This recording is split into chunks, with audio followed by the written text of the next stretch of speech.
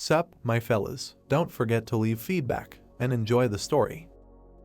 The plot takes us to Seoul, to a stop in the Jamshil area. There were many cars driving along the street. The guy asked the director not to worry. Holding the phone with a smile on his face, he said that as soon as the bus comes, he will try to reach the designated place as soon as possible. The director said on the phone that this was a very important meeting, so he couldn't make a mistake. Smiling, the guy agreed and asked not to worry. The director noted that with these words the guy suddenly got scared. A dark crack in space appeared in front of him, from which a red light came. She began to increase in size. People were surprised by what they saw. Many goblins began to flee from it. The stunned main character screamed that it was a flash and he needed to run away. The guy was terribly scared. The plot tells us that the flash is a phenomenon in which monsters can penetrate our reality using the dimension gate that connects the human dimension with theirs. People began to run away from the monsters and asked to report the outbreak as soon as possible. The main character watched the people running away and noted in his thoughts that he, too, needed to quickly get out of there. He turned his head with a puzzled look. He saw a girl lying on the ground.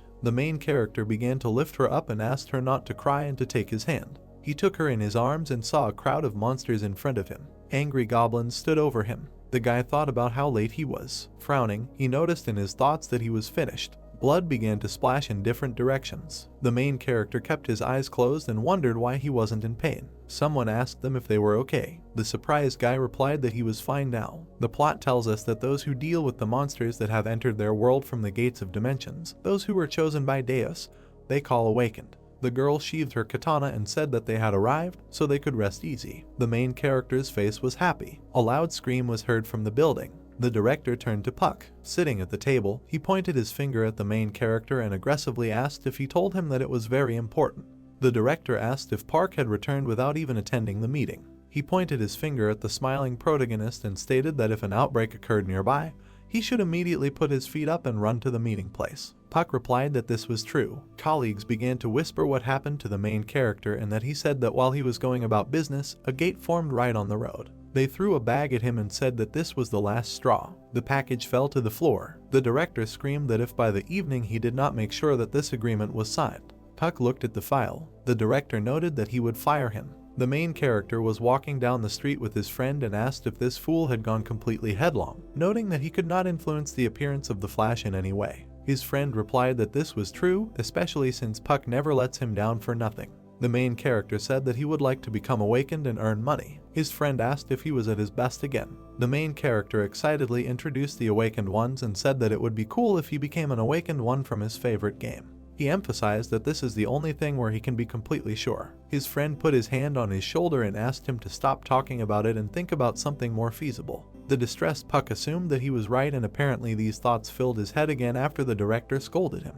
His friend asked if his bus was coming. The stunned protagonist began to run away, saying that they would see each other tomorrow. His comrade noted that this time he should cope. The evening sky enveloped the city. Standing in the parking lot, Park said that he had traveled so far to sign this agreement. Frowning, he said that this fool was unlikely to give him another break. The main character stated that therefore he would sign this agreement no matter what. The ground under his feet began to tremble. Puck asked in his thoughts if it was an earthquake. The frightened protagonist said that it was not an earthquake. A flash began to appear in front of him. He asked if twice a day was too much. The guy near the gate called Puck to run towards him. The main character began to run away from the monsters towards the guy. A crowd of goblins ran after him. The monsters jumped on him. They grabbed his briefcase. They tried to take him away. An enraged Puck swung his fist at the monsters. He slapped the goblin in the face and said that these were documents that were more important than his life. The monsters attacked him. The guy behind him stuck out his hand and asked what he was doing. He grabbed the main character by the collar. The stranger dragged the guy out of the gate. He took the phone in his hand. The crowd of monsters was struck by electricity. Sitting on the ground, the guy told Puck that this would delay them for a while. Looking at the monsters, he said that the awakened ones would arrive soon. Cars stopped abruptly. They arrived to a crowd of monsters. People looked out of their cars and began to discuss how they would get a lot of money for the goblins. The angry guy called out to the goblins. Smirking, he said that they would fight them today. The plot introduces us to the E-rank fireball, Kim. The awakened began to run into battle. The monsters rushed at them. They started the battle. The hooded guy struck the goblins with lightning. The stranger pierced the monster with his sword. Kim jumped on several goblins and concentrated fire mana in his hands. There was a powerful blow to the ground. People stood in front of the corpses of goblins. Joyful Puck cried out that the awakened ones are really cool. Standing near the corpses of monsters, the main character asked where his briefcase with documents was. The guys grinned and asked him not to come, noting that they weren't finished there yet. Puck apologized and said that he just wanted to find something quickly. Kim picked up the briefcase and asked if this was what he was looking for. Puck replied that this is what is needed. Smiling, Kim noted that awakened ones like them should always help weak people. Putting his hand to his chest, he said that the power that Deus awarded them was precisely for this purpose that they were given, in order to restore justice in the world. The guy watched their dialogue and said that the captain began to brag again. While the guy offered to bet how long Kim would talk this time, his friend was dragged away. Park and Kim suddenly turned around.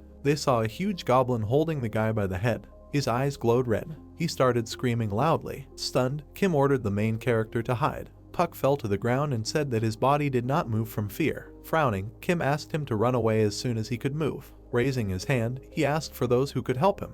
He extended his burning fists forward and said that he would buy them some time. The main character was dumbfounded. Kim was lying on the ground. The monster stepped on his head. Puck was shocked. He sat in front of the monster while the awakened people scattered in different directions, saying that the monster dealt with the captain in a second.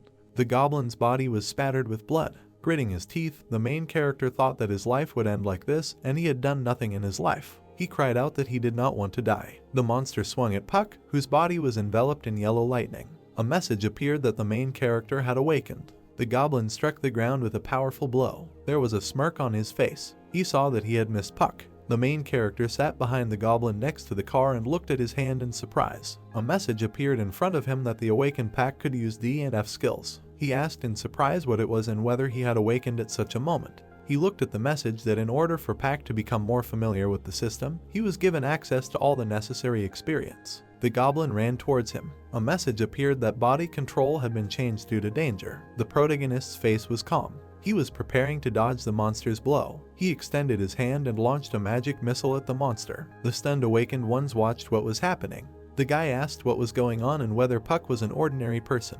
The girl assumed that judging by the attack, he was also awakened. The stranger asked what rank the protagonist had to use such power. Puck slipped under the goblin's feet. He was behind him and extended his hand. A bright light began to come from his hand and he said that he used fiery palms. Turning around, the monster saw bright flashes of light. There was a powerful explosion. The main character looked at the goblin with a calm look. The monster rushed at him, and Puck said that he would use a shield. His body was surrounded by a blue barrier from which the monster flew away. He suddenly turned around. The main character grabbed the blade in his hands. His sword began to glow blue. He said it was an enchanted weapon. The main character and the monster made eye contact. Puck rushed at him. The goblin swung his club. The main character struck and ended up behind him. His face was serious. Dark streams of energy appeared on the monster's body. His body began to disintegrate. Pieces of his face flew off. He gradually began to disappear. A message appeared that the danger had been eliminated and body control and skills had been restored. The stunned girl said that this could not be and that this was an awakened duelist. They watched Puck and said that he could be even taller. Notifications popped up that the training was completed, and from that moment Puck became awakened. The plot takes us 20 years ago, to the year 2000. A dark tower emerged from the ground. The plot tells us that magic towers began to appear in capitals all over the world. Towers began to appear in all major cities. The plot tells us that it was rumored that a creature called Deus lived there, and in their time these towers were under the control of states. We were told that for some time all sorts of rumors circulated around these towers. Many red streams of energy began to pop up on the planet. We are told that outbreaks then began to occur around the world. The people's eyes glowed red, and their body was enveloped in a purple aura. The plot tells us that those who were chosen by Deus appeared to help contain the creatures that came out of there. We are told that 20 years later, in the year 2020, the whole world recognized the awakened ones, and this time is called the period of prosperity. A message appeared in front of Puck that he had been awakened. Blue mana enveloped him. The main character thought about the fact that he had become awakened. Daylight enveloped the building. Rays of light made their way through the blue door. Puck woke up and got out of bed. Looking at his suit, he thought that looking at it, it looked like yesterday's incident was not a dream. He examined his soiled jacket. He remembered how he cut a goblin with a blue blade. He turned back with a calm face. His face was serious. A message appeared that the danger had been eliminated and body control and skills had been restored. Puck's face was surprised. He began to look around with a dumbfounded look. He looked at the blade and it appeared that it was an unidentified iron sword. The main character asked in his thoughts why he was in his hands. Frowning, he wondered if he had just seen a goblin warrior. He remembered the image of a huge monster behind him. Turning around abruptly, Puck wondered if he was still alive. Looking back, he saw that the goblin was gone. Taken aback, the main character asked in his thoughts if he could go back. He saw a goblin warrior's club and a low-grade crystal on the ground. Looking at the sword, Puck wondered if he had really awakened and destroyed it. The guy and the girl ran up to him and screamed that they saw how he dealt with this goblin with his cool magic. The main character asked what they were talking about. The girl said with a smile on her face that he was very modest compared to other magicians she had seen. The guy noticed that Puck could talk to them informally, calling him a teacher. The surprised protagonist asked if they needed to clean up the place, noting that there were corpses all around. The guy replied that this is normal and in places where there was an outbreak it is always like this. Puzzled, Puck asked in his thoughts if it was normal for people to die. The guy asked him to join them since their boss died. The girl said that they were sure that he could definitely lead weaklings like them. Looking at the happy guys, Puck noted in his mind that they had literally abandoned him in a panic a couple of minutes ago when their leader died. He asked if they now call it the norm. The embarrassed protagonist asked them to give him time to think. They continued to beg him. The girl walked towards them and asked them to stop. They looked at her in surprise. Claire approached them and asked them to follow their instructions. Puck was glad in his thoughts that they had come from the department. The main character presented the coats of arms of different guilds. The plot tells us that 20 years ago, in connection with the appearance of the Awakened, guilds began to form in the world. An image of a tall building with people walking around appeared in Puck's head. We were told that the task of one organization is to protect the safety of ordinary citizens and the state, and this organization is to control the Awakened. The plot introduces us to Claire. She said with a smile on her face that they really got there faster than usual. She ordered the two to come to her. The guys were surprised. The main character began to run away from there. The stunned guys looked after him and decided to run after him. The man approached Claire and asked what she would order her to do. She asked if it was necessary to ask about this. She ordered them to be brought. The man rushed after them with explosive force. Claire walked towards the guys, who were pinned to the ground by people in suits. The guy with glasses looked at Puck as he ran away and asked if he needed to be caught too. Claire reached down to the ground for the protagonist's briefcase and replied that this was not necessary. Looking at his briefcase, she assumed that they would meet with him again. A smirk appeared on her face. Puck's alarm clock started ringing. Waking up, he wondered what he should do now. He wondered if the director would believe him if he said he couldn't sign the contract because he was awakened. He looked at his hands and came to the conclusion that what happened was what happened. He hit himself in the face with his hands. Looking at his hands again, Puck emphasized the fact that first he needed to study his abilities. He noted that he needed this to survive as an awakened one. He remembered how they wrote to him that he could use D and F skills. He noted in his mind that at that time they had definitely written to him something about abilities from the game. He began to look at the blue screen and study his characteristics. Looking over his report, he noticed that he didn't have to say it out loud. Taken aback, the main character thought that all the indicators were 5, magic was 3 and protection from magic. He assumed that he had already seen this somewhere. He looked at his class and saw that he was a magician, a mechanic, and an alchemist. He cried out in surprise that this was his first character from his favorite game. He concluded that he simply repeated the 3 classes, just like in the game.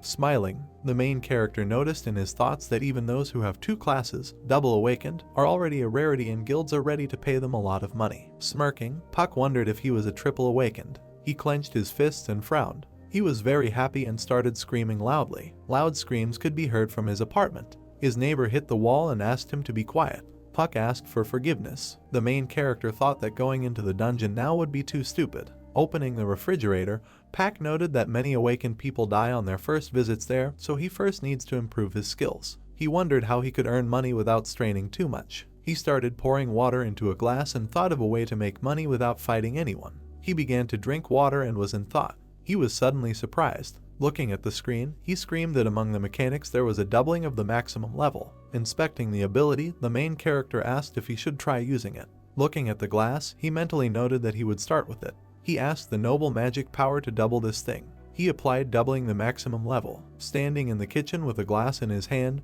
Puck decided to start with it. He asks the noble magical power to double this thing. Puck holds the glass and the maximum level doubles. A large cage appears in the air in front of the main character. He is very surprised. He wondered if it would work and the glass began to disappear into the cage. The cell disappeared, a copy of the glass appeared and a notification that the copying was completed. Puck holds the copy and looks at it happily. He smiles, holds 2 glasses and thinks that both in appearance and in weight he is an ideal copy. Crossing his arms, he studied the skills and decided that they were even better here than in the game. Inspired by the abilities of magical power, he decided that since he had already finished checking, it was time to look for jewelry. He wondered if he could look for relics. The plot tells us about relics. Various objects, from microwaves to watches, absorbed enormous energy during the largest outbreak in the year 2000.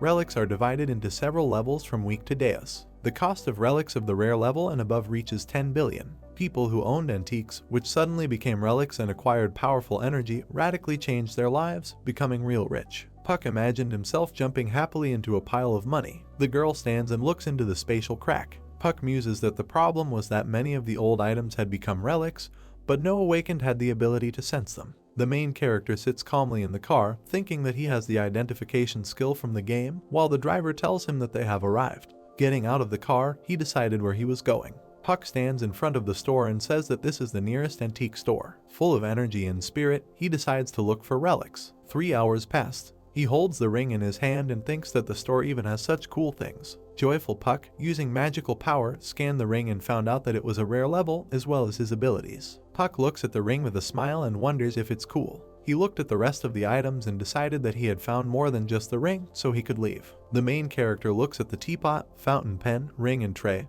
while the seller tells him that he has been here since the morning and has been looking hard for it. Puck and the seller are standing at the cash register. He replies that it is his hobby to go out on weekends in search of interesting antiques. The seller listens attentively. Puck leaves the store with a bag of antiques. He notices a vibration in his pocket. Taking the phone, he sees that the damn director is calling him, which makes him unhappy. The main character looks at the phone and decides that now he doesn't have to worry about it.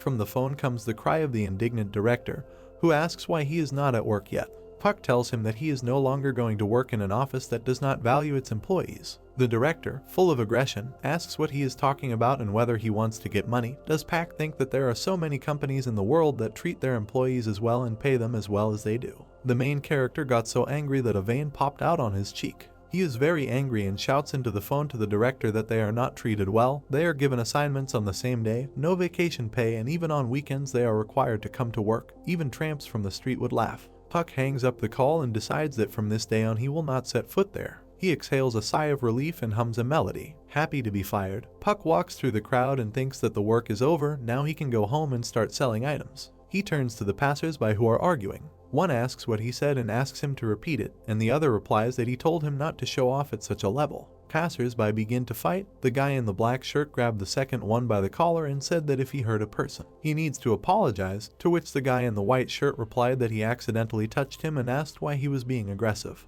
They shout at each other more and more. The guy in the white shirt thinks that he shouldn't apologize, which the second one doesn't agree with. Puck watches this and explains to the interested girl that the awakened one started a quarrel and could hurt them, to which another passerby suggests they move away. The two guys are slightly separated and ready for a full-blown fight.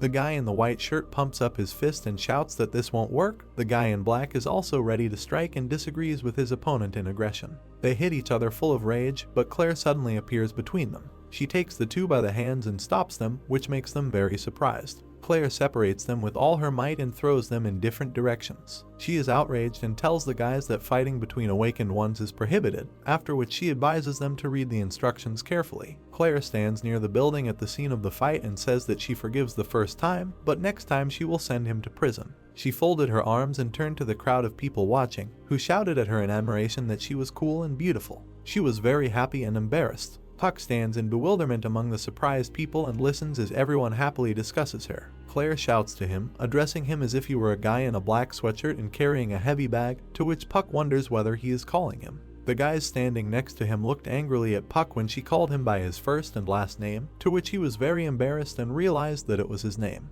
Claire tells him to pick up the thing he left last time. He was surprised and thoughtful. The next day he came to the building. Puck sees the office and other workers. He sits at the table. Claire brought coffee and apologized for the fact that they only had instant coffee. They sit across the table from each other. Puck asks with a smile what about his things. Claire puts the briefcase on the table and says that he left it at the site of the last outbreak, to which Puck thanks her. Claire holds Puck's document in her hands with a smile and apologizes for having to rummage through his briefcase to recognize the owner. Puck says it's okay, the main thing is that he found it. She says that's enough with the formalities and invites him to get down to business. Claire, with a serious face, waves her hand and says that 2 people from yesterday reported that they could not cope with the monster that came out of the gate, and she thought that Puck did it, and those 2 confirmed it. He asked if she was looking for him to hire him for this purpose. Claire, completely calm and smiling, raised her hand and said that she did not want to hire him, but if he had the power, he should register as an awakened one. Puck drinks coffee with interest and listens as she says that she wants to tell him about how the test is going, to which he agrees.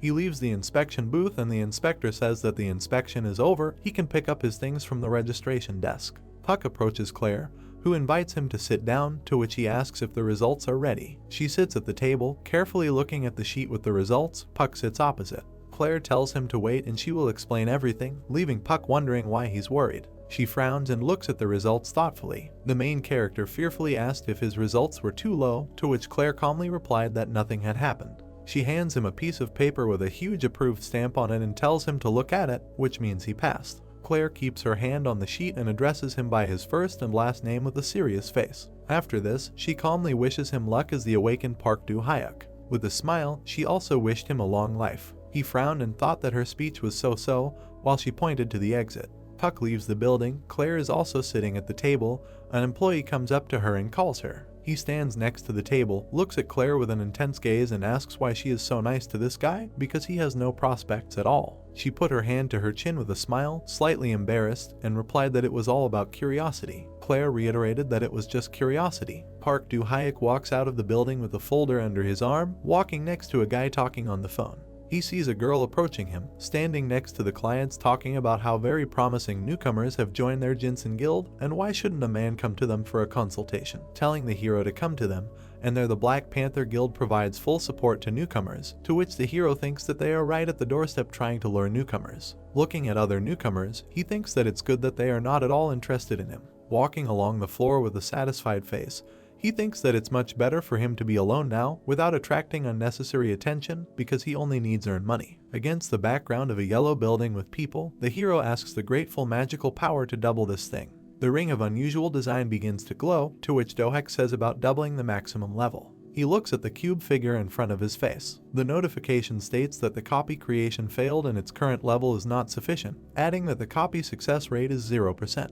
The guy covers his eyes with his hand from the light arising from the cube. He moves his hand away from himself, looking at the thing with confusion, saying that it seems that with his level it is too early to try to copy a rare relic. Sitting on the floor, looking at the things laid out on the green cloth, a kettle, a handle, and a boxer belt, he says that then he will look at the remaining 3 things. Looking at 3 things, the notifications tell about each of them, starting with 67-year-old grandmother Kim Ok-bun's teapot. Normal level, the ability is such that if you brew tea and drink from this teapot, the magic level increases by 0. 1 for every 100 milliliters, and the tea in this teapot never spoils, as it has antibacterial properties, after which comes the fountain pen of the writer Yu Dizong. Normal level adds 20 points of magic. Wisdom, and reduces strength by 3 points, after which comes the appearance of Choiji. Some magic level adds 50 energy points, and with it the effectiveness of potions that increase energy increases by 50%.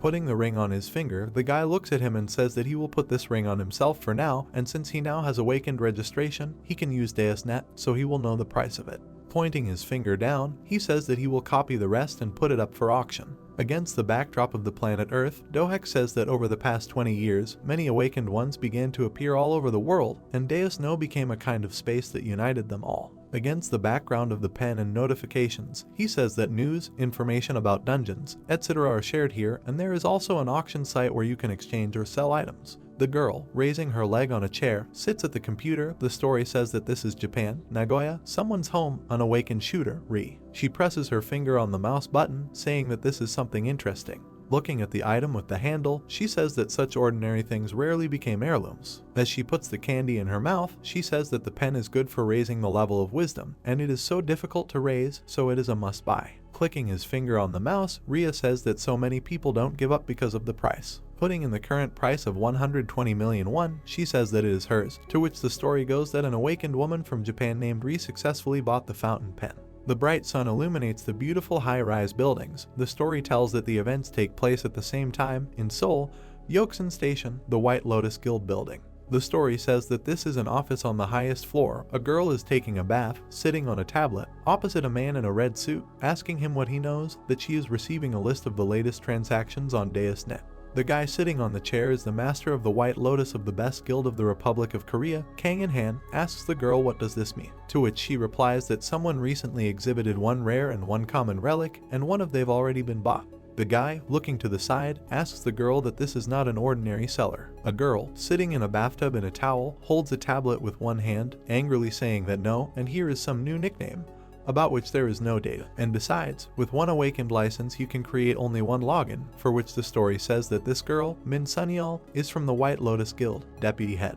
Looking down upset, the girl hears the guy's question about what she's getting at, to which she replies that something is unclean here, and these are relics that you're unlikely to find even if you go through 30 dungeons. Kang in hand looks at the girl with confusion, asking her what she wants to say that he has a hidden ability to find relics, to which the girl answers positively. Approaching the side of the bathtub and looking at the guy, Sunjil says that expensive relics are usually sold at the market in Gangnam, but weak ones can be easily sold. No selling through Deus. The girl grabs a robe from a nearby hanger. After putting it on, she continues to look at the guy, saying that he doesn't look like those who often sell common and rare relics. The guy in red, taking his face with his hand, notes that this is true, and such relics cannot be owned by just anyone. Raising his hand with the phone, he says that he will contact the development team and ask for information about this person. The girl, holding an interesting thing in her hand, with a blush and a smile on her face, thanks in hand. The bright sun illuminates a calm crowd with people, while someone in the background counts down the numbers 4 and 7. Puck, standing in a plank in push-ups, counts the number 48. The notification shows the push-up counter out of 50, 49 are done. The guy, gritting his teeth, says the number 50. Falling on the floor and releasing turquoise magic, the notification says that the task of doing 50 push-ups is completed and the guy gets skill points and the level is increased. The awakened Park Do-hyuk gets level 11. The newly appeared notification tells the guy that he has reached the second class of magician. Wiping sweat with his hand and looking to the side, Pak says that he didn't think it would work out, but it's great that he can raise his level like in a game and also distribute points according to the necessary stats. The notification stat tells you about the guy's levels. By tying the shirka at the bottom, he seriously says that the characteristics of the magician are slowly beginning to take shape. Looking forward with a smile and a blush on his cheeks, he says that he will now try to get the passives of the movement spell and concentration. Running through the square and leaving behind only dust from his speed, the hero thinks that he needs these abilities to resist monsters. Imagining Do-hyuk standing in front of the flaming dragon, he asks himself that every magician fights with them, and that is why these spells are mandatory in the game. Taking off from his spot and starting to run forward, the guy opens his mouth, thinking that skills can only be acquired through training. Continuing to run, drawing magical elements with his finger on the weight, he shouts the name of the skill, strong and resistant armor. Drawing a magic circle in front of him, Do-hyuk thinks that nothing works the first time, to which the story notice states that the spell concentration failed and the armor spell was cancelled. The hero thinks that he will repeat all this until he succeeds. Park Do-hyuk continues to run as fast as he can around the square. He looks forward seriously, shouting to himself that he needs to try again. Drawing a circle in front of him with his finger again as he runs, he again shouts the name of the skill, strong and resistant armor. The notice states that the spell concentration failed and the armor spell was countered. Running with a circle in front of him, the guy again does not understand what the problem is. He looks at his magic-giving finger, saying that this was the 20th time, and what's the problem? A passerby looks at the running main character, asking in shock how this guy already runs so much and doesn't get tired, to which the friends call out to the boy, asking him that he got up and where the ball is. A boy in a brown jacket runs to another, shouting to him to go find the ball before he gets lost. The guy took off, apologizing to his friend, saying that he would bring it now. A little boy runs to a ball lying on the road. He steps onto the roadway where a large truck is driving, saying that it's good that it didn't roll very far. His friend begins to scream in fear to be careful and look around, which Do-hyuk drew attention to. He sees a truck rushing towards the boy who is taking the ball from the road. The guy quickly takes off. He flies towards the road, gritting his teeth and swearing at the top of his voice. The light from the truck's headlights illuminates a boy reaching for the ball. The guy turns to the car, noticing it. The main character thinks that he needs to be even faster. The car drives straight towards the boy, and the main character begins to shout the name of his skill, strong and durable armor. He quickly covers the boy with himself, shouting about armor. In the moment, blood scatters on a white background. The guy, covered with a kind of blue shell, put his hands in front of him, crushed the front of the truck, and the boy behind him fell to the floor. The main character confidently stands in front of the car, holding his hands clearly, breaking the windshield. A small glass cut the guy's cheek and started bleeding. Looking at this, and seeing how the magic behind the guy disappears and turns into magical dust, he asks himself that the armor does not cover the entire body. Looking back in shock, Do-hyuk asks the boy if he's okay. The guy sits on the asphalt looking at the hero in shock. Suddenly, the boy's eyes lit up with stars, and out of excitement he began to ask the guy if he was a hero. Puck looks at the boy in silence, falling into an awkward atmosphere. History notifications indicate that a spell on the move ability has been activated, and spell concentration. The main character looks at the notifications with shock, to which the boy asks him if everything is okay, calling him Hen. Getting down on one knee to the baby, the guy says he's glad the boy is okay. Stroking the guy on the head, the baby begins to laugh. Passers-by begin to discuss what they just saw, saying that they almost ran over a child opposite, and they will call the ambulance. The young man, gradually getting up and looking to the side, tells the baby what he thinks, that it was time for him to go. The boy grabs the guy by the jacket, asking him to wait a little. The boy screams and asks him to tell him his name. Pointing a finger at himself, the hero asks about his name. Raising his fist to his mouth and closing his eyes, he asks himself that then they won't start trumpeting about him throughout the entire district. Still holding his hand to his chin, he asks what he should do. Putting his finger to his mouth, Do-hyuk smiles as he thinks about what he came up with as he continues to tell the boy his name. He takes the flame away from his mouth and looks at the boy with kindness, introducing himself as Park Do-hyuk, and like the boy said, he is something like a superhero, asking him not to tell anyone his name. The boy, also raising his finger to his mouth, with burning eyes, listens as the guy says that this will be their secret, to which the boy says that he will never tell anyone. The boy, looking at how quickly the main character evaporated, listens to his instructions that he should be careful in future when playing near the road. Passers-by, against the backdrop of an inspired boy, ask that the guy ran away, and he had no reason to run away. The guy, approaching the boy, asks the boy that he doesn't happen to know his name, to which the guy says no. Squeezing his eyes and laughing, the boy says that he has no idea what his name is. Park Do-hyuk is standing on the street with a man in a suit and glasses who tells him that everything is fine and they checked. A man with glasses, standing next to a box of relics, says that without the commission for the pen, 1.08 billion, they will pay 450 million won for the belt. The men in glasses, closing the box and holding a tablet, say that 1.43 billion was transferred to the guy and let him say when the confirmation comes. Holding the phone in front of him, the guy answers positively, asking them to wait. He looks at the bank's phone notifications. He presses his finger on the button to go to the application. In the application, he sees the appropriate numbers, saying in his head that the money has arrived.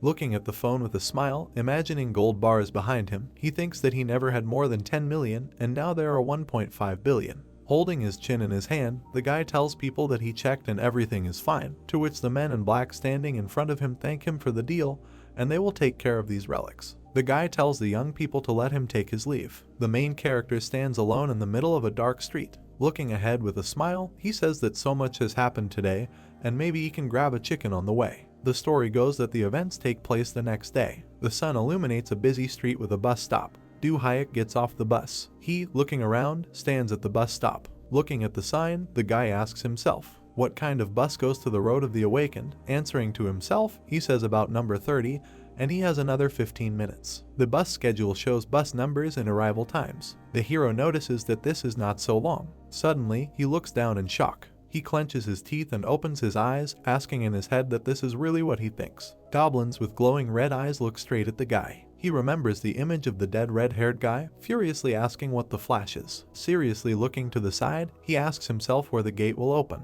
A passerby falls on his butt on the asphalt. The man looks at the hero standing next to him with fear, to which Do-hyuk asks him if he is okay. The man points his finger at the guy with fear, shouting that it is from above. Puck suddenly opened his mouth and looked up. He sees walls appear above him and the shell of the sky is destroyed. The fragments become sharp and sharp at the top. The guy looks at the arrows flying at his face. He dodges them from side to side. Looking at God with a blush on his face, Puck thinks that they are capable of piercing the ground with spears. Looking at the arrow in the asphalt in his head, he assumes that these are not ordinary monsters. While standing in a fighting position, someone lands in front of the guy. Narrowing his eyes to understand who it is, the guy asks himself about who he sees. Looking at the face of the creature with red eyes, a face like an old man and red tousled hair, the guy notices his glasses and old face. The creature's body stands confidently on the floor. Do-hyuk thinks that in contrast to his face, he has a young body. Presenting a crossbow surrounded by green magic against a dark background, the guy says that he is the one who creates incredible things, which no one had come up with before,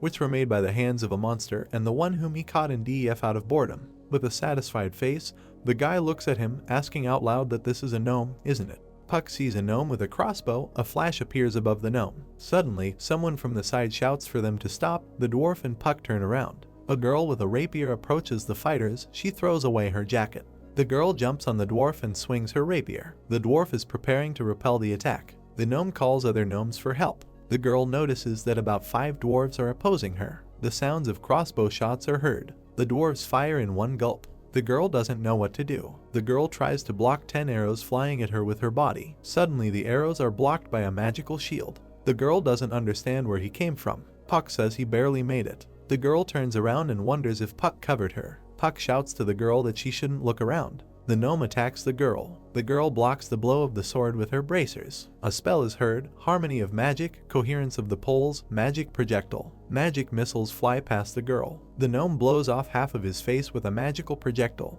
The girl doesn't understand how this is possible. Puck tells the girl that it is dangerous here and it would be better for her to leave. The girl replies that she is also awakened and must fight. Puck tells her that she will change her mind as soon as she sees that guy over there. An armor with magical fire burning inside approaches Puck and the girl. The armor falls onto the asphalt with a loud thud. The armor looks at the awakened. The girl sees the armor in horror. The girl asks what this is all about. Puck says that this is a special intimidating ability of higher monsters, and now that the girl is scared, she cannot move. The girl asks how Puck copes with this. Puck takes the girl in his arms and replies that he has already experienced this once. The girl doesn't understand what this means. Puck with the girl in his arms jumps high into the air. Puck and the girl are flying over the buildings. Puck and the girl land at a distance from the monster. Puck calms the girl down and asks her to rest as she is still in shock from the arrows. The girl thanks Puck. Puck asks the girl for a rapier. The girl agrees and says that this sword is not very effective and that Puck should be careful of arrows. Puck recognizes the rapier as the Modif's rapier, normal level, ability, increase in strength by 10 points. Puck says that it's not bad already. Puck jumps back to the flashpoint.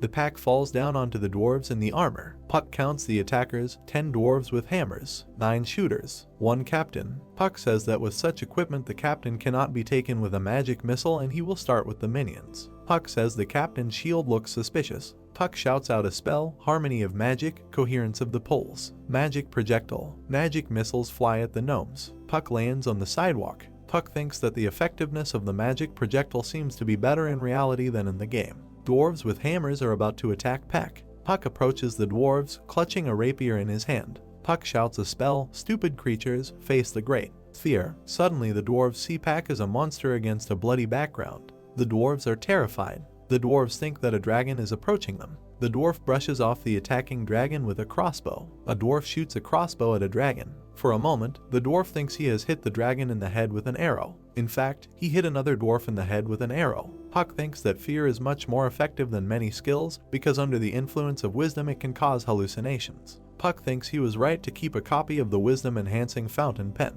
Puck thinks that the pen's effect will end soon, so he needs to hurry up and deal with the boss. Puck shouts out a magic missile spell. The spell hits the dwarf captain. The captain hides behind his shield. Puck says it looks like the shield is highly resistant to magic. Puck thinks there must be another way in this case. Puck activates the rapier with the words "Mother Nature, let me use the power of disharmony, an enchanted weapon."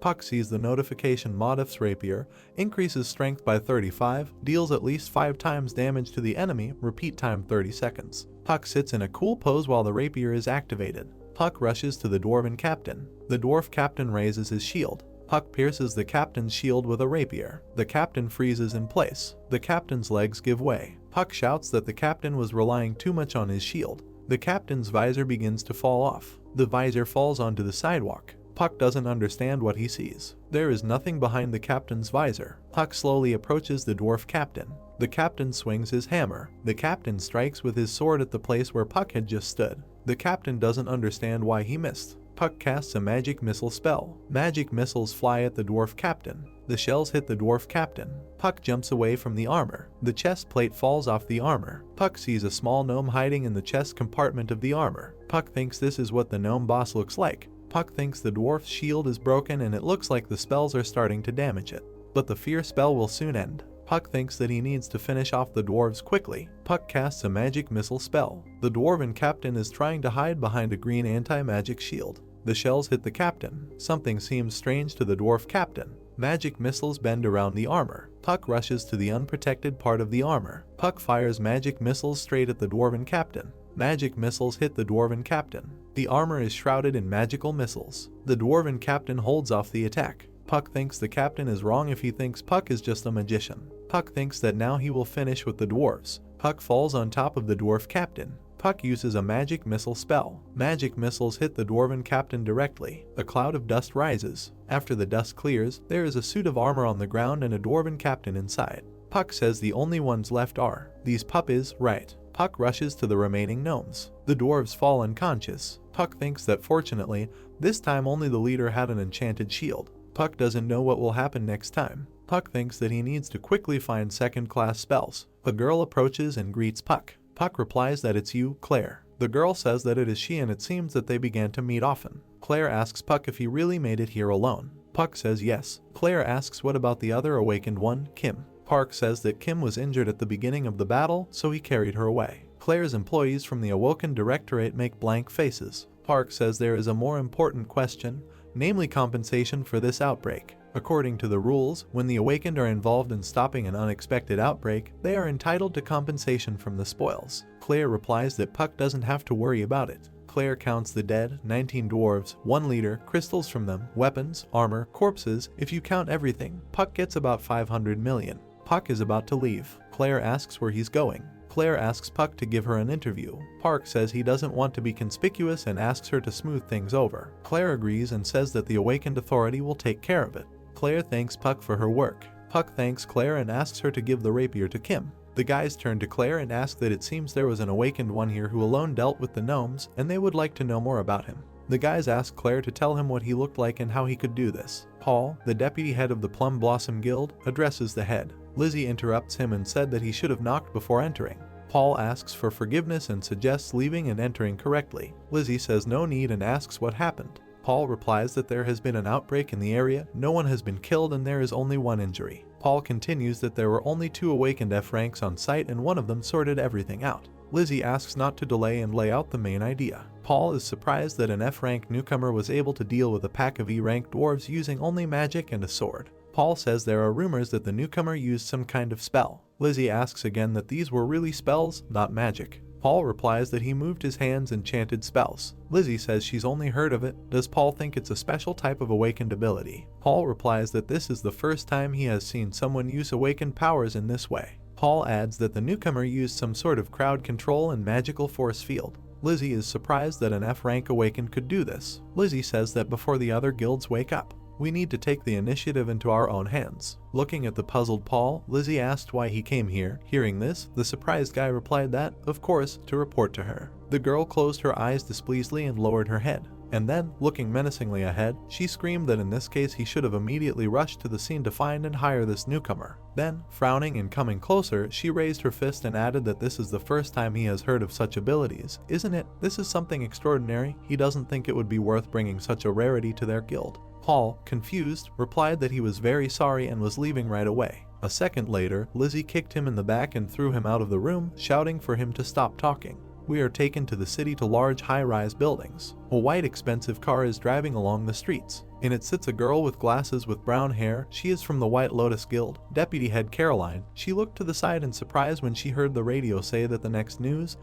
This time the outbreak occurred in the Shining area. Looking to the side with interest, she continued listening to the radio, where they said that one of the main topics was that during this outbreak, a Frango newcomer named Puck dealt with the gnomes with one blow and, according to an interview with the awakened girl who was next to him. Suddenly the radio stopped broadcasting and an incoming call appeared on the screen. Caroline, looking to the side in surprise, answered and asked what happened. To which Michael, looking at his phone, asked that she was having fun, left all the work to her beloved. A voice was heard on the phone that they had agreed that she had external connections. By the way, what price should they set? The guy replied that they will try 3 billion. Caroline said that he thinks this will be enough to lure such an unusual awakened one. He needs to raise more. Michael, looking menacingly in front of him, quietly said that 10 billion, in return he would give an internal test to the guild. Smiling, she replied that if it was necessary, then fine, she understood. Looking ahead with confidence, she added that she would use all her charm and would definitely bring him. Michael, looking at his smartphone, replied that she should not flirt with other men and get down to business. We are transported to the city. The crowd gathered near the doors, on which there was a note that 100 billion won. If they are not going to pay that much, let them leave. One person from the crowd, looking at her, said that he does not even know how amazing he is or just crazy. People looked at each other disapprovingly and began to say that they should regard this as reluctance to sign the contract. They had definitely moved on.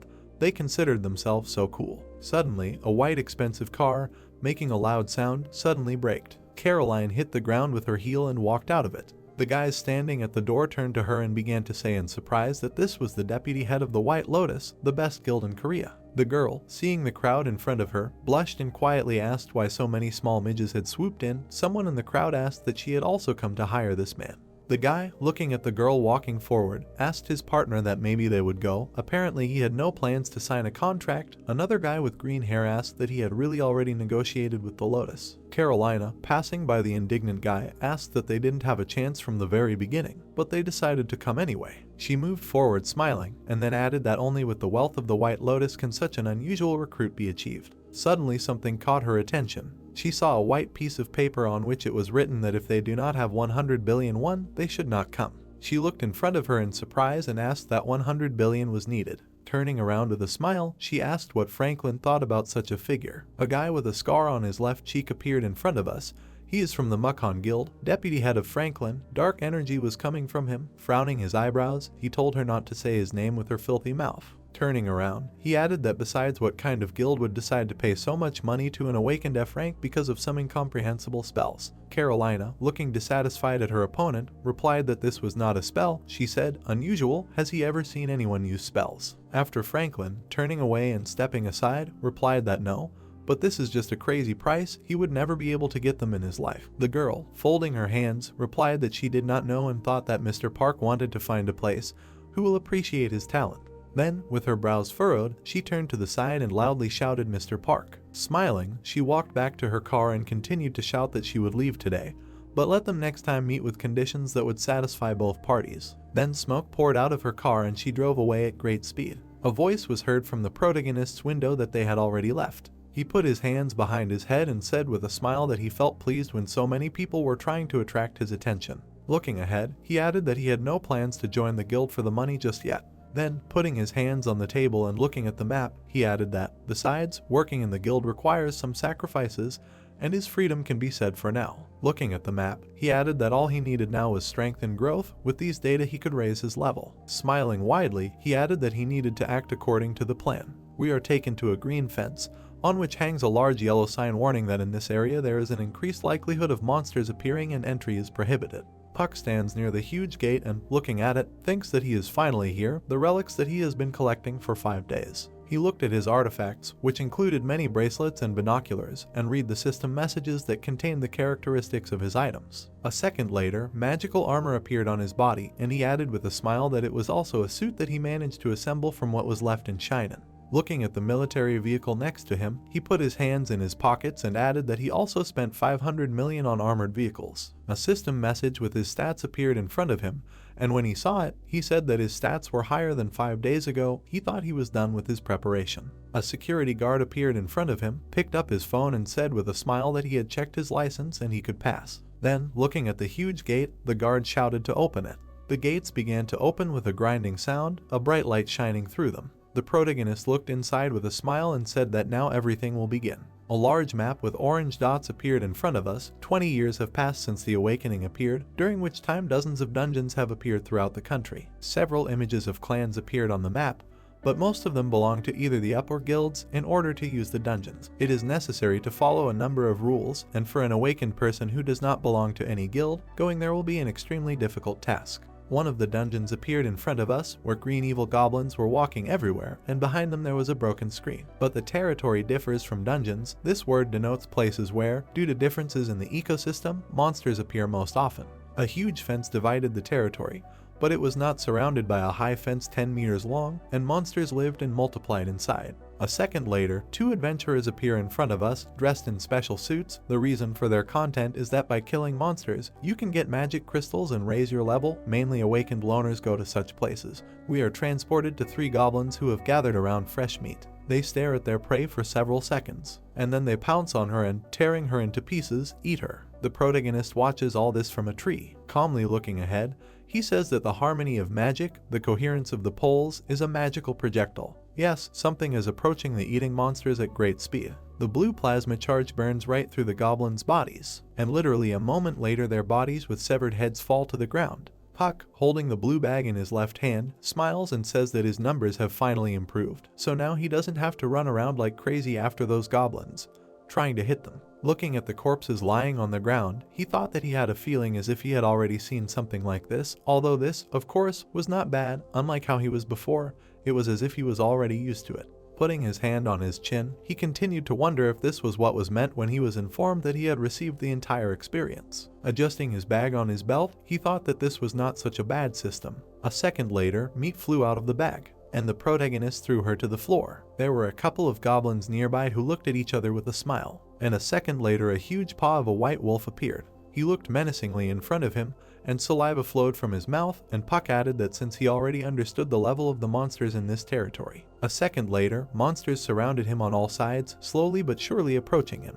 The protagonist smiled, looked around and asked out loud that they should have a little fun. We are taken to a large white building where monster corpses are received. The cook looks in surprise at the huge mountain of corpses, numbering up to 50. Looking at the white wolf, he says in an admiring voice that this is the first time he has seen such a well-preserved corpse of a goblin, and the same goes for other corpses. Rubbing his hands, he looked at the protagonist and thanked him for coming to sell them such good corpses, to which Puck simply asked how much it would cost. The seller took out his phone and, raising his hand, said that altogether 300 million won. The adventurers gathered around him began to whisper with admiration that this was the first time they had seen someone get 300 million won at once. The seller leaned over the bench and added that he would pay it right away. By the way, he received a package, then he apologized and added that they needed to open it for safety. They did not harm the item in any way. The protagonist looked at the book in his hand with a smile and replied that it was nothing, and then thanked him for taking it for safekeeping. The seller smiled and replied that they were grateful that such a talented person had come to them, to which Pack replied that he was just lucky. Continuing to smile, he felt dissatisfied looks on him, and then he thought that he really wanted to do without all the fuss in these looks. A guy with an orange mark in his hair appeared in front of us. He was watching the protagonist over his shoulder. Approaching his comrades, who had multicolored marks, he asked that they should look at this guy. Judging by everything he heard, he received 300 million from the corpses of monsters alone. Sitting down at the table with dissatisfaction, he clenched his fist and added that they somehow scraped together 30 million in a few days. He was already tired of eating one meal, and this employee had never been so nice to them. Then he imagined the smiling worker in his head. All three brothers turned around, looked at the protagonist with displeasure, and then one of them with an orange mark said that he seemed to think he was so cool because he could use magic. They continued to look displeasedly at Polka, who stood smiling with a box in his hand. Continuing to look at his face, the guy with the orange mark added that otherwise, why would he act so arrogantly? An aura appeared around all three brothers, rather than thinking that he was a pathetic idiot and they needed to kill him. Afterwards, one of them leaned over and, smiling, added that they should kill this idiot. Orange and Red turned to look at their brother in fear, and the blue one, putting his hand on his chest, said that he earned so much today, for sure he will come back again. They have been here for 2 years and have never met him, so he is sure that he is new when he stuffs corpses into the truck. He imagined how this process occurs, and then he imagined the orange one swinging his elbow, and said that they would come up from behind and finish him off. We are transported to the gate. The protagonist's armored car drives out of it, and then the blue one says that they will take the truck, saying that they are his fellow travelers, and then leave this territory forever. Afterwards, he presented a contract in his head with the inscription "Consent to Death" and said that, besides, upon entering the territory, everyone signs an agreement that he himself is responsible for everything that happens there. Orange, lowering his head, said that this was great, his money. Red smiled and looked around, and then added an armored truck and crystals. Blue looked contentedly at his brothers and said that they would take everything. We are transported to the next day. The protagonist loads the monsters into a truck. He scratches his head and then says that collecting these corpses is much more difficult. Orange and Blue peek out from behind the bushes. One of them says that he is gone and let them cover him. He looks ahead in surprise and hears noise from the bushes. Then he turns around abruptly and watches as one of the brothers swings his machete at him. At the last second he manages to parry the blow. A barrier appears around his body. Orange looks straight at him, then says that's what happens when you turn on your brain. Blue and Red look at their brother with a smile and shout, clenching their fists, that they succeeded. Orange swings his machete, bringing it behind his head, and then it hits down. His weapon does not reach the target, and at the last second the protagonist manages to dodge by grabbing his club. He straightens his hair and looks ahead, and then, frowning, he says that he attacked him. He extends his hand and adds that he tried to kill him with such skills. A second later, Puck slapped his hand across the attacker's face. Looking menacingly in front of him, he added that killing a person trying to attack you is called self-defense. Then, taking a step forward, he used the hand flame spell, and a deadly fire burst out of his palm, incinerating everything in its path. The protagonist calmly looked ahead. He saw the attacker's body burn in a second. The other two brothers looked ahead in fear. The guy extended his hand in front of him. Something was approaching him from behind. Spinning objects appeared in front of him.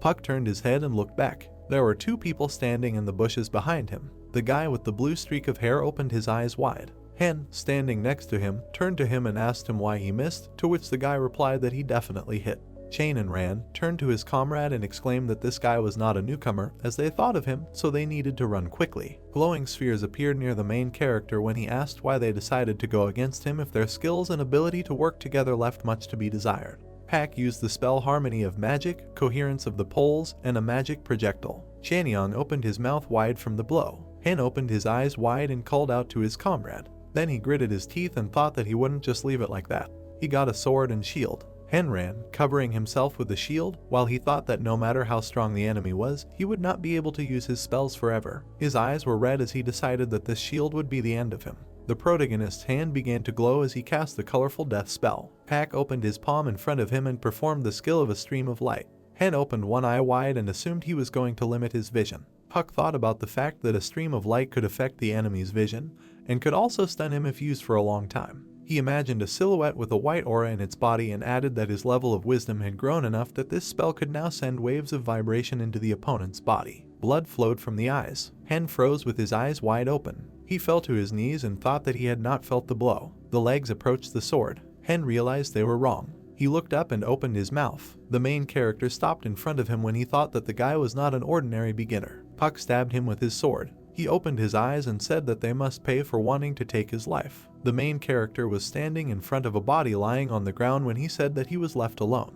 Chainan made his way through the bushes. He turned around and looked back. Chainan opened his mouth wide. He began to beg the main character to spare him and said that he would never meet his eyes again. White spheres appeared near the guy when he replied that he was not so holy as to let go of the one who tried to kill him. White beams were directed towards the enemy as Puck cast a magic missile spell. Chanyang was hit in the back. He opened his mouth wide in pain. Rays of light came out from his torso. The main character looked forward seriously. The guy fell to his knees and blood started coming out of his mouth. In front of him were damaged tree trunks, their crowns, and the guy fell to the ground. The hand clenched the hilt of the blade when Puck said that they could not withstand even one spell. He added that it was sad. Several pairs of legs ran. The main character looked away. The guy touched the glasses and asked what happened here. Puck stood with a sword near the military vehicle. Men in suits began to approach the main character when one of them asked if he could explain what happened here, and Puck agreed. The guy imagined a fight between him and his opponents and told the man in front of him. The man with glasses raised his hand and replied that they understood and that they would still check the recordings from the video cameras, but he thought that this would work as self-defense and also that they were still asking him to cooperate. Then Pak replied that he understood. The main character turned away and thought that because of these people he would have to finish for today and lose money, when the man in the suit added that he needed to remove the corpses and move forward. A dark aura approached the guy. Puck opened his eyes wide. Sweat appeared on his face. He asked the people in suits if they felt this magic, and they asked him what he was saying. Blue eyes lit up in the black fog when the main character replied that he was talking about the magic that comes from there. Puck's eyes widened when he was told that he was too sick from the fight and that they would go and check. The guy's pupils widened. He yelled at the man in the suit to run away now. The man with glasses opened his mouth and began to ask what he smelled there. A large white beast appeared in front of him. He opened his mouth and revealed his fangs. The beast stood in front of the bushes and growled. Puck looked ahead and thought that this was the leader of the wolves of this territory. The wolf took off when the guy added that he was hunting them in DEF. The beast walked towards the man with glasses. A blue shield appeared in front of the man in the suit. The guy in black glasses opened his eyes wide. Puck shouted at him to run away from here immediately. The protagonist's eyes sparkled as he spoke the words fireworks on his fingertips. The man with glasses ran away from Puck, who used the flaming hand skill. The wolf clenched his teeth. The barrier was hit. The beast jumped out of the flames. The wolf looked forward and growled. Puck opened his mouth and said that such attacks wouldn't work because he was too fast. He looked away and thought that with his roar he had also summoned his flock. Other wolves came running. The people with glasses opened their mouths in fear. People crowded around the military vehicle. When they were surrounded by animals, they began to ask where the wolves came from and whether they were a pack of this territory. The main character opened his mouth and told the guys in suits to get into his truck and leave here because it was armored so they could get out without any problems. The man with glasses replied that they would help him. Puck opened his mouth wide and exclaimed that they had just almost died. A white wolf appeared in front of him as he added that their retreat would help him much more. The guy put his hand on Sunbee's shoulder, turned to him and said that he was also against it, but nothing could be done about it, so they better leave and call for help. Then the man with glasses agreed.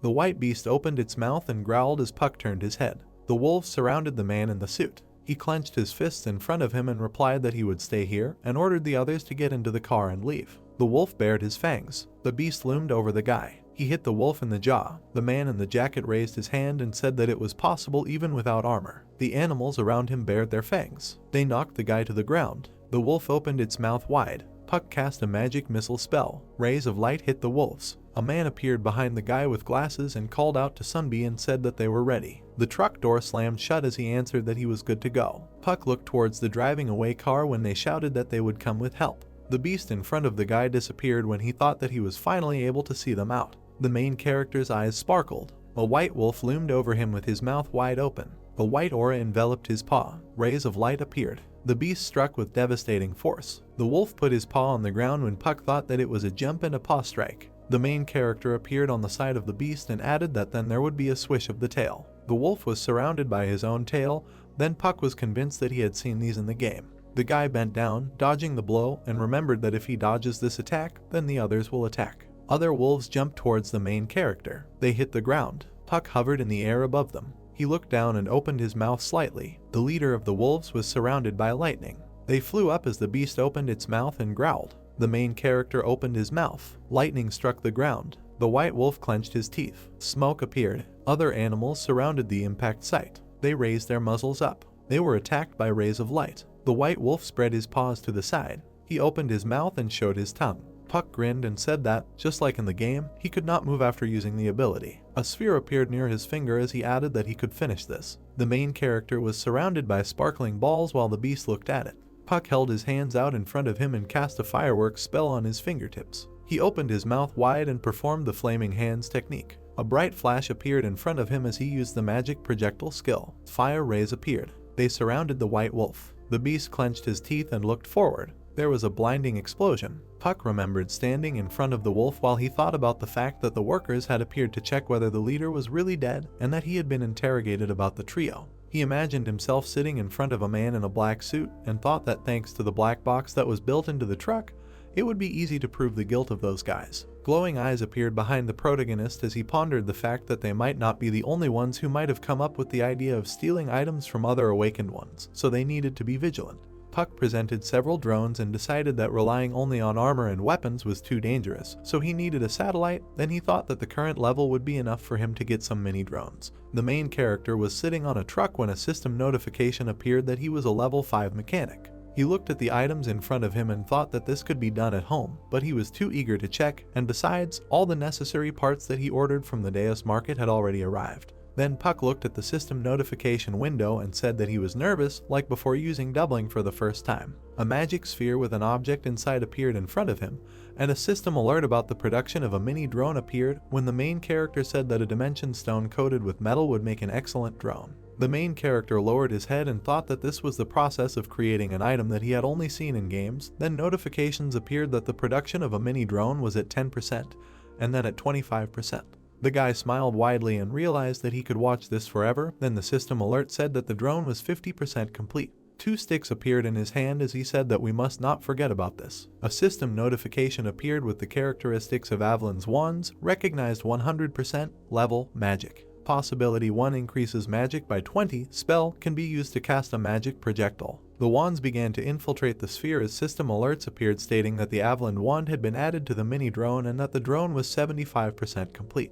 The protagonist's hands clasped the magic sphere when a message appeared that the production of the mini drone was completed. Puck opened his mouth. The guy was sitting in his car when the bushes in front of him began to move. Green creatures with red eyes came out from there. The main character grinned and said that he would test it on them. 2 drones flew away from the guy when he said the word forward. He introduced one drone and explained that although its appearance is no different from normal drones, it can gain greater speed due to the fact that it was created using a mechanic spell. The drones loomed over the green creatures as Puck summed up that against monsters that weren't highly skilled, he was the top predator. They aimed at the heads of the green creatures. Glowing spheres appeared around the drone. They attacked the monsters with beams of light. The main character smiled widely. The bodies of monsters lay on the ground when the guy said that now even their relatives would not recognize them. Pack stood his hand under the drone and said that he had enough strength and that it remained to check other functions, and then added that he would first try to raise his level as a mechanic with its help. The guy imagined a golem behind him and said that to create it, you need at least the 11th level, and that then he would only have to fulfill one condition. A video was opened in the browser called Pack's Battle with 3 opponents and the leader of a pack of wolves, where the main character was depicted with his hand raised. In the next shot, he held out his open palm in front of him. Afterwards, there was a shot with a blinding explosion. The screen then showed a close-up of the explosion. There were a lot of comments in the comments under the video. For example, someone wrote wow, and someone remembered how Pack dealt with the recent outbreak alone. Others doubted that the Awakened One was capable of such a thing, and wrote that it was a montage. One wrote that the main character dealt with these guys because they were weaklings. On the screen under the video there were 239,000 views when the voice said that thanks to this video the number of subscribers and likes was growing. The girl with purple hair grinned and said that it was good that she posted it, because with this video she could gain subscribers. She opened her mouth and added that Park would become more popular. The girl looked forward and concluded that this was a situation from which everyone would benefit. A voice was heard in a multi-story building asking what it was. Lizzie touched Paul and asked what happened, and he told her to watch a video he found. Lizzie blushed and asked about what he saw there. The girl opened her mouth wide and screamed that wasn't it Puck, and Paul confirmed and replied that he thought it was just a video from his hunt. The main character released a flash. Puck held out his open palm in front of him. There was a powerful explosion. Paul and Lizzie froze in front of the computer. The girl, standing with her back turned to the man next to her. Lizzie turned her head and said that this time she would have to go and talk to him in person. Then Paul asked her again about going in person. The girl opened her mouth wide and asked that he didn't understand anything from this video, to which the man replied that the main character was unusually strong for an F rank. Lizzie approached the man's face and exclaimed irritably that it was obvious, because he had killed 3 awakened ones and the leader of the wolves. Then Paul asked that it was not too much to offer 100 billion to a newcomer. The man was taken aback by the girl's question about whether he could kill such a monster when he was F rank, and answered her that he could not because it was too difficult. Lizzie angrily exclaimed that she had never heard of such a thing, but this Puck is already strong, and that if he becomes stronger, then even 1 trillion will not be enough for him. The girl grabbed the man by the tie and shouted that they didn't have time to sit around. Lizzie pulled Paul along with her and exclaimed that she needed to move out. In guild number 54 with the name Big Painting, a guy opened his mouth and exclaimed that they didn't have time to mess around. In guild number 101, called Black Comet, a guy was running, shouting that if they could get it, they would immediately break through to the top. In guild number 70 called Jehu, a man smiled and exclaimed that they had to get it. The main character walked down the street and looked at his phone past other guys. He saw a message about a transfer from another bank account and that he had received 700 million won. Approaching the car, Pack said that now he is not even surprised at such amounts. He saw that a man was calling him and thought that this was the deputy head of the Plum Blossom Guild, who had recently invited him to them. The main character noted in his thoughts that he took his number from the business card that he left. Putting the phone to his ear, he said it was Puck. He was told on the phone that it was good that he raised his hand, noting that the head of the guild, Lizzie, was calling him. The main character asked if this was Paul's number. Smiling, Lizzie said that Paul was now driving and she wanted to talk to him personally. She asked where he was now. Puck replied that he was busy on the premises right now and if it wasn't something urgent, he would hang up. Taken aback, she asked him to wait, noting that if he was busy, it was okay and she just wanted to talk about his admission to the guild. The main character asked him to continue. Clenching her fist, Lizzie stated that at that time he posted a price of 100 billion on the door, adding that if what they saw in the video was true, then they were considering paying him that amount. Looking at her, Paul noted that it was still not much. Screaming, Lizzie interrupted him and ordered him to be silent and look at the road. Puck called out to her on the phone. Smiling, Lizzie asked if he still agreed to such conditions. The main character clarified whether she said something about the video. She answered with a calm face that this was true, noting that a man named Harry had posted a video of him on NeoTube. Pack replied that this was the first time he had heard about this. The main character suggested that first he needed to understand the situation and said that he was hanging up. Stunned, Lizzie asked him to wait. She started screaming and trying to call out to him. She sat silently, looking dumbfounded. Paul asked him to stop these stupid thoughts. She grabbed the driver by the neck and asked if he had anything more to say. Looking at his phone, Park said that someone actually posted the video. Hitting the hood with his hand, the main character asked who it was. Placing his hands on the car, the main character exhaled and in his thoughts suggested that this was done for the sake of subscribers. Frowning, he wondered if anyone would get the wrong idea and think he was some kind of murderer. Puck, with a serious face, came to the conclusion that since everyone knew that he was using spells, he needed to take advantage of the moment. He stated that he had no intention of joining the guild, but he would be able to go into dungeons, thereby increasing his level much faster. He started typing a message saying that this was Puck and he was sending a message to everyone who wanted him to join the guild. People read the main character's message with a dumbfounded look. He wrote that despite the fact that he was not the one who posted the video from his hunt, his skills are no longer valued at 100 billion and today at midnight he will tell the reason, and if they are interested, they can come to see in person.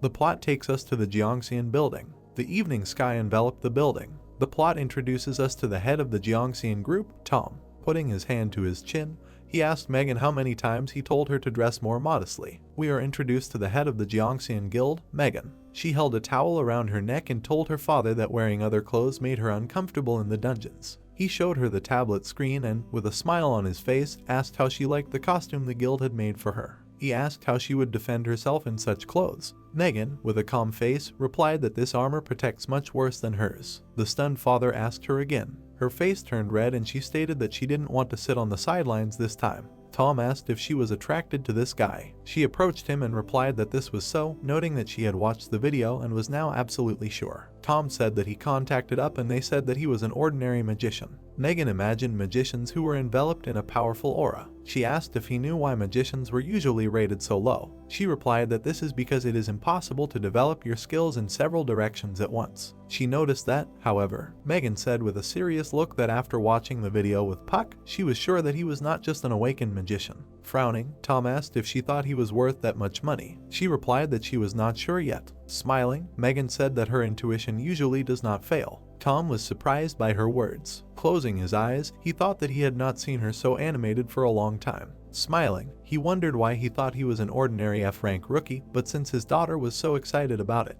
he asked if that was why she came to him and how much she needed. Megan said she wanted 200 billion. She noted with a serious look that she needed about that much. Tom was dumbfounded. Putting his hand to his chin, he replied that he would prepare everything and asked not to waste it. She hugged Tom and cried out that she loved him. The plot takes us to Gangnam Daeos Market at midnight. There was light coming from the building. Claire said with a pleased look that she was from the management of the Awakened. Lizzie and Paul looked at her in surprise. Raising the microphone to her mouth, she said that today they would be holding a slightly strange auction. She assumed that many already knew. She pointed her hand at the main character and asked to introduce them to the most hotly debated face of their society in recent days, the Awakened Spellcaster, Puck. The main character picked up the microphone and with a smile on his face said that he was pleased to meet you. He said with enthusiasm that, as they could see in the video, unlike other awakened magicians, after using magic, he did not need time to rest and accumulate mana. The enraged girl screamed that this was a lie and there had never been someone who could use magic without wasting mana. Frowning, she ordered this farce to stop, otherwise he would meet her abilities. She noted that she was sure that he edited that video. Holding out a finger covered in mana,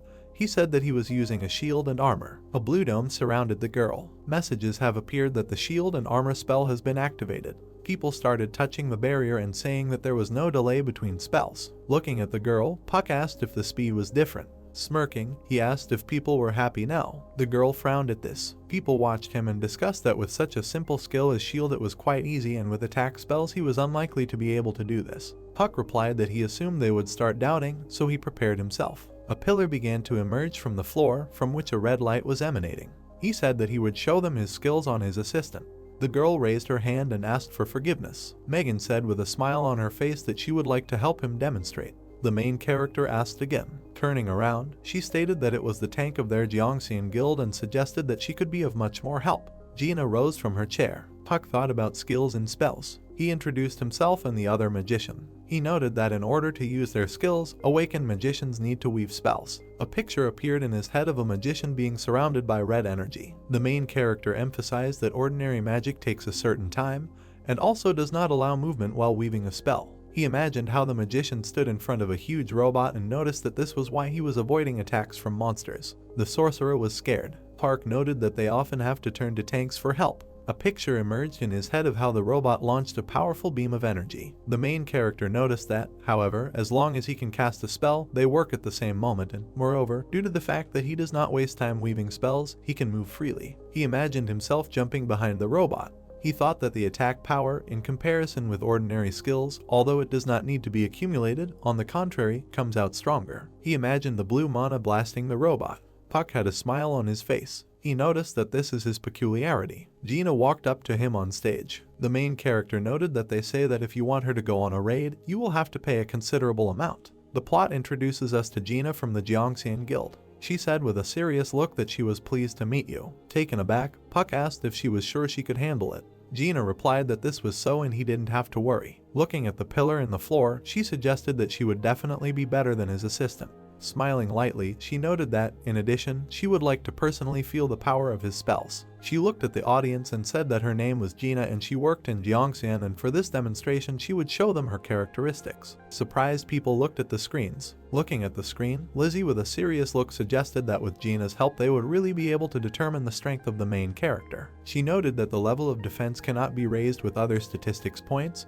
but one can only rely on relics and skills. Gina looked around the hall, and next to her there was a projection on which it was written that her physical defense was 101 and her magical defense was 155. Smiling, Lizzie stated that if she had such indicators in a normal state, then during the battle they were probably even higher. Puck remembered how he grabbed the guy by the head. He swung his blade. A blue stream of energy hit his body. He thought that aside from those 3 weaklings, this would be his chance to test his magic on a tank that specialized in defense. Smirking, the main character said that he plans to show his strength. Gina was surrounded by a red shield and she screamed that she was ready. Her face was serious. Standing in front of her, Park said that in this case, for the safety of the audience, they would fence the stage with a shield. Blue lasers began to glow from the walls. The stage was surrounded by a blue shield. Moving his finger, shrouded in aura, Puck began to talk about the harmony of magic and the coherence of the poles. He sent magic missiles at Gina. They crashed against her shield. Frowning, Gina thought that each of the blows was incredibly strong, and he also launched 5 projectiles at once. He used his flaming hands and a fiery stream of mana flew towards her.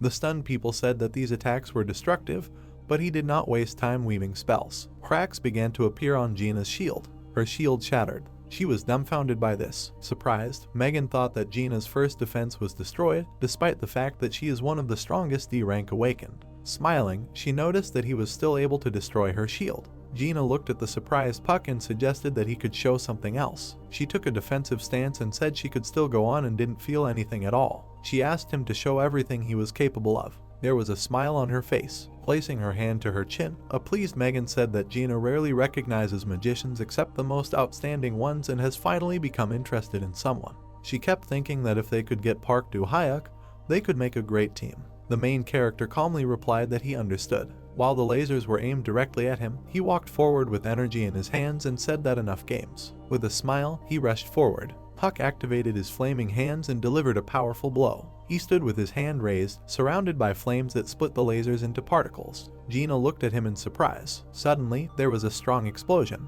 The onlookers watched in bewilderment as the blue shield in front of them was destroyed. Lizzie, Michael, Caroline, and Claire looked at what was happening in complete shock. Tired Gina ran back, covering herself with a shield. She, covered in bruises, with disheveled hair, looked at Puck full of surprise. He walked over, scratched the back of his head, turned away slightly and sheepishly said that he didn't mean it that hard, to which she responded neutrally. Pointing to her wound, she said that it was an honor to be wounded after so long. The main character leaned towards her, extended his hand with a smile and thanked her for her help. Gina took his hand and smiled and said that it would be great to see him in action again. The onlookers watched as Park helped Gina up and decided that they would end the demonstration there. Gina scratched her forehead breathlessly, while Puck said with a smile that now he would like to put forward his condition. He said with a serious face that he did not plan to join any guild. He would like to sign an agreement, not as a member of the guild, but as a mercenary and partner. Michael got angry and with burning eyes asked if Puck was not going to join the guild, then what was the point of paying him so much money? The indignant protagonist replied that it was their choice. Caroline, shocked by what was said, looked at the furious leaving Michael, who said that there was no need to show off such skills and called her with him. The 3 observers experienced different emotions, from bewilderment to aggression. The guy in gray clothes said that Puck's skills were certainly good, while the man in blue replied that there was no point in giving him 100 billion. The man in burgundy calmly replied that their guild would have no use for a mercenary. The main character looked at the girls with a smile and said that it seemed like they were the only ones left. A dissatisfied Megan, with her arms crossed, sat silently next to a full of aggression Lizzie, who extended her hand forward and asked why they would spend so much money on a mercenary and not a member of the guild. Pack, with a confident smile, raised his hand and, presenting the drone, stated that he was not satisfied with the idea of receiving money only for a contract, because he was going to sell such items. Paul was very surprised and asked with a shout whether Puck knew how to build a product. At the same time, no less surprised, Lizzie said that she could not believe that he not only uses spells, after which she asked if he was double awakened. Puck put his index finger to his lips and answered with a serious look that it was a secret. Lizzie, interested and persistent, shouted the amount of 100 billion and said that she accepted his terms, adding that she would sign a contract for 5 years and their guild needed him. Suddenly, Megan said the amount of 150 billion with a slight smile. Gina put her hand on her hip and stood confidently behind Megan, who crossed her arms and offered to give Puck 1.5 times more than the Flower Guild would offer him. There is a new entry in the news that F-rank newcomer Park Do-hyuk is signing a contract with the Jeongseon Guild for 3 years as a mercenary. The next entry revealed that newcomer Park Do-hyuk broke the contract price record by 30 times. There was a news post again about Puck being hired as a mercenary instead of a guild member. Now he is in the spotlight due to an unusual contract. The news showed footage of the main character and Megan shaking hands with a smile. The comments were filled with questions about the value of 150 billion, whether he had brainwashed them or Megan had gone crazy. Whether the guild's brains had shrunk, the commentators thought that the guild would be wiser in managing money. Someone in the comments claimed that they saw with their own eyes how he uses his skills, and Pack can outshine any magician. One of the users was surprised that his ability to use spells was not a lie and was worth recognizing, after which he wondered if Pack could use a variety of types of spells, both attack and defense. The main character looked at the phone with a grin, read the news and wondered that only a day had passed, whether the news was spreading too quickly. With joy, Puck thought about what he didn't even tell his parents because he was afraid that they would worry, but it seems they don't really mind. He continued to walk down the street, looking at his phone and noticed messages from his parents who wrote that he should value his life, safety always comes first, and they are very worried. Smiling, Puck remembered that during the break he had collected a few more relics. A bracelet, a sneaker, a notebook and a ring appeared in front of him, as well as the full characteristics of these relics. The main character decided that it was time to check the statistics when a window with his data appeared in front of him. He was surprised that wisdom and magic were already more than 300, and the rest were about 100. Clicking on the screen, he was happy and decided that with such characteristics he was already reaching the C rank, and now it was time to concentrate on studying spells and not on relics. Puck is sure it's time to start. He came to a tall building. The main character confidently walked into the hall of the Jeongseon Guild building. Walking further, he heard 2 people behind discussing whether it was him and what the head was thinking about when inviting a newcomer to the guild. Puck thought that, as he had expected, there would be a lot of discontent due to his presence. Without despair, he decided that nothing could be done, for them he was just an F-rank rookie. Pack walked up to the registration desk, leaned on his elbow and raised his hand and said that he had come to meet the guild master, to which the girl behind the counter, smiling, typed into her laptop and asked him to wait a little. A voice was heard behind the main character. A man asked with a grin who they had. Park turned around and noticed a man in a suit who mockingly asked if he was the super rookie Park Do-hyuk. The 2 girls were looking at them when suddenly one of them asked. Young took up his task again, to which the other replied that she was wondering how Park Do-hyuk's newcomer initiation rite would go. The main character turned to them and wondered what ritual they were talking about, and the man extended his hand and introduced himself as Chon. Puck shook his hand with a smile and told him his first and last name. Chon grinned angrily, after which he squeezed his hand so tightly that his veins popped out. Puck was surprised and tensed. Chung looked angrily at Park, who was warily thinking that who would have thought that the rite of passage was just a cliched handshake, like in the movies, and he couldn't give up so easily. Removing one hand behind his back, the main character activated his armor. Park stood calmly in his armor while Chon thought that with such strength he should have at least somehow reacted. What was wrong with him? The main character approached the angry young and with a mocking smile told him that it couldn't be that this was all he had, after which he asked if he could show more. Chon was so furious that veins even stood out on his cheeks. The entire hall began to shake. They clenched their hands so tightly that they emitted energy that destroyed the floor under their feet. The girls watching what was happening were shocked. The girl in the yellow headband screamed if this was too much, to which the second one screamed at her that it seemed like Puck didn't care. At this time, he calmly continued to squeeze his hand with a slight smile while the floor particles scattered around. Chan tensed furiously with all his might and exuded terrible energy. Puck raised one eyebrow and mockingly asked if that was all, after which he added that it seemed like this rite of passage was nothing at all. Chan was distraught and, with crazy eyes, furiously agreed with him. At the peak of aggression, he said as a warning not to regret it later, to which Pak wondered how easy it was to get him out. A frantic energy emanated from the two of them as the hall continued to collapse. The frightened girls screamed that this was too much and they needed to call someone. Puck continued to calmly look at his opponent. At this time, Chan, full of rage, screamed at the top of his voice and was already at his limit. The main character watched in bewilderment as he began to fall. Chan collapsed on the floor, and Puck watched silently. Suddenly a girl appeared who looked at the situation from the outside. She looked at them angrily, holding a blade in her hands, and declared that she had just come from the dungeon. After that, she was indignant that they were doing who knows what. A smiling teacher appears behind her, raising his hand, whom she displeasedly asks to take up Chan's manners again. He calmly replies that it seems he taught him too poorly and it's time to take it seriously. Park watched as the teacher began to lift Chan, who was lying on the floor, and thought in surprise that this is not an army, but they train and teach everyone personally. The main character heard Megan addressing him. She turned around and said with a smile that she heard that he had come to meet her, so they could go. Puck thought about how they came at such a convenient time. She looked at him embarrassedly, waiting for an answer, and he continued to think that they really wanted him to show his abilities in front of everyone. Puck closed his eyes and thought that this couldn't be true and that he was inventing too much, after which he agreed with the master. She walked forward. Behind her stood the main character and the teacher, who carried a tired Jiang on his shoulder. They came to the office of the Jiangxian guild master and Pak turned to Megan, to which she turned around, taking off her weapon. She walked towards the desk and said that it was the guild head's office and the master's room, while a confused Puck asked with a slight smile if she was using it as a room as well. Picking up the notebook from the table, she turned and kindly said that there was nothing special about it. This place was almost like a home, but in any case she was surprised and asked that shouldn't he be busy spending money for the contract. Confused, Puck raised his hand and explained that to be honest, spending money wasn't his priority. Besides, he came here for a reason. He needed a special dungeon for his abilities. Opening the notebook, she looked up at him and looked in surprise, adding that in particular we were talking about the dungeon of goblin mechanics and asked if he had heard of such a thing. Looking at the notebook, she confirmed that it was exactly on the list, the Dungeon of Goblin Mechanics, abbreviated as PGM, Shindorim, D731. She looked at the notepad and imagined a crowd of evil goblins, then said that it looked like it was an E-rank dungeon with a goblin engineer as the boss. Megan, smiling, threw the notebook to the confused Puck and offered to look at this list of guild dungeons, adding that she was giving him the notebook, which surprised the main character. He looked at the notebook, where all the information about the upcoming dungeon was described, and the master said that she was helping him, since they signed a contract with him as a mercenary.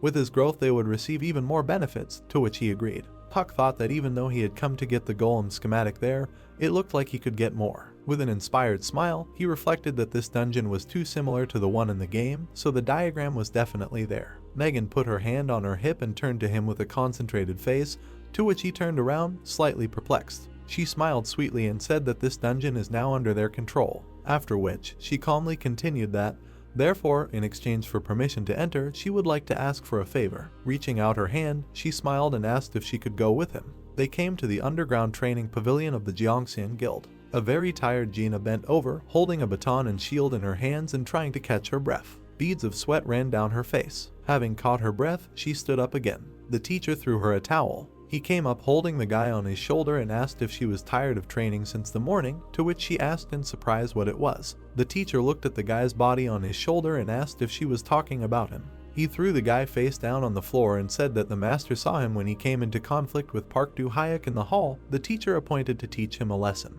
Gina wiped her face with a towel and said that she heard that Park Du-hyuk received a contract worth 150 billion. The teacher agreed and said that this was recognized as the largest amount for a contract ever. He looked at Gina, who at that time was examining her wound on her arm, and asked if she blocked his attack, if she knew his strength and how he could help her. Gina replied that she was injured for the first time in a long time. Raising her injured hand, she smiled and said that this was the first time she had had so much fun.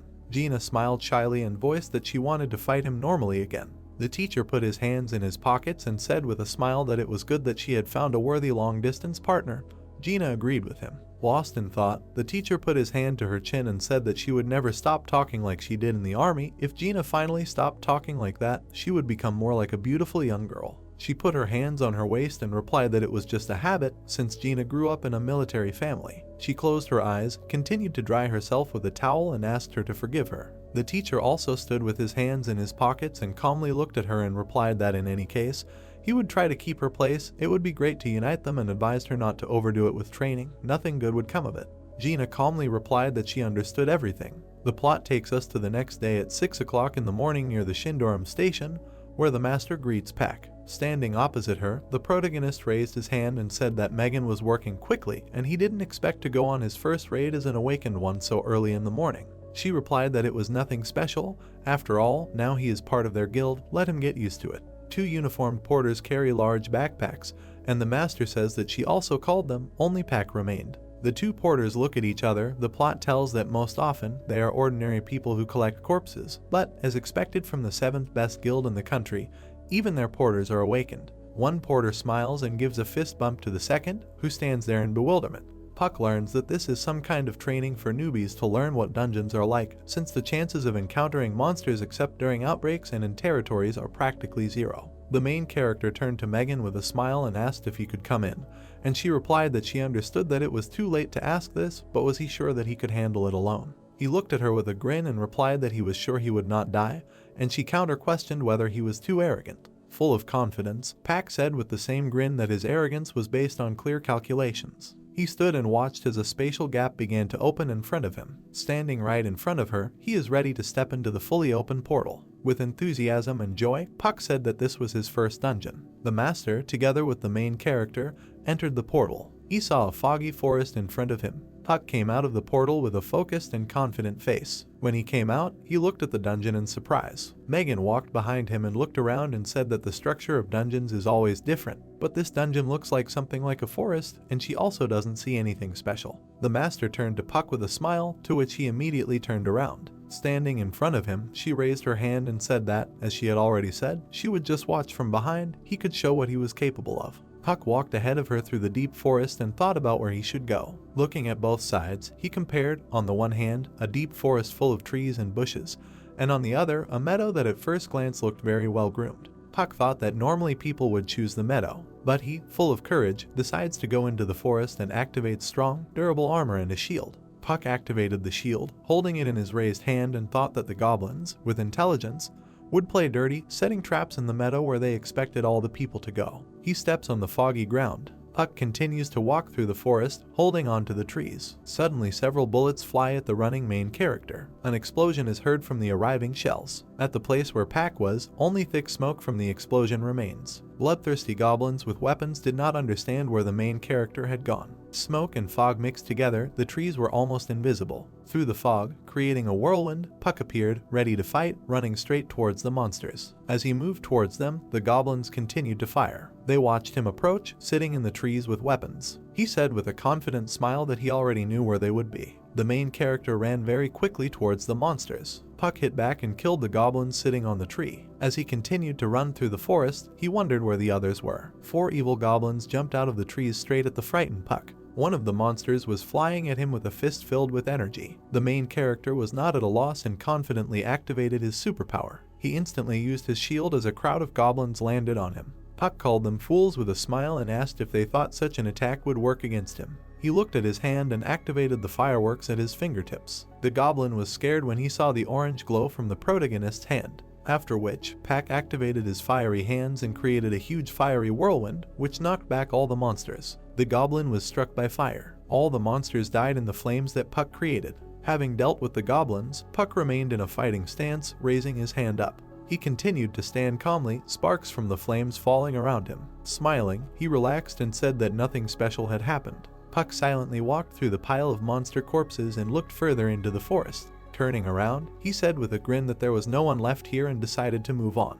The main character continued walking through the foggy forest. Suddenly he was very surprised. Seeing a huge labyrinth in front of him, with no end in sight due to the thick fog, he wondered if this was really the same mechanical labyrinth famous for its multiple traps. The main character easily raised his hand and entered the labyrinth. Megan thought with delight that Park Du-hyuk exceeded her expectations. She ran after him with a slight shortness of breath and thought that the goblins with their bazookas would certainly cause him trouble. She frowned, remembering how Puck ran towards the goblins, and thought that what surprised her most was the accuracy of his spells. Usually awakened magicians of his level had an accuracy of 35% or so. The master imagined Puck surrounded by energy and continued to think about the fact that he received these abilities just a month ago. She remembered that there was a mechanical labyrinth ahead and imagined it. She imagined a vampire wasp and thought that if she went in the wrong direction, vampire wasps would be waiting for Puck everywhere. She continued to imagine poisonous thorns and various saw traps. Megan was scared for Puck and thought about it.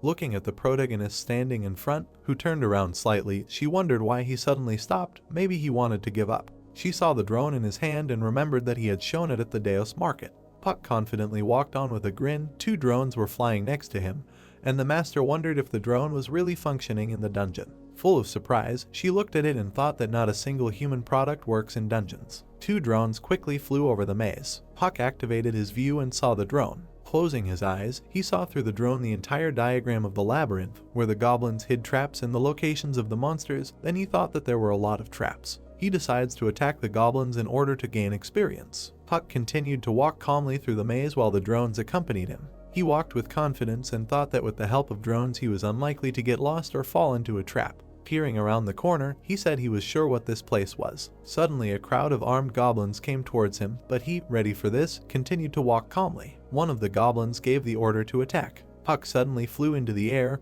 which surprised the monsters. The aggressive goblin gave the orders aim and fire. The main character confidently flew towards the crowd of attacking monsters. Suddenly, he crossed his arms and pushed away all the shots. There was a powerful explosion. Puck began to dissolve into thin air. Suddenly, with a confident smile, he said that what was mistaken for the real thing was an illusion, and then asked the goblins what it was like to attack an illusion. Standing in place, among the drones, Puck simultaneously activated his shield and flaming hands. When the ability was used, he performed a strike. The flames were approaching the monsters. Full of aggression, Puck hit the goblins straight in the faces with powerful flames. He flew into the air and continued his attack. While the main character smiled smugly, notifications appeared that the level had been increased. Megan appeared around the corner behind him and he remained silent in embarrassment. She folded her hands and smiled as she thought about how he would repeat his techniques, and he would corner the goblins and kill them. The master continued to look at Puck, who was watching the corpses of the goblins with a smile. With an admiring smile, she continued to think that an S-rank awakened like her couldn't attack, defend, and buff at the same time, and besides, he had drones. With the light, she decided that, as expected, 150 billion was an excellent investment.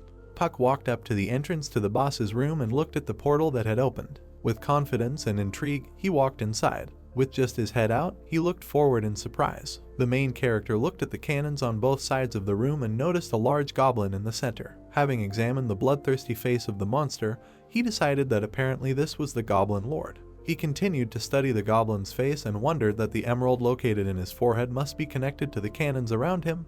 They were probably at least 5 times stronger than those his minions used. Puck was a little scared, but with the same grin as before, he decided that he was unlikely to survive with only armor and a shield. He enthusiastically calculated that the recovery time for the guns was a minute, which was more than enough. Standing in the boss's room, in front of the throne surrounded by guns, Puck raised his hand and activated the harmony of magic, the coherence of the pulse. The Goblin Lord and Puck are both ready for battle and confident. The drones accompanying the protagonist began to attack. Puck activated the magic projectile, and the bullets flew straight at the goblin. The Lord stood up from his throne and ran straight towards the shells flying at him. There was an explosion of energy in front of him. Suddenly, a huge apparatus appeared in front of the goblin. The evil lord got into it and grabbed the controls. Suddenly, the emerald in his forehead began to glow. Puck looked at this in bewilderment as the guns in the room also glowed red. He turned to look at them in surprise. The main character looked at the already activated guns. Suddenly, the Goblin Lord shouted the order to leave. The robot's hand came out of the ground with a roar. In another part, the shoulder and head of another monster appeared. Puck was surrounded by a crowd of goblin robots, but he smiled, gathering energy. Robots emerged from the earth. The robot raised its arms, bared its teeth, blades crossed. He swung his fist. The hero stands in front of him. Drones are in the air. Puck looked at him. He runs towards the robot with blue spheres around his hand. Touched him. Blue flash, explosion. He used magic missile. Hand on an iron body, red area, cracks and sparks. There is a shadow of a robot in front of the guy. Smoke is coming out. He said that this is enough to deal with his servants. The goblin's red eye flashed. The robot's hands moved towards Pack. The guy ducked down. The robot's fists hit each other. The hero runs away, followed by the Goblin Lord. A blue flash appeared in front of the Lord. Puck attacked him. Part of the aircraft hit the blue barrier. The goblin falls, sank to the ground, clouds of smoke around. The guy jumped back, blue protection above him, he said, harmony of magic, coherence of the poles. Drones appeared behind the Lord. Puck said with a grin, a magic missile. Explosion, blue flash of light, sparks. The hero raised his hand, pointed it at the robot, thought again. The robot's fist moves towards Puck from the side. The guy jumped back, he hit the ground. The Lord put his hand to his head, blood flows from his eye. The robot runs after the hero. He swung, the guy dodged the blow. Puck pulled his hand back, blue orbs surrounding it. He aimed his hand at him, using a magic projectile, blue discharges. The guy stands with his hand raised, the robot's head falls. He fell to the ground and his head bounced to the side. Red wires, the head mechanism is partially visible. The guy with a triumphant smile. The goblin lord with a black eye looks at him with hatred, points a fire cannon at him. The red light came on. The guy looked around. The goblin fired, a fiery projectile flies towards the hero. The guy raised his eyebrows and opened his mouth in fear. Explosion. Puck stands with his arms crossed in front of him, protection around him. Sank to the ground, protection disappears. The hero is wearing glowing armor. I thought that his shield was broken and things would be bad if he didn't have them. He looked back. The guns are against the wall, the charge level is red. He thought that the guns were almost fully charged. The goblin is preparing to attack. Puck ran forward, thinking that he didn't have much time. Robots appeared in front of him. 2 robots with red glowing eyes. Puck grinned. The flow of air, the robots are perplexed. The silhouette of the main character dissipates, he said, mistaken for the real thing. The guy was behind them, it was an illusion. The goblin shoots him. Light from the fire near the hero's head. He jumped onto the drone. The guy turned over in the air and there was a fiery explosion below. The Lord raised his head, surprised. Puck put his hand forward, flames around his palm, he said, fireworks on his fingertips. A stream of fire comes from his hand, shouted, fiery hands. The goblin lord is engulfed in flames. Sparks, Puck smiles evilly. Hands reach out from the dense smoke. The goblin grabbed the guy by the throat. The cannon by the wall is fully charged, green light. She strangles him with her hands. The evil face of the Lord. The girl was scared. The goblin sits in the robot, lifting the hero above the ground. The guy looks at him, his mouth open. Goblin in profile. Megan takes the sword out of its sheath, thinking that she cannot allow Puck to be killed. There are sparks around her. She looks at the heroes. She thought that she should intervene. Looking ahead, frowning. I stopped with a question. Puck draws a heart in the air. The purple light in his eyes uses the sweet whisper of seduction. There are rose petals around the characters. Radiance, the guy said. Charm. The goblin blushed, hearts in his eyes. He took his hands away from the hero. The guy smiled. Great, it worked. Green flashes, cannons near the wall fired. Projectiles are flying at the hero and the robot with the goblin. The guy froze. The robot stood in front of him, protected from blows. Explosion, green glow around the robot. Girl in clouds of smoke. She pursed her lips, indignant. The boss had just defended Puck. Damaged robot, smoke clears. The guy sits on the ground, sparks from the robot. Cracks, fragments of mechanism, wires. He collapsed to the ground. The girl ran towards Puck, screaming that he was okay. The guy raised his fist and exhaled, this could be dangerous. They are standing opposite each other. The girl raised her hand. He is surprised. He did not expect the boss to be such a tough nut to crack. She answered, not the right word. Shakes the dust off his shoulder. He said he thought he would end it with fiery hands, and yet.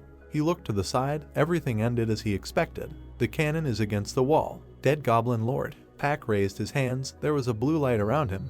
His level was increased. He became a level 20 magician. Blue sparks around his head. He smiled, asked, so much experience, because he killed him alone. There are scrolls, books, and a blue stone on the ground. A bunch of items were left behind after the boss. She rests her hands on her hips, looks at Puck, and said that she has a lot of questions about the spells he just used against the boss, but she will go for now and give him time to check the dropped items. She tilted her head slightly and said that today's raid had proven to her that he was really worth the money, and she couldn't wait to continue working with him. The portal opened, the girl leaves, the master left after these words. The blue stone, he began to check the items left behind by the boss. This is a mid-level 1 space stone. Red, purple, and blue books, a second-class spell book, strength, a second-class spell book web, and a second-class spell book mirror image. With the glowing scrolls, as well as the scrolls with the blueprints for the golems he wanted, he could finally leave this dungeon with peace of mind. The guy holds a scroll in his hand and said, since he has received second-class spells and schemes, he can start right away. Park in a tracksuit. 3 days later, Jeongseon Guild, underground training hall. The guy turned his head. They asked through the speaker on the wall if he was sure he could handle it. Puck replied that yes. He asked to set them to the maximum level. pressed the button on the screen to increase the level. The guy with the scar on his cheek, sitting at the table, said since the robots are set to the maximum level, they will attack as soon as they notice the target. Let him be ready. Puck's finger has a blue circle. Behind him, Megan entered the hall. She crossed her arms over her chest and asked, they had left the dungeon not long ago, what was he up to this time? The guy turned to her and said with a smile that he had an offer for the master. She looked at the drones behind him, asked something like the drones he showed her last time. He told her to take a look. The guy with the scar in profile shouted that the setup of the robots was completed and they would attack immediately. The heroes were targeted. The guy warned that it was dangerous. Drones with red glowing elements take to the air. The guy turned his head and said seriously, get up. A portal appeared on the wall behind the drone. The hero called Akron. The robot's hand hit the floor with force. Robot in a fighting stance. Glowing blue elements, red eyes. The heroes stand next to Akron. The drone is on the floor. The robot hit him. Two-handed strike. He hit himself with his fist. The heroes are standing nearby. The girl was amazed. The guy smiled, spread his arms. She asked if he was going to sell this golem. Puck replied that, unfortunately, he did this for himself. Blushing a little, he explained that he had brought it to check before going down into the dungeon. The robot turned its head when the guy called out to him, said, Akron answered.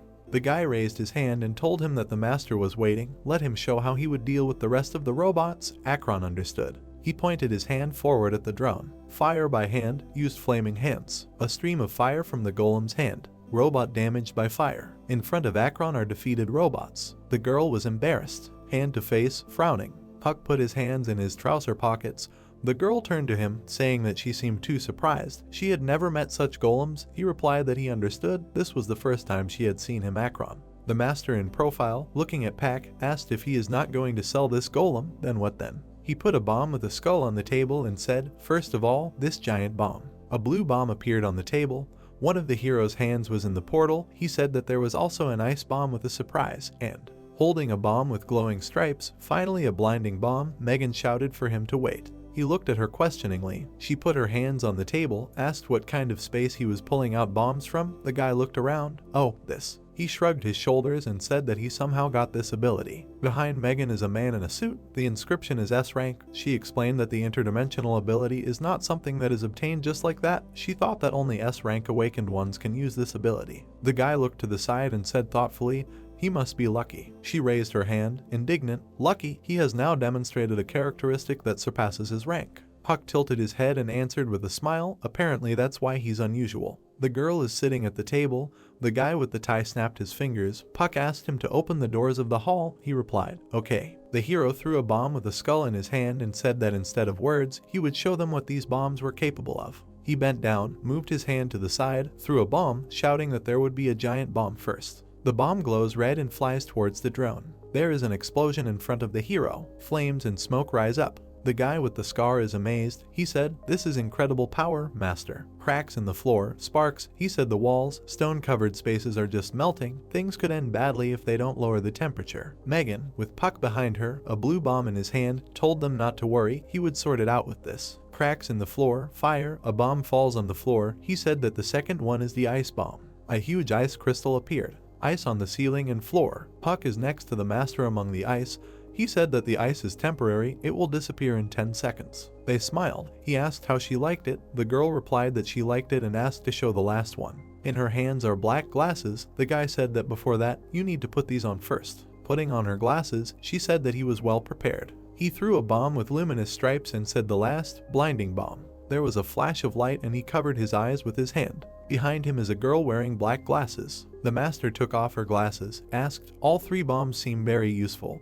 What is the cost of their production? The guy replied that this is a secret. He plans to sell them to the guild for 6 million and to the rest for 10. Megan crossed her arms over her chest and said that it's a pity that he could not name the production price. Park replied that Pandora's box is most beautiful when it is closed. The girl is holding a sword and glasses. Against the backdrop of a dragon, a battle between warriors and a monster. She said that the price he named sounds quite reasonable, even without the cost of production, because they can be used not only in dungeons, but also in other places. The guy confidently said that he believed that this was a fairly low price to pay for saving a life. She extended her hand to him, said that she would like to propose to him. He asked the conditions. The girl replied that if he sold them only to them, their guild would pay him 10 million apiece. The heroes shook hands, so he made a deal with the master. The deputy head runs forward to the next day. Lizzie, in a suit, pressed her hand to her chest. Paul ran into her office, shouting that they were in serious trouble, and she asked what happened. Jiangxian Guild financial chart. He shouted, let her just look at it. She asked what it was. Lizzie holds a tablet in her hands and read that the Jiangxian Guild, thanks to their exclusive contract with Park, began selling explosives that can be used in dungeons. She slammed her fist on the table. Lizzie leaned over, clenched her teeth, and in the background Puck snapped his fingers. She thought that she had to get it despite the price. The girl is furious. The man carefully noted that his contract expires in 3 years, then they will be able to invite him. The girl stands opposite Paul and turned to him. She put her hand on his shoulder. An explosion in a multi-story building. She screamed at him to think before opening his mouth. The workers in the office were confused. The guy with documents in his hand asked, "They are again." The girl said, "It seems they broke up today." Another suggested that it was because of that news about the Jiangxian Guild. Paul kneeled in front of Lizzie. She shouted that Puck, who is now at the F rank level, is worth 150 billion. He lowered his head to the floor. The girl threw up her hands, shouting, "He thinks that he will be at the same level in 3 years. The man replied, "No way." Sitting on his knees, arms crossed over his chest, he asked the master where she was going.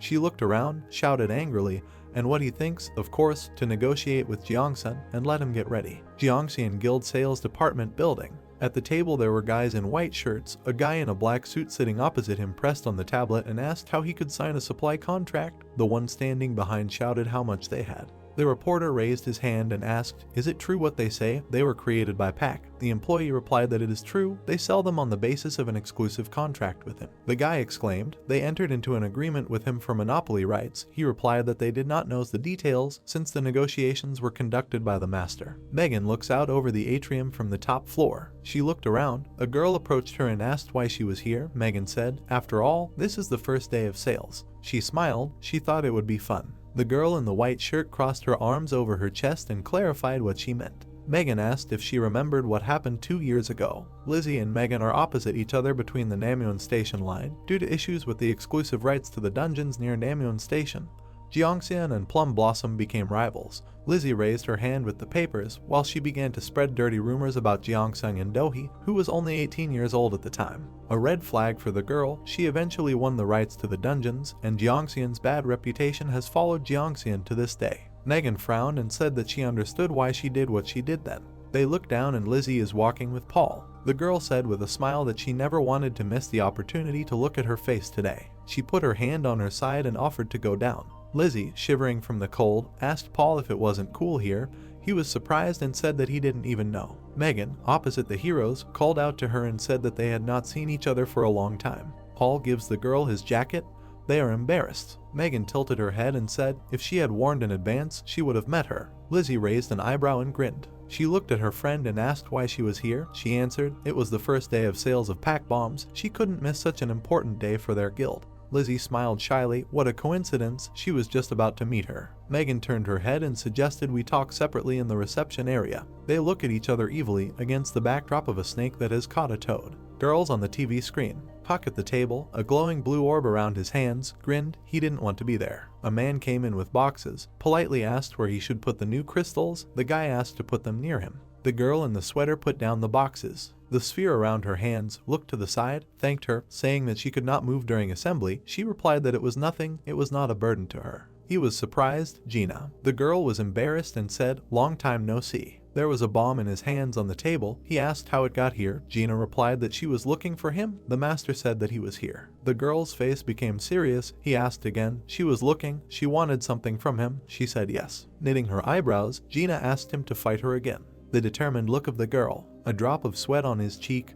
Puck was surprised to fight. Gina, in profile, behind the battle scene, said that last time she only blocked his attacks, but this time she would like to fight him one-on-one. She put her fist to her chest and asked for this favor. The guy's hand is near the ice bomb. He said thoughtfully, "Fight." He smiled and said that he agreed. Gina was delighted. She raised her fists. Then she would go get ready. The guy asked if she could wait a little. He's a little busy right now. The girl pushes her chair back. He sat down on a chair with his hands folded. He smiled nervously and said that she could come later. She replied that no, she would wait here. The glow around his face, the sweet smile, said that if he needed anything, he could talk. The guy looks at her silently. He closed his eyes. He looked at her. He looked around and said that it seemed like he had done quite a lot for sales. Besides, it was too boring to just sit and design. So, he nodded his head and called to go and fight. The girl happily ran after him, answering, "Yes, great." Franklin pressed his clothes in fear, noticing how they began to glow and make sounds. The guy touched his sleeves, also pressing on them. Gina began to look at Franklin, asking if he had put on all the equipment. The guy began to ask the girl with interest what it was. The girl touched her clothes, telling Franklin that this is protective equipment that adapts to the person and helps increase stamina,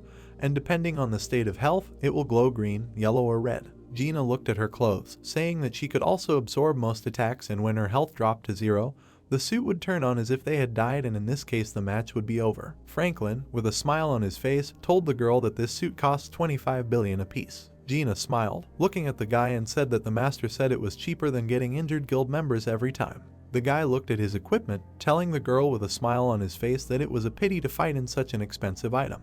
The guy smiled, waving his arms and asking the girl what she had about a little argument. Gina looked at France in surprise, not understanding what he was saying. The guy began to look at the girl slyly, telling her that if he wins, she will be his personal tanker, and if Gina, then the guy will be her personal magician. The girl looked at Franklin in surprise, asking how long the contract would last. The guy's fingers showed 3 months. The guy smiled sarcastically, saying that the loser would work for free. Franklin waved his hand, asking Gina what she thought about this. The master began to approach them, saying that it would be quite interesting. The guy looked at the girl, telling her what he thought. She was talking to Lizzie. The master smiled and asked Franklin if he had seen them. Megan smiled at the guy, saying that thanks to his inventions, the girl was able to have a lot of fun with Lizzie. Gina began to calmly look at the master, asking her whether it was necessary to give Franklin an indulgence, since he was a D rank and the guy was an F rank. The guy began to look at the girl, saying that if he was given concessions, he would refuse, so as if she could cope without them. The master began to look to the side, not understanding where the guy got such confidence. Gina began to calmly look to the side, saying that they would fight without concessions. The master began to raise her hand, telling the two of them to get ready. The girl stuck her hand forward, saying that this time she would give it her all. Franklin held magic on his finger and, looking at Gina, said that now he is not the same as she saw him in the Deuce Market. The master, with a smile on her face, loudly shouted to start. Gina looked forward confidently, saying that she must defeat him before Franklin could launch his spells. Gina's magic began to spread throughout the territory. The guy looked in fear and surprise at what the girl was doing. Franklin looked at his legs, noticing that they were moving on their own. The guy's legs began to run quickly. Franklin walked towards the girl, shouting to her that he had strong armor and there was harmony and coherence of the poles. The guy began to run towards Gina, using a magic projectile. The girl quickly put up a shield, including an iron wall, the movements of which are prohibited during use. Franklin looked at the girl with anger, realizing that she used provocation to make the guy come closer, and after Gina put up an iron wall to increase her own protection. Franklin's hands began to create magic.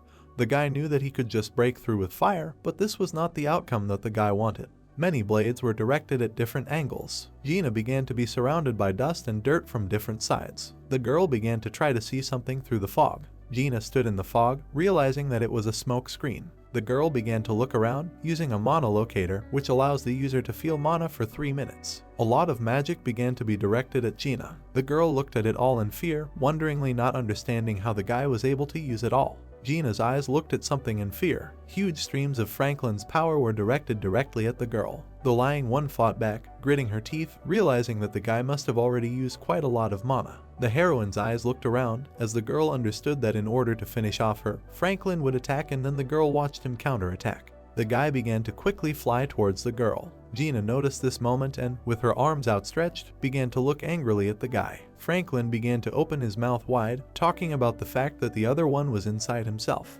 Many versions of Franklin began to run at Gina as the guy began to use a mirror image. The guy began to shout loudly that it was necessary to turn on the harmony of magic and the coherence of the poles. Gina began to look at the guy with fear, not knowing how to react to this. The guy approached the girl and began to try to defeat her with a weapon. Franklin began to quickly run away from the girl, leaving him in place. Gina began to look behind her. The guy collected a huge amount of magic into his palm, which he directed at the girl. Franklin started shouting that he was turning on the magic missile. The hero opened his mouth wide, screaming loudly. The guy's surprised gaze began to look at something. The master watched the girl with a smile on her face, saying that Gina was a tank, which their guild had trained with great success, and this meant that the girl would not give up so easily. Gina began to quickly run towards Franklin, not afraid of his strength. The hero and the girl stood next to each other. Gina began to look at Franklin with uncertainty. The girl quickly tried to injure the guy. The heroine quickly walked towards the guy. Franklin began to look at the girl with a frightened smile. Gina began to insert the shield onto the guy's stomach.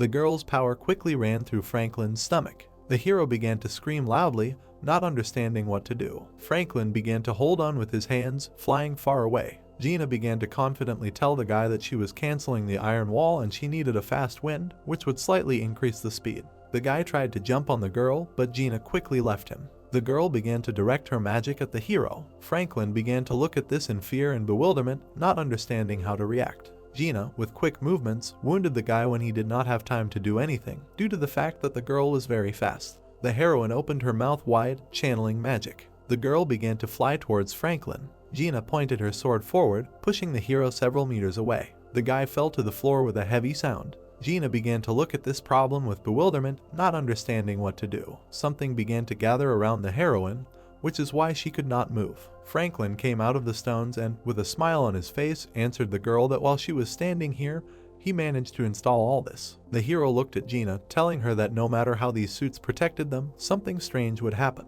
Franklin smiled as he looked at the girl and told her that he did not intend to hurt her. Gina looked at the hero in surprise, realizing that Franklin came closer to her not because of a lack of mana. The guy with a malicious smile began to say that he wanted the girl to remove the iron wall and attack. Gina looked at the guy with confusion and surprise. A smile began to play on the girl's face. The heroine looked sweetly at the guy, saying that she lost in this battle, but would definitely win the next one. Franklin smiled, saying that next time they would fight again. The girl began to smile sweetly. Gina began to look at her situation, asking Franklin if he could free them. The guy approached the girl and with a smile on his face said that he forgot to do this during conversations. The guy and the girl began to look to the side in surprise, seeing something. The master's hands began to clap loudly. Megan looked at the children with a smile on her face, saying that they did a nice job. The master held the guy's hand and with a smile on her face said that the guy was the winner. Megan laughed and quietly told the guy to take care of Jean. Franklin smiled sweetly, saying that he would do everything.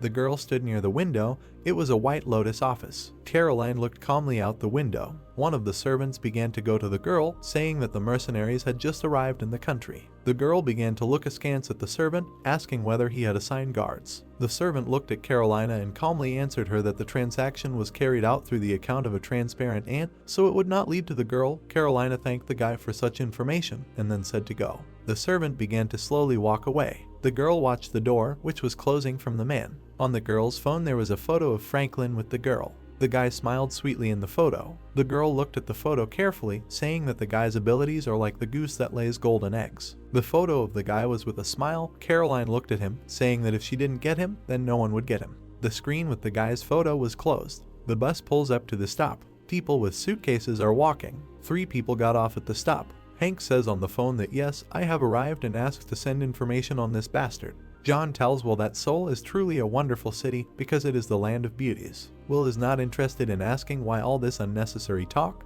because tomorrow you will still return to your shithole after you have sorted out your affairs. Approaching Will, who says that we will leave as soon as we deal with this puppy. John says he understands. Hank interrupts them and says that Puck is so popular, it seems we will find him quickly. Will turns around and says that then we can split up and start looking for him. Hank enthusiastically says, don't you think the price on his head is a bit high for an F rank? Will replies that they only need to carry out orders. The 3 smile like villains, and Will says it's time to get started. Manhwa title I am the only one who uses spells. A cave in which blue crystals glow at the foot of the walls. Goblin attack. Something hit the goblin. Gina attacked the goblins. The goblin gets cut. Gina stands with a shield and a glowing sword in a fighting pose. She goes to attack 3 goblins. To her left, something glows brightly blue. She stares ahead, dumbfounded, as something rushes past her. This something flashed by very quickly, she even stopped. Gina stands near the dead goblins. Gina turned around and thinks that I felt during our sparring, but the power of his attacks. Puck calls out to Jin. Puck calmly tells her that let's finish here quickly, these guys are making me sad. Puck and Gina feel awkward, while the latter thinks that with such power of spells, he doesn't even need that much and I feel like some kind of mule. Approaching a tense Gina, who continues to think that I cannot afford to become a tank, from which there is no help to the team and I must find something in which I can help. Puck interrupts her thoughts with a question about what she was thinking about. Gina awkwardly replies that it's nothing special, just a little stuck, and she's also a little surprised. A drone flies behind Puck and Gina continues that who would have thought that your drones could be used in dungeons. Puck points at the drone and says that if we continue, you will see something more interesting. Gina listens sheepishly as Puck says that by the way Gina, I told you that you can talk to me informally or is it still difficult for you to switch? Gina leaves no comment. She gets more embarrassed. Puck smiles softly and continues that I think if there are a lot of people who find it difficult to switch to informal speech, so you don't have to rush. Gina agreed. Puck continues happily that since this is our first day, I will buff myself so you can move more freely, and even though you do, you don't have to follow my rhythm. The main thing for us is just to be on the same wavelength. Gina looks at him and agrees. The stomping of large monsters can be heard. Both became wary because of the sound. Huge monsters with red eyes grin. Gina is dumbfounded, and Puck notices that these are the main monsters of the dungeon. Close up of a troll and a certificate about him, which says that trolls are huge, slow, and have high regeneration, but they are not very difficult to defeat, but there are exceptions. Both look at each other while Puck says that I would like to ask you to aggro these goblins and trolls. She agrees, but notices that she is afraid because it will be difficult to hold out for long. Puck is ready and says that it's good, but for now, a crowd of ominous monsters watches, and he continues that he will deal with the goblin shaman. The goblin shaman sticks out his tongue and stands in a cloak with a red backlight. The trolls attack with a red glow, while the information says that when the goblins are accompanied by a shaman with the help of a buff, both the goblins and trolls are reborn into strong berserkers. Goblin shaman uses the ability viciously. He gives the command to his glowing berserkers to attack. They go to attack Park and Jin. Puck says Akron. A blue glow appears. A blue-gray golem appears and counterattacks the berserkers. He throws the troll aside. The golem's eyes glow red. Gina was taken aback because she doesn't understand what kind of robot this is. She stands with a shield and turns to Puck, who tells her not to worry because this is his golem Akron and he will leave it to help her. Puck stands exuding blue particles and continues that reality, which is not subject to the eyes, is invisibility. It is scattered into these same particles. Gina turned around and thought that I was already surprised by his drone and golem,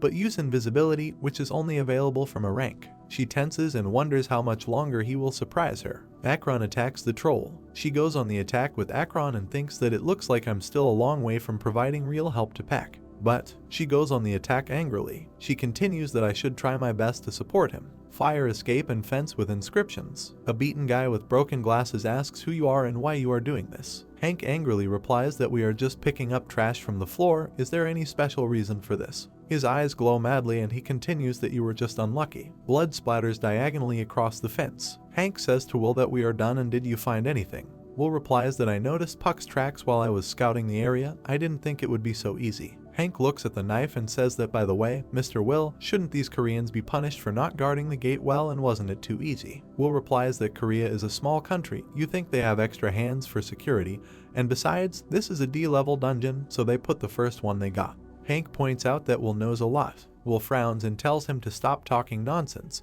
because the mules should be arriving soon, so we need to deal with Puck before they come. John and Hank unanimously say that let's quickly finish and get out of here. Gina and Akron fight back against trolls. Gina scores a critical hit. She spreads her arms in different directions and wonders if Puck will be able to get around so many monsters. The goblin shaman casts a spell, and she continues to go straight to the shaman. Aggressive shaman with a staff. Part of the face is devilishly darkened. Behind him, a pack is assembled from particles. The shaman notices him and turns around. He casts the Alohomora spell. A huge number of red threads appear around it. Puck uses the Whisper of Pain ability, which glows green. He points his hand at the shaman and speaks in a whisper of pain. The goblin is shocked. An aiming beam flies at him.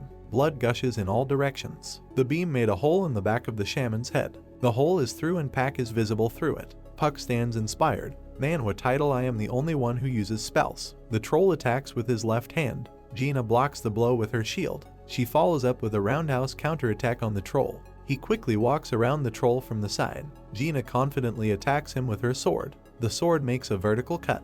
The glow reflects in her eyes. The troll grins and shows his regenerating hand. Gina is depressed. She walks and is attacked from the side by two goblins. These goblins are struck down by some kind of energy wave. She looks in surprise towards the goblins. Akron saved her. Gina looks at it and thinks it's Puck's golem.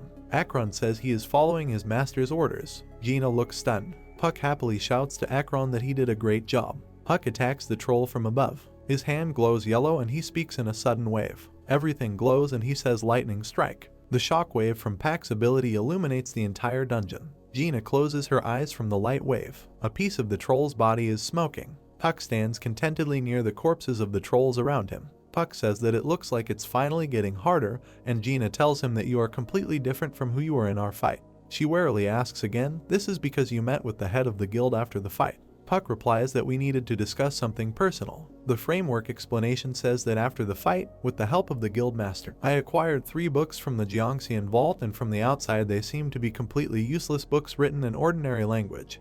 But thanks to the identification spell, I was able to find the spells I needed. Books glow. A frame with the words invisibility, the user instantly disappears, and the addition that the effect disappears during an attack. The second one is labeled Poison Arrow, which fires a poison arrow forward. A third bolt of lightning, spherical lightning, can be fired forward, allowing it to strike nearby enemies. He looks at Gina contentedly and asks if they will continue. There is a huge explosion in the background. Gina stands behind the shield and delivers cleaving blows. Akron stands epically in the smoke of corpses. Gina looks at Puck and says that there doesn't seem to be much left, to which Puck replies that she can rest a little. She confidently tells him that she is not that tired. Puck says softly that let's relax together. Puck looks ahead, stunned. Both are looking at some object off screen. This is something far enough away. Puck frowned and said that they only wanted to relax. He holds a stone in his hands and says that reality, which is not subject to the eyes, is invisibility. A drone is flying. Puck closes his eyes and uses his vision ability. 3 people in masks and costumes are walking through the cave, approaching Will and Puck, thinking that these are people not from their guild.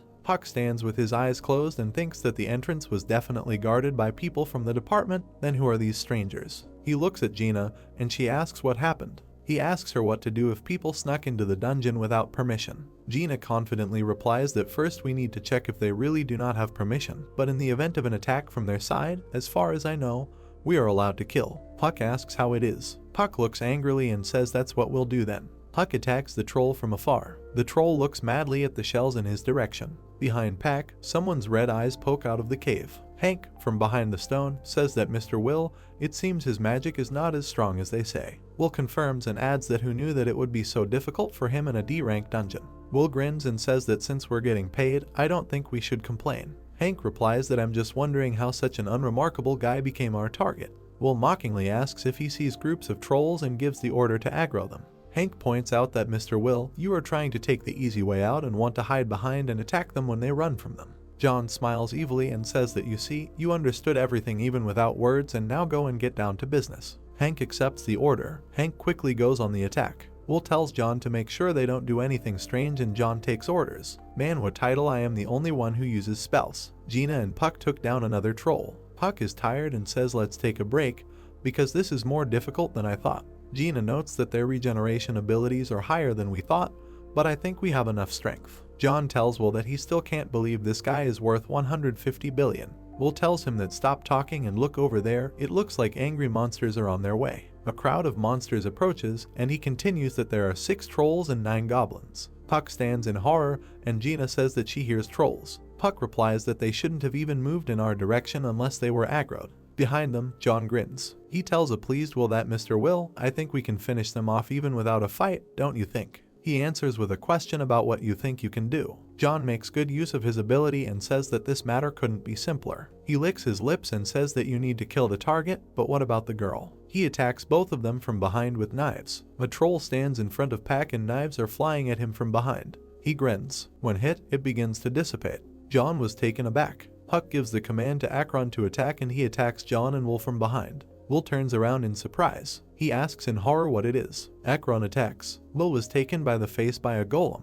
Akron says Akron is a thrower. He throws Will into another part of the cave. Puck calmly walks towards the crowd of trolls with his hands in his pockets. John holds his head and asks what's going on, and Will says he has no idea. Puck arrogantly asks them what it's like to be attacked like this. He continues that after you are like rats, plan to attack from behind. John curses and goes on the attack. Puck looks angrily and says that there are sparks at his fingertips. He stretches his palm forward and a flame flashes on it with the words fiery hands. Will watches as his comrade is burned. Will was taken aback and thinks that his powers are on a completely different level, unlike what we saw during the fight with the trolls, and why he didn't show all his strength, not on purpose. He realizes and says that Pack realized that we will attack from behind. Will sits on the ground and continues that he knew and planned the trap. Puck asks if he'll just stand there anymore. Will looks up, stunned. The troll smiles evilly and takes Will. The troll's mouth is drooling. Will asks for help. Hank attacks Pack from behind. Hank is quickly approaching. The pack dissipates into particles again.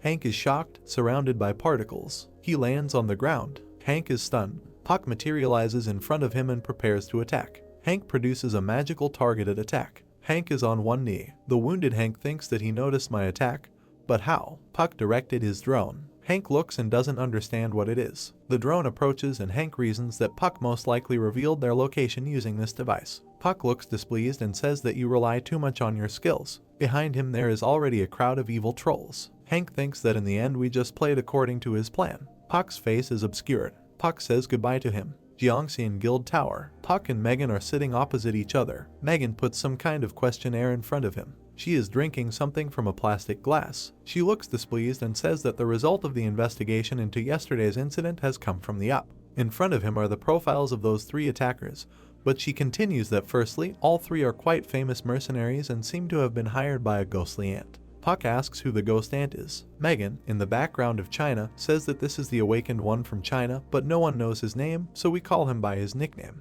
An ominous silhouette with claws, and she continues that no one has ever seen his face. Puck raises his hand and says I have never heard any news or any rumors about such a thing. Megan says that's not surprising. Megan seriously continues that the ghost ant is a cold-blooded killer who is known to be partial to killing exclusively famous awakened ones. Puck takes the forms and says, then why did he send intermediaries to me? Megan replies that he probably has a group that works under his auspices. I think in your case, he simply ordered mercenaries through him. Puck asks if he knows anything about the customer. She puts the glass on the table and says that this is just her guess, but she looks him in the eyes and continues that thanks to the bomb sales, our guild shares have risen significantly, which is why it seems to me that this is the one who is interested in stopping us. Puck is perplexed because he knows that this is someone from a white lotus or a plum flower. Megan looks down and says yes, someone who thinks if I can't have you, no one else can. She closes her eyes and adds that what's more, I think I know who could have pulled this off. Puck warily asks who it could be. Megan is silent. Having prepared herself, she replies that since I don't know for sure, I'd better remain silent so that no problems arise. Puck agrees, it's enough for him that she knows who it could be. She holds a card with the number of a home renovation company in her hands and says, Puck, this is the case. He holds this card in his hands and asks what it is. She crosses her arms over her chest and says that there is a possibility that this case will not be solved with just an attack and therefore they think it would be a good idea to assign security to you, as well as install an alarm system in your house. Puck grins and thanks her for her concern.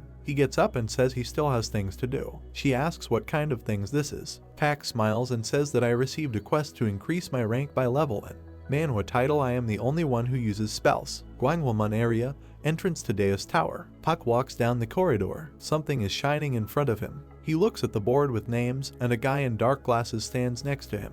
He thinks it's brighter inside than he thought. A guy with glasses notices him. He turns to him and asks him to come here. He says that the quest to raise your rank is just starting, get in line. Puck asks what kind of monitor this is. The guy replies that this is a rating of the time spent completing the quest. The results are also recorded in the UE database. Puck asks if there are people who are interested in this information. The guy replies that of course, this shows the level of skills. Puck grins. Puck gets in line and thinks that although I have already attracted enough attention, if I set the record this time, I can turn the management's gaze on myself and gain access to the archives. He smiles and continues to think that after this he will find traces of the customer. His thoughts are interrupted by a man with a scar and asks if this is his first time here. He confidently asks him how it was possible to come to the quest in such a beggarly form. Puck calmly replies that he fights from afar and therefore doesn't worry too much. The man glows with armor and says, it's not because you don't have money, but I think you won't be able to come back in such a pitiful state. Puck replies that I don't even know, but it seems to me the other way around, although judging by the way you're wasting money on unnecessary junk, it's not for you to judge who will pass the quest and who won't. The man got angry at the guy's familiarity and asked since when were they on friendly terms, does he even know who he is? Approaching the insignia on the armor and the man asks if Puck sees the insignia on the armor. He shouts at him that he is in the White Lotus Guild and orders him to watch and remember. Puck tells him to shut up and prove his words with his skills. The man is still angry and says that he is a pathetic piece of trash who couldn't even get into the guild and even wears cheap clothes. There's a ring on my finger and Puck thinks that's a logical conclusion based only on what I'm wearing. He smiles and says that everything will be learned from the results. Both are looking at the green passage and the frame says dimension door opening, reset. Reset is complete. The man is tense under a sign that says the awakened one, the one who meets the requirements, gets ready. He looks at Puck angrily. You can begin. The sword hits the ground. The man warms up and says that the matter is as simple as shelling pears. His memories from training. While he thinks that I am a newcomer who got into the White Lotus Guild for 5 billion and how can some trash and cheap items compare to me? He spreads his hands contentedly and says that I definitely only spent 4 hours, now I'm third in the ranking. People run to the scoreboard with exclamations of surprise. They shout that he has completely shifted the entire ranking. The man thinks that it is about him and tells them to envy his results. He is surprised and says that, as he thought, there is still a reason why they paid 150 billion for Pak. First place goes to Park, time 59 minutes. He shakes Megan's hand and the man thinks that the one who entered into a contract with Jeongseon for 15 billion and just recently created bombs that can be used in dungeons. He's shocked. He falls to his knees in deep despair. He looks at the man in front of him. Puck asks what it's like to lose to trash. The board announces that there is a quest to raise. High rank has begun. Another one with the task of destroying monsters on your territory and going to the specified location. Monsters are preparing to attack. The counter of killed monsters is 0. The monsters look madly and expect an attack. Akron is in a fighting position. Akron means business. He uses his flaming hands ability, launching a column of flames at his enemies. There is intense heat coming from his hand. Monsters are burning alive. Akron turns his attention to the monster, who has decided to attack on the sly from above. The monster hits the ground, breaking it. Puck turns around in surprise and thinks that who would have known that he could withstand Akron's attack. Akron withstands a blow from a halberd and Puck doubts his conclusions. Akron's eyes light up, as does the ground beneath his opponent. An explosion accompanied by Puck's thoughts that this doesn't mean Akron can't defeat him. Puck sees the passage and wonders if this is the finish line. The scoreboard shows 100 monsters killed out of 100. He steps on the glowing circle. Tableau congratulates Pak for completing the rank up quest. The travel time is also displayed as 59 minutes 35 seconds. Manhwa title I am the only one who uses spells. A high rise with a sign that this is Pak's house. He waits for the water in the kettle to boil and thinks that the quest was quite simple. The identification ability gives him data about the teapot, Grandma Kim's 67-year-old teapot, 100% recognized, normal level, ability number 1. If you brew and drink tea from this teapot, the level of magic increases by 100th every 100 milliliters. Ability number 2, the tea in this teapot never spoils as it has antibacterial properties. Puck thinks Akron and the drones weren't strong enough for the trolls and ogres. He pours boiling water and continues to think that first he should increase his alchemist level, because this way I will strengthen not only myself, but also the golem with drones. He pokes at the holographic screen and says that he needs to change his profession. The board highlights the change of profession from magician to alchemist. Class statistics alchemist, mechanic, magician. He says he used the points he had been saving all this time. The window asking for a rank update gives you yes or no options. Pak chooses yes. The scoreboard notices that Pak has upgraded his rank to I. He looks on in surprise as the scoreboard states that Pak's user has been given the ability to choose a special spell. Options for special spells while Puck reads that special spells work passively and are given depending on the character of the user. Option 1 is Wonderful Alchemy. Option 2 is the Enhanced Wisdom of the Magician. Option 3 is Duplication of the Mechanic. Pak continues that in the game you can only get this spell at the beginning of the game. When you create a character, after that there will be no such chance. He looks at the profession statutes and thinks I didn't think I could get a special spell with my current abilities. He keeps thinking how lucky I am to have him. He looks down and thinks that for someone like me, who already has attack, defense and summoning spells, the most is needed. He points at the healing spell. This is a special spell, level 1, priest skill. The description says that the skill costs 200 mana points and immediately heals the person on whom the spell was directed by 60%.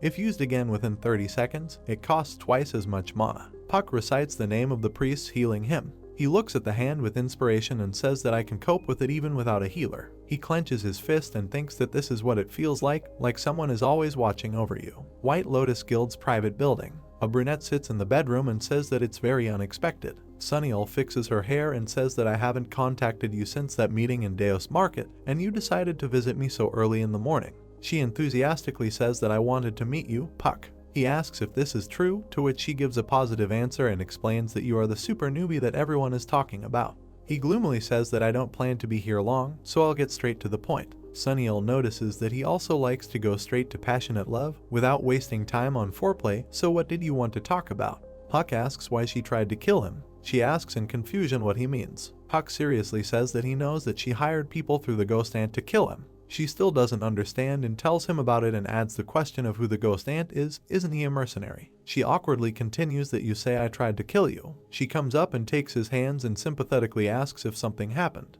Puck looks at her sad face and notices that she looks worried. He pulls his hand back. He angrily thinks that no, the White Lotus has long been famous for its unclean reputation and I can't trust them. He understands that she is being a hypocrite and thinks that Seong-il especially is not worth believing, because she is known for being ready to do anything for money. Puck goes to the chair and says that I was ready for such an answer and offers her 2 options. Seong-il says he doesn't understand what he's talking about. Park confidently continues to talk about options. He says that the first option is that if you provide me with sufficient compensation, then I will not grudge you and make enemies out of you. Seong-il is dumbfounded and asks what he means, but Park interrupts her by saying that he's not finished. He offers the second option: if you don't give me anything, then I will reveal your attempt to kill me. Seong-il frowned and said that everything you say has nothing to do with our guild. He stands up and says you are free to choose any option. He puts his hands in his pockets and continues that you know who will be the first to suffer if I make this all public. He leaves and says that we will pretend that the conversation never happened.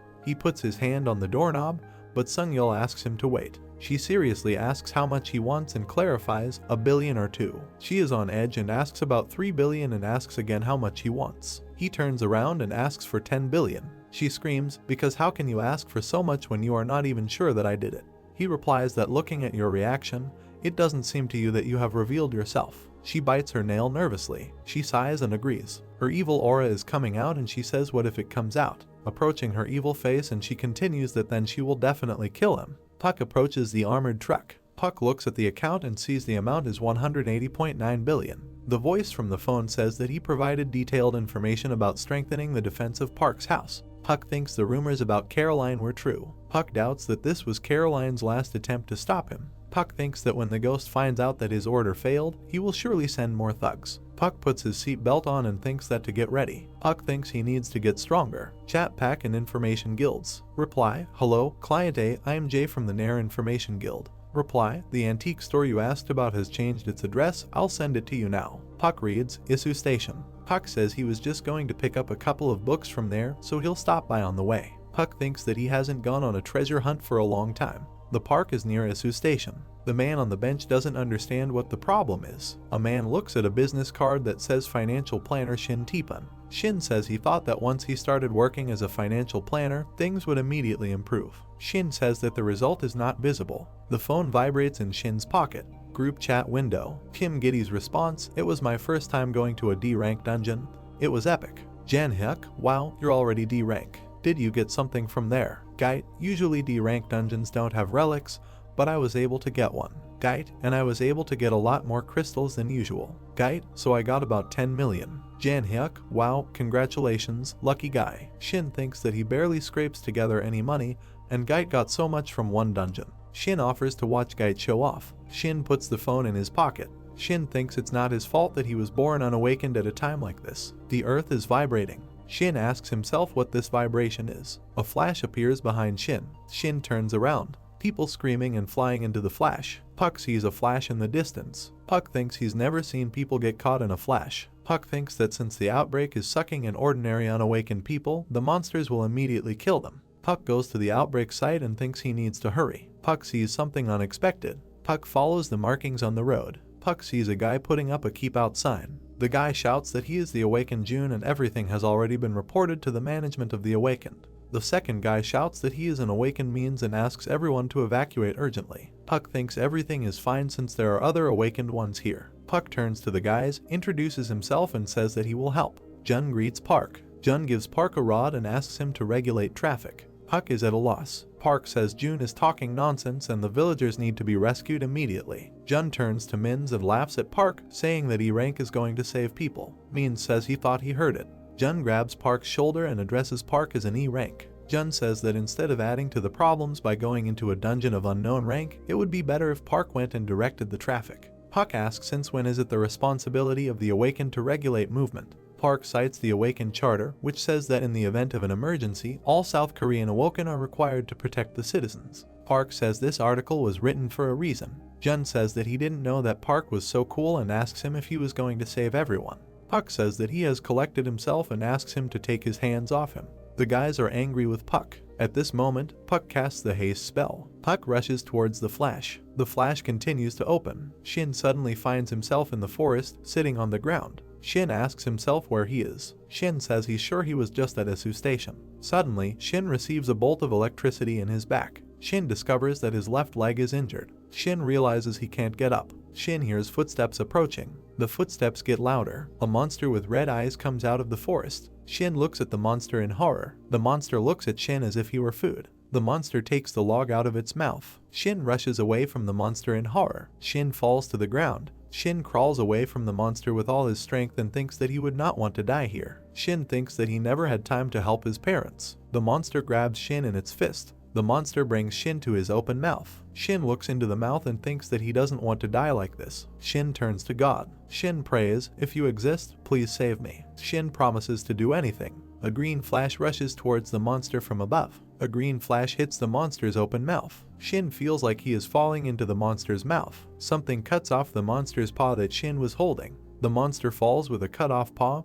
Puck is next to him and Shin is in his hands. Park asks if Shin is okay. Shin asks who Park is. Park says that he is Park, awakened and came to save Shin. Park asks Shin if he is okay. Shin replies that he injured his leg and cannot move. Park notices that Shin is injured. Shin casts him of healing. A green glow surrounds Shin's wound. The wound disappears. Park asks if Shin can go home now. Shin thanks Park and says yes, since the leg can now move freely. Park shows Shin where to go to get back to Isu Station. Shin looks behind Park and freezes in horror. Shin shouts that there is a monster behind Park. Akron grabs the monster by the tail. The monster is still trying to attack Puck. Akron pulls the monster towards himself by the tail. Puck orders Akron to send the monster flying. Akron says the order has been accepted. Akron lifts the monster into the air. The monster screams in disbelief. Akron hits the monster on the ground. Fragments fly in all directions. Shin looks at the battle in surprise. Park says that there may be other people here who need help, so it would be better if Shin came back quickly. Behind the Flash, Means and June continue to guard the approach to the Flash. The two awakened ones approach Mince and June. June doesn't acknowledge them and says they can't come in here. The guy says his name is Harris. He is from the Soul branch of the Awakened Control. Harris asks them if they checked the Flash inside. June and Means bow deeply to Harris and say it's a big part of meeting him in person. Harris asks what nonsense they are doing. Means says they are very happy to meet him. June says that they are directing traffic around the outbreak and that a crazy awakened ran in there. Harris covers his face with his hand. Harris asks June and Means what they were doing while Puck entered the dimension gate. June says that they were waiting for the control of the awakened ones. Means replies that entering the gate is dangerous and monsters can fall out of there. Harris asks if monsters have appeared. Means mumbles, which is not entirely true. Harris asks why they didn't even think about helping the citizens and the awakened who had ended up in another dimension. Harris wonders if they have forgotten the duties of the awakened. Harris asks them if they remember that the awoken's responsibility in case of emergencies is much greater than that of others. Claire tells Harris that they don't have time to raise awakened ones right now. Harris agrees. Harris calls Claire with him to another dimension. A drone flies over the forest. An observer through the drone's camera sees the last survivor being attacked by a monster. The glow illuminates the forest. The monster looks up to see Puck falling towards him with a green flash. Puck uses the poison arrow spell. The spell hits the monster. The monster falls to the ground. Puck and the surviving girl look at the monster. Puck feels a headache. Puck thinks it seems like casting spells all the time is giving him a headache. Puck thinks he can hold out. Another monster is approaching Puck and the girl from behind. The monster raises his fist. Puck uses the web spell. The immobilized monster hits the ground with his hand. Puck asks the girl to be patient a little and takes her away from the battlefield. The girl screams about the monster from behind. Puck uses the haste spell. Puck takes off and flies over the monster. Puck uses the web spell on the monster. Glowing threads of the web bind the monster. Puck turns around and looks at the chained monster. Puck raises his hand and uses the fireball spell. Through the flash, Harris and Claire enter the forest. Harris suggests splitting up to search. Claire says she will do so. Suddenly something catches Claire's attention. Claire and Harris see a fireball. Claire asks Harris to look at the ball. The fireball spell hits the monster. The monster is shrouded in flames. Harris and Claire see a pillar of fire rising into the sky. Harris and Claire look at the glow over the forest. Harris hears a noise in the bushes and asks who it is. Akron's armor emerges from the bushes. Harris and Claire don't know what to do with him. A man appears from behind Akron and asks if they have arrived. Harris and Claire stand silently. The man and the woman who appeared behind him shout that these are people from the department. Shin cries and says they are saved. In total, Akron brought at least 4 people. Harris thinks these are the people who were caught in the flash. Harris doesn't know who Akron is and asks what kind of golem it is. Harris doesn't think he knows anyone who could create something like this. Akron reports that the connection with Control has been confirmed by the reaction of those around him. The mission is completed and he can return to his owner. Claire repeats, to the owner. Akron says the owner is Puck. Harris asks Claire if Puck isn't a magician. Claire replies that he is a magician, but that did not stop him from designing bombs. Harris says that the control database is incomplete. Puck has abilities that there is nothing about in the database. Harris asks Claire to lead the people back. Claire says everything will be done. Harris says he will look for other people. Harris rushes through the forest. Harris sees something surprising. Harris sees a huge hole in the ground and a monster's corpse nearby. Harris asks himself what else this is. Harris looks at the monster and thinks it's a monkfish, a C-rank monster with fire resistance. Harris thinks it's hard to believe that Puck was able to burn him. Harris got his hand into something sticky and thinks Puck used this. Puck turns to Harris and asks who he is. Harris turns to Puck and asks if there are any other survivors. Puck says that the last survivor is with him and he was about to leave. Harris says he is the deputy director of the Soul Awakened office and thanks Puck for her help. This is how the outbreak at Isu Station ended. In the evening of the same day, news about this took the first page in DeuceNet. One of the articles was about an interview with an awakened SS rank, Harris. Harris said he thought Park showed what a true awakened person should be like. Harris said that Pac was not afraid of death and, without hesitating for a second, went into the flash portal. He rushed to the rescue just to save people. Puck continued that all 10 citizens who were sucked into the portal were successfully rescued thanks to Puck. Gina turns to Park and asks what he's been busy with all these days. Puck says no, it's just a coincidence. Park says he had some things to do that took a little longer. The notification states that Pac's alchemist level has increased from 1 to 9. Before the outbreak at Isu Station, Park received 3rd-class spells. Notice, the 3rd-class spell Fireball creates 4 fireballs when used and hits enemies. Notice, the 3rd-class spell Haste accelerates the caster for a certain time, and the speed of movement depends on the level of wisdom. After Pac was able to destroy many sea devils. Notice, a deck of cards of truth and lies, level, magic, allows you to determine the truthfulness of the words of your interlocutor, can be used once a day. Notice, aroma of passion, level, magical, increases the level of attractiveness and sexual satisfaction 5 times. Notice, light faith ring, level, unique, increases wisdom by 100, increases luck by 50, increases magic defense by 50, using light around, stores an additional 50 mana points that can be used. He received many relics, and he was able to obtain the 9th level of alchemy. Puck then tried to strengthen Akron. Notice, enhancement alchemy, level 1, active alchemist skill, costs 20 mana points, allows you to create 1 artificial dimension stone that enhances the armor and mana pool of the one on whom it is used, lowering their level of maneuverability, and also allows you to add an additional slot for the item. Notice, attack power increased from 100 to 112%, mana increased from 1000 to 1500, armor level changed from C to B, maneuverability decreased from 100 to 92%. Notice, you have added a new slot for Akron. Notice, name the formula to be added. Pack offers the acceleration formula. Notice, adding a new formula. Adding a new formula is complete. Akron stands in front of Park. Puck tells Akron that he's gotten even tougher. Puck asks Akron to protect him in the future. Akron replies that he will protect his owner until his death. Gina turns to Park and says that the next monster is coming. Puck says he understands. The shell troll grins. 3 trolls with clubs at the ready are approaching. The troll screams loudly. Park suggests that Jin use the proven technique. Gina activates the shield. Trolls attack Jin. Puck uses the web spell. Glowing threads of the web bind the trolls. Gina activates her sword. Gina stabs the troll with her sword. Gina climbs up to the troll's head. Gina is enveloped in a purple glow. Gina ends up behind the troll. Puck casts a spell. Gina assesses the situation. Gina screams loudly, attracting the troll's attention. The 2 trolls turn to Gina. Puck thinks that the armored trolls cannot be defeated from the front, so it is necessary to approach them from behind. Puck thinks Gina did a great job of distracting the trolls. Puck calls out to Jin with a shout. Gina shouts that she is ready. Puck uses a fireball spell. A fireball flies towards the trolls. The trolls are on fire when hit by a fireball. Park hopes Gina is okay. Gina runs through the fire. Gina holds the shield in front of her. Gina approaches Park. Puck says of course. Puck sees the danger. Puck shouts that there is danger behind Jin.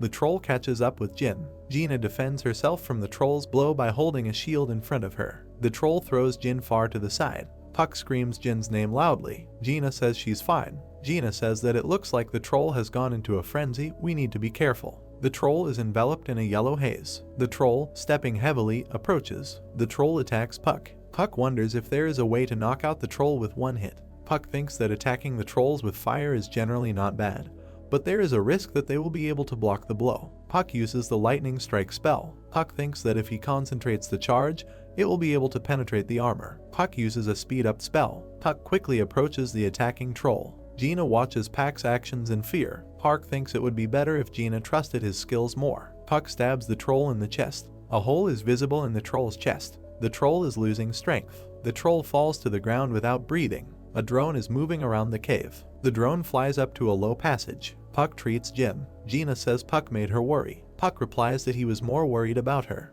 Gina says that she is a tank and small wounds are nothing to her. Gina addresses Park as Mr. Park. Gina, in tears, says that she was worried that something would happen to him. There is an awkward silence between Park and Jin. Park puts his hand on Jin's head and thanks her for her concern. Pak adds that he would not take unnecessary risks since he thought everything through well and only then attacked. Gina says that for a moment she was afraid that she would lose such a good partner and asks for forgiveness. Pak says that everything is fine and next time he will try to use safer methods. A drone flies overhead. Park suggests Jin to rest. Gina asks where Pak is going. Park says that because of the previous incident, he began placing drones around the area and it seems that one of them spotted something suspicious. Gina says she will go with Park. Pak says that if it is dangerous, he will return immediately, otherwise they will not have time to rest in front of the boss. Park adds that he'll leave the drone to look after Jin so he can relax. Gina agrees and asks Park to be careful. Pak walks along the cave along the wall. Pak approaches the low entrance to the room. Pak thinks he didn't see this room in the game.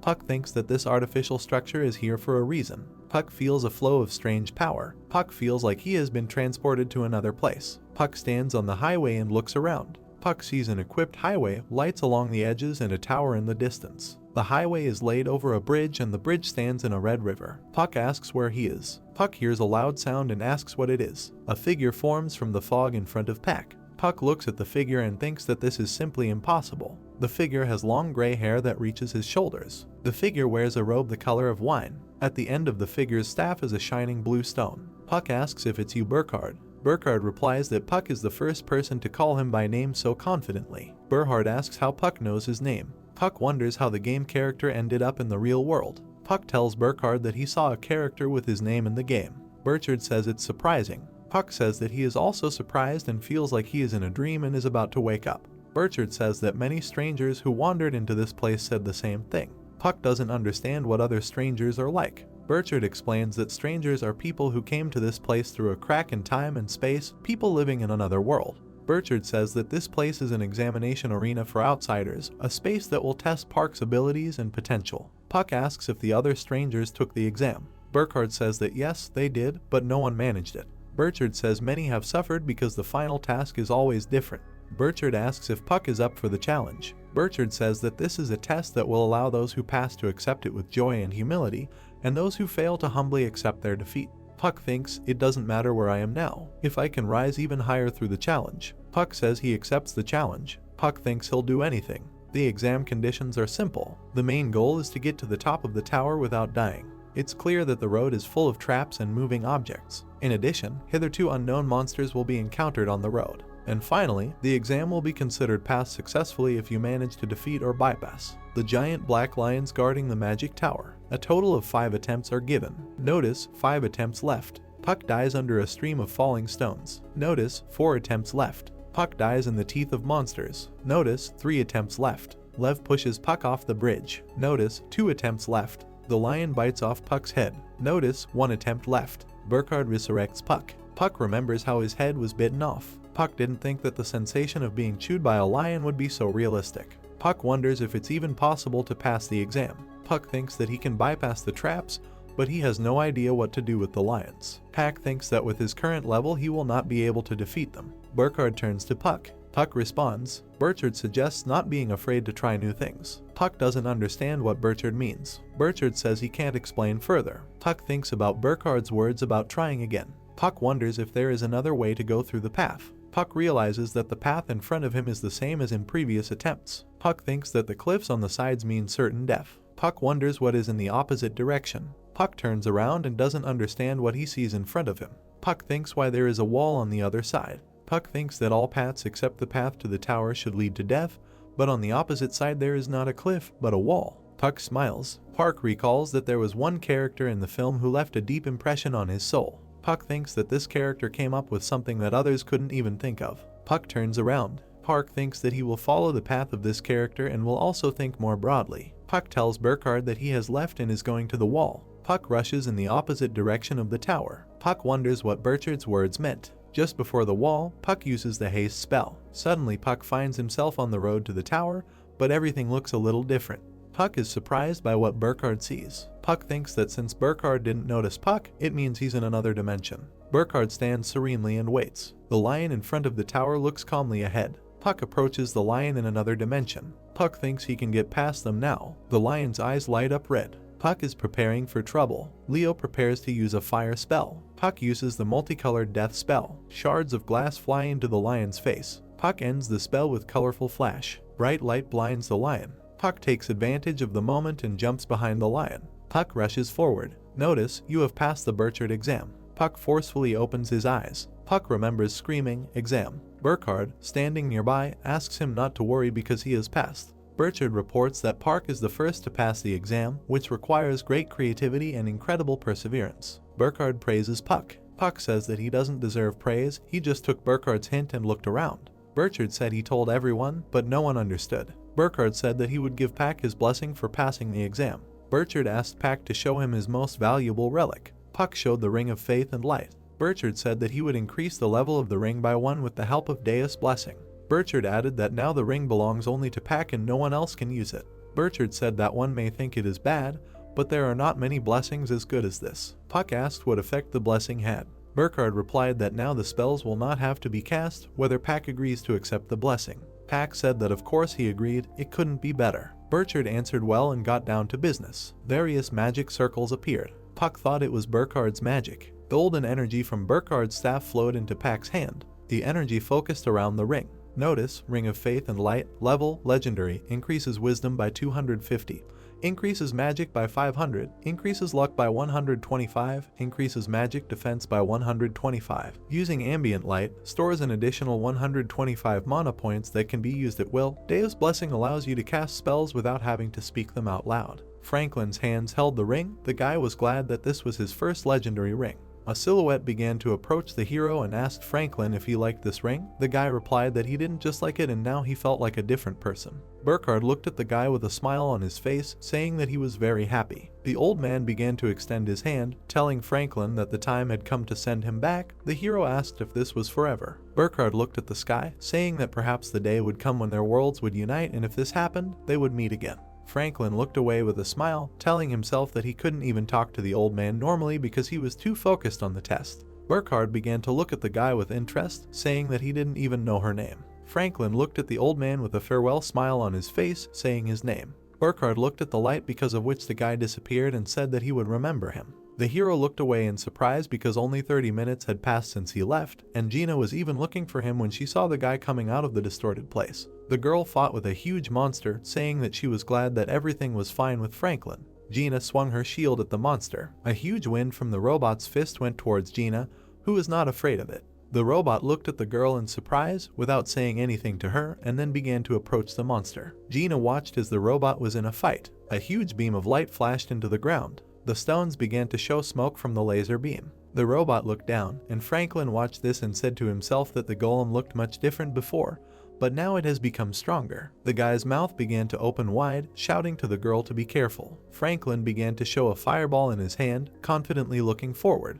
In the guy's other hand was a green poison arrow. The hero began to throw this entire magical projectile at the monster. A huge amount of power of different colors was sent directly into the monster's body. Gina covered herself with a shield from the strong flames that resulted from the guy's powers. The girl covered her eyes, hiding from the flames. The smoke hid the monster Gina was looking at. The girl looked in surprise at the body that was lying on the ground. The heroine looked at the monster carefully, thinking that she, too, was using the same defense techniques. Gina began to look at Franklin, who began to approach her. The girl decided that the guy's spells had become stronger and he no longer cast spells as before. The hero calmly looked at the girl without saying anything to her. The guy looked at Gina with a smile on his face, telling her to move on. The girl did not understand what could have happened in these 30 minutes. The Jeongseon building is high. Franklin sat on the chair, telling himself that he had a great day since he met with Burchard, who gave the guy the legendary ring. The guy was even able to pull out a fire arrow spell that sends a bolt of fire in the shape of an arrow forward. Someone began to stand near Franklin.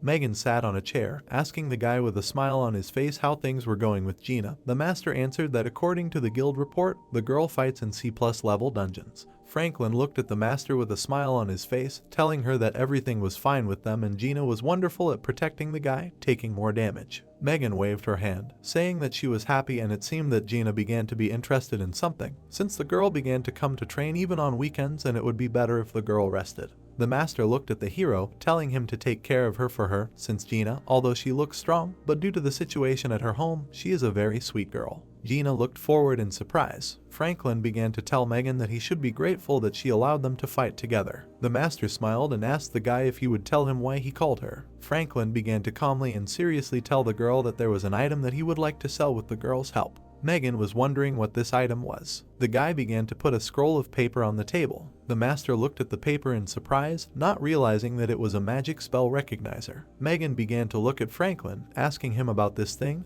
The guy answered that the whole point is this whistle. Franklin calmly looked at the girl, telling her that with the help of this whistle you can find out the hidden abilities of objects. The hero looked down, telling the girl, but the master began to show his hand to the guy so that he would wait. Megan, with a smile on her face, began to tell the guy that maybe they could use him on a more important subject. There was a sword on the table. The master liked to use it. The guy looked at the girl who was holding the sword and talking about whether she knew about its capabilities. Megan replied that she had been using this sword for years. Franklin began to smile, unwrapping the package and telling the girl that it would show his strength. The hero began to tear the package with both hands. In Franklin's hands there was an object that glowed brightly. The guy looked at this item with a smile on his face, glad that everything was ready. Megan began to examine the sword with surprise and confusion. The master's eyes were surprised. Megan held a weapon in her hands, saying that he had a new ability. Franklin smiled, looking directly at the master, saying that this is recognition and this is the power that can bring out the hidden capabilities of objects. Many items in the game had hidden abilities and almost all players tried to learn this basic spell. There were buildings with weapons in the world, and there were also many relics that were impossible to recognize, and there were simply no people who had the ability to do this. Franklin smiled, realizing that this was the case until he mastered this spell.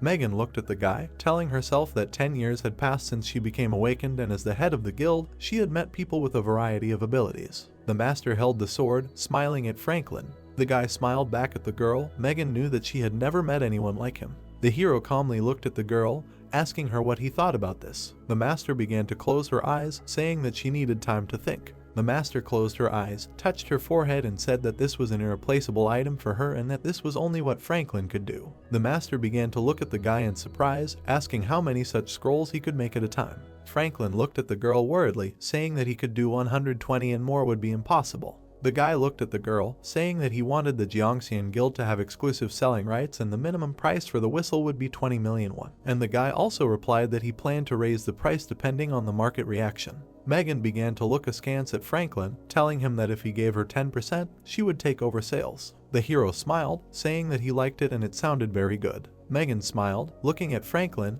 and began to tell him that this scroll would create quite a stir. The guy smiled, saying that he was already excited. Only these scrolls were shown in the news. After 5 days their appearance completely changed the view of the relics. This became the basis for disputes about levels, capabilities, and much more. The price of scrolls was rapidly rising. For all this reason, the media began to pay attention to Franklin, who invented all this, and soon he began to be invited to TV shows and entire fan clubs were created. The girl sitting on a chair watched all the news. The girl's face was sad. The girl began to ask Harris if 5 days had passed since the scrolls were shown to the public. The man put the coffee on the table and said that this was the case and the starting price was 20 million won, but now it has risen to 33 million. Harris smiled at the girl, saying that he would never have thought that this could happen. The guy calmly answered the heroine that he did not believe that just one awakened person could bring so much in just a couple of days. The heroine agreed with the guy. Harris answered the girl that if news about the inventor of the scrolls reached other countries, everyone could certainly begin to act, so they should do something first. The heroine opened her mouth slightly and said that she had heard that Sola knew a guy. The heroine sat on a chair, calling out to Harris. The man listened as the girl said to contact Sola and make an appointment. Franklin was staring at something. The guy was holding the phone in his hands and looking into it. He said that, as expected, his influence had increased. Franklin looked seriously to the side, saying that now it was only increasing at high speed, so the guy needed to act on a larger scale. Franklin stood on the vast world that belonged to him. In the huge building, Franklin's thoughts were going on, who decided that to do this he needed to establish relations with an organization associated with the state. Sola tucked her hair behind her ear, asking the guy how long he had been waiting for her. Franklin looked at the girl, telling her that he had just arrived. Sola, with a smile on her face, asked Franklin if it was his first time in this building. The guy was glad that management found him on its own. The hero looked at all the people working and replied that the Seoul branch looked very busy. Sola waved her hands, saying that all the reports go through them, so there is absolutely no time to rest. The girl began to pull at the door, telling Franklin that they needed to go there. Sola began to shout through the door to the director that she had come with Franklin. The man looked to the side, telling them to go through. Franklin looked at the man in surprise, realizing that this man was the head of the village department. Neela began to look askance at the guy, asking for forgiveness for calling him here. The girl said that she wanted to meet Franklin in person, but was afraid that there would be too many eyes. The girl began to slowly and with a smile approach the guy, saying that her name was Mila and she was the head of the Seoul department.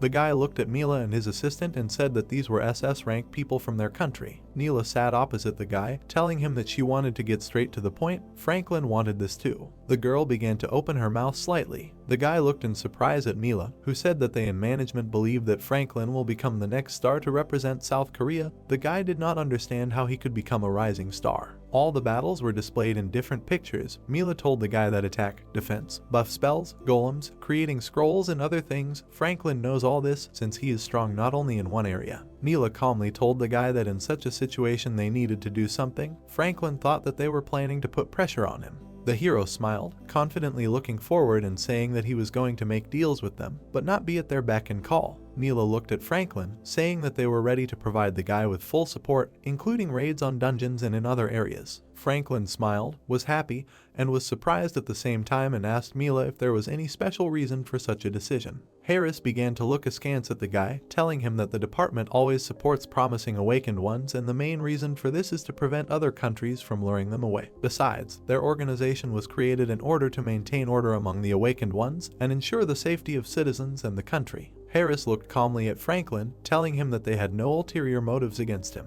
The guy looked thoughtfully to the side. Franklin began to look at them, saying that he understood everything. The guy began to look askance, telling them that he would accept support. Franklin looked at the girl with a smile on his face, saying that he would wait for news. The guy's face began to look at something in surprise and fear. Everything began to shake. Mila and Harris looked at it in fear, not understanding what to do. Franklin sat on the chair, shouting loudly and asking what it was. A red light began to appear in one of the places, which Franklin began to look at with interest. Neela looked to the side in surprise, not understanding what it was. The hero began to point his finger forward, telling them to look to the side. In the middle of the city, a huge red color appeared, like a ray. Neela looked at it in surprise, not believing her eyes. Franklin asked the girl if she knew what it was. The girl turned her head towards the guy. Neela began to talk angrily about how this was a large-scale outbreak. In total, about 78 large-scale outbreaks occurred in the populated area.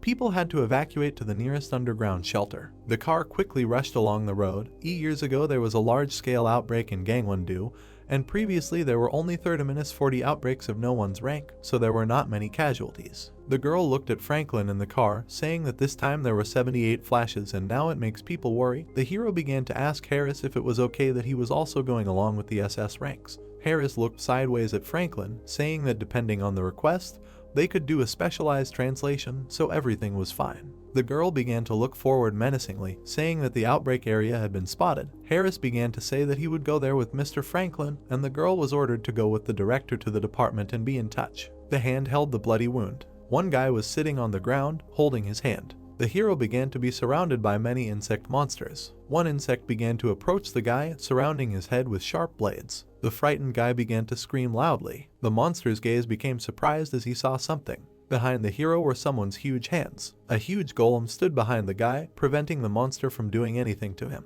The monster looked at it all in surprise, not understanding anything. The robot's eyes began to look confidently at the insect. The robot's huge hand moved towards the monster and began to emit light. A huge flame covered the monster's body as the robot turned on its flaming hand. The guy smiled, thanking the robot. A green light began to show on the black surface. The strip of beam went up. The robot looked at it carefully. The flame passed without touching the monster or injuring it. The golem began to massively emit flashes of light, directing them directly at the monster. The insect began to open its mouth wide in anger. His blades began to point at the robot. The monster wanted to cut off his head. Meanwhile, Harris began to run across the roof, telling himself that the location had been established. The monster didn't notice anything except the robot. A huge gust of flame began to head straight towards his head. The guy began to run up to the robot's beam. One of the iron hands filled with flames and became incredibly hot. The robot watched the guy who was looking at his hand. It was written on the golem's face that he had cleared everything and now he needed to evacuate the citizens to a safe place. The guy looked at the robot, surprised at how good it was in use. Franklin channeled his magic onto the ground with one hand. The hero began to talk into the earphone that he had no response and he needed to follow the drone. Neela walked down the street and told Harris if he was now destroying buildings, since after that video from Franklin, the girl needed to check it. Harris smiled slyly, saying that he would not do this. The girl stood in the square, looking around. Neela looked away. Huge spiders sat on a magical web, making various sounds. Neela began to hear people telling her in her earpiece that they had received signals from several survivors outside. The girl began to head there, telling everyone to hurry up. Huge spiders began to gather together. They crawled towards the girl, looking at her legs. Neela covered her body with her spider legs, preventing the spiders from getting to her. The girl's gaze was confident, filled with red eyes. The girl's back began to glow and sparkle. Neela spread his paws so that all the spiders scattered in different directions. The girl quickly pushed off and flew up. Neela's golden web covered a vast territory. The girl stood on the ground, watching the spiders that were above. All the monsters stood in the web and could not get through. Neela's web began to be sucked into the spiders, causing them to fly apart into small pieces. Neela walked forward, despite going back, where there was a loud flame and light from the web. The girl looked forward confidently, telling her to show her the way. There was a huge fire with flames in the city. Brittany and Tiffany sat on the lid and watched it all with a smile on their faces. Brittany looked ahead and said that this was a really rare sight, to which Tiffany replied that she sees a lot of big shots. The guy was standing on the ground below, fighting with a huge snake. The monster flew up and directed all its anger at the guy, but the hero did not give up and fought back. One of the girls looked down with a smile on her face and asked if one of their people was there. A girl was sitting on the ground, next to the lying one, who was holding her stomach. The girls looked at the lying one and asked each other that it looked like she had been injured by them. There was a huge bruise on the girl's stomach. Brittany began to smile, saying that she would be a great help to them if she died. Franklin began to watch this from the side. The girls saw the guy aside and began asking if it was Franklin. Brittany began to smile, saying that the guy was their main reason. The girls decided to test his skills. 3 guys stood near the girl's body, singing a healing hymn. The hand of one of the heroes touched the stomach of a lying girl. One of the girls looked at the body in surprise, telling Franklin that his healing powers were incomparable. The guy replied that this girl takes a lot of mana, so Franklin doesn't use his power that much. The girl looked forward and told the smiling guy that his strength was higher than the restoration skill of a rank B healer. The girl immediately got up from the ground and began to thank the guy for his help. All the people began to wonder how versatile the guy was. Franklin began to look at the girl, telling her that the wound had healed on the outside, but most likely the poison was still acting inside, so it would be better for the heroine to stay at home for a while. The girl took the wounded woman and quickly rushed off, shouting to Franklin that she would leave the rest to him. Neela stood with the guys, looking forward and saying that she found several civilians who were hiding, and one of them said that he saw a huge monster inside the department store. Franklin listened carefully as the girl said that she had not found him yet. The guy decided that it could be the boss. Franklin looked to the side, telling Neela that he could go in their direction, so he had to be careful. Behind the hero was a huge insect. A huge spider began to jump on the guy. The insect was on the ground, looking at Franklin. The girl sat on the roof, realizing that this was a poisonous arachnid and most likely it was an B-rank boss. The girls watched as Franklin stood near the spider and were surprised that he dodged them so quickly. Brittany looked down in surprise, asking Brittany that maybe it was because the guy became a guild master at such an early age. The guy's magic quickly flew towards the spider. The girl said that those of a lower rank do not even know how to cope with attacks of this level, so it must be difficult. A huge flame began to be directed towards the spider in which it was located. The 2 guys looked at the monster, not understanding how so many attacks of firepower should be more than enough even for the boss. Franklin looked at the spider in fear, thinking that things were bad. The monster began to look at everything with anger and anger. The hero understood that the poisonous arachnid had the ability to resist the first type of attack. However, this should have been just a fire attribute that many of them have. The heroes looked at the spider in surprise, surprised that it had no reaction and that this boss was resistant to magic. The guys began to quickly run towards the monster, shouting that the magicians had better move away and they would go on the attack. The hero began to open the shield with the help of his magic, protecting himself from the power of the spider. The guy completely covered himself with a shield so that all the monster's power would not fall on him. The magic completely broke the hero's shield. The guy looked forward at the spider in fear, not knowing what to do. The hero began to quickly fly away, and meanwhile Franklin simply looked forward. Brittany smiled, saying that it was unlikely that they would be able to hit when their defense against physical attacks was half reduced. The girls answered with a smile on their faces that if they don't have people with such good teamwork as theirs, it will be impossible to do this. All the power penetrated into the guys. Franklin looked forward confidently, saying that if he could avoid these attacks and get closer to the spider, he could hit it. The girl began to approach the guys, asking if the spider was weak to physical attacks. Franklin turned to the girl, telling her that if only he could do some damage by getting closer to the spider. The girl began to quickly run towards the spider, asking the guy to help her. The spider wrapped the boy in its web, not paying attention to anyone. The monster looked at one place, angry and angry. The girl began to quickly fly up to the spider from the side, holding a weapon in her hands. The heroine quickly ran, trying to avoid all the power of the spider, which he threw at the girl. The girl looked forward confidently. With her weapon, the heroine began to repel all the spider's magic. The girl looked to the side, not afraid of anything. Franklin smiled, saying that if he hit her and knocked her out, she could end the battle. The girl began to look up, noticing how many spiders were heading towards her. The guy began to look at this in fear, directing his armor, force, and acceleration at the heroine with his shield.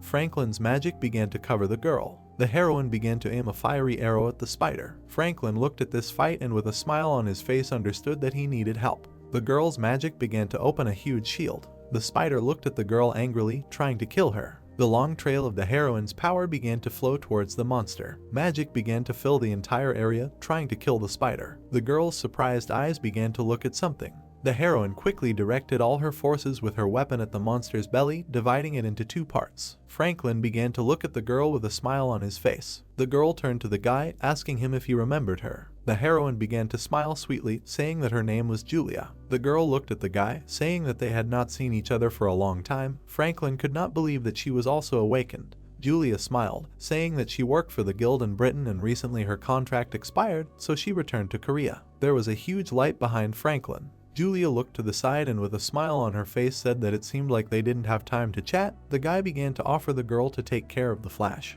Harris began to look askance at the guy with anger, saying that he should join at point B. Mila flew quickly, saying that she was also almost there and they needed to disperse. Franklin looked to the side, saying that he would also join. Julia looked at the guy, saying that she was here to support this area. The heroine began to put a mask on her face, saying that as soon as the outbreak was over, she would look for Franklin and the Jeongseon Guild. The hero smiled, telling the girl that they would see each other. Tiffany looked at the girl, asking her what she was thinking about. The girl began to say that she was not sure about the power of his spells. Still, the guy's strength is very different from the average awakened one. Brittany looked ahead, thinking about the guy's strength and talking about how Franklin had a healing skill. The girls sat quietly on the roof, thinking about it all. Franklin looked forward confidently, and the girls decided that now they just need to watch them. 3 days later, the large-scale outbreak was completely suppressed. All of Franklin's data began to be shown on the system windows. The guy looked at the system window, saying that his level had increased quite well during this battle. Franklin looked at the window, happy that he had finally reached class 4, and his wizard level had increased to 31. The guy with a slight smile began to look at the paper that contained a class 3 spell. Franklin looked at the system window in surprise, saying that he will be able to find something worthwhile on the local DeuceNet server. Someone became Franklin. Shin smiled at the guy, telling him that Franklin saved him from the outbreak. The hero smiled, telling him that they could talk. Shin began to look at the papers, telling the guy that he was glad, because he did not think that Franklin could contact him. The hero began to say that he simply needed help with his long-term assets. Franklin smiled, telling the guy that he could talk to him informally since they were the same age. Shin was scared, not understanding how else he should talk to Franklin. The hero smiled, repeating that it was necessary to speak with him informally. Shin began to say that he understood everything.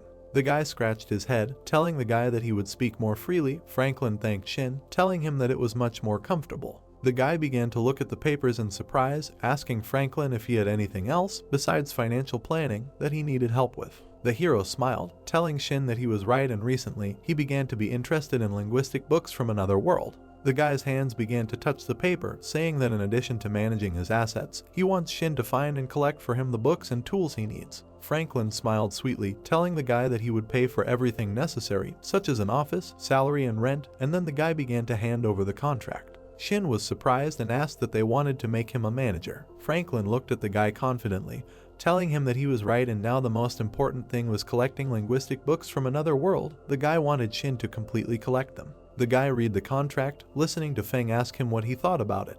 The hero didn't even think. He began hitting the table, shouting that he agreed, and then began asking when he should start. Franklin began to smile and thank the guy. The guy began to hold out the card, telling Shin that there was an amount on this card with a limit of 1,000,000,000 and that the guy should use this for purchases and be in touch during the process. Shin looked with admiration at the card, which contained 1,000,000,000. The guy began to look at the hero, asking if he was leaving already. Franklin started talking about how he had another meeting and Shin needed to try harder. Shin smiled, shouting that he could be relied upon. Franklin looked askance at the guy, hoping that he would receive a useful spell. An explosion occurred in one of the places. Gina and the girl looked at each other, fighting. The girl looked at Gina with a smile on her face, saying that she was settling in well. Gina began to shout loudly that this was incredible power. The girl held a shield, preventing her from being hit by force. Franklin stood calmly in the building. The hero looked at the girls in surprise, telling them that they had come too early. The heroines fought each other without noticing the guy. The girl began to look at the guy, saying that she thought that maybe she should examine him since he returned to Korea,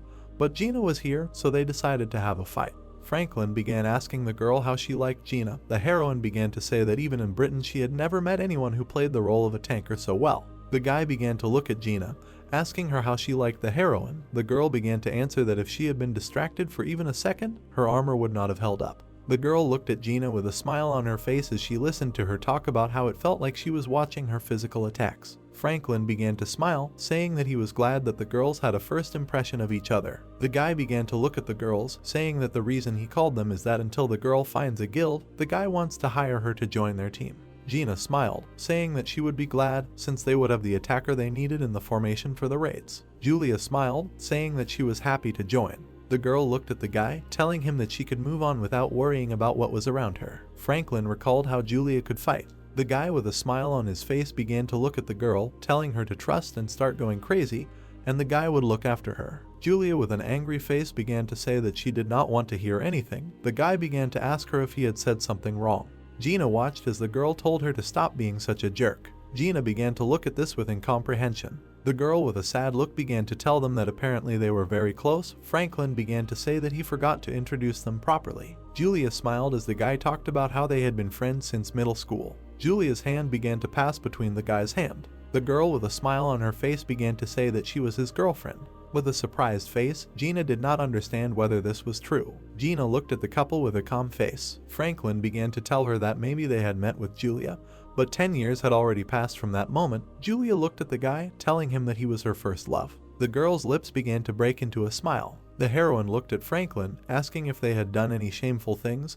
The guy began to smile, telling Julia not to joke like that. The guy's hands began to wave in different directions, asking how about going to the dungeon and checking their connection. Franklin began to look at the system window in surprise. It stated that their quest to rank up had been activated. Franklin walked on the ground.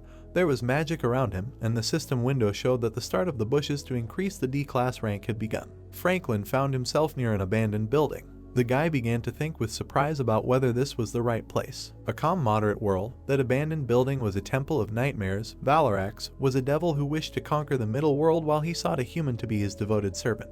The monastery people lowered their heads, muttering and praying, knowing the effect this would have. Faith would change in the wrong direction, so the devil chose the most valuable monastery in Desingwen as the object to curse. The monks began to turn into something else. Their appearances changed. The Valarax curse fell on the monastery, and the sacred place itself began to submit to the devil. All the monks began to turn into monsters. Black silhouettes walked into the monastery, leaving a red light. One night looked forward, so the temple turned into moral decay. Franklin walked up the stairs, not understanding why such a world was associated with promotion quests. The guy remembered that he recently met Burkhard. Franklin remembered all the books and everything that had to do with leveling up and everything he had done. The guy was going down the stairs, noticing that a red light was approaching him. Franklin thought that it was a small mechanism that only affected him. The hero began to confidently look forward, realizing that this world is the world of the awakened, and if it is an important element, they need to look at the game in more detail. Franklin looked at the monks who were sitting and looking at the guy. The hero decided that he would think about all this later. A huge pile of monsters began to fly towards the guy. Franklin raised his hand. Using force, the hero decided that they needed to test new spells. Blue smoke began to flow throughout the temple. The guy put his hand forward, using an ice storm in a rough voice. A huge whirlpool began to spin all the monsters, preventing them from approaching the hero. A huge ice storm wrapped up all the monks. Somewhere in the distance a light began to appear. Franklin calmly shined a yellow light on the monks. Someone's huge paws began to appear in the temple. Franklin began to extend his hand forward, using stone skin. The guy smiled and said that the ice storm did not have a large radius of destruction. The guy began to use force on himself, including acceleration and flight. The hero began to rush forward very quickly. Franklin looked askance to the side, realizing that everything was not happening so quickly, but it was enough to win the fight. Franklin was in the air, looking at the head monk himself. The guy began to direct a huge cloud of power at the monster. Franklin quickly began throwing a fireball at all the monks. The hero was in the air, watching as pieces and various objects began to break. The guy looked at the hole in the floor, realizing that they had fallen to the lower floor. Franklin began to slowly descend to the ground. Franklin's feet began to rise to the floor. The torches were shining brightly. The red, angry eyes of the monster began to look at the guy. The monster began to say that no one has the right to disturb the Lord's peace. The Lord looked at Franklin angrily, saying that all violators would be killed. The monster's sword glowed brightly blue. Franklin understood that this was a statue of Lakato and there was a special spell on his swords, so he should be wary of any cuts. The Lord began to swing the sword, cutting and inserting it into the floor. Franklin quickly flew from side to side and said that many attacks do not work on the Lord, but poison attacks should be enough to cause damage. Franklin threw a poisonous arrow directly at the Lord's body, cutting one part of it.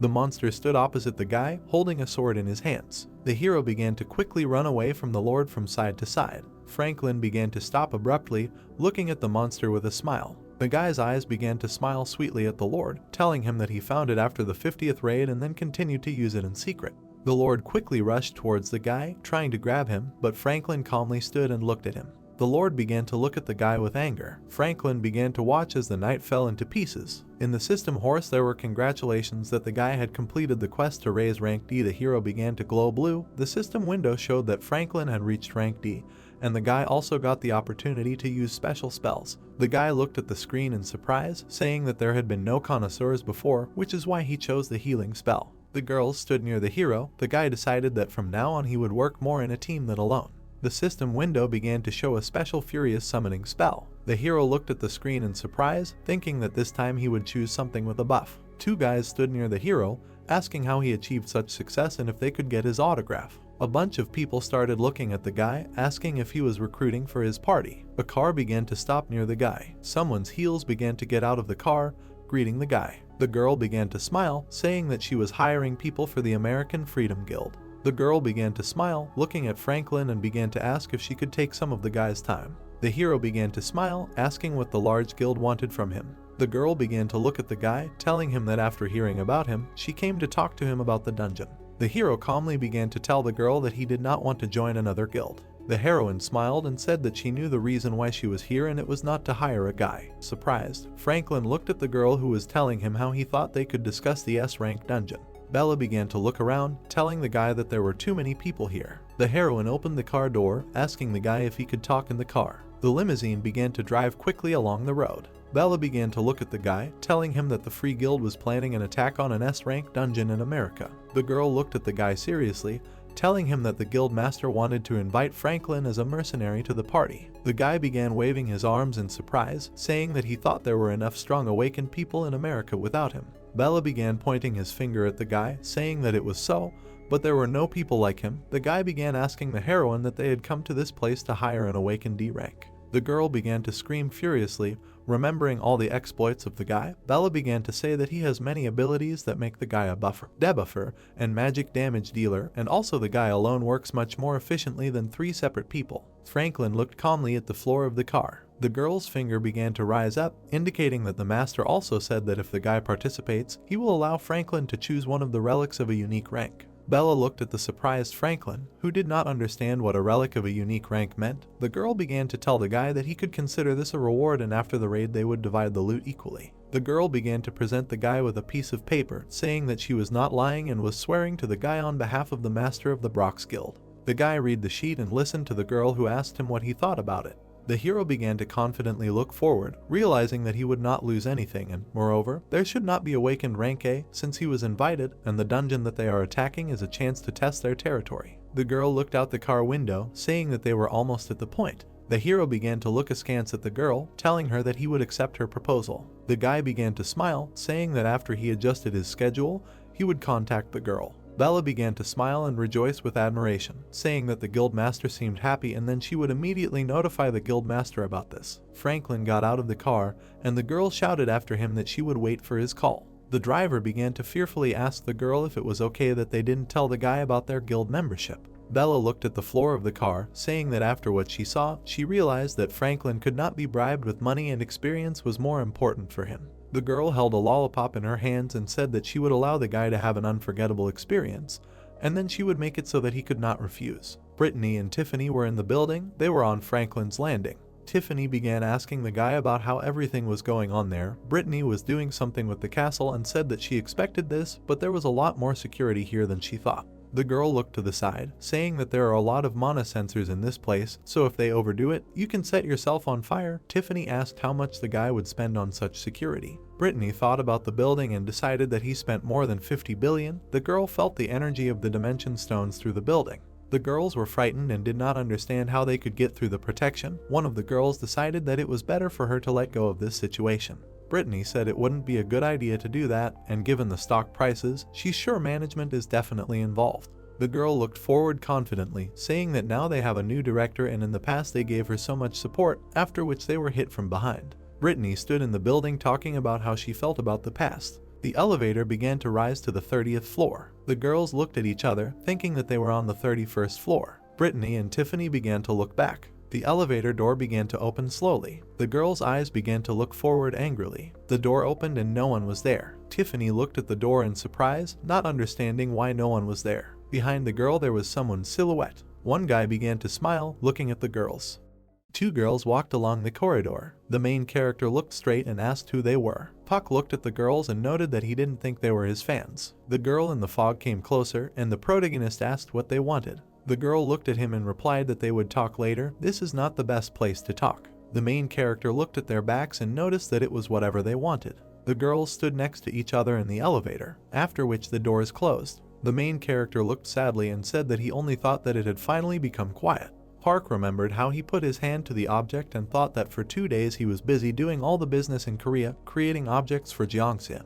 The main character remembered the two girls and added that he explained the girls' whole situation. Then he took out a book and added that he checked the book that he received recently. The main character approached two people and thought that after he collected the necessary things for the raid, he went to the States. The Freedom Building appeared in the USA, New York. The man extended his hand and said that he was glad to see the protagonist. The main character shook hands and noted that he was glad to meet you. Brox smiled, and Puck thought that this man was the head of Liberty, the best guild in the USA. Brox smiled wider and noted that he was also glad to meet you.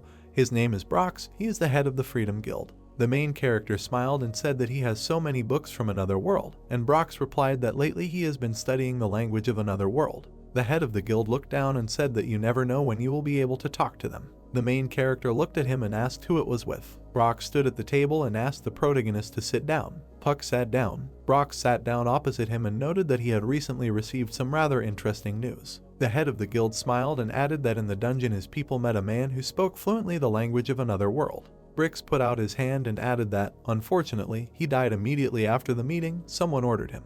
Puck opened his mouth and asked that the dungeon they were going to this time was the same. Brox looked at him and replied that in the same way, they hoped to find other traces of another world, but since there is a limit of 6 people per dungeon. The main character turned his head and thought that that's why he was interested in him. Brox lowered his head and said that an ordinary awakened one has only one ability and will spend his entire life raising it to the SSS level. The head of the guild clenched his fist and noted that he also has a similar one, but besides it he cannot use magic or other abilities. A grid appeared in the protagonist's head and he heard that if they had him, who had different skills, they could create as many combinations as we wanted. The main character dropped his hands and Brox added that that's why he decided that Pack was the most suitable pack to Dachira. The main character looked straight and thought that he was speaking as if he was only interested in him within the dungeon, but he probably wants to invite him to the guild. But now he has no reason to refuse, since with this raid he can satisfy his interest, and also take advantage of unique relics. Brock stood up and remarked that since he was done with his explanations, he would keep part of his promise. The head of the guild approached the books. Then he took one of them. Then a secret door appeared. Brox smiled and told the protagonist to move on. Puck and Brox walked down the red carpet. The head of the guild looked at the display case and said that he either did not need the relics in this room, or he did not use them, since he already had others that were much more useful than these. The protagonist looked at the pink armor and thought that even at first glance, he could understand that these relics were above the unique level. Puck saw the rings. Brox smiled and noted that he could take them after he recognized them, and Puck thought that he did this on purpose so that he would use the recognizer. The main character put his hands on the glass and used recognition. Screens appeared in front of the protagonist. Puck opened his eyes, after which he took Kata's ring. Brock smiled and noted that in this case, they would go to another place for a briefing before the raid. The main character turned and asked if Mr. Brox would go, and the girl replied that he would not go, he went to France on business. The girl opened the door and noticed that they were there. Puck entered the hall, after which I saw several people. Larson leaned his head on his hand. Sarah smiled widely. Lincoln lowered his head. Ree took off her cap.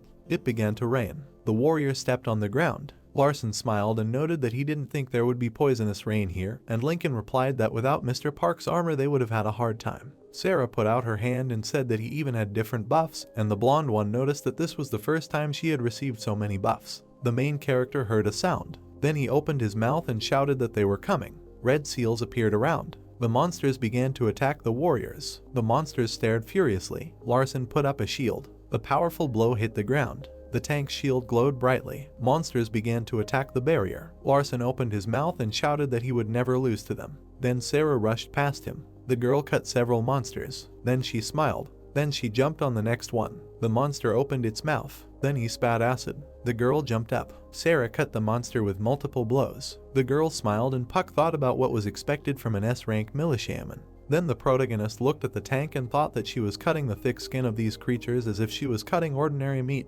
Maybe he could still find the owner of these guys. The main character closed his eyes and used the view shift. Puck saw skeletons in the distance. The skeleton opened its red eyes and the protagonist thought that it seems that they did not notice the drones because they were busy controlling it. The main character tensed his gaze. The robot put his hands in front of him. The blonde turned her gaze and thought about how he could control the situation with the help of drones and a golem.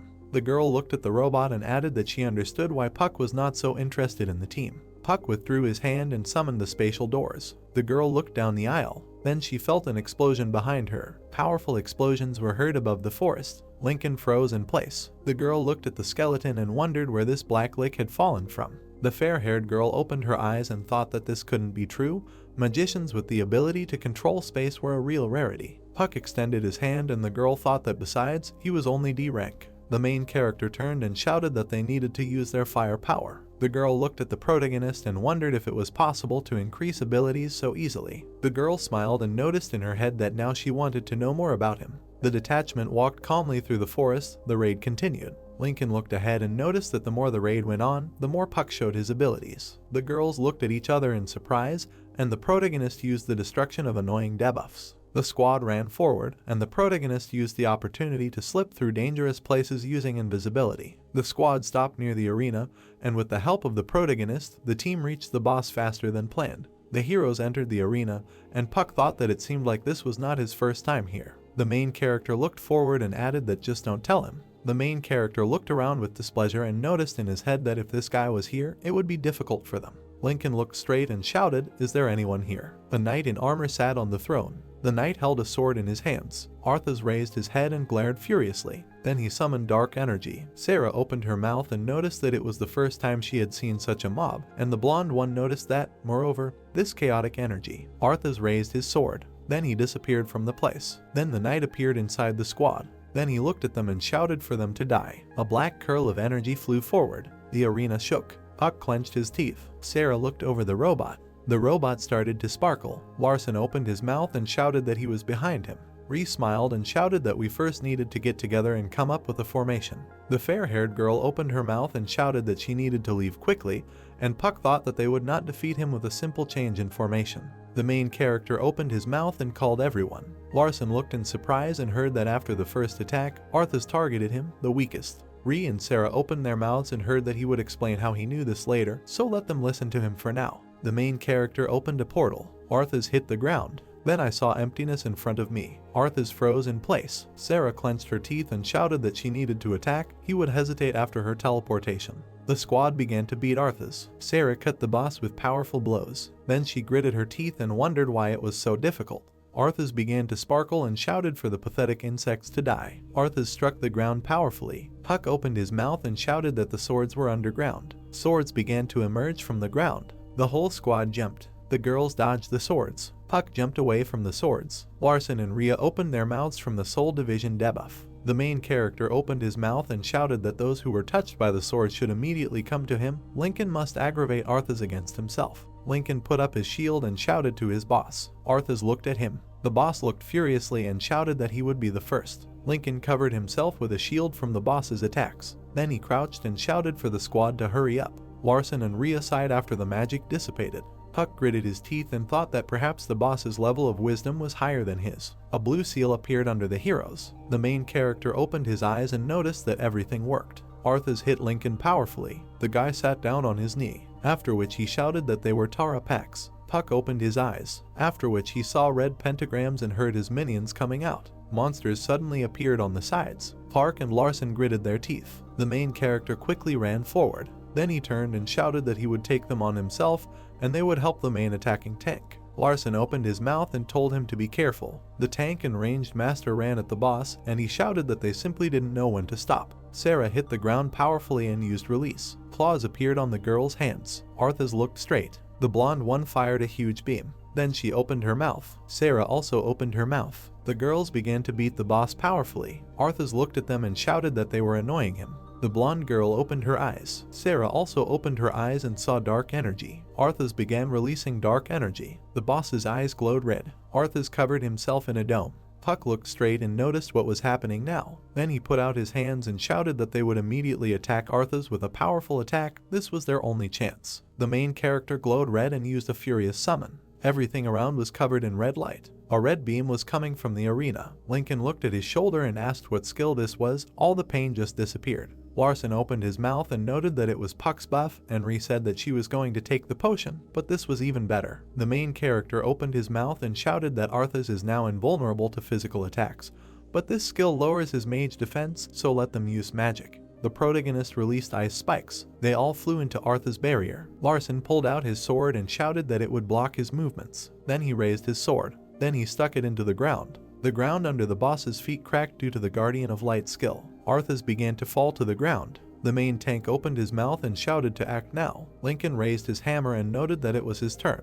A red light appeared near Lincoln, after which the attacking tank raised its hammer and used the hammer of justice. Arthas was hit by a powerful blow. The boss pulled back. Then he grabbed his chest. Then he looked up and insulted the squad, after which black sickles appeared near him. Arthas summoned a huge crater. Then he looked straight and shouted for them all to die. Larson began to cover the squad with a shield. Then magic cannons appeared. Several explosions appeared in front of the tank. Larson then turned and called out to the ranged fighter. Rhea raised her weapon and shouted not to let down her guard. Arthas suddenly appeared behind him. Then he put the sword aside. The boss hit the girl, after which her koppas began to shoot at him. Arthas' armor began to crack. Rhea looked back after hearing the words for her to duck. Sarah flew forward. Then she delivered a powerful blow. A huge fist fell on the boss. Arthas bent from the power. Then he opened his eyes. The blonde girl summoned golden fire. Then she started throwing sickles at the boss. Arthas blocked the blow with his sword. Puck flew out of the portal. Then he summoned all the elements. The main character hit the boss with all his attacks. There was a huge explosion. The blonde covered herself with her hand.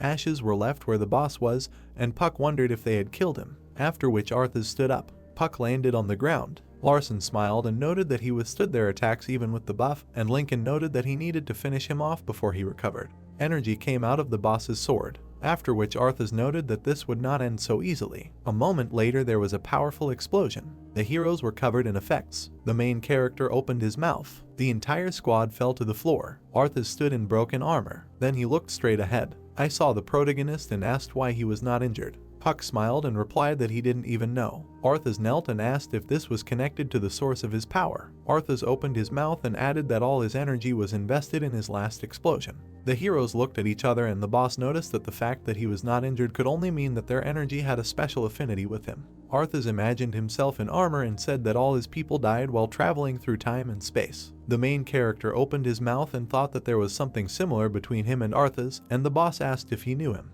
The main character opened his mouth and replied that he knew. The boss extended his hand and noted that then he would give it to him. Arthas held out the book and noted that if he ever met one of his people, they would recognize this pendant and ring. The main character picked up the book, and the boss added that he asked not to force them to go through hell, let him save them. Arthas lowered his head and begged him for help. Puck watched as the boss disappeared. Then he looked at the ashes and told him to rest in peace. Moments later, many level up notifications appeared. He raised his level to 41. He became a 5th grade magician. His skill has been increased. The main character looked at the sky and sighed. Puck looked at the book and the notification said that it was a book of translations. The main character opened his mouth and asked what they wanted to say, that this book could translate the language of that world. Puck looked at the decorations and thought that he also received 2 unique items. The main character noticed the sparkle in the dust, after which I saw the book and thought that these were the first rewards for Arthas. He should leave the space stones. Puck turned around. His team lay unconscious, and the protagonist thought that he could take the book. It could be a book of spells. Puck put his hand on the book and thought that he had thought so. The main character smiled and asked what he could try. A fire began to burn under the protagonist. Fire waves came from him. The main character looked back and thought that this was all within a radius of 5 meters. The blonde one twitched. Then she stood up and asked what kind of heat it was. Puck looked at him and noted in his head that this was how their raid on the S-rank dungeon ended. Puck smiled and thought that they returned to the Freedom Building and exchanged contacts with the team. He thinks everyone was impressed. The blonde extended her hand and the protagonist noticed in his head that Bella offered him a place in the guild, but he refused and returned to Korea. A control building appeared. The guy was sleeping on the chair. The girl brought the jar to his ear and called. Harris jerked. Then he looked at her and asked why she was doing this to a man who had worked all night, and the girl replied that she had an important story about Puck. The girl threw back the can, heard that it had been quiet lately, what had happened, and replied that the US Guild, Liberty, had recently called him and she had heard that they had raided the dungeon. The guy leaned back in his chair and said that they probably did it in secret. How could they know this? They are incredible, and the girl noticed that information is life. The girl sat down on a chair and added that the most important thing was that everyone who was with him in the raid was impressed by him, after which the Freedom Guild tried to hire him. Harris opened his mouth and noted that such a large guild had already made an attempt to adopt him. They could not just sit idly by. The girl smiled and noted that how about inviting him on an expedition to the dungeon on behalf of the management. Harris smiled and replied that he thought it was a great idea. Even though he had a low rank, they could offer him experience points or rewards. He would call the girl and contact him. A notification appears with the protagonist's statistics. Puck looked at her and noticed that his stats had also increased. Then he turned and wondered what the book of spells that Tappan had found for him while he was in America was. The main character smiled and added that it must have been difficult to find one book from those rubble. He deserved a reward. Now he has another book of spells. A notification about learning a spell appeared. The next one reported that he had learned one more. The last notification informed him that he had received another spell. The main character looked at the sword and smiled, thinking that finally there was a spell that created enormous chaos in the balance of the world, right down to the order of constancy. After which the sword began to glow and Puck said that, to begin with, it was an enchanted weapon. The sword glowed brightly and the protagonist noticed that if he used immutability on it, the sword became covered with a white glow, and Puck shouted that it worked. The timer disappeared. The main character pulled out a sword and said that he did not think that thanks to this, the level of the item would now also increase, although the number of unique items was still limited. Pack looked at the sword and added that he could look for something for close combat. If the requirements for the user were suitable, then it would be nice to raise the level of the gauntlet. Park hid his sword and thought about calling Yuncio. A moment later she called him herself. The main character picked up the phone and noted that he was just about to call her, and Claire noticed that they looked like Siamese twins. The main character opened his mouth and said that today there are gauntlets on sale in the Deus Market. He would like to purchase one of a unique level. The girl looked at the screen and replied that there was one. Puck smiled and added that he would also like to put his skill up for auction. Is it possible? Claire opened her mouth and asked again. Deus Market in Gangnam was glowing brightly. Lizzie was walking down the corridor and noticed that she said that. The guy looked at her and asked what they were doing here then, and she replied that a few hours ago she received notification of a special auction. The guy looked at the girl and asked if this was a special auction, and Lizzie replied that it was exactly what she thought. If the market notifies about this, wouldn't it be a loss not to come? The girl confidently walked forward and added that we must hope that there will be something worthwhile there. Claire stuck out her hand and announced that this was the end of their regular auction. The girl looked to the side and added that in this case, they need to move on to the special one, which they were notified about. Before that, let them greet the gentleman, the organizer of today's special auction. The spectators looked at him, and from the hall it was heard that they had notified about a special auction, but not about the unusual guest that he was going to sell. The main character took the microphone and said that he welcomes everyone.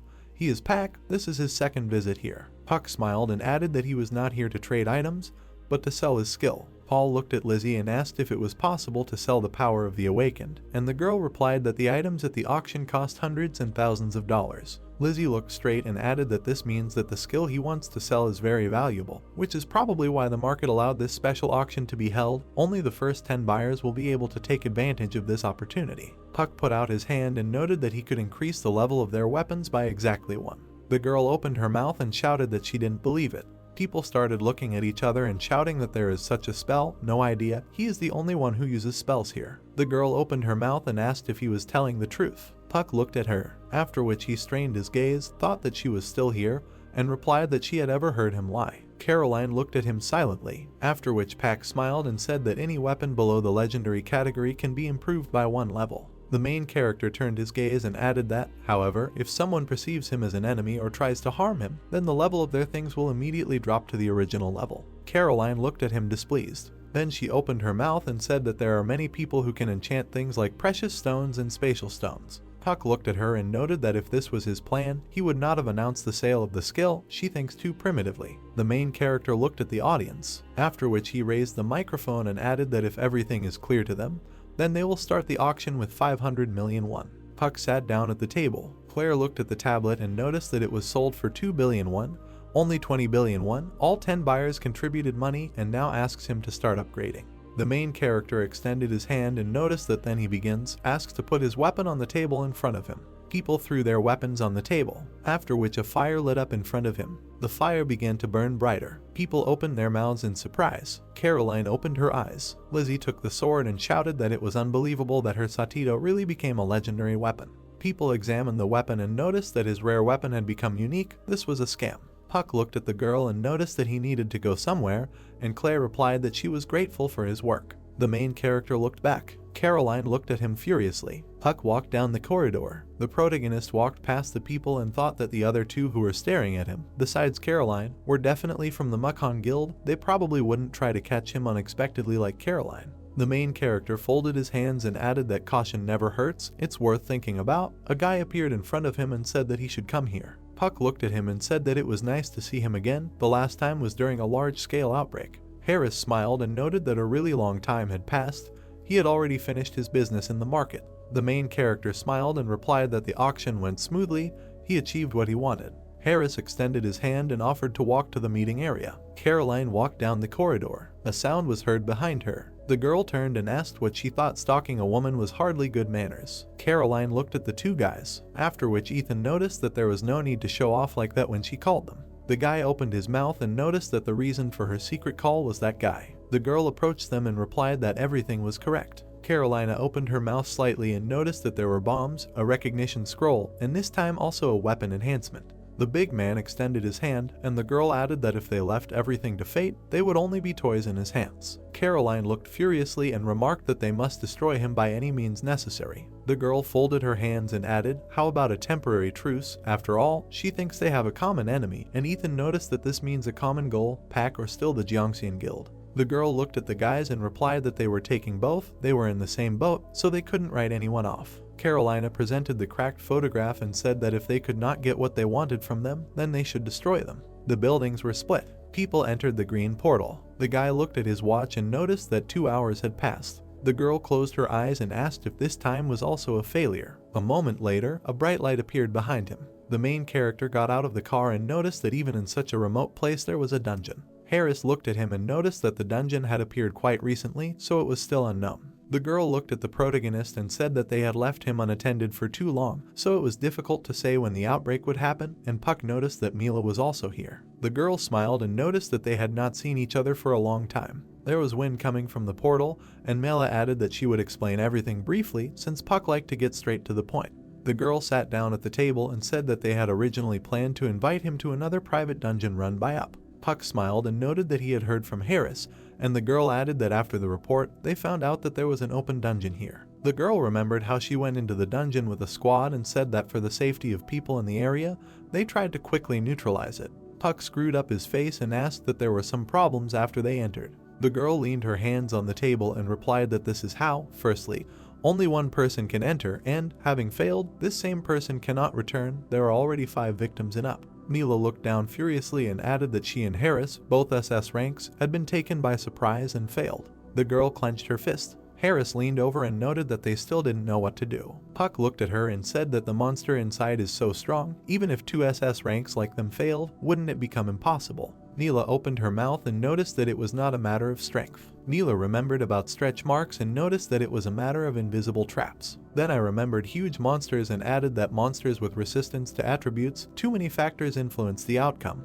The main character folded his hands and heard that that's why they needed him with his extensive skills. Puck opened his mouth slightly and replied that he only came because he received an invitation to a private dungeon. Neela opened her mouth and said that they apologized for this moment, but they cannot simply ignore the existence of this dungeon. The main character opened his mouth slightly and replied that since he was obviously risking his life, he hoped the compensation would be appropriate. Mila opened her eyes and asked what, for example. The main character waved his hand and replied that he wanted to be assigned a ranked dungeon where he would have complete freedom and individual access. Harris opened his mouth and shouted that this was too much. The girl raised her hand and stopped him. Mila looked at him and noticed that she would take care of this, let him cool down his ardor, and Puck thought that the dungeon was being restored after the conquest, so this is a precious place where you can get experience points. The main character watched the conversation and thought that he could understand their reaction to the request to provide the dungeon at the disposal of one single awakened one, but he was risking his life, so they should be able to give him at least this. The girl looked furiously and noticed that the dungeons belonged to the country. Mila opened her mouth and added that transferring ownership of dungeons is almost impossible.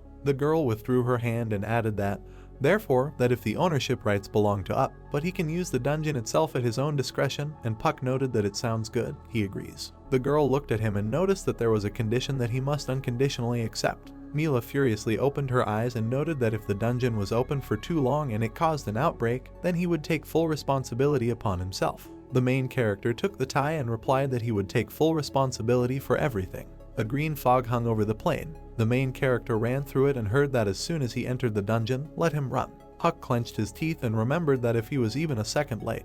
The main character ran from the cloud and remembered how Mila added that the poisonous cloud would catch up with him. The protagonist ran up to the lava and remembered that after he left the cloud, lava would block his path. Puck jumped back and remembered that he assumed that he could use the walls to overcome. The protagonist jumped through the lava. Then he landed. The stones under my feet began to crack. Poison arrows aimed at him. An explosion was heard at the location of the protagonist. Puck hid behind the dome. Then he looked straight and remembered that there were an innumerable number of traps in the dungeon. She hoped he would be careful. Puck landed on the ground, after which I began to breathe and remembered that after this there would be a place that is difficult to describe in words. The protagonist saw emptiness and remembered that at the end of the cave system, there was a straight road in complete darkness. Puck entered there and Mila added that he must find the light on the other side of this tunnel, and the main character thought that from now on he would have to overcome everything on his own. The protagonist's eyes lit up. A passage with snakes appeared in front of him. The snakes looked at him furiously and he thought that if we were talking about a high-ranking dungeon, then in complete darkness anyone would be an easy prey. The main character raised his hand with lightning. Then he hit the walls. Puck smiled and thought that since this dungeon is difficult to clear, it gives a lot of experience points. The protagonist called for a weapon and thought that in such a situation, when he cannot relax even for a second, it is worth taking out all the drones. Puck looked at the cliff and thought that he would continue with even more caution. Mela stood near a huge green portal. Harris approached her and said that he should have already reached the unexplored part, to which she, frowning, replied that they would need to check then. Then, a second later, Claire approached them and asked that she rushed here immediately after the call without any equipment. Yes, to which the girl replied that it didn't matter, she wouldn't have to conquer this cave. Harris, coming closer, extended his hand to the portal and then said that she would have a very simple task. Since only one person could enter the cave, they would check Puck's condition, so if she could enter, since they could no longer. Claire then looked at the guy in front of her and asked if that was all they needed from her. Harris replied with his hands in his pocket that yes, she wouldn't be able to clear a B-rank cave. Then, looking ahead in disbelief, Claire added that the director thought everything would be fine. Several hours had already passed since he entered. Mila, folding her hands, replied that he had a wide range of skills needed here, so that they can only trust him and wait patiently. Harris, looking ahead, added that if he failed, they would have no choice but to ask for help from the high-ranking guilds. Then, looking at the portal, he added that they hoped she would return with good news. Claire extended her hand towards the green portal. We are taken to broken robots that lie on the ground. The protagonist walks towards the large gate, saying that he has finally reached the boss room, and a system message appears in front of him that his mechanic skill has increased in level. Looking ahead, he thinks that if he had not used drones, he would 100% fall into a trap and maybe even die. Opening the gate, Puck added with a smile that he would now take a look at the bastard who runs this dungeon. The gate began to gradually open, leading into a large round room. Having gone inside, the protagonist, folding his arms, wondered what it meant and where the boss was. He frowned and looked to the side. A girl with blue hair appeared in front of him, who was chained to the wall. He wondered who this woman was. Taking a closer look at the face, he continued to think that this was even a person. Suddenly, he heard a strange voice. Something began to appear from his shadow. A creature with a red eye appeared out of nowhere and slowly began to stand up. And then the Lick-de-Luck Bossrang appeared in front of him, surrounded by a dark aura. He menacingly asked where he got Arkna's things from. The protagonist, looking at the monster that appeared in front of him, thought that he had never seen such a creature on floors D and how he knew Arknasa. Squinting his eyes, Pack said why should he answer him, and then thought that even though this monster is a rank lower than Arkna's, but this time he is alone. The Lick, looking menacingly ahead, said that whoever he thought he was, let him no pain. Puck did not move from his place and looked menacingly ahead. Then he got into a fighting stance. Blue lightning appeared around him, and he thought that, fortunately, unlike Arkna's, this monster is a magic type. A purple glove appeared on his hand, and he thought that during another dungeon, he loved to duel with other users and would happily fight again. A system message appeared in front of him that he used the Rudy's glove. Its rank is legendary, and it gives a lot the strongest buffs. Literally a second later, 5 magical red spheres appeared near him. And then the Lick whispered the thorns of darkness, and the black needles rushed in different directions. The protagonist miraculously managed to dodge to the side. The monster, looking at him, said that it looks like he is not just trash. Puck, looking at his opponent, thought that it was very close. Moving at great speed, he thought that he expected him to cast the spell one after another, but now he hoped that he was wrong. Many unknown symbols appeared around the Lick, and he raised his hands. Puck thought about what he was going to do. After a second, he put his hand in front of him, and a magical shield appeared in front of him. The monster, raising his left hand, asked that he wanted to block his attack with this pathetic shield. A second later, a strong red energy appeared near Ilyich, from which an ominous aura emanated, and then he said Spear of Darkness. He put his hand forward, and the spear rushed down at great speed. It reached its target and crashed into the shield with enormous force. It was then able to easily break through the defense and continued to fly forward. At the last moment, Puck made a jerk to the side. Looking menacingly in front of him, he said, Invisibility. The monster, looking down at the huge explosion, added that it was very stupid. After a few seconds, a blue glow appeared in the smoke. Ilyich froze in surprise. He watched as many copies of the protagonist appeared out of nowhere. He, looking menacingly ahead, rushed towards his opponent. The monster raised his hand and said that his magic was just child's play. Bringing his hand down at incredible speed, he added that he would destroy everyone in an instant. A dark aura appeared around the illusions, and then he used the gravitational imprisonment spell. All the illusions that Puck had just created froze, unable to move. But suddenly a blue portal appeared near the Lick, and the protagonist said that he was so stupid, he thought that he would just rush at a magician like him. Then he swung his fiery fist and rushed forward. And then he hit his opponent in the stomach with all his might. Sparks began to fly in different directions. The monster was clearly amazed by this outcome. His body flew to the side, and Puck put his 2 hands forward and used a fireball and lightning strike. I personally watched as a bright flash appeared in front of his face. A moment later, 2 huge bolts of energy knocked him to the ground. His entire body was permeated with fire mixed with lightning. Looking ahead, the protagonist thought that the difference between them was that this bastard could not use spells without pronouncing them. Looking into the white smoke, he continued to wonder what he could do because of it. Suddenly, after the dust had cleared, a Lick appeared, surrounded by a barrier. He, looking menacingly in front of him, said that how dare he. We are transported to Claire. She, stretching out her right hand, approaches the portal. Green lightning appears around him and he begins to pull her inside. The girl, her mouth open in fear, looks ahead. Harris, looking puzzled at what was happening, shouted that it was really a flash. Then, looking at Claire running away, he shouted at her to get out of there immediately. An aura appeared around him and Mila, and they took a fighting stance. And someone's silhouette appeared from the portal. Harris stared menacingly ahead for several seconds, and then he saw Puck come out of the portal, holding a blue-haired girl in his arms. The protagonist, looking worriedly ahead, whispered that they almost died. Then, after a while, he took a bottle of water and drank it completely, and after that he took a deep breath. Neela approached him and asked if he had calmed down at least a little, to which he replied that everything was fine. She, looking at him, continued to say that then let him finally tell what happened and who the girl was, and what happened in the dungeon. The protagonist, looking ahead, remembered the huge snakes and then said that, firstly, he cleared the cave safely. There were several problem areas, but, as he promised, he did it. Then Mila looked sideways at the table where the black skull lay. She said that it did a good job, even if they didn't ask for it. Looking at the skull, she added that she couldn't believe it, that he defeated a rank boss by himself. It was incredible. Puck smiled and replied that it was not easy. He remembered his boss fight and then thought about how the fight itself only lasted 5 minutes, but during that time, countless spells were used, because at that moment his body was covered in fire and there was a blue aura around the lick. He, looking menacingly ahead, rushed forward. His opponent, with his mouth wide open, did the same. Two huge forces collided with each other. Mila lowered her head, folded her hands, and then said that then they would not ask about anything received in the dungeon, since this was an unspoken rule. And, looking anxiously in front of her, she added that the problem was with the girl. This was already becoming quite problematic. Harris, standing nearby, added that if they still considered her part of the protagonist's spoils, then they had no right to do anything with her. However, if they considered her as someone who could pose a danger, then the approach to this situation would be completely to others. He then looked down and added that since she was the only person ever found in the dungeon, Puck replied that he understood.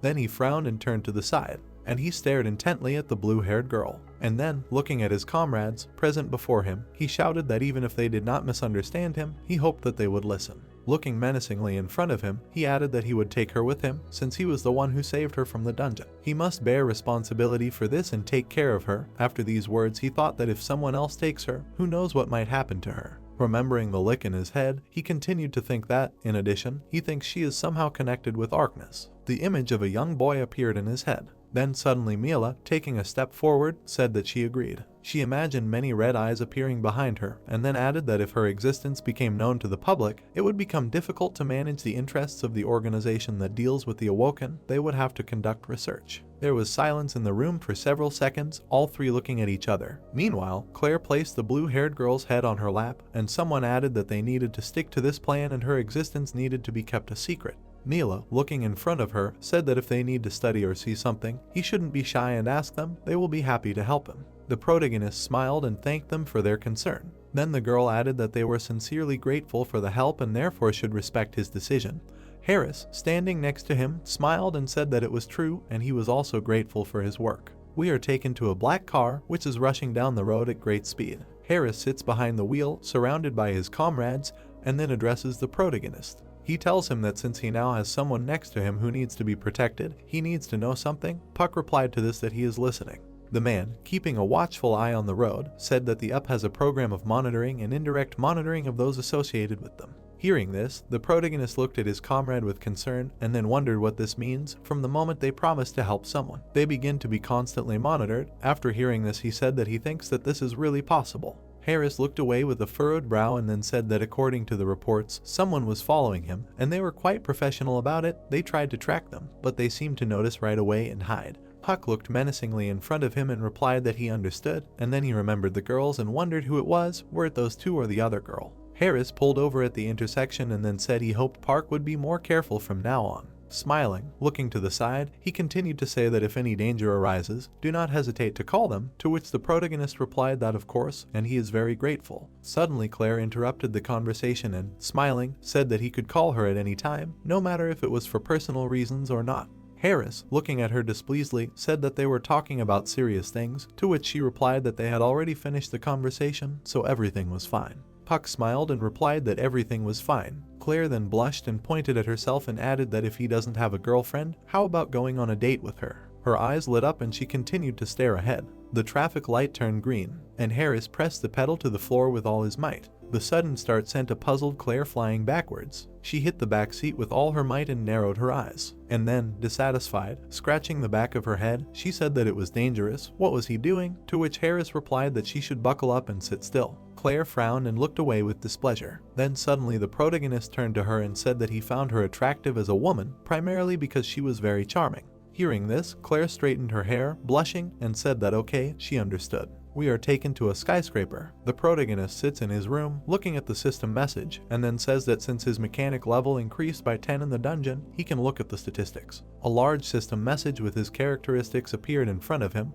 Looking at them, he continued to say that first of all, he will put all the available points into magic. He thinks that he can calmly claim that magic and wisdom are close to the A rank level. Then, looking ahead with a smile, he asked if he should check his prey. Suddenly, a girl with blue hair behind him asked where she was. Puck, turning to her, replied that she was in his house. The girl slowly began to get out of bed, and he added that she had finally woken up. Her cheeks turned red and she looked around with interest. The inside of a building that looks like a shopping mall. Armchairs around the table. The princess is sitting in one of the chairs. The princess is sitting in a tattered dress. Suddenly the princess sees something unexpected. Puck turns to the princess and says that she sees something new. The princess replies that the surroundings are very different from the place where she is used to living. Puck says that this is natural because she is from a completely different world. The princess agrees. Puck tells her that she speaks the language of this world very well. The princess shows the device and says that it is thanks to the translator. Puck says it's an interesting thing. Puck asks if the princess remembers what happened in the dungeon.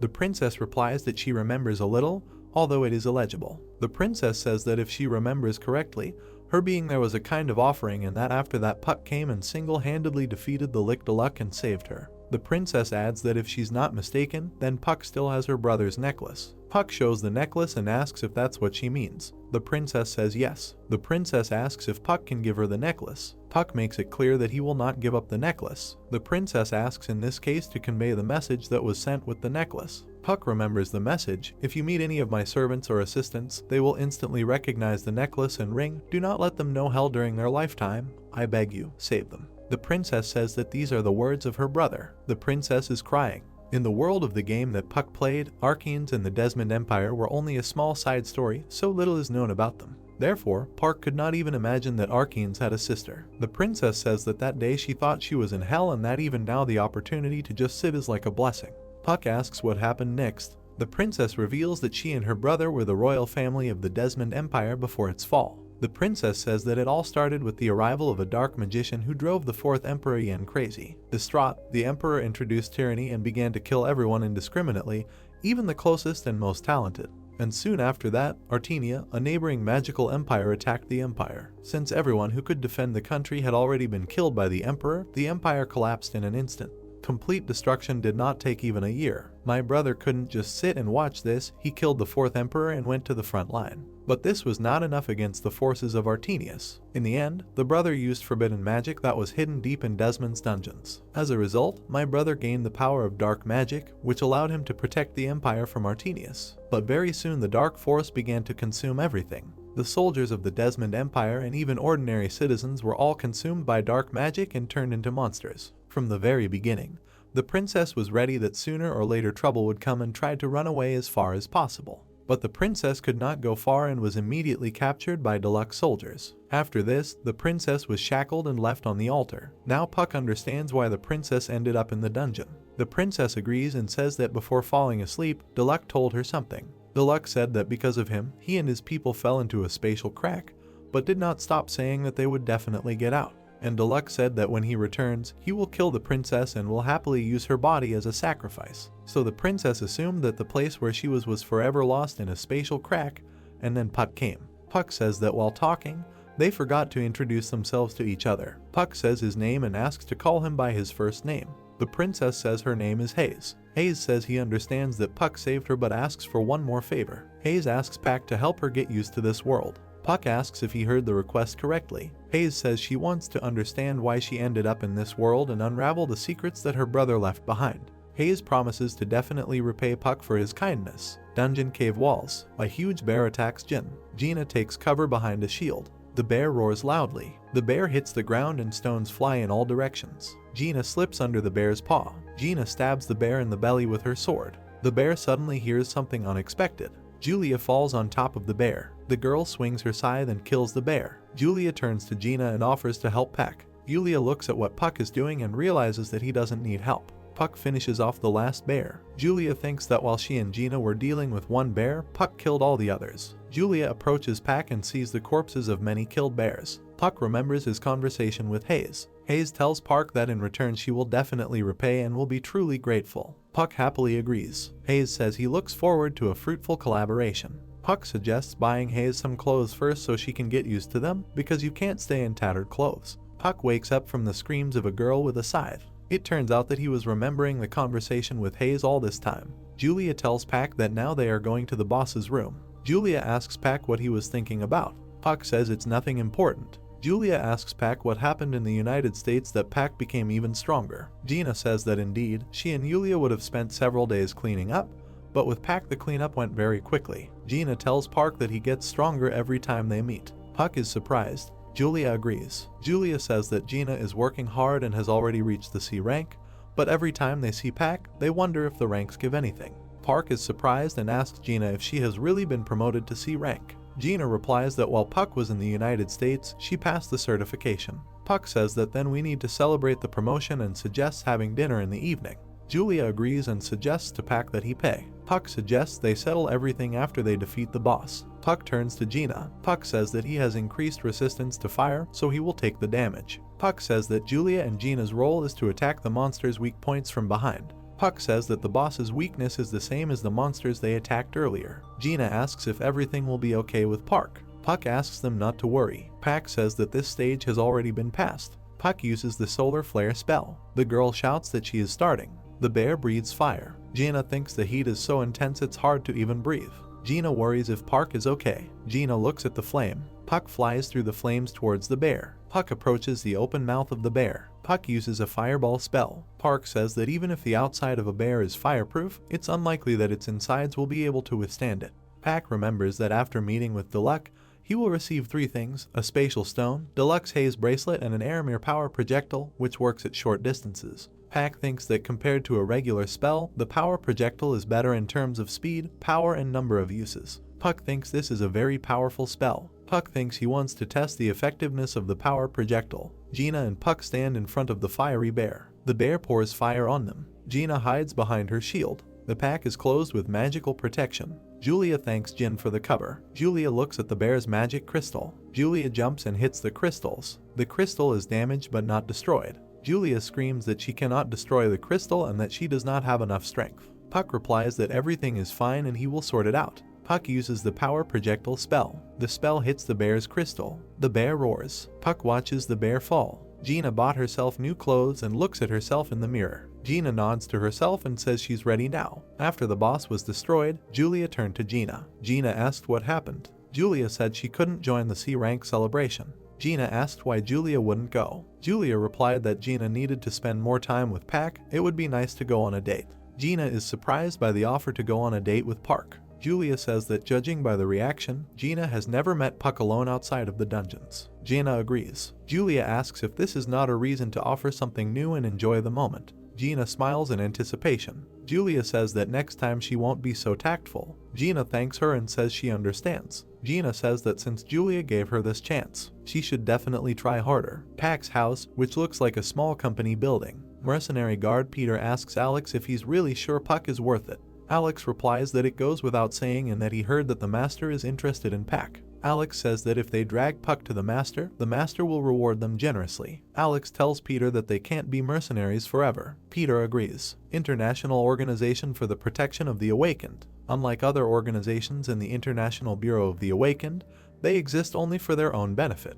More precisely, they do not distinguish between good and evil. If the client pays for the crime, they will do everything. If a client pays for a good deed, they will do it just as calmly. Their priority has always been only money. Alex says that Park still has a D rank. Peter sees Puck's car. Alex offers to follow Puck. Alex says that Pak's house is a damn fortress and the chance to capture him can only appear on the street. Alex suggests capturing Puck in a dungeon or other secluded place. The inside of a shopping center. Pak keeps track of those following him. 2 on the 2nd floor, 1 on the escalator, 1 on the 1st floor. Puck thinks he noticed them because as soon as he left the house a strange van followed him. Puck wonders if this is what Harris warned him about or not. Puck thinks it won't be fun if he drags Jin into this. Gina greets Park. Puck says he's glad Gina came. Gina apologizes for being late. Park says Gina always looks great, even in casual clothes. Gina says she's glad because this is their first non-work meeting. Puck suggests moving on. Puck and Gina join hands. One of the followers complains that he is not here to admire the flirting. His partner says that he should enjoy life before dying. It will be easier to choose the moment when he will relax. Gina says she read Park's message about the stalking. Pak suggests first finding a place where there are fewer people and then cutting off their escape route. Gina asks how they will lure the pursuers. Puck says he knows the place. The pursuer says that Puck is heading towards the emergency stairs. Puck pretends to push Jin up against the wall and asks him to be patient for a minute. Gina doesn't feel like Puck did it for fun. Puck pretends to kiss Jin. The pursuer thinks that the moment has come and they rush towards Pack. 3 pursuers attack Pack. The pursuer shouts at Pack to die and raises his hand to hit him. Puck and Gina turn around. The pursuer stands over Park and Jin's bodies and says that they are weaklings. Suddenly the bodies disappear. The pursuer realizes that they have been exposed. The pursuer receives a signal from his partner and realizes that he is not responding. The body of another pursuer lies in a secluded corner. The pursuer shouts that this scoundrel is still here and we must be careful. The pursuer shouts for his colleagues to be aware of their surroundings. Puck replies that it's too late. Puck casts the ball lightning spell. The bodies of the attackers are charred and lying on the floor. Puck feels a spell directed towards him. Puck puts up a magic shield. Gina screams that one of the pursuers is running away. Puck replies that everything is fine. The fleeing pursuer thinks the plan was perfect. The pursuer doesn't understand what went wrong. The pursuer is met by magical armor. The pursuer finally thinks how he could not have noticed him. Puck and Gina go outside, where Irene's armor has already neutralized the pursuer. A cordoned-off area of the floor in a shopping center. Employees of the Awakened department hide the body in a black bag. The control officer asks Park if he knew that these awakened ones were mercenaries from the Guardian organization.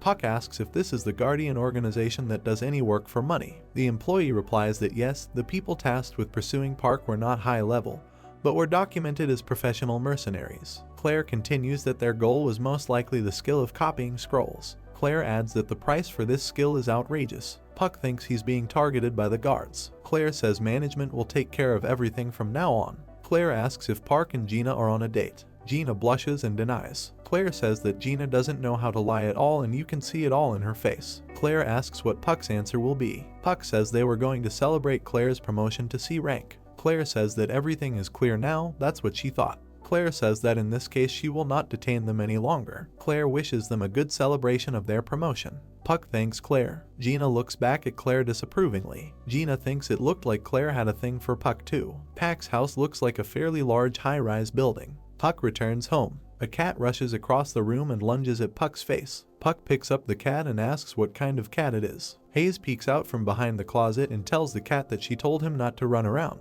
Puck asks Hayes if this is her cat. Hayes notices Puck and calls the cat back. The familiar cat disappears from Puck's hands, and a magical whirlwind appears over Hayes' shoulder. Puck doesn't quite understand what's going on. A cat appears on Hayes' shoulder. Hayes says that this cat's name is Rukini and that she tamed him as a child. Puck says he's never encountered the taming skill before, so he's curious. Hayes says she was able to summon him after she rested and regained her magical power. Puck asks if Hayes got enough rest after he left. Hayes says she's already done quite a bit of research using the books she left behind and the internet. Hayes says it was her first time eating fast food, but she liked it. Park says he was afraid the royal child wouldn't like fast food. Hayes asks if she's bothering Puck and that he can calmly. Puck interrupts Hayes. Puck says that everything is fine, and if she doesn't mind, then we can talk informally. Hayes says she doesn't mind. Puck says that in that case, he still has work to do and will be in the office for a while. Puck and Hayes wish each other good night. Puck sees a light coming from his office. Entering the office, he sees a notice frozen above the table. Notification, transfer completed, confirm. Puck doesn't understand what the transfer is because he didn't activate anything. Puck suggests that this might be the book he received. Puck looks at the open book from which a glow is emanating. Notice, user Puck received blueprints for the Arkmit weapon. Notice, you have received a reward for quickly completing the quest Arkmit's Morale. The ability to create Arkmit weapons has increased from level 1 to level 3. Notice, you have received a reward for quickly completing the quest Persevere Arkmit. The ability to create enchanted bullets has been added. Notice, you have received a reward for quickly completing the Spirit of Arkmit quest. User instructions for using the Arkmit weapon have been added. Pack thinks, so this is what this translation is. These are drawings for the Arkmit weapon.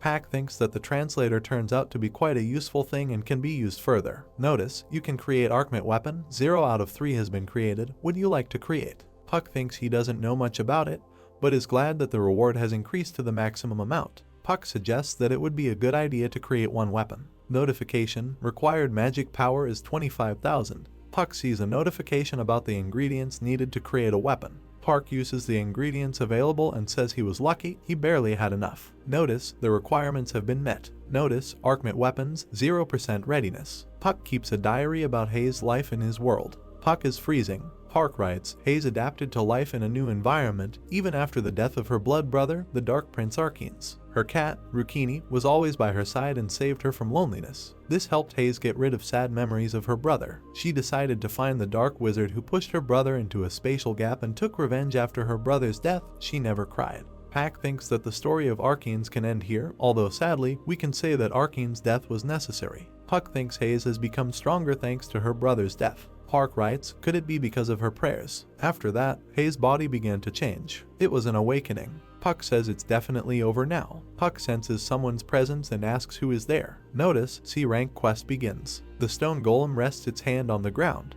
The golem's eyes glow with red fire. Puck appears behind the golem. Notice, B rank boss stone golem. Puck fulfills the call. Akron and Irene's armor appears. Irene flies over the stone golem. Akron performs a speed descent. Akron falls straight into the golem.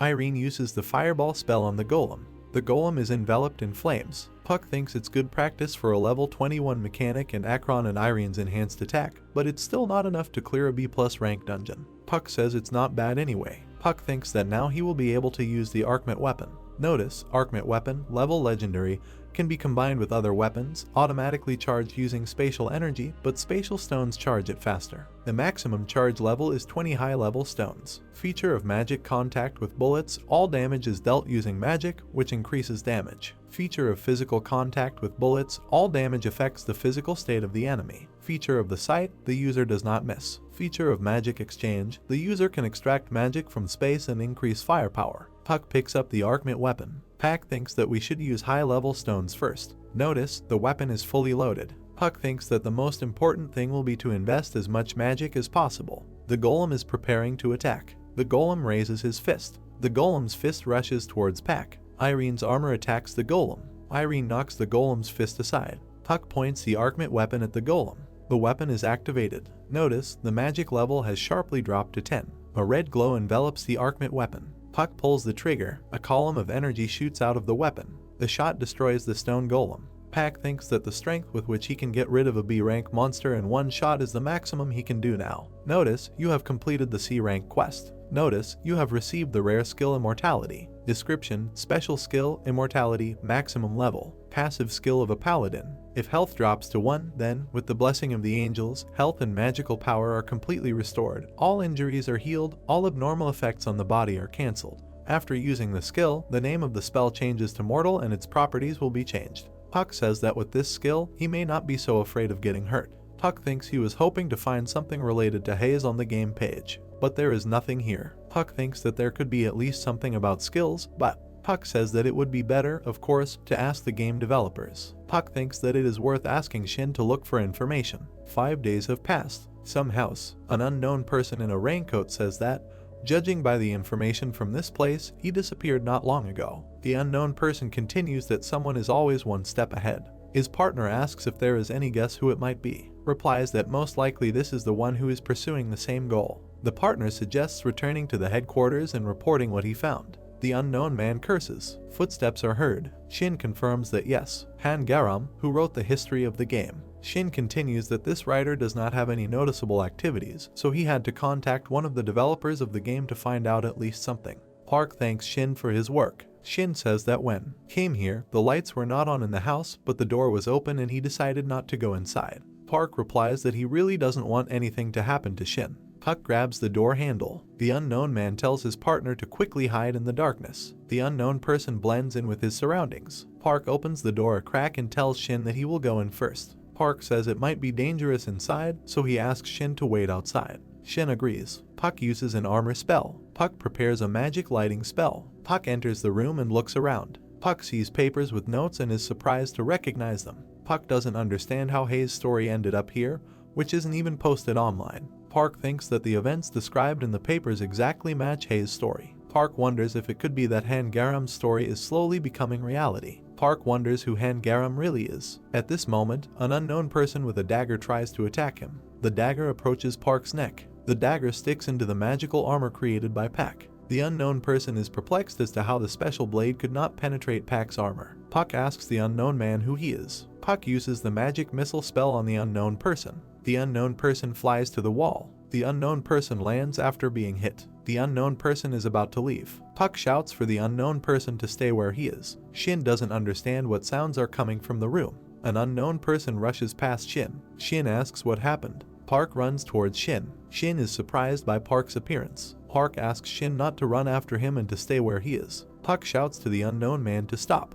Puck sees the face of the unknown man and is surprised. The unknown person is going to get rid of Pack and begins to use an unknown spell. Red energy envelops Pack. Puck is surprised. A bloody whirlpool appears before Pack's eyes. Puck doesn't understand what skill was used. The amulet on Pack's chest is activated. Notice, there was an attempt to cloud the mind and weaken physical strength. Desmond's necklace successfully blocked the attempt. The necklace shines brightly. The glow envelops Puck. The attacker feels damage to his hand. The attacker exhales sharply and falls to his knees in pain. The striker's partner asks what he is doing. The attacker replies that his skill did not work and all attacks came back. The partner says that in this case they have no chance and need to leave quickly. The attackers hear an unexpected sound. A moment later, one of the attackers is covered by a luminous flash. When the flash dissipates, one of the attackers remains in the resulting hole. Puck thinks he's the only one left. It's a pity. The second attacker stands in the distance and thinks that Puck is strong. The attacker raises a glowing dagger. The attacker thinks about the fate of the first attacker and fears for his life. The attacker thinks he has no choice. The attacker throws a dagger at the man lying on the ground. The dagger explodes along with the body. Puck thinks they even killed their comrade just to cover their tracks. Puck casts a spell to hold off the second attacker. The attacker disappears in a bright flash. Puck says, "Damn it." The remains of the first attacker are burning out in the pit. Immediately after the battle ended, Puck found 4 pages and Shin instructed him on the 3 rules. Rule 1, look for all traces associated with Kongaram. Rule 2, try to contact Kongaram in any way. Rule 3, try to contact everyone who was associated with Kongaram. Puck thinks that 2 more pages were also added to the previous pages, which talked about Hayes. The text of the first page, the dark magician Wendell was involved in the fact that the 4th Prince Lan went crazy. After the fall of the Desmond Kingdom, he was appointed Minister Magical Kingdom of Artenia. However, Wendell was not satisfied. He wanted to completely dry up the reserves of the Desmond Kingdom, so he decided to set a trap for the Dark Prince Archeans, enlisting the help of the prince. The vision of the Book of Spells was rigged. Thus, Wendell forced Archeans to go down to the secret dungeon of Desmond, which was under the control of Wendell. He also foresaw that Archeans would warn his beloved sister, thanks to which he fell into Deluxe's trap and was locked up for many years. Puck reads the text and sees that on one page the agreement between Deluxe and Deluxe is described. Wendell, Puck sees that the second page describes Burchard and the spatial crack. Text of the second page, the great wizard Burchard devoted 30 years of his life to creating a spatial rift. While Burchard was researching the ancient scripture, the only confirmed information was the strange disappearance of Archeans and Hayes. After the fall of the kingdom, there were still remains of him among which could be found many things, except 2, brother and sister. For a long time it was believed that the kingdom of Desmond did not survive a large-scale earthquake, since the city itself looked so destroyed, as if the gods themselves wanted to wipe this place from the earth. Burchard also thought that the disappearance of Hayes and Archeans was connected with the earthquake. Although his theory differed from the generally accepted one, he believed that the earthquake was not the cause of their death. It only served as an impetus for the creation of a spatial rift, which sent the brother and sister to another world. While Burchard was researching this theory, the kingdom of Artenia suffered the same fate, an earthquake and a new spatial crack. He was sure that everything had been set up by Wendell, whose desire to destroy could devour the whole world. Burchard had little time to correct the spatial integrity, so he had to immediately move from theory to experimentation. He had to learn how to create enclosed spatial cracks at the cost of his health. Puck thinks that the main question now is where Kongaram went after writing these pages. Hayes offers Pack a drink of water. Puck thanks Hayes. Hayes says that she needs something what to tell Pack. Pack asks to tell. Hayes says that a couple of hours before Pack's arrival, she received a message about awakening. Pack recalls the lines from the novel, which told how Hayes woke up and says that although the awakening system awakened, does not seem unfamiliar to her. Hayes continues that the system seems to be adapted to her and everything is written in the language of the Desmond Kingdom. Puck asks what Hayes' rank and specialty is. Hayes replies that she has a D rank and a Spellcaster specialty, so now Rukini can. Always being there is one of her achievements. Hayes says that she now spends 100 times less mana on summoning him and maintaining the summoning. Park says that Hayes hardly seems surprised and that he was overjoyed at the time. Hayes replies that she was surprised at first. Hayes continues that awakening did not shock her as much as falling into a spatial crack and transitioning into a completely different world was shocking.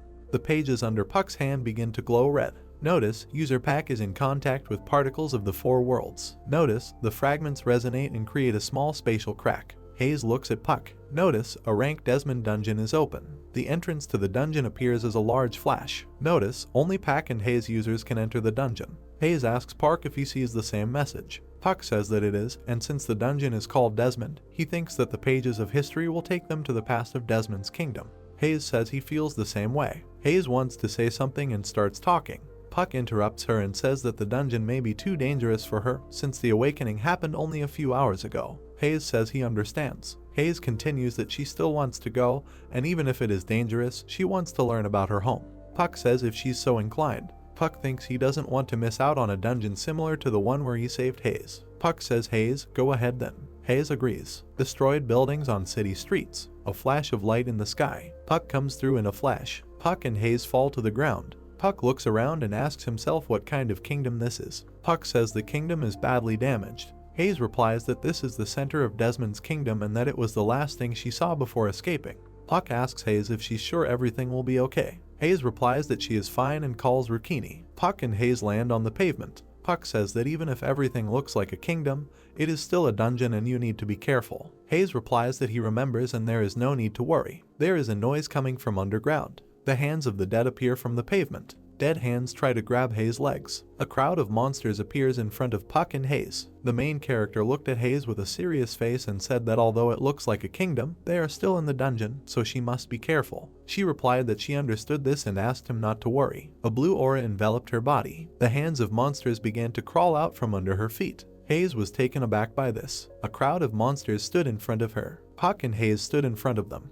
The horde rushed at her. Her face was frightened. Monsters surrounded her. Blue energy began to emanate from there. The robot next to Hayes pushed all the monsters away. She looked at her robot with a serious look. They were enveloped in streams of red and blue mana. The red robot flew into the air. He looked around the crowd of monsters. He began to shoot them, causing powerful explosions to occur. Looking at the traces of explosions, Pack thought that there were a lot of them. A stunned Hayes said that dealing with the ghouls was more difficult than she thought. Smiling, the main character replied that they are indeed stronger than ordinary monsters. Blue streams of energy began to emanate from Hayes. She looked at Puck and asked if something was wrong. The main character noted that by killing monsters, she becomes stronger and will eventually be able to defeat monsters of the highest levels. Continuing to look at her, Puck stated that before they continued, he wanted to tell her something. Looking around the street, he wondered if he felt any emotional attachment to the citizens who had turned into monsters. Hayes replied that this was not the case. Looking at the destroyed house, she said that this place did not feel at all like the house in which she lived.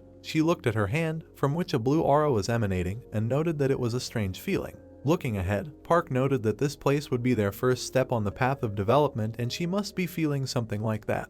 He emphasized with a serious face that every time he killed monsters, his level increased. She asked with interest if this meant that this was the source of his power. The main character replied that this is so because he is also awakened. Frowning, Hayes wondered if he was awakened. She turned to Puck with a serious look and declared that they would send them to the next world. Many corpses lay in the corridor. They ran past them. A crowd of ghouls walked forward. Looking at Hayes, the main character clarified whether she could cope with them. She said she would deal with them. Frowning, she assumed that she had improved enough and could not hide behind his back forever. She began to concentrate blue mana in her hands. The main character said that he would monitor the situation from there so that she could dare and clear the way. Stretching out his hand, a blue seal appeared. Hayes screamed that this was her first battle. She called two dogs, named Life and Shugart, who began to run down the corridor. White lightning came from the white wolf. He rushed at the monsters with great speed. An orange aura was coming from Shugart. He lifted the ghouls off the ground. The monsters found themselves under a pile of stones. Surprised, Puck watched her and noted in his thoughts that she was good at magic. A message appeared that he was now a level 47 magician. They suddenly heard a voice that asked if they were the ones who set their houses on fire and killed the blessed citizens. There was a powerful explosion. Hayes and the main character suddenly turned around. Lightning flew at them. Puck covered himself with a shield from the magical blow. His eyes glowed blue. The ghoul in the suit walked with a grin on his face and said that the main character was able to block his attack, which means he is not such a mediocrity. He had a wide grin on his face and his eyes glowed red. The plot introduces us to the magician Isaac, a rank boss. He watched Puck closely. Hayes was scared by what she saw. She clenched her teeth. She started shouting the monster's name loudly. She asked with a serious look if he was the great magician of the Desmond Kingdom and why he did such a thing. Surprised, Isaac asked how she knew his name. Looking at her, he asked if it was Princess Hayes. Standing opposite them, he asked how she was able to survive and get out of the spatial crack. Hayes ordered him to answer. Isaac grabbed the ghoul's face and asked if she knew. Putting his hands behind his back, he replied that he only helped the citizens who were blessed by that man. Frowning, she called him a traitor. Isaac said with an evil smile that she would understand everything after she had forgotten being blessed by this man. He looked at Hayes and said he would help her with it. Puck was behind him and screamed that they didn't need his help. There was a powerful explosion. A hand appeared from a cloud of smoke. Isaac grabbed the protagonist and asked if he thought he could defeat him with that level of magic. He looked at Puck with a serious look. He stated that he would show him real magic. He held the main character's hand. Taken aback, Puck wondered in his mind if the fireball had gone off. Blue flashes appeared behind him after he said that they were magic missiles. Blue streams of mana flowed towards Isaac. They were in front of his face. They began to dissipate near Isaac's face and he said that such magic would not work on him. Frowning, Puck suggested that it was an anti-magic field. He struck the protagonist's body with bright lightning and asked if he knew about such magic. Smirking, he noted that in this case, Puck should already understand that he would not win. He sent an orange stream of energy towards him. Lightning struck directly at him. The main character was lying on a pile of stones. He imagined a mage surrounded by a blue shield and mentally noted that normally an anti-magic field would form as a shield around the mage, which would negate certain damage. He imagined the outline of Isaac and emphasized that this fool uses a thin shield like a second skin, allowing him not only to negate damage, but also to enhance his own spells. He watched as his opponent concentrated electrical energy into his hand and noted that such control required an incredible amount of magic. Watching Isaac, he noticed that this was expected of the boss. An enraged Hayes called out to life. The wolf rushed at the ghoul. Purple mana deflected the wolf's blow. Isaac surrounded himself with a purple dome and began to talk about how he was attacked by such a weak summoned animal. A purple flash came from him. He said with a serious look that he would first take care of the guy and then start training her. He noted that it would be better for Hayes if she stood quietly. With an angry look in her mind, she asked what she should do. He looked at Puck and asked if they would continue. The hero began to split into two and said that this was a reflection and a mirage. There was a powerful blow. Isaac radiated energy. Many clones of the main character ran past him. Gull asked if he decided to show something more interesting after he screwed up. His hands were enveloped in energy and he stated that Puck's magic was weak. He sent powerful streams of energy at his clones and asked how he was going to defeat him if physical strength was not developed at all. He asked with a serious look why he needed clones. Isaac's clones also began to run around the building. He said he could do that too. A message appeared that the spatial stone was fully charged. Puck ran with a pistol in his hands. A message appeared in front of him that the property of bullets had been changed to physical damage. The main character Rita noticed that a shot from Arkamit's weapon can simultaneously cause physical damage to several targets. The sight would be aimed at Isaac's head. Puck thought that Arkane's weapon could recognize what was an illusion and what was reality. He watched the real Isaac in clouds of dust. The main character pointed a gun at him. With a serious look in his thoughts, he asked the gun to destroy him. A powerful shot rang out. Gull was dumbfounded by this. He held out several seals in front of him. All his barriers were broken. A lot of cartridges flew at him. He fell to the ground. Isaac lay on the rubble. Puck stood over him. Isaac asked how he did it, noting that he had never lost before. Holding the sword in his hands, the main character stated that he would ask about this in hell. Turning around, he asked Hayes to come to him.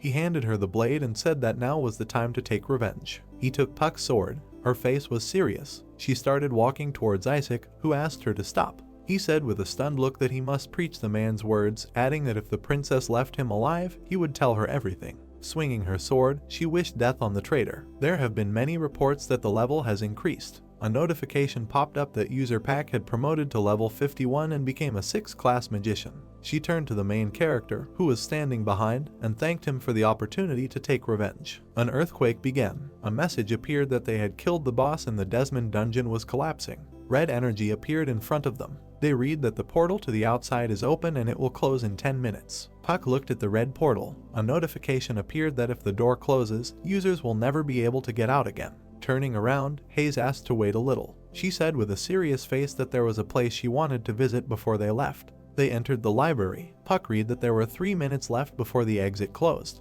They started looking for the book. Turning around, the stunned Puck screamed that they didn't have much time. Frightened, Hayes tried to find the book. She raised her finger to the book, after which blue mana began to flow from it. A box opened in front of her and she screamed that she had found it. She grabbed the book and said they were leaving. The main character was suddenly taken aback. He looked at Hayes, above whom the ceiling was collapsing. Stones began to fall on her. She was scared. There was a red light coming from a tall building. The portal was open. Puck carried her out in his arms. The portal closed in front of them. The surprised protagonist said that it was close. He put Hayes on the floor. Surprised, Puck asked if she was looking for a book. She held it in her hands and replied that she wanted to keep it, noting that there was something in this book that could help him.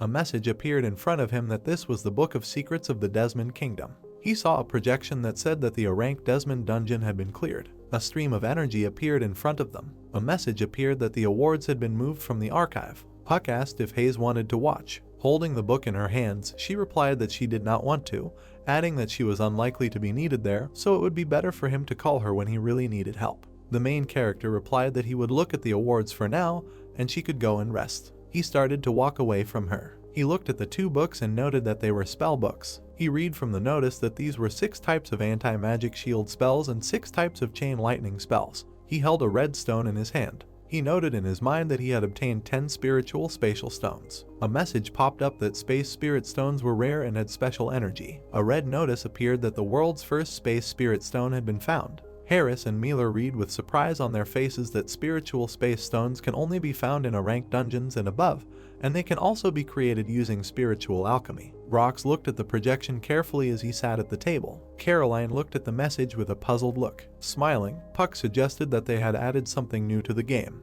He asked if they had decided to introduce higher level stones. He looked at the message and thought about stones above a rank. The main character thought with a satisfied look that it was good that he had an agreement with the KBI for the individual use of some dungeons and the time had come to clear them. He presented the faces of various bosses and suggested that the dungeons would have bosses of the same difficulty as before and that 3 assistants might not be enough. He concluded that he had better look for more people. Holding the back of his head with his hands, he emphasized that he would do this later, but now he just wanted to rest. He was standing in the kitchen. He suddenly started getting calls. The plot takes us to the next day. Daylight enveloped the city. Entering the office, Pack announced that he had arrived. The stunned guy asked if the main character had really come. Shin noted with a smile that he told him that Park would come. Standing in front of them, the main character asked Shin if this was the person he wanted to introduce him to. Shin replied that it was true and that it was Carlos, a novelist who was close to Hanon, and he found out about him when he was checking the archives. Smiling, Carlos said that he was pleased to meet him. Park introduced herself with a wide smile on her face and noted that she would like to ask him about Han Garam. Sitting at the table, Carlos said that he had heard about what happened and tried to contact Garam, but nothing worked and he would tell him everything he knew. The main character thanked him for his support and asked him to tell him everything he remembered about his work. Carlos imagined the outline of a warrior from whom violet energy emanated. He said that although this was not in the game, the antagonist, a dark magician, his name is Wendella. He imagined the frightened guy being enveloped in dark streams of mana. He said that he turned Arcans into a dark prince and because of this, Hayes fled. He imagined the girl leaving the settlement. He noted that as a result of this, the Desmond Kingdom was destroyed. Puck wondered with a serious look that this matched what Hayes had said. Carlos introduced the wizard and said that 50 years later, the great magician, Burchard, decided to look into this incident and the root cause was. An image of an army of monsters appeared in his head. He noticed that Burchard lived on the continent, in the so-called Itamanzia, where an entire legion of orcs disappeared without a trace, plundering the ruins of Desmond. An image appeared in his mind of how crimson energy surrounded the monsters. Carlos noticed that the spatial wave signatures were the same as half a century ago, during the Arcanes incident. Interested, Puck clarified whether this means that the destruction of the entire legion and the kingdom of Desmond occurred because of Wendella. Carlos replied with a smile that it was. He imagined a Karzik cloud of energy appearing in front of Wendella. He emphasized that he also heard that Wendella did not work alone and had someone helping him. Stretching out his hand, the main character asked what happened next. Carlos replied that, unfortunately, he did not know, noting that at that moment he went on vacation, and then Garam disappeared. Puck looked at the smiling Carlos and thanked him again for his help. Carlos replied that it was an honor to meet him. He looked at the main character and noted that he would immediately contact him if he found out anything about Garam. Puck stood in front of the elevator door. He represented Wendella and the orcs. The main character emphasized the fact that this would be something far from his usual battles. His eyes began to glow blue. Puck noted that he must become stronger, otherwise this world cannot avoid destruction. Dark streams of energy hovered in the room. The corpse of a man lay on the ground. His body was illuminated by purple mana. The stranger said that someone was there. Red energy hovered over Isaac's corpse. The stranger asked if this was a trace of a spatial crack and the stranger needed to be punished. Sitting at the table, a mysterious guy in a cape asked if he needed to report this. Two mysterious individuals sat opposite each other. The man replied that they had no evidence. He was asked if the spatial crack was his fault. The guy replied that it was just a small problem. He noticed with folded hands that the stranger had already fled to another world, and in pursuit of him they could get involved in an endless search. He stated that they had little time left. Puck was holding a magical blue cube in his hands. The necklace fell to the floor. A message appeared that this necklace is made of pebbles and its ability is to increase wisdom and charisma. Sitting at the table, the main character noted that this was the last thing he needed to copy. Hayes approached him and asked what he was doing. He replied that he was copying items so that he could give them to her later. She went to the books and asked what about them. Puck replied that these were his new spell books. He remembered standing in front of a huge mountain of books and said that he needed to look at about 2,000 books to find them. Smiling, he noted that it was worth it. Many messages appeared in front of him that he had learned the spell. He turned his gaze to Hayes and asked if her hair had grown back. She looked at the main character and replied that this was so and this was necessary for her determination.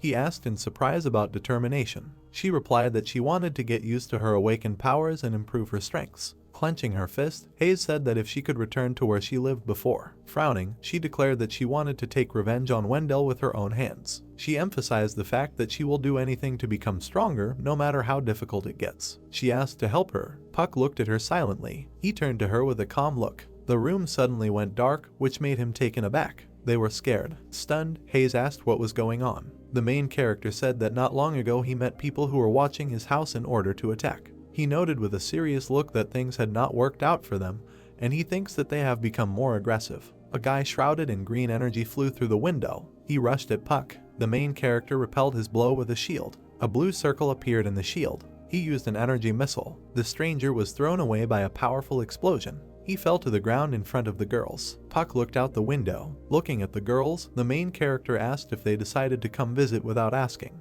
With an embittered look, he asked if they had become insolent. The girl looked at him and screamed that she would be short. Smirking, she declared that he was wasting his abilities in this small country. Stretching out her hand, she invited him to come with them. She started shouting that they could give him power, wealth, power, and anything he wanted. Puck asked with a serious look what she was talking about, noting that he wasn't going anywhere with them. Looking at him, she said that they had no choice and there was only one way left. She ordered him to be seized. Two mercenaries rushed at the main character. Puck began to disappear in front of them. His image dissipated. He was behind the girl and concentrated energy. He used an acid arrow and sent a green stream of mana towards the girl. Blue mana appeared in front of the stranger. Pieces of ice were broken. The girl was dumbfounded. Puck appeared in front of her and sent fiery energy at her. A powerful explosion sounded in front of her. The second girl looked at this and tried to call her friend. Two mercenaries rushed at Puck. Suddenly, two robots appeared. They repelled the guy's attacks. Looking at them, the main character asked if they could do anything other than control a puppet.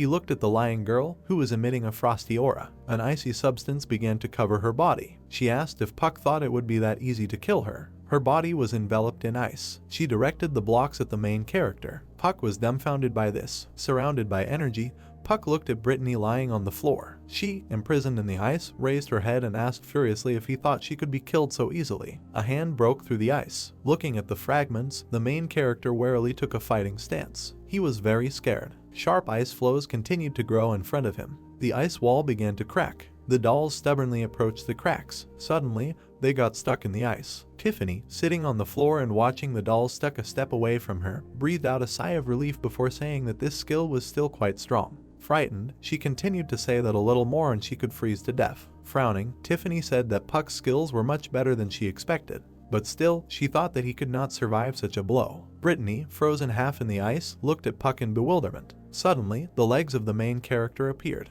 He calmly walked on, lightly tapping the wall, while she wondered how this could happen. He looked at her with a grin and asked if that was all she could do. Furious, she broke through the ice and screamed that this was simply impossible. The blades of ice were aimed straight at Puck, and he continued to stand calmly with his hand on his hip. The ice flows twisted, creating a whirlwind. The main character made a quick jump and dodged an ice flow flying at him. She tried to strike again, but Puck dodged again, jumping back. Spreading his legs and arms, he smiled confidently. Brittany, in aggressive surprise, held in her hand the ice sword broken from the blow. Puck's eyes lit up, he grinned slightly and raised his hand, surrounded by flames. Looking at him, she said that he knew very well that he could not defeat her with such a small flame. He frowned, confidently raised his hand, activated the fireball and replied that he was definitely not going to go with them. Puck directed the flame forward and began to open the dimension gate. The main character exhaled with a relieved smile. Brittany screamed through the ice for Tiffany to save herself. Tiffany continued to sit on the floor and heard Brittany scream.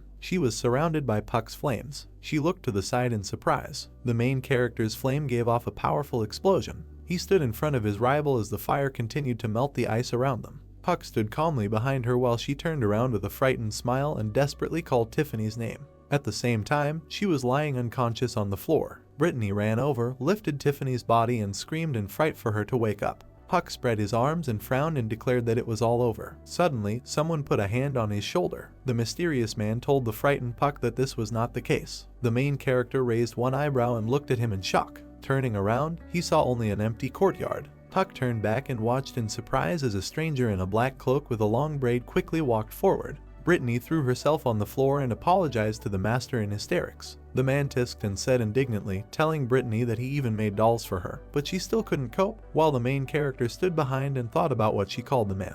The master walked towards Brittany, who was kneeling, while Puck continued to wonder if she had really called him master. The man looked to the side with displeasure, became embarrassed, and Puck realized that this was the guild master Tiwa Tim. The main character frowned and asked in a serious tone why he was pursuing him. Tim turned around, surrounded by ominous energy, and asked if it wasn't obvious, then added that it was of course because of his skills. He slightly tilted his head and smiled and said that he was one of those who always gets what he wants. Suddenly, he jumped up at breakneck speed. Tim aggressively flew straight at the main character at high speed. Puck was scared when Tim's point suddenly appeared in front of him. He flew up again, leaving a trail of sparks behind him. Tim took on a new form, tilted his head and floated in the sky. Mela appeared in the air, moving furiously towards Tim. He continued to float in the sky as she approached him, emitting powerful flames. The master looked intently to the side and noticed her. Puck, not understanding what was happening, watched the strong flash in the sky with a grin. Tim and this girl landed right in front of the main character, creating a large explosion, and he ran to the side.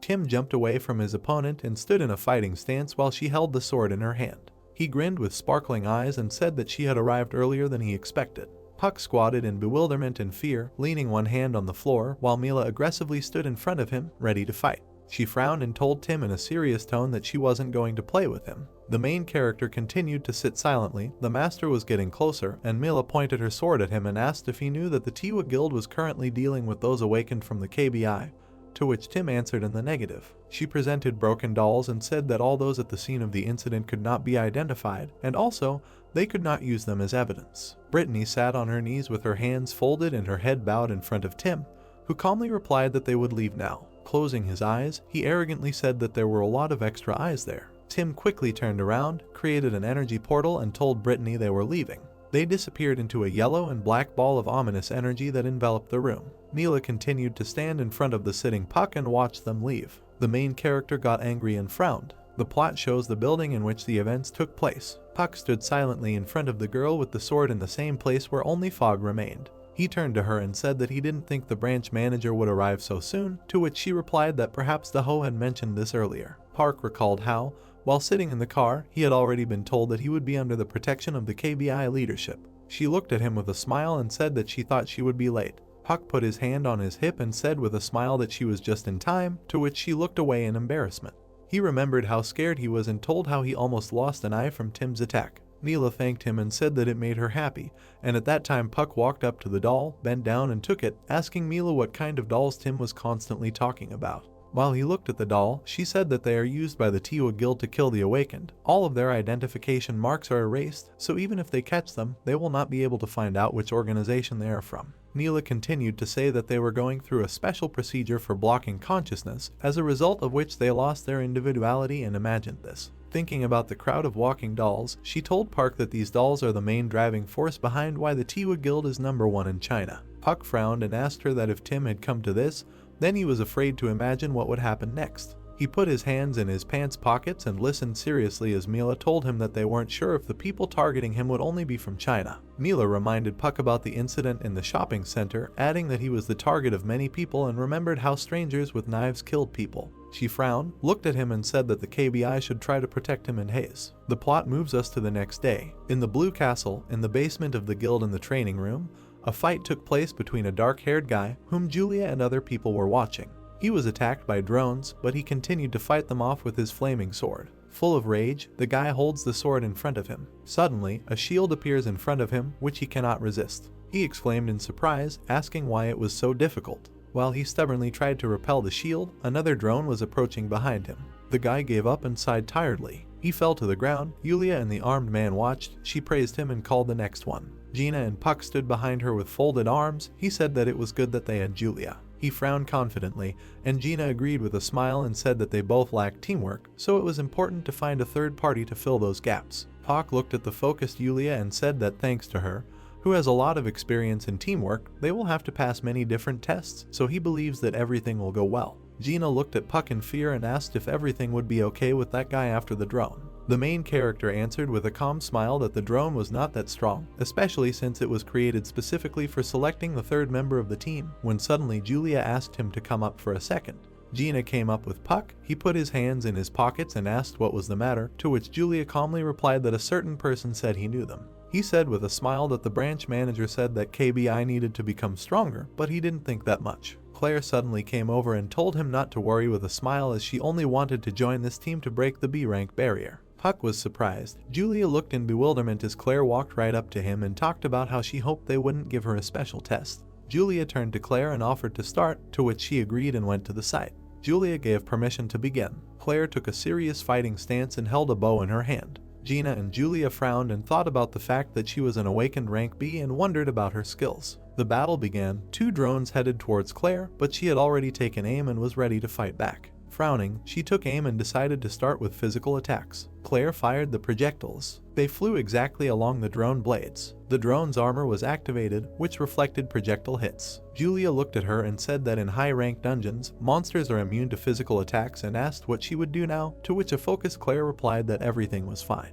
Pulling back an arrow filled with multicolored energy, she frowned and screamed that she could also perform magical attacks. A blue glow appeared around Claire and she wanted to say something else. Julia tensed and got scared, noticing that her arrow was getting colder, and Puck silently watched with his hands in his pockets. Claire fired an ice arrow at the drone. The shell flew straight at him and began to destroy him. The drone was trapped by a large ice floe. Jin smiled and said that she was the first one who was able to break the drone, to which Puck replied in surprise that he did not expect this. He was confused and wondered if this was not all, then how does her close combat work if she fights with a bow at long distances? As Claire stood there, another drone advanced from behind. As he approached, she noticed with a side glance and began to pull out a weapon from behind her back, after which, with very high speed, she cut it apart. The drone was shattered into small particles. After the impact, she quickly flew into the air. Looking around, Claire calmly said that she felt great even without the bow. 4 lasers passed through the drone in a cross pattern. She watched as she used 2 katanas to cut him into these pieces. Claire did not let go of the blades and stood with a confident smile. Smirking, she stated that she had her own methods. Julia discussed the results of Claire's test with Gina and Puck with a straight face, after which it was decided that Claire would join the team. She remembered Claire's destroyed drone and bow and said that she was accepted not only because she was able to destroy 2 drones, but also because Claire is an awakened one who can use physical and magical attacks in the composition. Gina put her hands in her pockets, Julia crossed them, and they calmly watched as Claire sighed with relief and joy. She smiled shyly, closed her eyes and politely asked him to take care of her. Messages appeared in the chat to the master that Claire had joined their team, to which she replied that now they need to strive for a rank. Megan sat at her desk and, after reading the messages, happily decided that it looked like the team had been successfully assembled.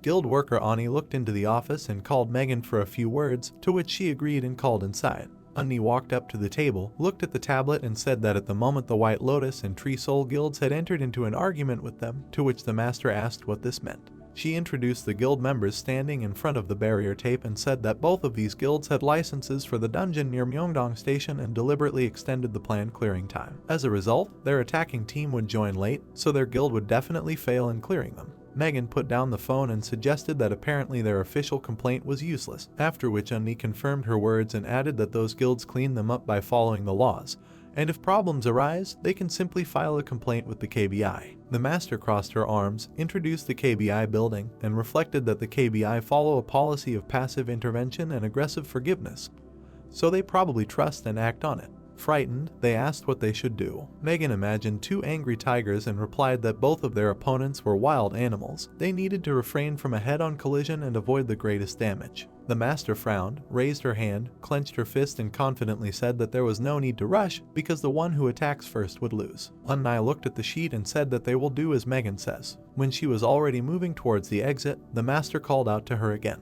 Frowning, she asked in a serious tone not to tell Puck about this, as she did not want to add unnecessary trouble to him. Unai calmly replied that she would keep that in mind. The plot takes us to the Deus Spire. Puck sat on the concrete ledge and looked at the book. He thought in slight surprise about how he had achieved the 11th level of alchemist yesterday, after which he noticed that he had new skills and began to study them. Then he remembered that he had received something else. Looking at the book in his hands, he thought that it was Desmond Palace's secret book, which was a rare relic. He thought seriously about the fact that he had only received it from Hayes today, since the killers from China had attacked yesterday, and he remembered sitting at the table with her. He sat, looked at the book and read the information about it, thinking that the effects of this book were simply a plague. The Arkan Empire should try to use it for revival. A notification appeared that he had studied the secret book, his magic flow had stabilized and increased, and he had gained a new skill. A man in a suit approached him and calmly informed him that all preparations had been completed, and Puck looked at him and agreed. The main character began to open an energy portal and thought that it would be better not to rush to understand all the secrets of this book.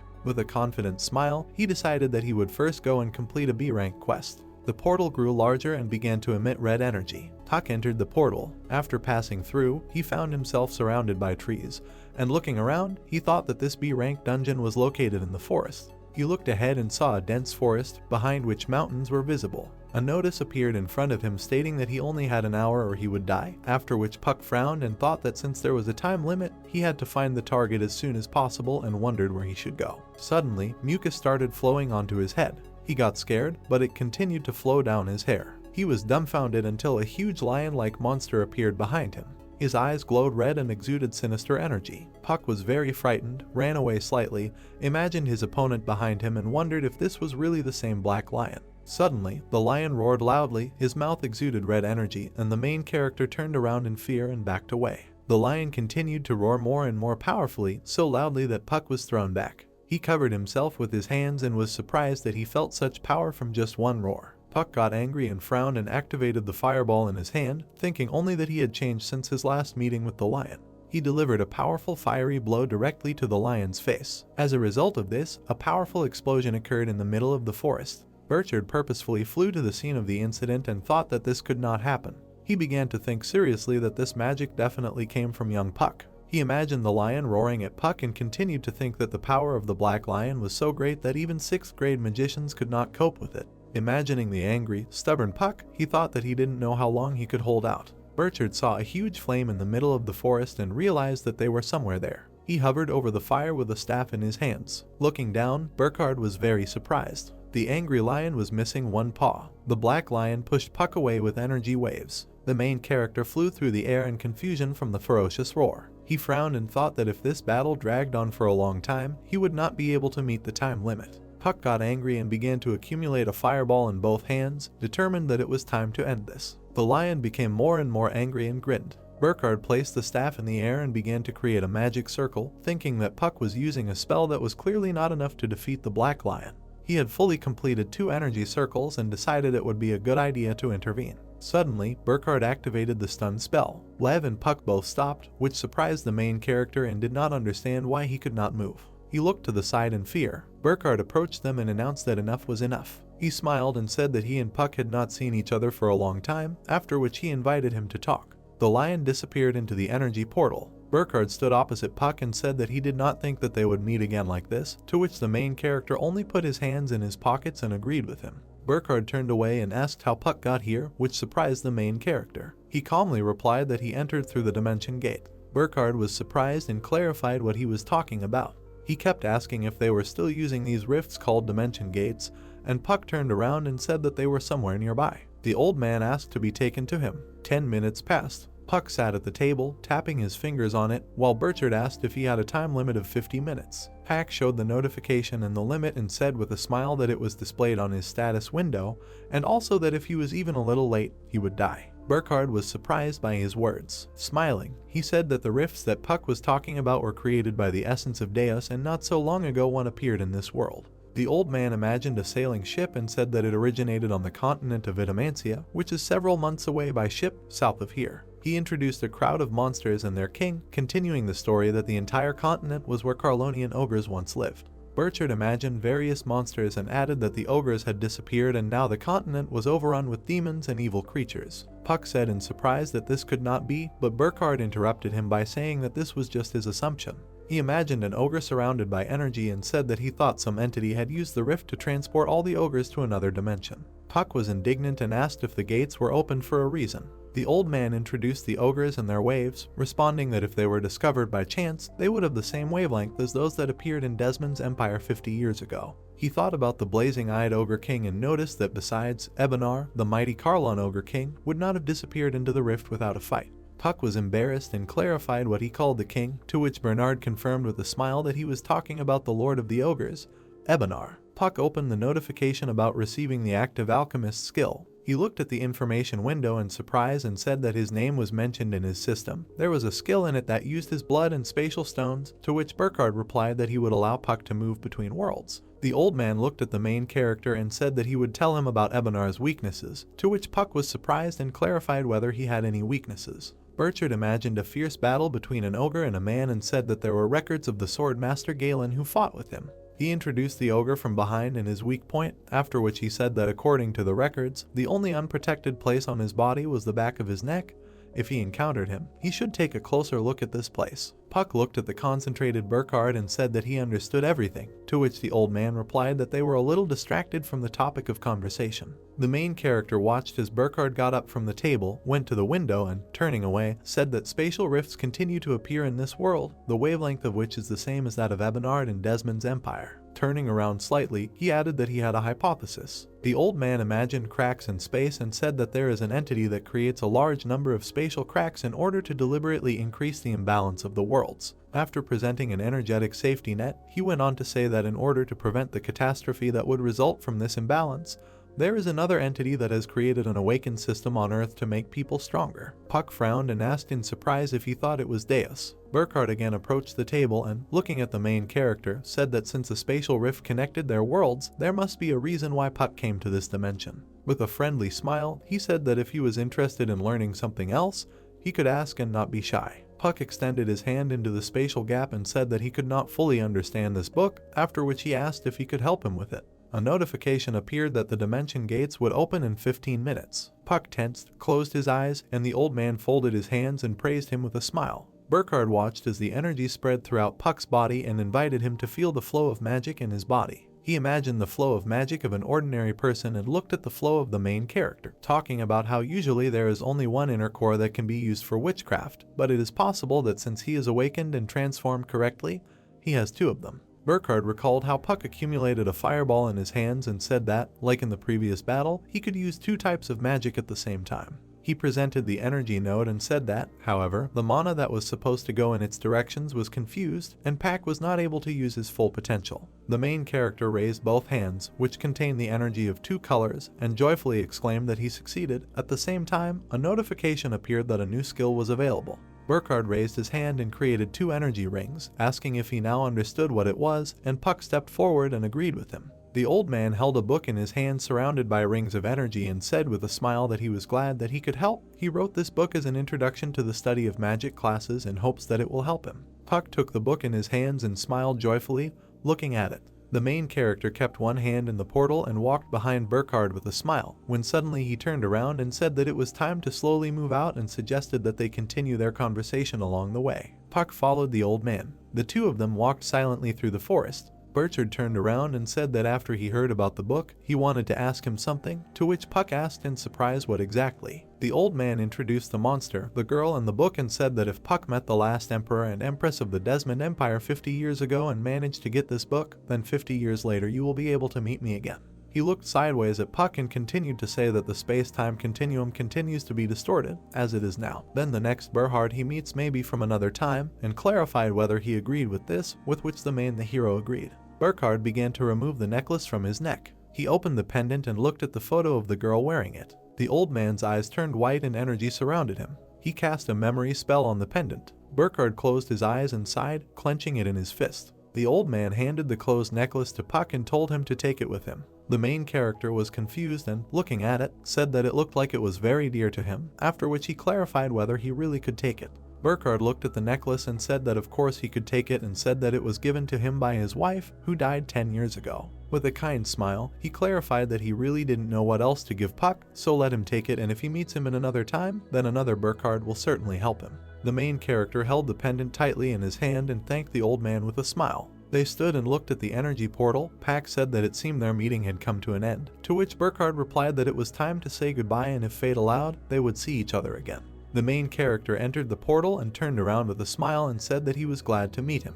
A notification has appeared about completing a quest to increase B rank. The system window notifies that the MC has received a new unique skill. Pack received the maximum level mana absorption skill. The essence of the skill is that this is the active skill of a black magician and the hero has the ability to absorb the mana of his opponent, but cannot exceed his maximum mana limit. The probability of success of the skill depends on the wisdom indicator of the one who uses it. The skill recharges for 30 minutes. A up employee, standing next to Pack, says that he did a good job and now he will get him out of there. The shot changes. Puck is standing in profile to the reader. He asks if he can hold off on this, and says that he wants to check his statistics, to which the up employee says that there is no problem with that and then he will go first, and MC can stay there as much as he needs. A statistics window opens in front of MC and he looks into it with a serious face, saying that first he needs to organize his statistics. The statistics window shows that the hero's rank is now B, his total level is 83rd, strength has risen to 335 points, energy has risen to 152,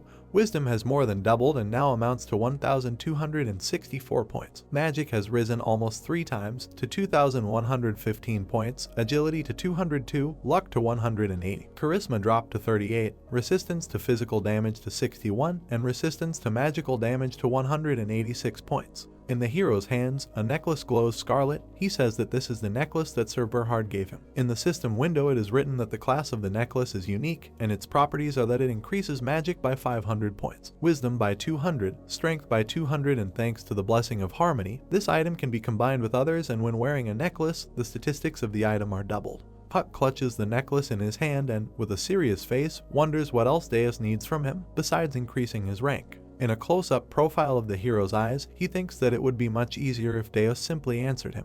He sat down with his elbows on the wall and thought that he now had no choice but to become a little stronger in order to prepare for what fate had in store for him. A red system window suddenly pops up in front of Park, which shocks him. The system notification says that this message was delivered to all awakened ones. It is that the Karlon Ogre tribe has chosen a dimension called Earth and that the army of the Karlon Ogre Lord Ebenar will invade in 2 days. Puck thinks this is kind of absurd. Mila stands in front of the window, languidly looking at what is happening on the street. The view moves behind her, showing her office. Someone from behind shouts at her, calling her Madam Leader. Harris runs into Mila's office, slamming the door open and yelling, asking if she saw the recent report about a new outbreak. She turns to him and says that she saw it and that now all the news is buzzing because of this mega wave. She turns her head more and a bright orange light is reflected in her pupils. She turns to the person who ran into her office. The view moves away and a strong aura emanates from her. She stands looking at the reader and says that if the superior leader raises such a panic, then everyone else will pick it up. Therefore, he needs to behave like the deputy leader, which he is, to which Harris replies that he will take note of this. Down view of Mila, she notices that it doesn't look like Harris came to her just to report it and asks what happened. He closes the door and asks if she is going to ask Park for help, just like she did during the last outbreak at Satting Station, to which she replies that he is not associated with any guild and therefore there will be no problems. A close-up of Harris as a nervous trickle of sweat begins to run down his cheeks and he says that in truth, he's asking her to do this because it might also improve Up's reputation. She places her hand on her desk and turns to her deputy with a serious look. A close-up view of the leader's face, she asks what ranks and positions have to do with their current world crisis and speaks, asking if it shouldn't be a question of how effectively they can deal with their enemies. Harris is surprised by these questions and nervously steps back, trying to object. The manager begins to approach her deputy, noticing that Park is not their competitor and that he is a talented and promising person that Up wants to have. She turns her head away from her deputy, noticing with a stern look that his train of thought is incorrect.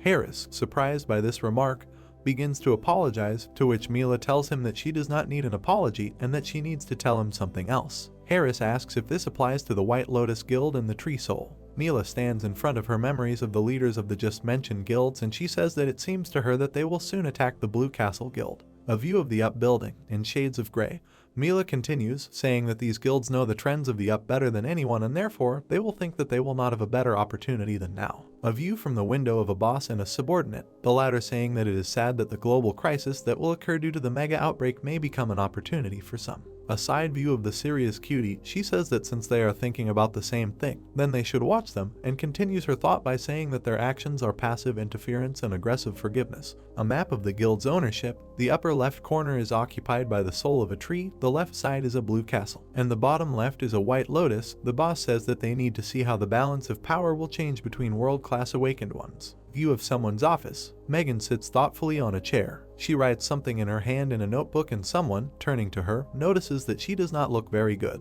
She jumps up from her chair, screaming and asking who is there. There are blue particles flying on the chairs that stand not far from her. Someone begins to come out of invisibility in the background of Megan, who is still standing at her desk. Not understanding what is happening, someone says that he asks for forgiveness if he scared her, calling her a master. It turns out that MC was invisibility.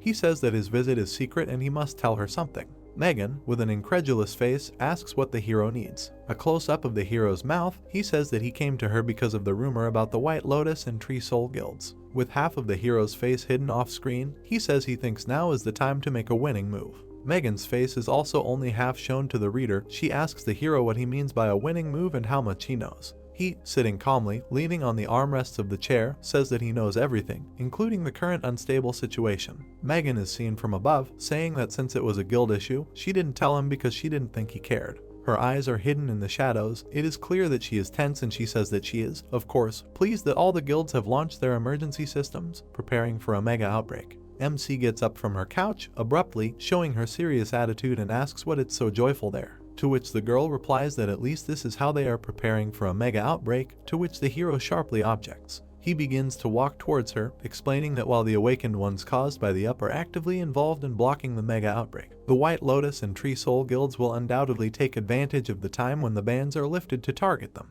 Megan, not believing MC's words, begins to ask if the hero wants to say that these guilds are using all their powers to target them. Park remembers the assassins that were sent against him and says that since the one who tried to kill him was hired by the White Lotus Guild, namely Min Sung-yeol. Min, holding his hand to his chin, laughs. The hero continues, saying that it is likely that this woman will not miss such an opportunity. Megan sits down and looks at MC with a blank stare, muttering that she can't believe it, to which Puck calmly replies that, unfortunately, it will be too late due to the PM method of passive intervention and aggressive forgiveness. The view of Megan's half face, she asks with concern how they can protect themselves from these two largest guilds then. Puck, with a smug face, replies that he has an idea. Early the next morning, view of an abandoned factory near Sindoram Station. 4 black cars with lights on, but no passengers inside. Lizzie stands, with a displeased face. Behind her stands Paul, whose eyes are hidden in the shadows. She says that who would have thought that they would call them to such a place late at night. In a close-up of Lizzie's eye, she notes that, among other things, a view of the people standing around them,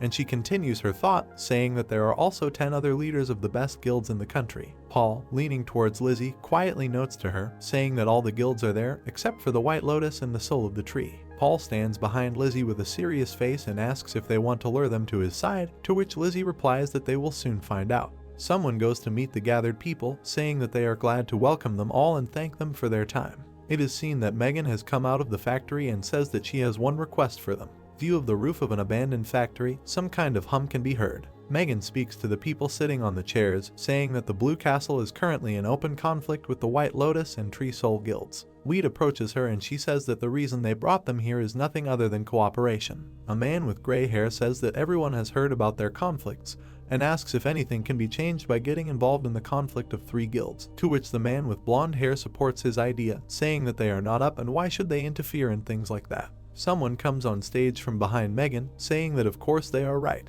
This surprises Lizzie very much, because the one who came out turned out to be MC. Seeing the hero with a serious face and eyes that glow blue. He says that this problem does not only affect the Blue Castle, since in the future, those gathered may also be in their place. Megan looks back at Puck with relief, thinking that as expected of him, he knew that words alone could not solve the matter. She steps back from the center, giving way to the hero, who thinks that in such matters his master is too soft, and wonders if it's a matter of a sense of justice or conscience and notices that if so, then it's not very good. The fair-haired man asks, what is MC doing there? View of the hero's mouth, he calmly says that he will be brief. View from above, he asks if there is anyone among those gathered who can proudly say that their guild is better than the Blue Castle, and continues, without giving time to answer his question, saying that if the White Lotus and the soul of the tree will manage to take possession of the resources of the Blue Castle, interrupts for a second and asks the question if those gathered think that they will stop there. A man with red hair, clearly unhappy with the hero's words, asks if he thinks that after the fall of the Blue Castle, the other guilds will be in the same situation, to which Puck replies that if the guilds unite, then no one will get hurt. People watching the performances tense up, and Puck continues, saying that if another guild becomes a victim, and they just sit and watch, then they will all fall in an instant. Lizzie, jumping up from her seat, shouts that it cannot be that Up will just watch this and do nothing. The view moves closer to the hero's eyes and he responds by saying that they will remain aloof until the very end. Ethan stands back to back with Min in the hero's mind, and he says that if the Up can establish order among the awakened ones under the influence of the two guilds, then it will be more than enough for them, and asks if those gathered really think that the Up will always guarantee their safety. The man with blue hair says that they can all just unite, excluding the Blue Castle. He raises his head and his serious eyes open to the reader's gaze. He continues his thought, saying that in this case, even if the Blue Castle is destroyed, they will not have any problems. Puck, hiding his eyes in the shadows, asks if they themselves are sure of these words. He comes closer to those gathered and asks what they think about what the hero will show them now. Meanwhile, at the White Lotus Guild's main building, someone asks if they have made all the preparations for their guild. Ethan, with his hands behind his head, sits next to John, saying that everything is ready, and that they have already agreed that all low-ranking fighters will be located near the dais spire, and asks if there is any movement from the Up. The view shifts to Sung Yel, who says that they won't be a problem and that the Up are busy preparing for the mega outbreak. Michael sits in profile against the starry sky outside the window. He says that they have confirmed that the Blue Castle is also preparing for the mega flash. Ethan gets up from the back of his chair, saying that then they can immediately divide all the property of the Blue Castle, to which Michael agrees. There is a photo of Megan on the table. Someone says with relief that finally. Michael hits Megan's photograph with all his might with his fist, which is holding a knife. With a knife stuck in Megan's face area in the photo, Michael says it's finally time to get rid of this damn guild. The system window notifies that there are 10 minutes and 25 seconds left before the invasion. A view of the city, on the streets of which not a single person is visible. This place is not far from Isu Station. Puck flies over the city, thinking that it will begin soon. Looking down at him, he thinks he's prepared everything he can. Gina is standing next to Hayes. MC thinks that all his team members are there, including Hayes. He stands looking at the map and thinks that the most important thing now is to find out where the main boss will come out. The red system window notifies that the invasion is beginning. Standing nearby are two young men in armor. One has blonde hair, the other long and red. Some kind of vibration begins, which scares the fair-haired one. All the people who are on guard begin to look around, trying to understand where it will all begin. The purple crystals begin to gather together, distorting the space around them. A blonde man, with a face expressing either fear or confusion, looks at the purple glow. A rift that is several times taller than him hangs over him, and from its center 2 eyes glowing red peer out at him. He says with fear that the rift is huge. The red-haired man calls out to his comrade, causing him to look back at him, and yells at him to get it together. Red eye close up. A blow hits the blonde man's shoulder area. A huge ogre in a robe jumps out from somewhere, delivering a sharp blow with incredible force. His fist passes just above the blonde man's shoulder, and someone flies away from him, a great distance away. Someone lies buried under the rubble. The next ogre takes a step, breaking the asphalt under his feet. 2 ogres with a predatory grin on their faces peek out from the rift. A close-up of the smiling face of an ogre. The magicians begin to cast spells, and someone shouts that the enemies have already arrived and that the magicians need to attack. Several volleys of fireballs fly at the ogres and someone shouts death wishes at them. A strong explosion occurs at the place where the fireballs flew. Puck flies over the city, observing what is happening. Someone tells him that strong activity has appeared near the dais spire. MC with a determined face begins to fly in the direction that was indicated to him, saying that they are asking for his help there, to which he replied that he will be there soon. The magicians look at the settling smoke, some of which has a pinkish tint. One of the magicians hesitantly asks if they succeeded. An ogre with a headband in the form of a red rope with red diamond-shaped stones hanging from it asks if this is all that the humans are capable of. He raises his hand up and begins to prepare a fireball. The magicians are bathed in a huge orange glow, and nervous beads of sweat begin to run from their faces. The ogre holds a gigantic fireball in his hand, after which he calmly launches it, like a ball in some game, towards people. The fireball flies into the crowd, causing an explosion. A blue gap in the middle of the road, in front of Gwanghwamun Market. 3 ogres emerge from the rift. Someone dressed in armor punches the ogre in the cheek. Harris nails one of the ogres to the ground with his precise strike, causing an explosion at the point of impact. The two remaining ogres try to attack him, but he charges his arm with energy, preparing to strike. He, making a blow towards the ogre, shouts that he is about to get it. An incredible blast wave passes towards the ogres. From such a spell, ogres simply begin to crumble into pieces. Having completed the blow, he stands with one knee closed and holding his hand in front of him. In the wake of his blow there is fire on the ground, and somewhere the asphalt has completely burned out. Neela, shrouded in orange energy, stands surrounded by at least 4 ogres. She begins to use her ability and spikes begin to surround her. A close-up of her serious face and eyes that do not express any emotion. She makes a swift dash, cutting through all the ogres with one blow, after which she again quickly makes several dozen strikes and stands up, holding her sword, which glows red, at the level of her shoulders, behind the ogres, completing her series of strikes. The ogres behind her explode, beginning to burn. Harris runs to her and shouts that they have problems, in response to which the manager tries to find out what happened. He shouts that they have just been informed that an S-rank boss has appeared near Isu Station. She turns around, looking at the reader with a serious look, and says that everything will be fine there, since MC is there. They stand in front of a huge blue rift, looking at dozens of red eyes that laugh disgustingly, and she says that it looks like it.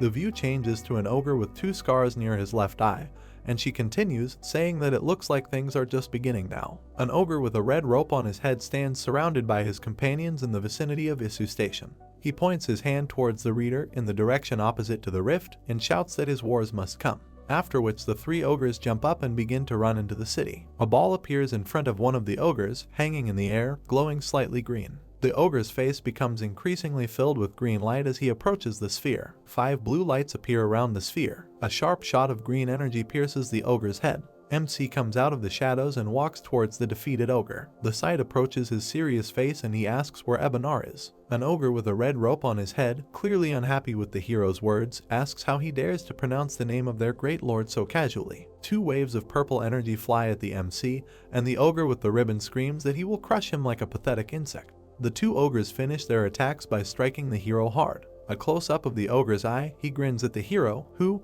being a magician, fights alone. It turns out that Puck blocked the blows of the ogre's weapons and calmly holds their swords on his elbow and asks, repeating the words of the ogre, that he heard correctly that he is fighting alone. The ogre is surprised that the hero is still alive, a close-up of his wide eyes. A close-up of the hero's face, half of which is hidden in the shadows. He asks why the ogre got the idea that he was fighting alone. 2 traces rise up from the smoke, as if someone had jumped out of it. Gina and Julia jump out from behind at the ogres, who are not prepared for such tricks on their part. Julia shouts that Puck shouldn't get into trouble, and Gina, with an angry face, notes that close combat is her job. They inflict dozens of blows on the ogres within a couple of seconds. They land in front of the MC, preventing anyone from approaching him without dealing with them first. Gina and Julia raise their heads with surprised faces and look at what is happening in front of them. The ogre mage lifts huge pieces of broken asphalt into the air, controlling them with his magic. Dozens of arrows, shrouded in red energy, fly towards the reader. The arrows break stone boulders, leaving behind only radial red circles of energy as Julia and Gina, who have not yet had time to realize what happened, look at this. Claire sits on the roof of the building, looking at her teammates and shouting that they should provide support for her and they can do what they want.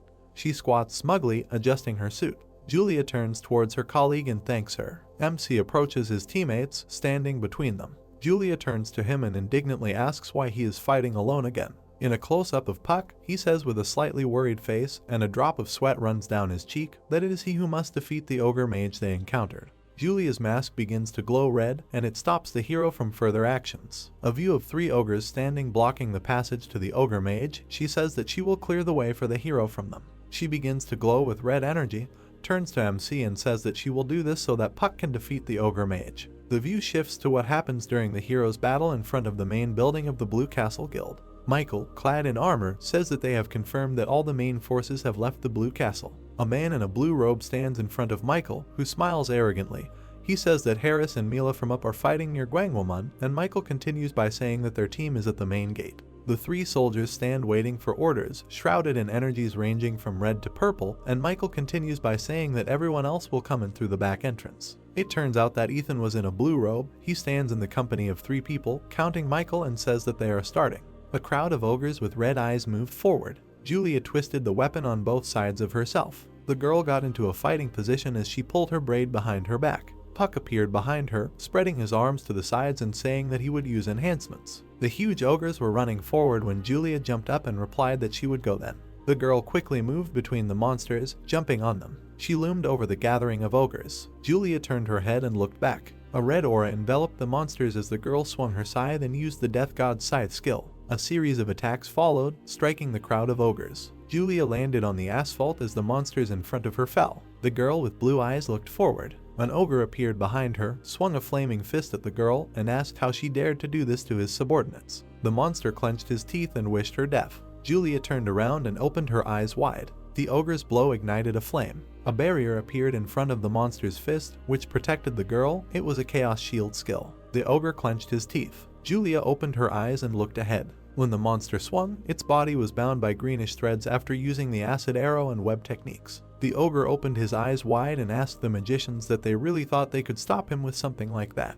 His pupils turned red as he exclaimed for them not to underestimate him. The thin thread almost broke. The monster spread his arms to the sides and opened his mouth wide. Julia raised her fist to her head as she was surprised that even her abilities couldn't hold him off for long. The voice said that in this case he would do the following. A blue circle appeared in the air. The main character, enveloped in flames, flew towards the ogre. The monster closed its jaws and looked ahead. There was a flash at the moment of impact. The guy's fiery fist crushed the ogre's face. White lines appeared on the monster's face when Puck used the magic missile and fireball skills. There was a powerful explosion of the monster's head. The girl covered herself with a shield from the shock wave. Claire appeared behind her. She looked forward decisively and called the main character by name. A gloved hand appeared in front of her face as a voice said that everything was fine. The girl put her hand in front of her, opened her mouth slightly and said that if they intervene now, they will only expose themselves to the attack and interfere with them. Gina remembered the protagonist's face and added that he used a special ability, and that he raised his fire resistance to 100%, so he would be fine.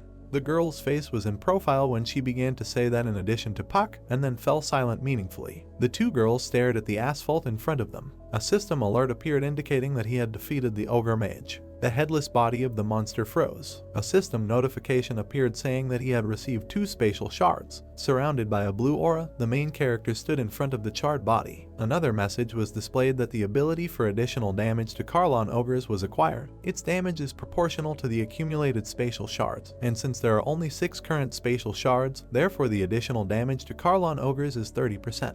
Puck looked at the crystal and said that he did not know that spatial fragments would fall from them. A system alert appeared, indicating that linked dungeons had been activated, and that the first one was Desmond B. The main character introduced crimson eyes and a purple heart. After this, a notification was displayed that the user pack absorbed the energy of the cruel heart, so his stamina was increased by 300 and his intelligence was increased by 200. After this, another system notification appeared with the words that he had acquired the title of Blessing of Karlon's Cruelty. Its characteristics increases physical damage by 150% and magical damage by 300% in battles against ogres. The main character opened his mouth slightly and thought that no one would have thought that he would receive a title that was not yet in the awakened system. Julia approached the guy and asked him what had happened, since he looked so unhappy, to which Puck replied that this was not the end. He turned his head to the side, opened his mouth and explained that he needed to hurry because there was another S-rank boss in the Gwangwamon area. Black debris lay on the floor of the Blue Castle's guild building. A huge sword stuck into the floor. The man in armor said that they were surrounded, and the guy standing next to him added that this was not in the intelligence data. A crowd of uniformed people stood in front of the guy when he asked why members of the top 10 guilds in the country were here. The girl looked forward seriously, opened her mouth and replied that they had thought a little about their plans and decided that they should be punished for failing to fulfill their initial duties, which is the responsibility of every awakened person in their country. A guy with black eyes and abrasions on his face asked if she had set everything up. The girl remembered the main character and replied that it was invented by a mutual friend of theirs. The man clenched his teeth in anger and swore when he realized it was Puck. He turned to a guy named Jahoon standing behind the girl and asked him for help. He said that if they united, they could destroy the Blue Castle together, and that everyone would get their share. Jahoon widened his eyes and disdainfully asked the guy what he really thought about the fact that someone would decide to help those who act like this. A voice exclaimed for them to simply lay down their weapons. The man introduced 2 men with shields and a girl between them. When he said that with the group at the back entrance everything was exactly the same now. The 2 girls grinned and said they were done. The day before the mega outbreak begins. The guy bent his arm at chest level and offered the man sitting on the chair a deal, thanks to which from now on he would give the Blue Castle exclusive rights to all of its goods. He He introduced different shaped balls and rolled up parchment as he added that among all of this there would be 3 types of special bombs and a scroll of knowledge. The main character raised his hand, which contained the flask, and concluded that, in addition, he would add this infusion of glory to everything. A system notification appeared stating that the flask of glory increases all stats by 7%, and its duration is 2 hours. The guy in the tie looked forward menacingly and asked him whether he should regard this as a threat. Puck was in profile. He opened his mouth slightly and replied that this was a survival strategy. The main character spread his arms to the sides and told the person sitting in front of him on the chair that this was an opportunity for all of them. Then he was asked again. Puck grinned, his eyes sparkling as he explained that this was an opportunity to get rid of 2 guilds that were becoming criminal at once. The girl with a red bow around her neck repeated his words and asked that he was proposing that they unite for the duration of the war. The main character confidently looked forward, confirmed her words, and replied that these 2 would definitely attack the Blue Castle during the mega outbreak, and the girl next to him explained that this would be considered self-defense. The voice exclaimed the word please. The girl took the hilt of the sword and thought that thanks to Pack they managed to win over other guilds to their side. She stood in front of the bound man as she contemplated the fact that everything would have to be done without any significant damage. A girl shrouded in red light approached her from behind and said that there were no problems with the enemies at the back entrance either. Then the girl with a blade in her hand thanked her for her help. Lizzie opened her mouth and said that they had not found Caroline and Franklin. Sweat appeared on the blue-eyed girl's face as she replied that they probably used their guild members as bait and ran away at the very beginning. A guy stood between the 2 girls and said that they would take care of it, and Lizzie and Megan replied that they were relying on them. The girl with blue eyes looked away and said that now they need to rush to help with the Mega Flash. The voice said that the danger had not yet passed. The ogre struck in Gwangwalmun Square. He opened his mouth wide. It was the ogre Lord Karlun named Ebenar, who is an S-rank boss. The girl clutched the blade with her hands and said that the fact that he was a warrior was clear from the very beginning, but he had very unusual magical abilities. And the guy standing next to her in a fighting stance replied that this was expected, and that the boss was S-rank lives up to its name. The voice said the word however. An ogre in armor came out of the portal. Then the girl said that he was their overlord Ebenar, who had an S-rank. Neela turned her head to the guy standing behind and asked him about the fact that they might not expect help, to which Harris replied that a mega outbreak was now happening all over the world, and not just in Korea. The guy frowned, looked ahead and added that neighboring countries would definitely not help them in the near future, not to mention those overseas. The cloaked people raised their hands in front of them, in which flames appeared as someone ordered the magicians to attack. Streams of fire headed towards the armored creature. The ogre put out an open palm in front of him, which began to glow. Suddenly he clenched his fist. There was an explosion in the sky above him. Mila, standing next to Harris, exclaimed in surprise that he was capable of such a thing. The claws turned purple. The ogre was standing in front of the portal when a girl and a guy fell to their knees in front of him. With their hands on the ground, they bowed down. The monster's huge foot loomed over the girl as a voice exclaimed for Kazdan to trample them. Mila opened her mouth wide and froze in place in fright. A suit of armor appeared above the girl and took the blow. A bright flash appeared in the sky behind the monster. Something hit the ogre in the head. He fell to the ground, kicking up dust, next to Ebenar. The helmeted ogre turned his head and clenched his teeth. Neela opened her eyes wide when she realized that he was weak. She took off when she decided that she needed to act now. The girl, shrouded in a golden aura, walked towards the monster lying on the ground. A weapon flashed in front of her face. Neela hovered over the monster and launched a series of attacks. Ebenar put his hand towards the girl and asked her what she was counting on. Neela opened her mouth wide when a purple glow appeared next to her. She was pulled towards the ogre with a huge sword. Ebenar looked forward with red eyes. A sphere began to appear in his hand. A tall suit of armor appeared at the side of the ogre. The monster's hand squeezed his head. Behind Ebenar, Irene held the girl by the shoulders. She grabbed her around the waist and they took off. An armored ogre stood with his hand raised when someone cast an ice storm spell. A blinding whirlwind arose. Neela opened her mouth, looked to the side in surprise and thought that this couldn't be true. A huge block of ice appeared. Harris looked away when he definitely realized who did it. A leg began to appear in front of the block and Parnes when its owner asked forgiveness for the delay. Puck opened his mouth as Harris was enveloped in a green aura and said that it would restore his strength, and then added that he would definitely break out of the ice soon. The main character's eyes sparkled when he asked if he could detain him. Harris was enveloped in a red glow as he replied that he would at least try. Red eyes glowed in the depths of the ice. The voice said that it relied on him. Puck looked to the side and opened his mouth slightly. Sweat appeared on Harris's face. The main character took off to the side, and the other guy rushed forward when Puck exclaimed that they were starting. Harris approached the block of ice. Ebenar burst out of the ice, breaking it into fragments. The armored hand clenched the hilt of the sword. The ogre waved his blade in front of him. The guy managed to dodge the blow. Harris crouched down in front of Ebenar when fire appeared in the guy's hand and he exclaimed that the ogre was moving well. He gritted his teeth and clenched his fist. There was a flash and the guy sent a stream of fire in front of him. The armored ogre was thrown back. The monster smiled ominously and looked forward. Harris frowned and gritted his teeth as he realized that his attacks were having no effect on him at all. Ebenar swung and a sphere appeared in his hand. The guy opened his eyes wide when he realized that he had done it again. He began to be drawn towards the monster in armor standing opposite him. The main character's eyes sparkled. He used the anti-magic field skill. 5 minutes before arriving in Gwanghwamun, the girl sitting on the wolf turned to the main character and said that it might be too late, but she had to tell him something. Then Puck asked her what was the matter. Hayes imagined the helmeted ogre and said that if Ebenar, who attacked their world, was the same ogre Lord Carlon that she knew. Then the girl stopped. Puck looked to the side and asked her what she wanted to say. Hayes imagined the bare back of the monster and continued to say that once, during the battle with Ebenar, Sir Garen left a deep scar on his neck. She then remembered how the ogre had pulled the girl towards him and added that he also had the ability to pull his chosen target towards him. Hayes' green eyes sparkled as she summarized that she felt it necessary to warn the protagonist about these two things. The guy turned his head, opened his mouth slightly and asked the girl whether this ability was magical, to which she replied that it was magic. Puck looked at the girl behind him, thanked her and said that he thought that this information would be useful to him.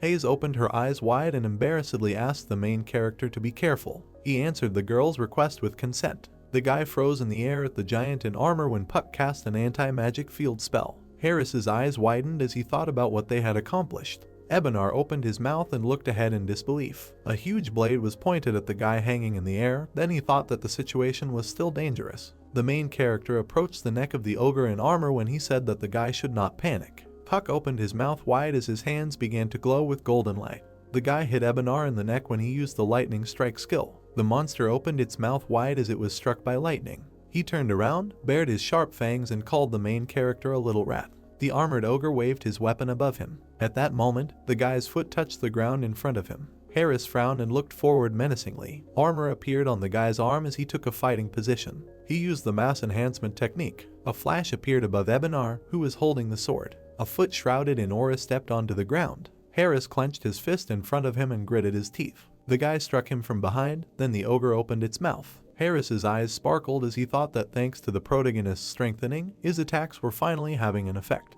Harris struck the monster with blow after blow from different directions, happily thinking that they were pushing him back. Ebenar bared his teeth and opened his eyes. A purple aura enveloped him as he opened his mouth and screamed. He was swallowed up by a magical purple pillar. Harris opened his mouth wide and looked ahead in surprise as he wondered what it was. The ogre's armor disappeared and his body was shrouded in an ominous aura. He looked ahead menacingly. Suddenly he was near Harris and put his hand on the guy's head. He opened his eyes wide and froze. Ebenar slammed him into the ground with incredible force. The guy opened his mouth wide and coughed loudly. Green light shone above the monster as someone used the acid arrow and magic missile skills. The ogre disappeared from the place where the rays of light hit. He asked the guy if he really thought it would work. Claws pierced flesh. Ebenar put his hand in front of him in the direction of the blue glow. Puck appeared in front of him. The ogre said that the games were over. Blood began to flow from the main character's mouth. There was a hand on the ground, covered in a red aura. Harris sat down with his back, resting his hands on the asphalt.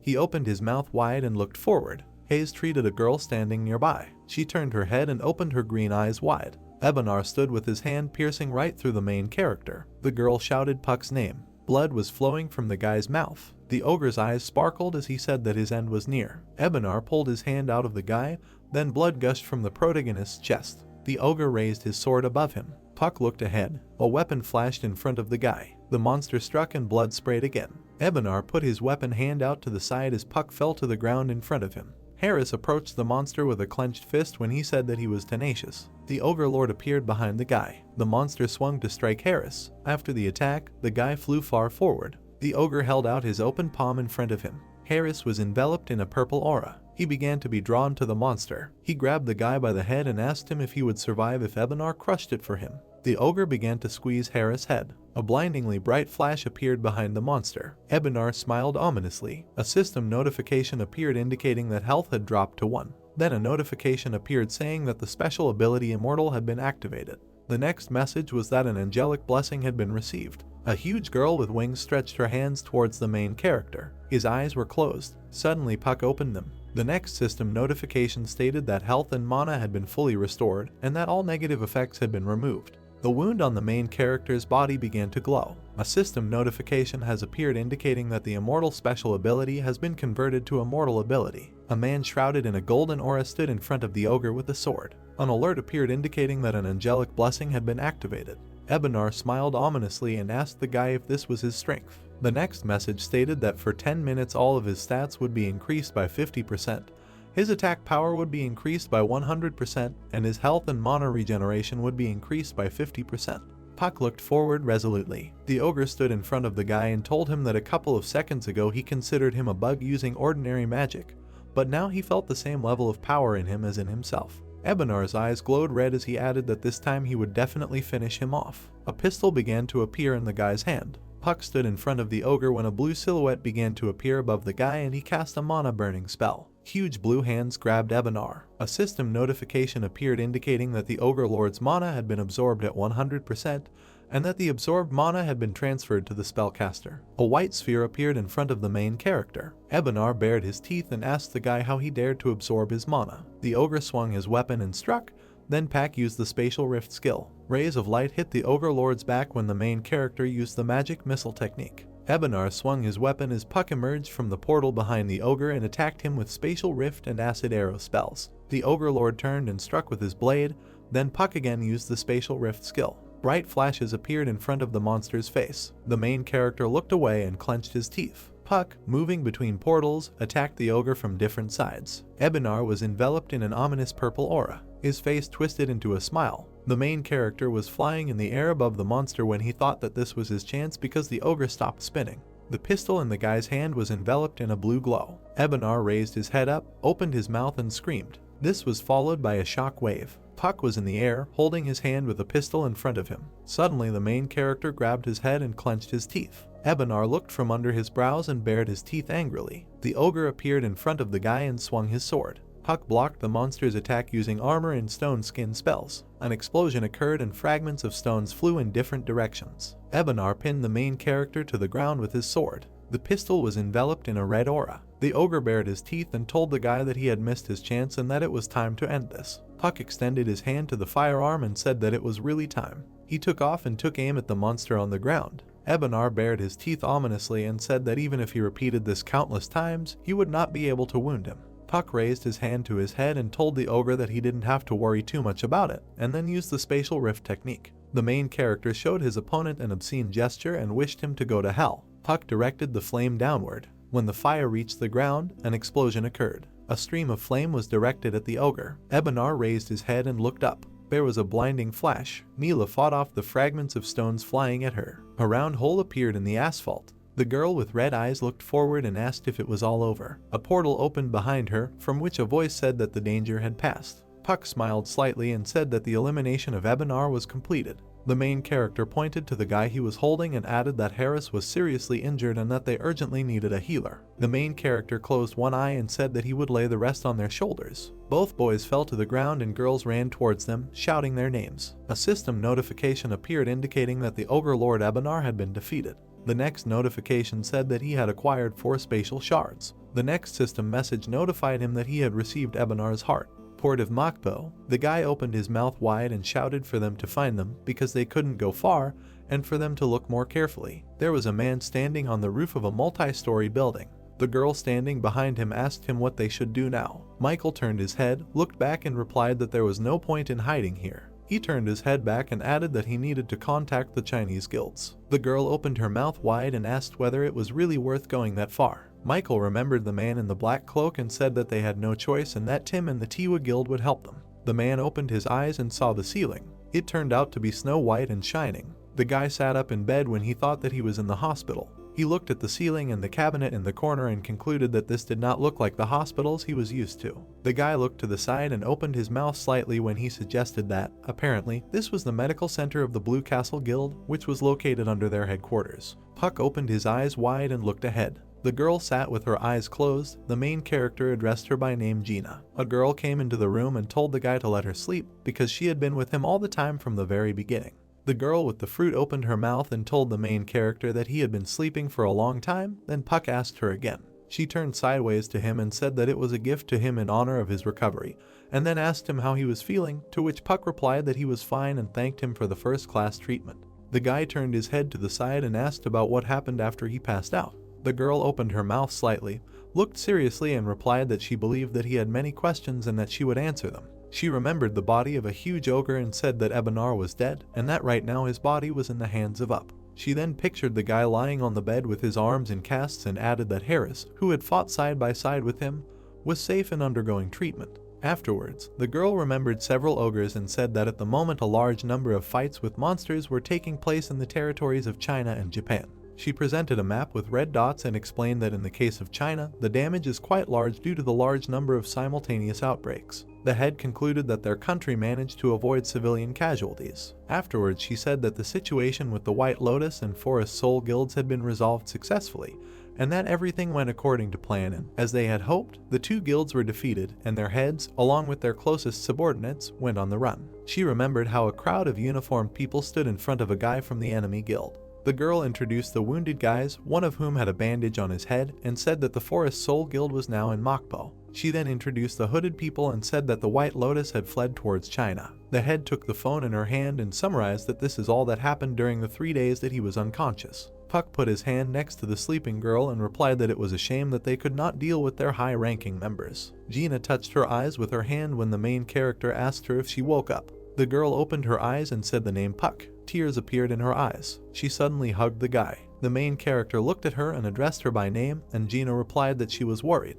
Her head began to shake as she spoke, thinking about how something could go wrong. Puck looked down at the girl and sincerely thanked her. The head with the phone in his hand began to cough. Gina pulled away from the guy, opened her eyes wide and asked how the head ended up here, to which she was told that she had been here from the very beginning.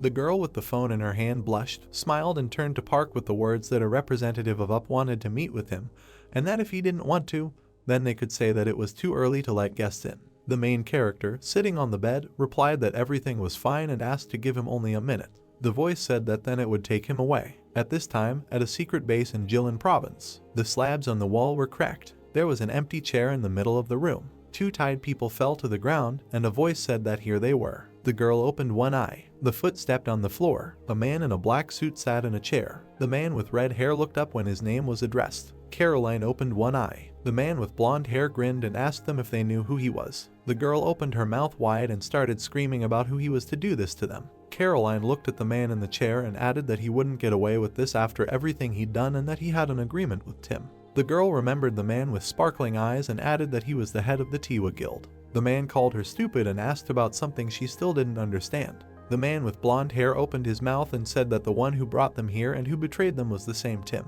Caroline opened her eyes wide, looked ahead in confusion and asked again. The man with gray hair grinned contentedly and said that they were simply thrown away. Caroline, flying forward with all her anger, says that this cannot be and Wang Liehong had no reason to betray them. The white-haired girl, getting up from her throne and putting her hands in her pockets, approaches them, telling her to think as she wants. As she walks closer to them across the broken tile floor, she says she just has to do her job. Putting her hand with magic to Michael's head, she wants to say something. The red-haired guy begins to look at the man's hand with fear. Suddenly, he notices that the girl's nail has become red and long. Continuing to press with his magical hand with claws, the white-haired guy listens to Michael's screams of pain. Looking at the guy with a malicious smile, the blonde says that he doesn't have many memories of Dohyuk, imagining all the moments of his memories. Breaking his head with magic, Tiffany asks what kind of non-entity he is. Carolina, seeing the blood from her lover, begins to furiously scream the word no. The girl with a hostile look and a smile turns to Caroline, asking her what about her. Imagining his conversation in the hospital with a young girl wearing a shirt, Dohyuk reveals that when he woke up in the hospital, many issues were resolved and after the KBI examined Ebenard's corpse, it was handed over to him. Recalling the moment with the magic ball in his hands in the darkness, he reveals that he finally managed to obtain Ebenard's blood as well as create a spatial shard of legendary rank. Recalling the moment when he was among 10 stacks of books on the bed, little by little sorting them out, he says that after his complete recovery, he began to study all the skills that Tapan found for him. The guy, looking at the crystals spinning above his ear, adds that at the same time he checked the trophies from the battle with Ebenar. The notice talks about the spatial fragment and its levels. Holding a purple heart in his hand, the notification states that the user Park Du-hyuk has absorbed the life force of Ebenar's heart, and his physical strength is increased by 200 units, magic defense is increased by 200 units. The newly appeared notice says that the guy received the title of Spatial Character, where 2 ordinary and 2 unique skills can be strengthened, and also, he studied the Carlonian Overlord, absorbing the experience of Ebenar. The new notice also talks about his unique skill, the superior passive skill of a mage. The effectiveness of his spells will increase depending on the level of his current intelligence. Looking at the stat with his rank and level markings, Dohek says that he has gained a lot of knowledge recently. A bright light emerges from the windows of a large building surrounded by the darkness of night. The story goes that this is the Deus Market. A man wearing glasses with a microphone, along with his partner holding a red cloth over the item, introduces to all the ladies and gentlemen, saying that they have been waiting for this for a long time.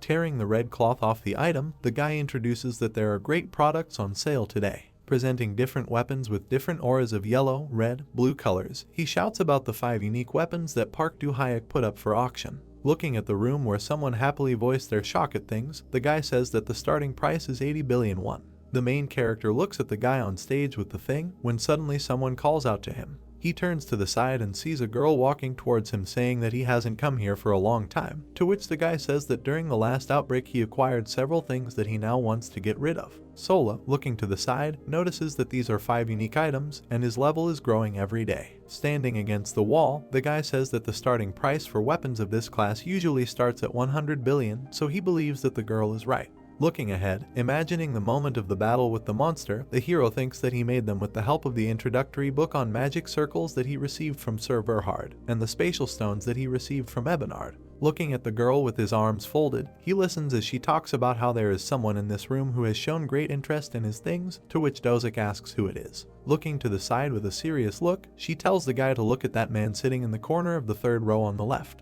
Looking at the man sitting quietly next to the guys shouting the price of 58 billion and 90 billion, he does not make a sound. The presenter hears the amount of 110 billion, to which he notes the huge amount, asking everyone if anyone will give more. Raising his hand, the quiet man calmly says that he will give 650 billion won for all these weapons. Suddenly, the rest of the customers turn to look at the young man with the bob. The hero, looking at him with a serious look, asks Sola what she meant by that particular guy, to which the girl asks him what he thinks about this. Looking forward, the guy says that he is on a completely different level than the other awakened ones present here. Looking at the green-eyed man with the car, the girl tells the guy that he is right, because this is Jurian, an awakened SS rank from Germany. Making his face more and more confident, Jurian sighs and looks forward. The host awkwardly repeats the price of 650 million won, asking the others who will give more. There is silence in the hall filled with customers. The host makes the final speech, saying that they will then declare the auction closed. Passing through the corridor, Sola asks the guy that they are leaving now, and maybe next time they will drink together and talk, to which the guy says that until serious clearing of the dungeon has begun, they can find time for this. Looking at Du-hyuk with a smile, the girl says that she takes him at his word and she needs to clean up her act, so she leaves. That same mysterious man, carrying strange things in his hands, calls out to the main character. Jurian, looking ahead slyly and handing the guy a can of coffee, asks him if they can talk and they can drink some coffee. The tin jar suddenly opens. Jurian, standing next to Dohek, asks him if he knows how the whole world treats him, to which the guy responds positively and is a promising awakened one. Looking down at the jar next to the brunette, he says that he became famous for his scrolls, to which the man with the bob says that the reason he came to Korea is for something else. Looking at him with a serious look, he says that he needs to warn the hero as the head of WBI, to which Du-hyuk asks why. Jurian holds out the phone in his hand, asking if he recognizes this face. In the photo, the murdered Kang in Han is covered in blood, to which the main character recognizes him, calling him the head of the White Lotus Guild. Kang in Han. The man confirms this, adding that his corpse was found a few hours ago. Putting the phone away in his jacket and looking to the side, the guy says that the ant ghost did it, and he seems to have put his name on the list. Dohek, looking at Jurian, realizes that he came to warn him about this. The man looks straight into the guy's eyes, answering positively, explaining that that was why he needed to be more careful. Holding out the thing in his palm, Jurian says that with this he can contact him, and if the ant ghost finds the guy, he asks to contact him immediately. The main character thanks the departing Jurian, adding that he will be careful, to which the other thanks the hero in return. Pak Johep stands in front of a military vehicle in the parking lot near the Deus Market. He looks at her carefully. Looking at a star burning in the sky, someone shouts the word now. Suddenly, stars begin to shine from different points in the sky, causing Du-hyuk to fall into a stupor. All enemies begin to shoot at the main character's body. Looking through the smoke, the silhouette of the main character remained in place. Suddenly, right behind him, a masked brunette attacks him, swinging his fist with all his might. The guy's face fell into shock from a stupor. He notices a blade flying right in front of his face. In a moment, he dodges it, clenching his teeth. The attacker's blade slams into the car while standing directly in front of the guy. Suddenly, the enemy swings at the car with all his might. Unexpectedly, the main character jumps upward from the point of impact. The warrior, looking at Dohek, tells the others that he won't be able to just evade now, ordering everyone to attack. He charges his hand with purple magic, causing a flash of light. Various warriors begin to run towards the hero with all their might, holding daggers and knives in their hands. Enemies begin to attack the guy from 3 sides. Looking forward, creating a green atmosphere around him, he says the name of the skill, Infravision. While at the top, he sees a couple of figures of his enemies, thinking that if you count those that are now hidden, then there are only 13 of them. Looking at the flash of light behind the enemies, he thinks that this is a dimension gate.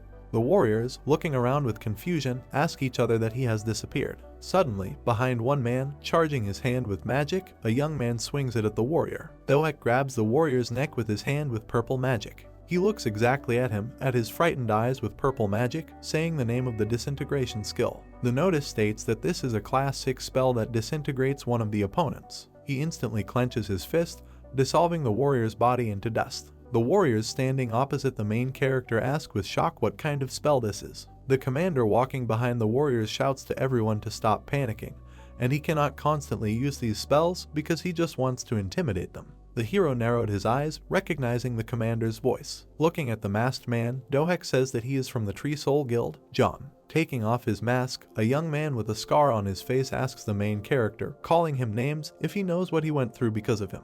Looking at John seriously, the hero tells him that he came to him personally, adding that he will only spare him if he calms down, to which John tells him that it looks like he really wants to die. The man with the scar, standing near his comrades, tells Dohek that because of him he became the most wanted criminal.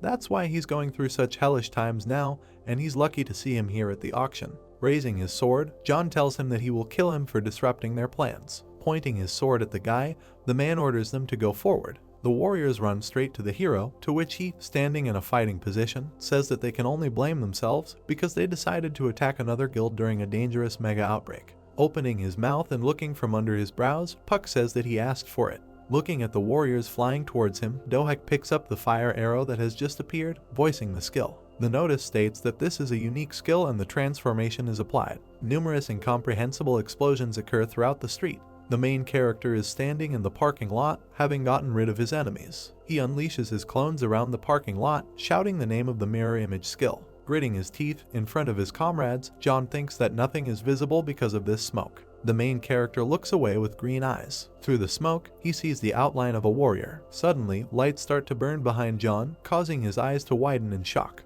He looks away through the smoke, opening his eyes wider. Looking forward, imagining masked warriors in his background, the brunette thinks that when he jumped for the first time, something happened. Continuing to look forward, and imagining the main characters jump over the warriors, he asks himself that when Dohek jumped for the first time, he found out the location of all the awakened ones. Looking at the warriors in the smoke, John shouts to them that this monster knows all their positions and let them fight, covering each other. Dohek, looking at the silhouettes of the warriors, he thinks about their movements. Making a barely noticeable smile, the main character notices in his thoughts that they are just in time. Swinging his hand like a paw with magic, the guy seriously looks to the side, jumping away from his place, saying the name of the grab skill. The warrior standing on the floor notices the nails rising from the floor, looking at them in shock. The notice states that this is a class 3 spell that traps all enemies within a 5-meter radius for 20 seconds. The main character suddenly disappeared from the spot, leaving behind only the wind and falling stones from the force of his run. The main character runs at full speed towards the armed soldiers, to which they shout that he is attacking.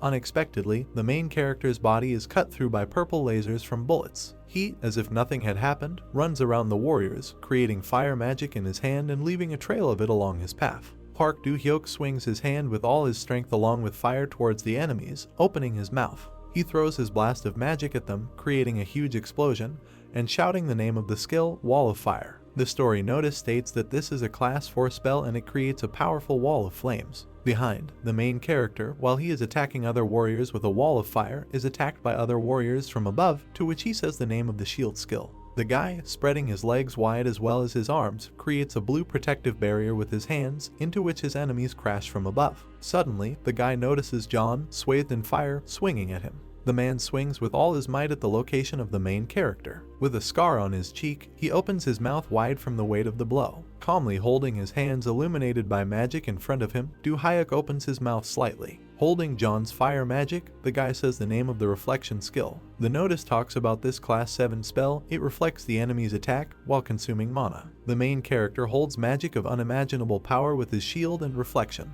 Over time, John begins to be consumed by his own magic. The man is thrown back several meters. He lies exhausted on the sand with blood coming from his mouth. Standing up, the man with the scar on his face asks Do-hyuk that he thinks that if he dies, then everything will be over. Facing John, the main character answers in the negative, saying that he understands that in the future it will only get worse because the more friends, the more enemies. With bruises on his face and red eyes, John tells him that this is just the beginning, and the time will come when he will join him in hell. Puck calmly approaches the man's head, towering over him. He looks at him with a serious face, saying that of course it will happen. The main character stands over John's body. His silhouette is illuminated by the sun rising from behind the planet. Turning his face back, the hero wants to say something. He stands next to the corpse of the deceased commander, illuminating himself with blue magic, looking at the rest of his squad, asking everyone who wants to continue. The warriors looked at each other and nodded. Together they threw their daggers and swords from their hands, dropping them to the ground with a clang.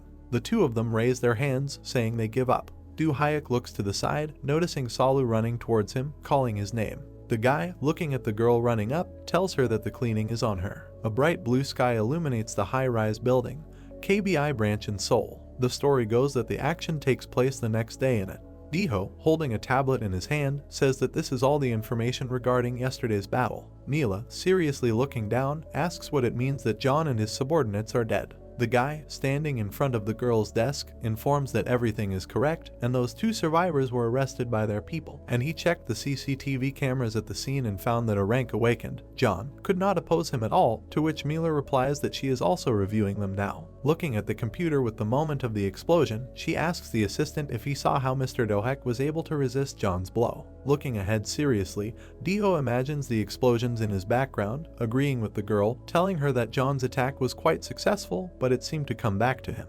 Holding her chin in her hand, the girl turns to the assistant.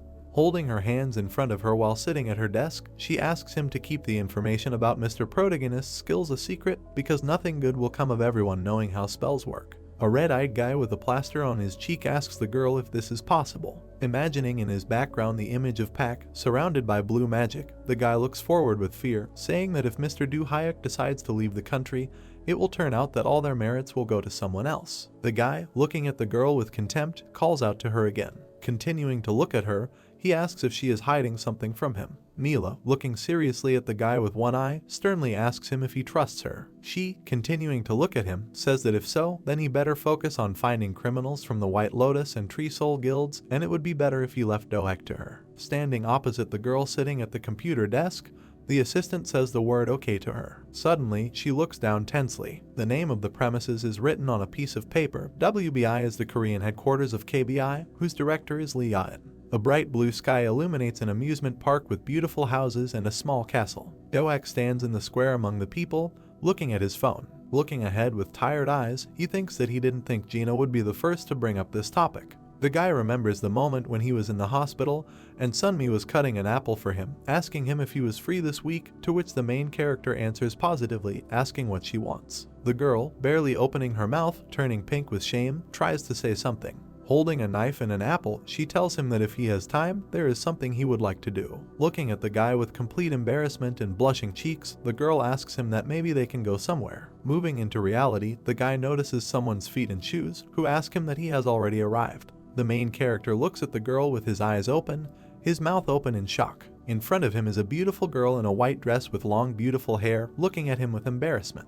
Blushing, Gina's girlfriend asks the guy what she looks like. Do-hyuk looks the other way as he approaches her, responding that she looks cool and if he knew, he would dress better too, to which the girl tells him that everything is fine and he always looks cool, even now. Turning away from the girl, he looks at her with open eyes and a smile, asking her if they will go. Suddenly, Gina yells at him to stop. She suddenly takes the guy's hand. Having created an awkward atmosphere, she began to look down, but Hayek immediately shifted his gaze to her. Looking up, completely covered in blush, she asks the guy for permission. He nodded, smiling tenderly. The guy, starting to hold the girl's hand tighter, confidently answers with the word of course. Looking at her with warm, interested eyes against the blue sky, he tells her that their schedule will become even busier in the future, so he asks her to have a lot of fun today. Gina, answering positively with a smile, holds her handbag on her shoulder. The couple is having fun on the roller coaster. The next attraction for them was an escalator that takes them to different heights. Looking at the girl's hands holding a large glass with a straw in her mouth, Hayek asks her if she's having fun.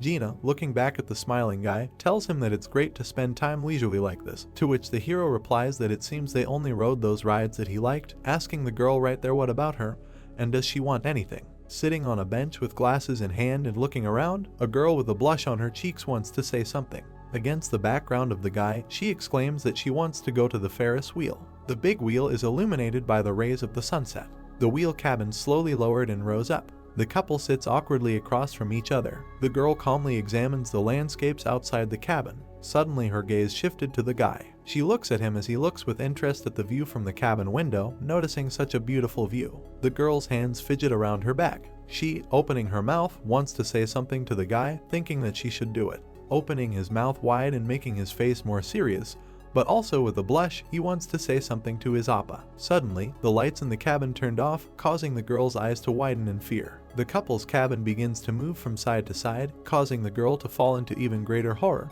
Opening her eyes even wider, they look around. Carousel in the park, darkness. The Ferris wheel, it seems like the lights in the entire amusement park have been turned off. Puck turned his head and suggested calmly waiting until everything was turned on. Hands to her head, she lowered her head. He asked Jin what was wrong with her. The girl replied that it was nothing. Looking through her fingers, she thought about why this happened right now. She lowered her eyes. She finally had this opportunity. She looked up, seeing a glow. They raised their hands and were illuminated by a blue light. She placed her hands on her knees, palms open, a glow all around. They were sitting opposite each other. The guy asked if she was feeling better. Gina asked what he was talking about. She turned her head. Puck said that she lowered her head after the lights were turned off, and he thought that she was afraid of the dark. The girl replied that no, everything was fine. He crossed his arms over his chest.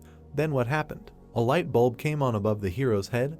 They apologized for the short-term blackout and the stoppage of the attractions, and wished them to enjoy the remaining time. The heroes look up. The Ferris wheel starts moving and the lights come on. The girl looks down, hands on the seat. The guy turned to her. She looked at him and smiled, telling him to forget it, nothing. A girl with a weapon and a guy appeared in the room after the killers attacked the last time. The building is under blue protection so that the hero and Hayes can train. They had to move to a place with better security. A hall with a round entrance, a large training room was intended for them. Puck comes down in the elevator. He was wondering if she was training now. I went into the hall and called the girl. A glowing kitten with eyes of different colors jumps at him. It hit me in the face. The kitten rubs against the hero's cheek. The guy strokes it, asks what's wrong. Something happened. The animal points its paw forward. The girl sleeps on a huge fox, hand under head, eyes closed. Puck covered her with a blanket, stretches his hand forward, a blue glow. Since he raised the level of the mechanic, he needs to improve it while there is time. He summoned Akron and Irene.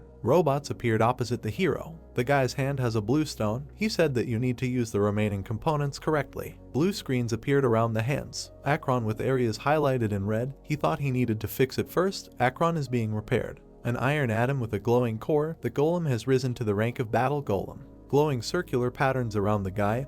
I decided that the drone also needed to change its rank. The drone with the charge indicator below has risen to the rank of combat drone. There is a glowing pillar in front of Pack. One eye open, Hayes is awake. She raised her head, sits, looks to the side. She looked into the hatch and called out to the hero. Approaches Pack. The guy looked around. She asked if he hadn't gone to bed yet. He noticed that she had woken up. Standing with his back, turning his head, he said that the effect of the relic allows him to stay awake. She asked what he did all night then. Among the smoke is a glowing pink triangle. The battle golem Akron appeared. Irene's combat drone. Drones flew over the heroes. Drones glow blue. Behind the guy there is a golem and Irene. He asked how she was. Kitten in hand, touched Akron. Hayes said they look much stronger and cooler than before. The girl looked at Puck. He said that he could see that she had been training hard. Her magical power had definitely increased. She frowned and replied that she didn't even have time to rest. because her revenge was hers. Raised his hand. There were glowing elements all around. The hero said that after the last battle, including Desmond's rank B dungeon, several places have been revived. They will be heading out soon, so they need to prepare. A serious look, especially since it is unknown whether they will be able to get at least something like in the last dungeon. She replied that she would train more. The guy is standing in front of Hayes with a kitten. The phone is ringing. Phone to his ear, he answered, asked Saul why she was calling him in the middle of the night. He opened his eyes wide and asked what she said. The heroes are standing nearby. He repeated his question again. He spoke on the phone, said that he understood. Okay, he asked if he could just choose. He looked back at Hayes. The girl was surprised when the guy said that as soon as he made up his mind, he would definitely contact her. Puck is opposite Hayes. She asked what happened. Phone in hand, he replied that he had just received an order from the KBI to clear the dungeon. With a determined look, he asked if she wanted to join him. The girl was delighted and replied that if it was him, then she agreed. The kitten climbed onto her shoulder and asked if they personally asked him. A high class awakened. Then it means this dungeon is quite difficult? Pack replied that this is an unbalanced dungeon on Jeju Island. Hayes raised her eyebrows and asked, imbalanced dungeon. Above the guy's head is information about this dungeon. He replied that, unlike a regular dungeon, it has quite strict requirements. No more than 5 people with rank SS or higher can get into it. She looks at the phone. The girl said that she will prepare for this. Puck said that she has a week. She raised her fists. The guy suggested training together until then, paying attention to their teamwork. Hayes agreed she would try. Gina is sitting on the bed, answering the call. The phone is at her ear. She lowered her eyes. The girl on the phone said that she thought that she would not pick up the phone since it was already past midnight in Korea. Gina replied that she simply could not sleep. Looking ahead thoughtfully, she noticed that judging by the fact that she was still awake, the date had not gone too well. Julia, against the backdrop of the castle, England, London, said, so this is what happened. A smile on her face, she asked Jin not to be so upset. Gina is holding the phone. Her mouth is slightly open. Julia said that she should not bother with such things as the atmosphere or the meeting place, but only do what she likes. Next to her is a blonde, her hair in a ponytail. She added that all is not lost, so you need to stay strong. Eyes closed, she said she has a fight soon, so she hangs up. The hand with the phone was at her ear, the other was put to the phone. Julia said that she was expecting good news from her. Gina thanked her. She sits on the bed and ends the call on her phone. She stood up, thinking that she was right. Lips pursed and frowning, Gina decided she'd stop complicating things. I received a message from Pack and asked if she was busy right now. She was surprised and blushed. Hayes' eyes sparkle with admiration. A week later, a helicopter flies over the sea to the island. The girl looks out the window, shouted with delight, so this is what the sea looks like. She looked back at Pack and said that before that she had only seen it in pictures, how beautiful it was. Awkward smile, silent. She sat down with her hands folded, blushed, and apologized. When she was in the Desmond Empire, she couldn't go too far, so now she's a little excited. The guy told her to stop. She has nothing to apologize for. He crossed his arms over his chest and said that if it weren't for the dungeon, he would also go to look at the local attractions. A message was heard that they were almost there. Pack stood up from his seat. Really? She exclaimed. So this is what it is? The KBI branch on Jeju Island. Multi-story building among trees, place for planting. The helicopter is landing. The guy gives Hayes his hand, helping her out. A girl in a suit greeted the heroes. Lily introduced herself and said that she would accompany them today. Standing opposite Pack, with folded hands, she said that the others had already arrived. He asked if they were really late. They were standing nearby. Lily replied, no, there are still 30 minutes before the meeting starts. The guy exhaled. Okay then, she asked to follow her. The suited Gina at the table, Claire, thanked them for reporting. She goes to Gina, raising her hand, and said that she had just been told that Puck would come soon. She looks at her. The girl lowered her head. Her lips trembled. I went up to her and asked if she was okay. She was embarrassed. Yes, she's okay. The girl sat down next to Gina and said, since the unbalanced dungeon is more difficult than usual, the condition of her body is very important. If she feels bad, then they can start tomorrow. The door behind the girl opens. She replied that everything is fine. Gina shuddered with fright. Lily and Puck came in. The guy asked if they had been waiting for a long time. He said in surprise that Gina looked somehow different than last time. The girl pursed her lips, looked to the side, and angrily said that then she just got her hair extensions and dressed up. Claire grinned. She got up from her chair and announced that everyone was ready. He looks at Pack. Maybe they can introduce themselves to each other. Greg got up from his seat. Claire introduced him. He will fight them. A grin on the man's face. Greg stands, leaning on the handle of an axe, and said that he is pleased to meet you. He is an awakened B rank. Puck answered with a smile, mutually. He looked up. Standing opposite Greg, he noticed that he was quite tall. The guy said that he was 2 meters tall. Puck looked around. Claire behind him said that he was 39 years old. In battle he uses 2 battle axes. The axe is in a red glow. Just like her, it can deal physical and magical damage at the same time. Greg scratched the back of his head. The hero said that he was older than him, so he could address him without formalities. The heroes approached the place. Puck and Greg tensed. Looks ahead. Forest, mountains ahead. He thought, this is an unbalanced dungeon. Greg looked around in surprise and said that it was the first time he had seen something so spacious. The guy said that the size and terrain of the dungeon changed depending on his rank. Drones appear above the hero's head. The drone flies forward. Hand to head, watching the drone, Greg said if he had one of those things it would make fighting easier.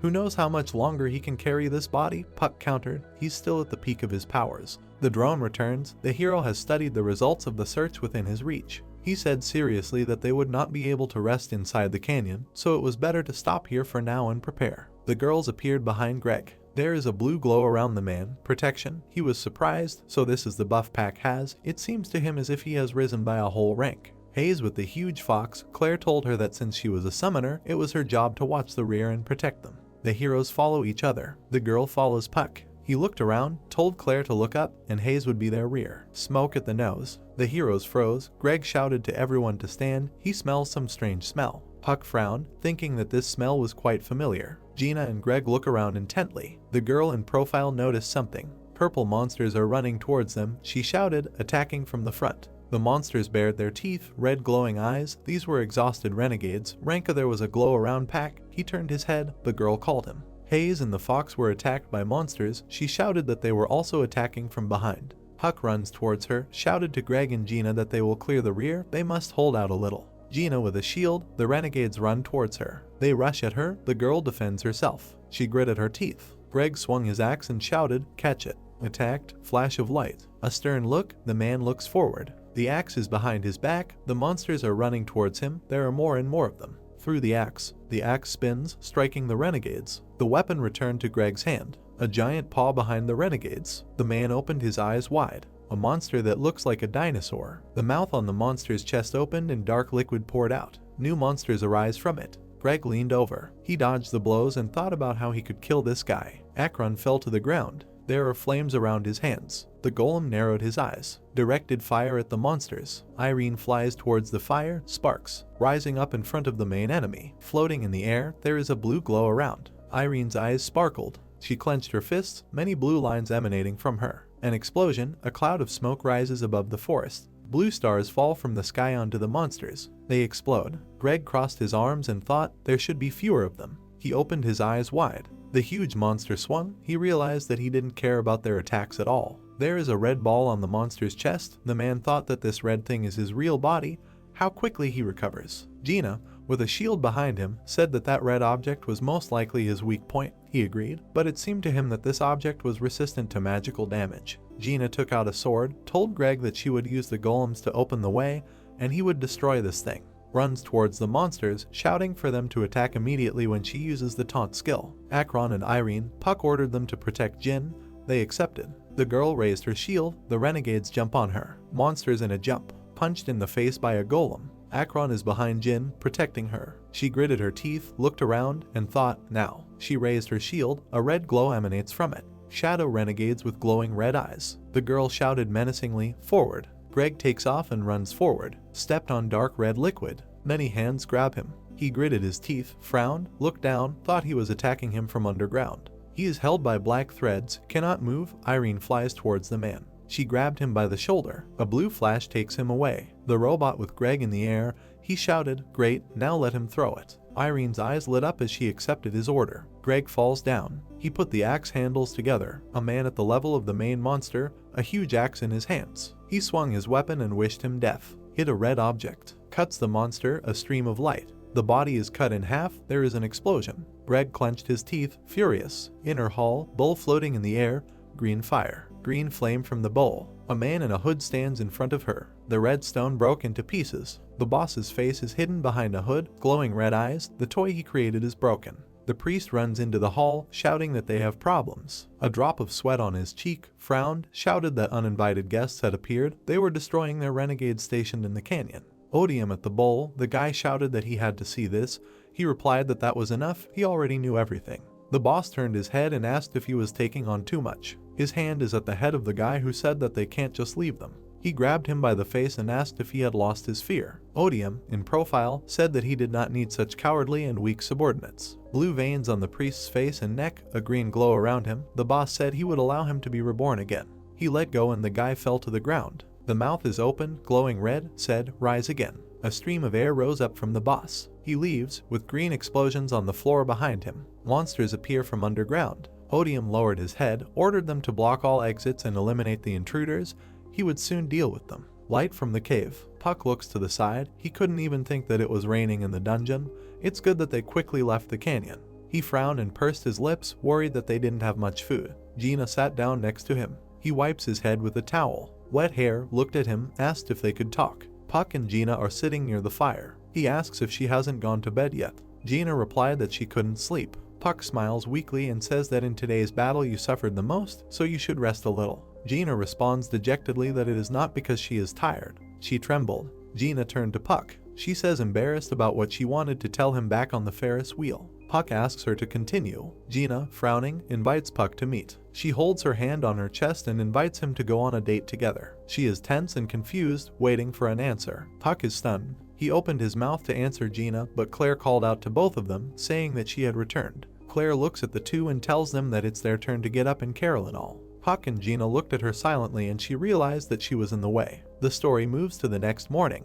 The cave where the heroes spent the night, and it is said that when it got lighter, the rain miraculously stopped and the wind died down. Greg and Puck fight, and the plot continues that as teamwork improved, so did the speed of clearing. The living corpses went on the offensive, and the story says that the team was shocked that they were being attacked by the dead bodies of the awakened ones who were here before them. Puck glows, and behind him are the defeated. He reports that they dealt with the dead quite calmly. Greg, Puck, and Gina look ahead, and the plot tells what they came to in the end. In front of them is a gate with a green glow, and someone is talking out loud about what kind of entrance this is to some altar on the top of the mountain. Something green and seething was also spilled in front of them. Silhouettes of new enemies appeared from the liquid. The half-dead creatures say that they cannot allow the team and call their master Odium. Greg tells Puck that he seems to be different from the other monsters because he just said something. Gina confirms his words and says that she heard it too. A group of people in cloaks, and Puck is thinking about Odium, because at that time, when he cleared the dungeon to obtain D rank, he was the main priest of the temple, but after he was defeated, and now he is Wendell's subordinate.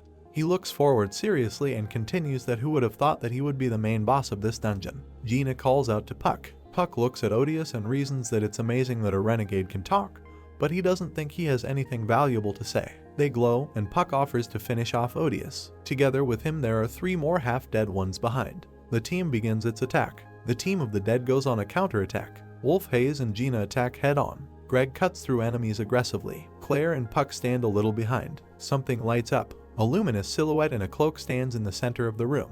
He laughs and says that he couldn't even stop them. He turns to face Pack, flies up and says that creatures from another world, "Are you going to kill me too or not?" His eyes glow ominously and he continues that until now everyone who was looking for me came for my life, and, of course, they all ended up in hell and there is no salvation for them. Puck looks angry and says that this time everything will be different.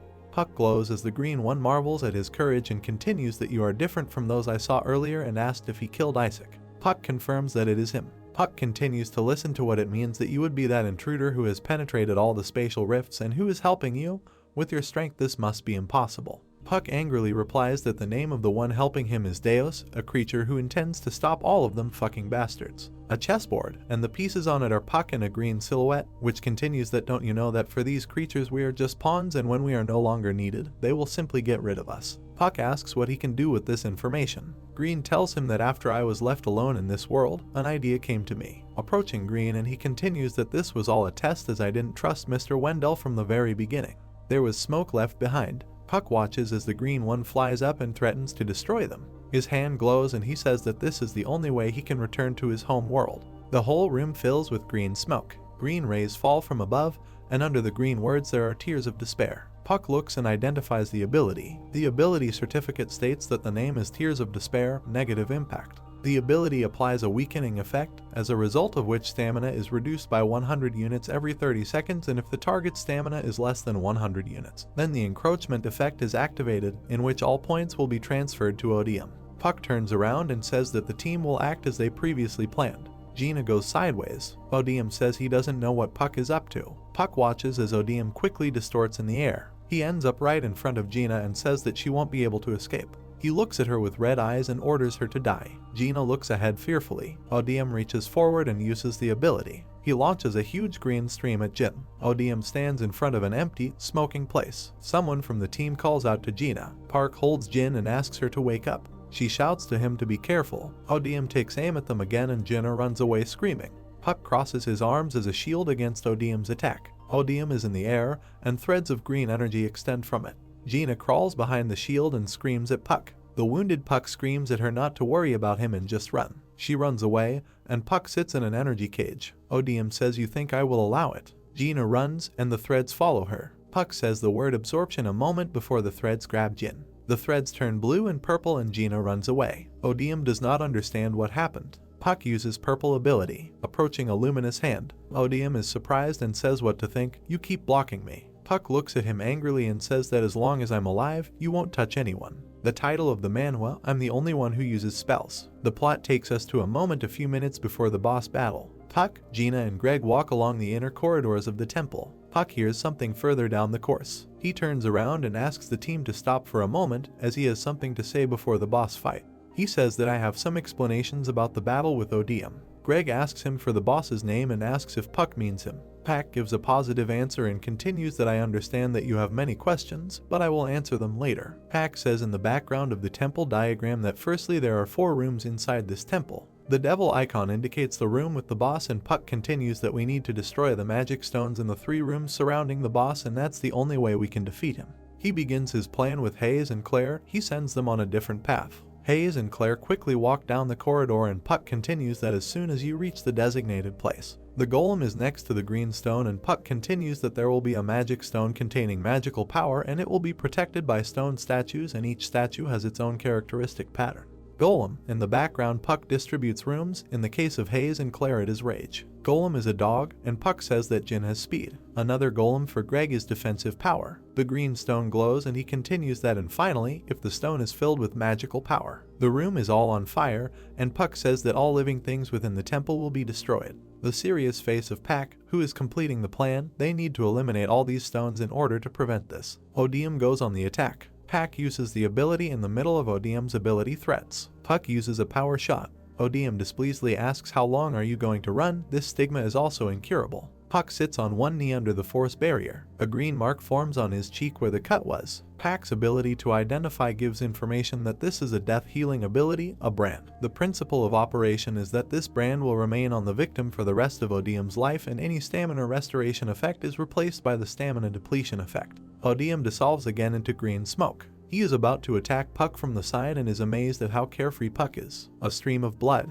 Odium's ability wounded Puck in the left shoulder. Puck frowns in pain. Odium stands calmly with his hand on his shoulder and asks if he feels pain in his shoulder. A bunch of force beams are directed at Puck and Odium continues that you feel it because of your weak human body. Puck uses the stone skin ability while grinding his teeth. Odium attacks him from all sides with his ability. Odium says let's see how long you can hold on. Puck frowns and thinks about the guys and mentally asks them to hurry up with the statues. Odium turns into his own mark and does not understand what is happening. The rays disintegrate into green smoke. Odium asks why his magic is disappearing. He frowned and reasoned that it really was, but stone statues are not so easy to defeat.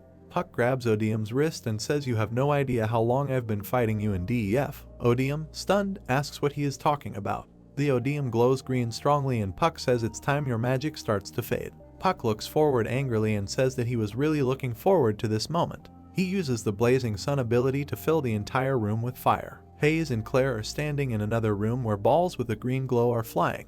They stand in front of the wolf and Hayes says that now that we have split so many stone statues, each of them has lost most of its power and now approaching the magic stone should be easy. Claire looks at her confidently and says that then I attack and leave the support to you. Claire quickly heads towards the stone and the flying balls are aggressive. They emit a red light and are ready to attack. They shoot at Claire, but she successfully dodges all the beams. She moves forward confidently. In front of her is a large red ball. Hayes asks Lucchini to use the shield. Lucchini's shield protects Claire from the red ball. Something hit the floor, destroying it. The ball was defeated and Claire jumped away. Claire ricochets along the walls and rushes straight to the top of the stone. She uses a bow. She uses her ability and shoots the stone. The arrow causes a huge fire in the room. The stone broke into a pile of fragments. The title of the manhwa, I'm the only one who uses spells. Gina stands armed, and there are green rays around her. Behind her stands a statue in armor, and she remembers the parting words that say, "Gina, the statues you have to fight are quick, but they have extremely weak defense." She prepares to attack and then remembers that their attacks are also predetermined in advance, so you just need to know the trajectory of their movement, and then you can destroy them with one attack, even as a tank. The rays pass very close to it. She remembers the trajectory of their movement. The beam rushes towards her back. She feels in the back of her head that something is approaching. She turns around sharply, block the beam with a sword. She holds on tensely. Yellow beam. Jin is stabbed by a guard. She doesn't look at the explosion behind her. She frowns ahead as the blast wave passes behind her, a cleaver full of energy. Greg goes to confront the guard of his hall. He frowns and remembers Pak's words that the statue that Greg will fight with has high protection, so it will be difficult to destroy it. The guardian looks at his opponent without a scratch. Greg swings the cleaver and thinks that if he attacks it with a combination of physical and magical attacks, it is quite possible to win. Greg Globino kicks the ground so that it cracks. He went at the guard head-on with great speed. The guard received a cut to the chest. Greg makes a cross kick. A shock wave hits the guard. Greg stands with cutlasses in different directions. The fire tornado that Puck created. Odious asks Pak why you continue this useless fight. Puck tensely replies that we'll see. Puck glows blue and rolls his eyes using his intelligence enhancement ability. He holds Odious by the wrist and the force field turns red when he uses an area damage boost. He moves his injured arm to the side and thinks that with this enhancement I can move my arm again. Puck bares his teeth. He angrily reaches out to Odious. He uses the fireball ability and fries Odious. Odious flies off to the side as a green shadow. He breaks through the wall with his body. Puck stands in a fighting position and glows blue. Odious, beaten and without a cloak, sits on the ruins of a statue. He grins and indignantly declares how dare Puck do this. He raises his hands up and uses his ability. He slams them down into the stone floor, breaking through it. Puck looks from the side as green rays emerge from under the stones. With his ability, he created shaking in the hall, and Puck thinks that he needs to get rid of him as quickly as possible before he does anything else. Puck reaches both hands forward and uses a force fireball. The ball rushes towards Odious. Odious makes himself a stone barrier and protects himself from the fireball. The barrier turns out to be a stone hand emitting green smoke. He looks angrily and releases thorns from under the ground, saying that I wanted to enjoy watching you suffer. Odious smiles madly and says it's time to end all this. The spikes gather in the center. The overall structure is deformed. Puck looks at what Odious is turning into. With the monster in the background, Puck thinks it looks like the renegades I saw earlier. He frowns. Glowing wall of skulls. A huge branching structure with skulls at the core. A huge seven-eyed monster has gathered and Puck says that it is something else. The monster is about to attack Puck. He charges his fist with energy and tells Puck to prepare for his death. He hits the floor with his fist. Manhwa title, I'm the only one who uses spells. The walls are shaking. Hayes and Claire go to Lucchini and Hayes asks what it was, and Claire replies that most likely it was a powerful release of magic in the center, we need to hurry. Gina runs to Odious. Greg is heading there too. The monster is standing with his fist on the floor. Puck is nowhere to be found. He raises his fist. There is no one under his fist. There are many blue silhouettes in the smoke and the monster says that even if you try to hide in this smoke. Villainous roar. He releases spikes at the silhouettes and continues that you will not be able to avoid my attacks. The scale of the visible expands, and he continues to say that you will die a miserable death because you simply angered me.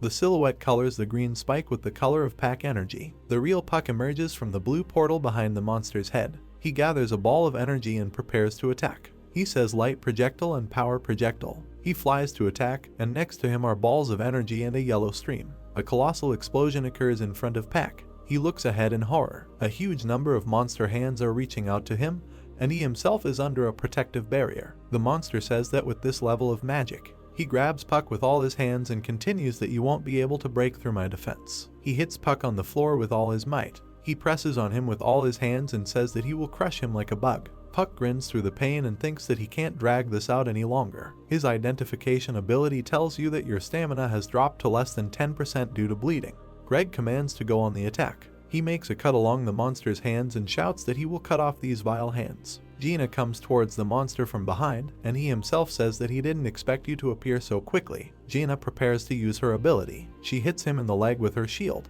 The monster staggers. He falls to his knee with a crash. Gina yells at Puck that it's his turn. Puck turned his gaze towards her. He frowns and looks the other way. With great speed it rushes towards the monster's lower limb. It runs up his leg. The monster sends several thorns after him. They explode. Puck turns around in surprise. Lucini and Claire attacked these thorns. Claire took aim with her bow. Puck jumps. He flies to attack the monster in the face, and he tells him that no matter how much you fight, you don't have a chance to overcome my barrier. Gina throws her sword to Puck. Puck catches him. Puck catches him without even batting an eyelid. The sword lights up with the color of his magic, and he uses the enchant weapon ability. He hits the monster's armor with an enchanted sword. The force field and the sword in close contact emit sparks. Puck was able to break through the barrier. He frowns. He holds in his hands a shard charged with his magic. The broken sword flies to the side, and a fragment is placed on the monster's forehead. Puck says it's over. The monster explodes. Puck walks near the monster's corpse. He wondered with raised eyebrows that it was quite dangerous. His identification ability confirms that due to bleeding, your stamina has dropped by less than 5%. Greg praises Puck. Puck turns around and says that if you had arrived a little later, the consequences would have been terrible, to which Greg replies that it means we were very lucky I came running right after the destruction of the statues. Puck notes that he didn't expect the guys to finish so quickly. Claire replies that it's all because you told us how to deal with these statues. Greg added that earlier you said that you would tell us how you were able to find out a way to win. Gina says Puck did a good job. He praises her back. He smiles softly, shows a fragment of the sword, and continues that you threw the sword to me at the most opportune moment, and even though it became like that after I restored it. Gina sheepishly replies that she acted this way because she knew that the monsters in the canyon were strong against magic. She stares at Puck and calls him by name. There's a mark on his face, and she asks why it hasn't gone away yet. Puck asks the same question in shock. The identification provided an explanation about the death healing brand, and that this brand will remain on the victim for the rest of Odium's life, and any stamina restoration effect is replaced by the stamina depletion effect. Gina looks at the green cracks under Puck's feet. She reaches out to him and yells at him to be careful. She pushes him in the chest. He looks at the girl dumbfounded. He falls back. The spikes pierce right through Jin in several places. Puck screams Jin's name in horror. He looks at her pierced body. Puck runs towards her, and her eyes close with thoughts of Puck. The eyelids are almost completely stuck together. Manhwa title, I'm the only one who uses spells. Hospital building. The sun is shining brightly from the window. Gina is lying in bed. She opens her eyes tiredly. She looks at the ceiling and thinks about the fact that she is in the hospital. She asks how long she has been here. A voice from the side replies that 3 days have already passed. She turns towards the voice and sees Puck nearby. She remembers those cracks in horror. She jumps up and says that she remembered about the dungeon and asks what happened after that moment. Puck peels the apple and replies that you just woke up, so don't be nervous. He continues that the attack that hit you was the bastard's last blow, and we destroyed him immediately after that. He continues that they then took the loot and left. He hands her an apple slice and tells her to stop worrying and rest. She reaches out to pick up a fork with an apple slice. She eats while Puck calls out to her. He recalls an incident when he was hospitalized after fainting. The second memory is about how she protected him in the dungeon. He sits with the plate and says, I just keep giving you trouble. She hands him a fork and he looks at her in surprise. Gina places her hand in his and begins to speak. She shyly asks, can you finally give me the answer to that question? Puck, stunned, asks again about that question. He raises his eyebrows and remembers the scene at the fire. She calls out to him. Puck calls her by name. She looks stunned at Puck, who apologizes. Puck says, I had no idea how you feel for me. He takes her hand with both hands. He seriously says that he likes her and asks her to be his girlfriend. He is serious. She sits embarrassed and pleased. She agrees. The plot takes us to the port of Mokpo. Julia looks at the night sky and says it's been a long time since I came to Korea like this. Someone's feet are bare and wrapped in bandages. This someone is approaching Julia from behind. He looks at this man madly and says that if it weren't for you, a wanted criminal, then everything would be much easier. Caroline stands with a pink haze as Julia asks her what it's like to return to her homeland after so many years. She opens her eyes blankly as Julia calls her name. Puck is sitting at the computer. He quickly presses the keys. Puck is looking for various materials and is outraged that they alone will cost him $1 trillion.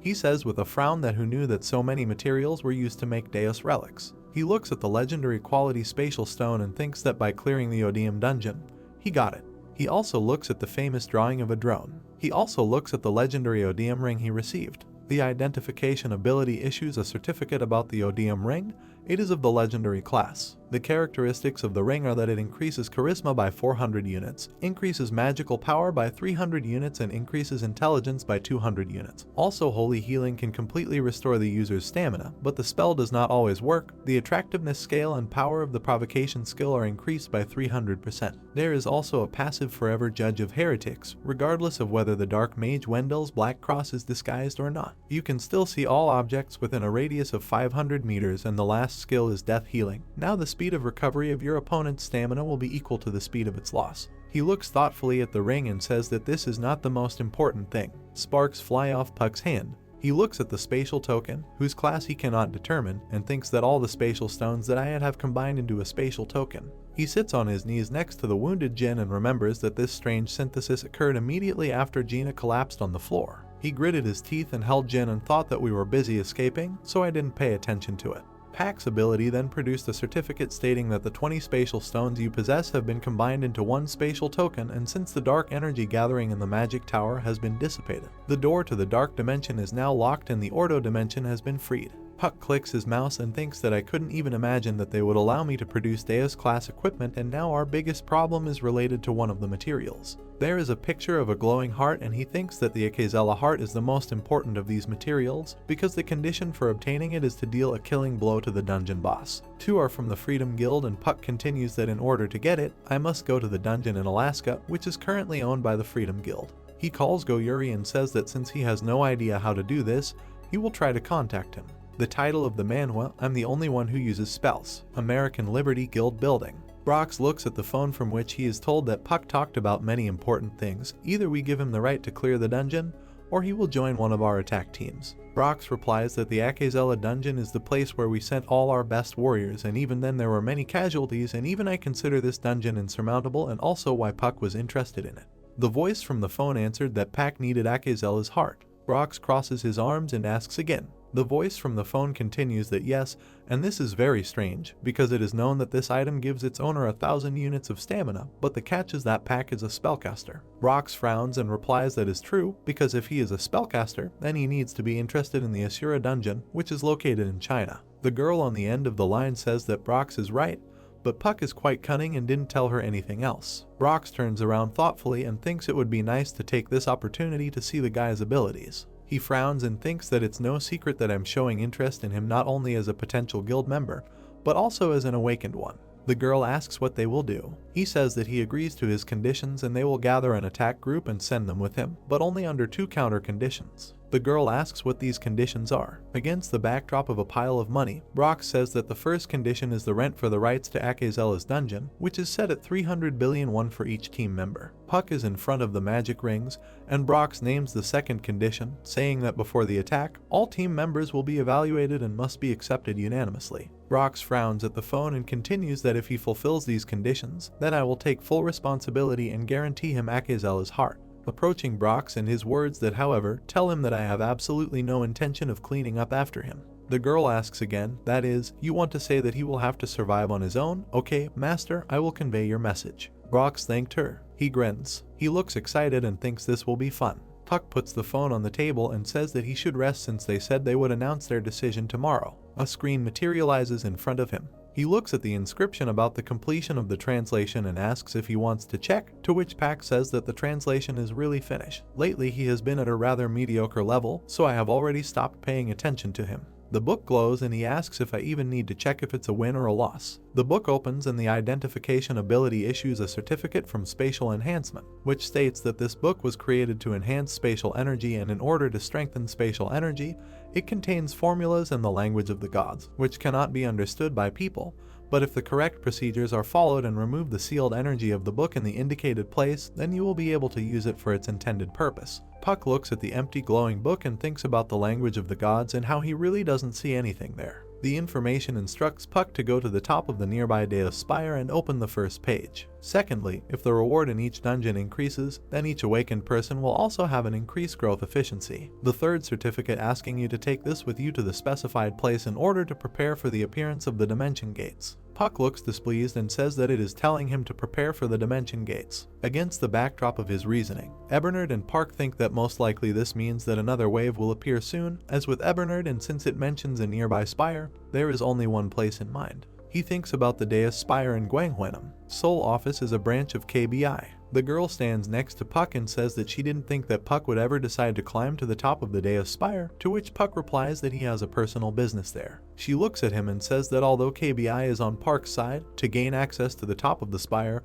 you will need permission from the director of the WBI Korean branch. Puck confirms that he knows about this. She continues that since, by a happy coincidence, the director is in our branch today, I have prepared a meeting for you. Puck asks if this will be a one-on-one meeting. The girl gives a positive answer and says that if we want to be polite, it cannot be ruled out that this will be an interrogation. They walk together and look up. She stands near the door and says we have arrived and the director is waiting for you inside. She opens the door and calls him by name. She frowns and warns him to cooperate with him, but does not think of saying anything unnecessary. She looks at him seriously. He grins and says of course. He frowns and says that he will only give him the necessary information. She goes inside and tells the director that she brought Park to him. The director thanks the girl for her work. Park looks at him and thinks that this man is the director of the Korean branch. The director says that he has heard a lot about Pak. He introduces himself as Lens and says that he is the director of the Korean branch of WBI. Lance's eyes light up and he asks Puck to sit down. Neela sat down next to Puck as Brock started the conversation. Puck holds the book in his hands, and Brock tells him that what you say is not based on the books you received yourself and asks if all awakened ones can increase their effectiveness and rewards by clearing dungeons. Puck gloomily replies that, of course, not only I can do this, but so can all the other awakened ones. He seriously says that he needs to climb to the top of the Deus Spire. Brock asks if Puck thinks it's a little weird. He asks the guy directly and continues that why all these things are happening to you, to which Puck replies that I can only say that I found out about this when I identified the books found in the dungeon. Brock grins and asks about identification and emphasizes what an amazing ability he has and that he himself would like to have one. Puck smiles and says that's what everyone tells him. Brock seriously says let's end our conversation and get back to talking about the Deus Spire. He continues that you can only get to the top with a C rank. Silhouettes of people, and Brock says that there are only two of them in Korea, he and Mila. Puck agrees. Brock says that there is nothing good in this place, because if you provoke Deus's anger, you can even say goodbye to your life. He smiles evilly and says that based on all this, he should check out the book that Puck tells him about.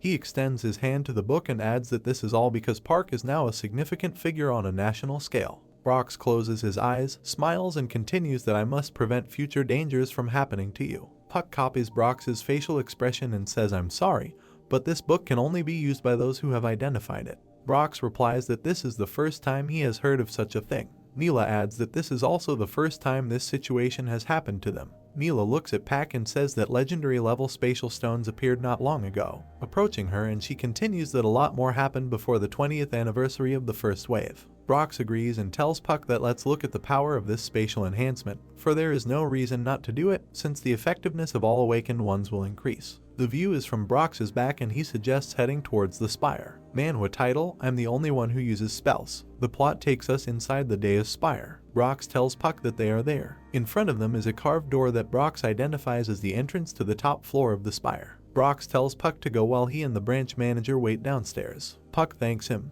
Puck enters the room. He goes forward. Puck looks around. He looks to the side and doesn't understand why he doesn't see anything. Some kind of light source appears in front of him. The sphere of light is surrounded by floating carvings. Puck walks along the ramp to the sphere. There is a spark in front of him and a notification appears for him to open the first chapter of spatial enhancement. He opens the book and different symbols float around. A beam of light shoots out of the book and a notification appears that the spatial enhancement seal has been lifted. The beam spirals a stream of symbols. The book becomes a yellow sphere surrounded by floating elements and a notification comes that there are 5 minutes left before the activation of all the powers of spatial enhancement and Pak's request to be ready. A voice is heard saying that it looks like someone was able to find the key. Puck looks up, stunned, and asks who is talking to him. The ceiling began to look like a cloudy sky and a voice says that I am the Alpha and Omega of the awakened system, a being called to start over. You call me Deus. Puck asks himself, stunned. Deus says that he will allow him to ask one question, since he found one of the hidden keys and encourages him to ask a question. Puck is lost in memories and says that everything he has done up to this point, whether he chose the right path. Deus replies from behind the clouds that you are right and superior to the rest. He looks up, stunned. He stands in front of the same sphere, and the cloudy sky has again given way to emptiness. Puck clenches his fist and repeats Deus' words that he is right and superior to everyone else. He looks excited and thinks I still have a long way to go, so I should get stronger. He looks at the book and is informed that the power of spatial enhancement has been fully activated. He reaches out to her and a new alert says that the power has been spread throughout the world. The beam shoots into the sky. A beam of light shoots out from the top of Deus' tower. The book stops glowing. She lights up with the color of Pack's magic. New alert that the spatial enhancer has been converted into an 8th grade spell book called Iron Skin. He looks at the book in his hands and thinks that he did not expect this. A new alert states that a new Pathfinder class has been unlocked using the Dimensional Boost. Another notification that user Pack receives a new Pathfinder class and receives the Pathfinder's Blessing.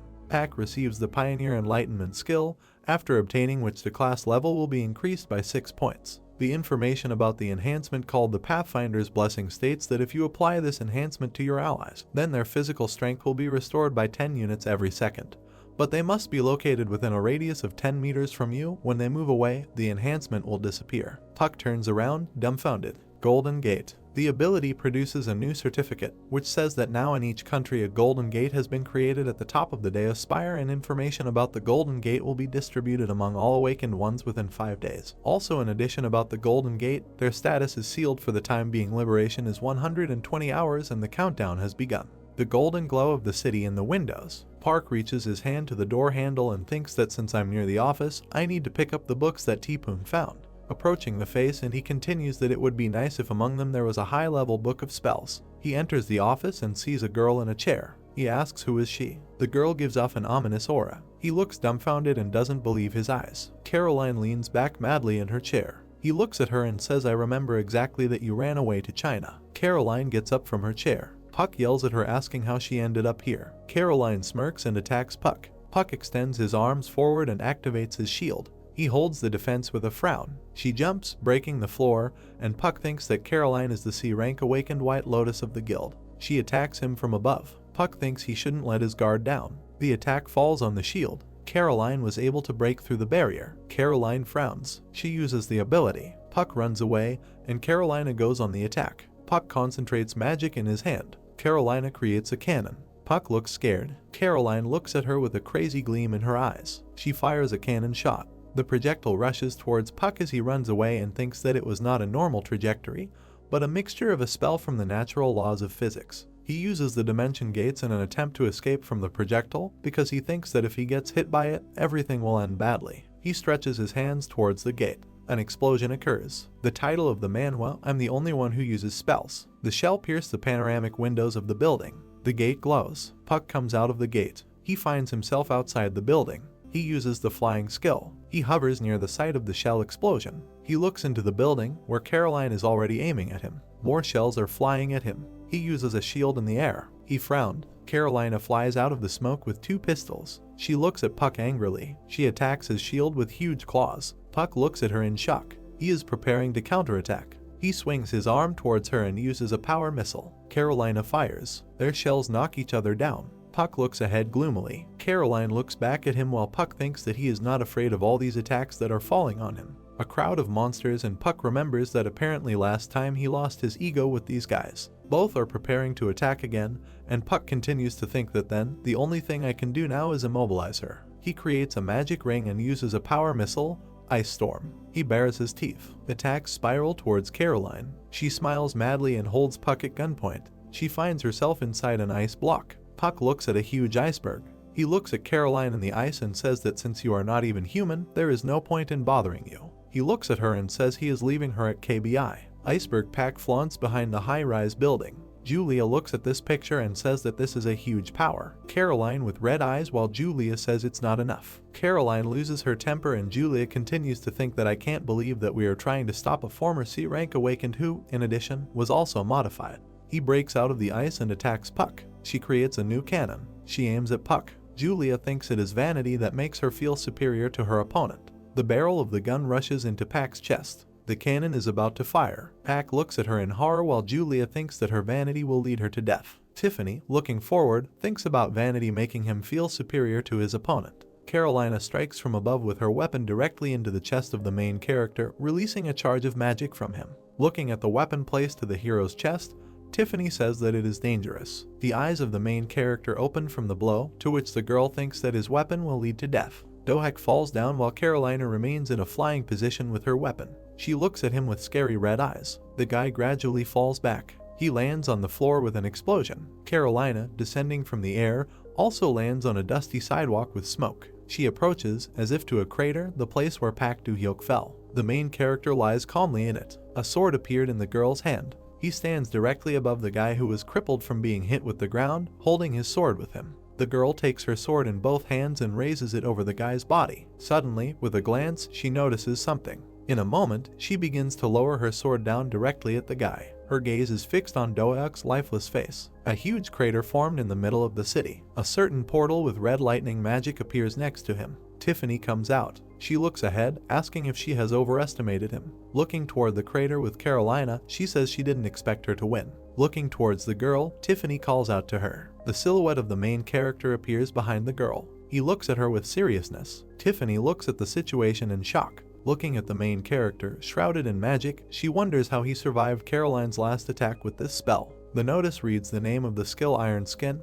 This skill cancels all physical damage, movement speed is reduced by 90%, and the spell cannot be used. Do-hyuk narrows his eyes and asks the enemy who she is. Looking at the main character with crazy eyes, Tiffany says that she is a ghost ant. With his legs spread wide apart, Puck looked at the girl, trying to say something, to which she, looking down on him, says that everything is true, and although she does not know why people gave her this nickname. Clenching his hands into fists, the main character shouts at her, asking what she needs. Turning back to the crowd of people, Tiffany says that first they should choose another place to talk, because there are a lot of extra eyes around. Looking forward and shouting expressively, the hero asks her what she thinks, that he would calmly follow her like that. The girl creates a charge of red magic in her hand. Looking at the ball that was getting bigger and bigger, she says that his opinion is not taken into account. The ball becomes so large that it overshadows the silhouettes of both the girl and the guy standing in the crater. In an instant, he disappears along with the characters, leaving behind only one reflection. The main character looks forward warily. Standing in the middle of an incomprehensible empty area on a stone floor, Do-hyuk asks where they are. A girl approaching in front tells him that this is a secret place that she created using a barrier spell, to which the guy asks in surprise about the word barrier. Smiling and raising her hand with red nails up, she tells him not to worry. Extending her hand while standing in front of the hero, the girl tells him that she is only here to talk to him. Opening her eyes wide and releasing her red magic, Tiffany calls him by name again. Opening his mouth at the girl's question about how much he knows about the power that can be obtained in DEF, the guy says the word what. Standing opposite each other, the girl asks him why he is so surprised, because there is nothing special about it. Making his look more and more serious, and imagining a monster in armor in his background, Do-hyuk thinks that he has never mentioned DEF before while asking Tiffany what exactly she needs from him, and how much she knows about him. Raising her hand higher, the girl says that she knows that Deus chose him in order to awaken DEF, because all the skills and spells that he used against Caroline were obtained thanks to DEF. Making a mad face, she adds that she thinks there's more to it than that. Opening her crazy eyes, she asks what else Deus gave him. Taking steps closer to the hero, she releases her purple magic and tells him to tell her. Looking strictly at the enemy, the guy answers negatively. The hero sends the girl to hell, to which she, standing next to him against his background, asks him to think carefully. Looking away at the girl standing next to him, Do-hyuk asks himself when she had time. He sees Tiffany behind him piercing him with a magical gaze. The girl, looking into his intense eyes, says that she sees how he looks at her, suggesting that he is not yet ready to talk to her. Looking at the back of the leaving girl, she tells him that apparently she came too early. Turning around with a malicious face, she tells him that for his sake she will even remove one of those who are watching him. Looking after his departing friend, the guy asks who is watching him, to which she replies with a satisfied face that he himself will find out when he turns on the news of the awakened tomorrow. Imagining Park Do-hyuk's face on one of the golden gears, Tiffany tells him to keep in mind that the world doesn't revolve around him. Imagining thousands more of the same gears next to the main character, she adds that he is just one of many gears. To which the hero, looking angrily at the girl, tells her that he didn't even have such a thing in his thoughts. Looking back with her eyes, she responds that he is mistaken, and there is no need to be so vain. The guy, hearing such expressions, clenches his teeth in anger, and the girl adds that he is not the only chosen one in this world, and let him remember this. Cutting the wall in the building with her hand, she looks at him, advising him to think carefully about who he is, and what his destiny is, how awakened he has become. Continuing to look at him with an angry gaze, Tiffany finishes that it will be like this until they meet again. The building behind the guy begins to collapse, causing him to try to step back. The guy finds himself back in the crater he was in, covering his face with his hands from the falling debris. The bright sun and blue sky illuminate the street from the highway. It was reported on TV that yesterday, at about 10 o'clock in the evening, there was an explosion in the Dongjak-gu building, and fortunately, no one was injured since the building was empty. Showing on TV, showing behind building an ice floe, the presenter reports that their reporter has discovered a huge column of ice. Introducing men in glasses and black suits, the presenter conveys that the KBI is already investigating this incident. Sitting on the couch and watching TV, the main character thinks that he is glad that everything happened without civilian casualties. The presenter, calmly looking at the camera, says that he will now move on to the next news. Against the backdrop of a high-rise building, he reveals that today at 3 o'clock in the morning, Julian, a known WBI awakener, was found dead at the Eden Hotel in Gangnam, and the KBI has already started investigating. The main character asks in shock that Julian,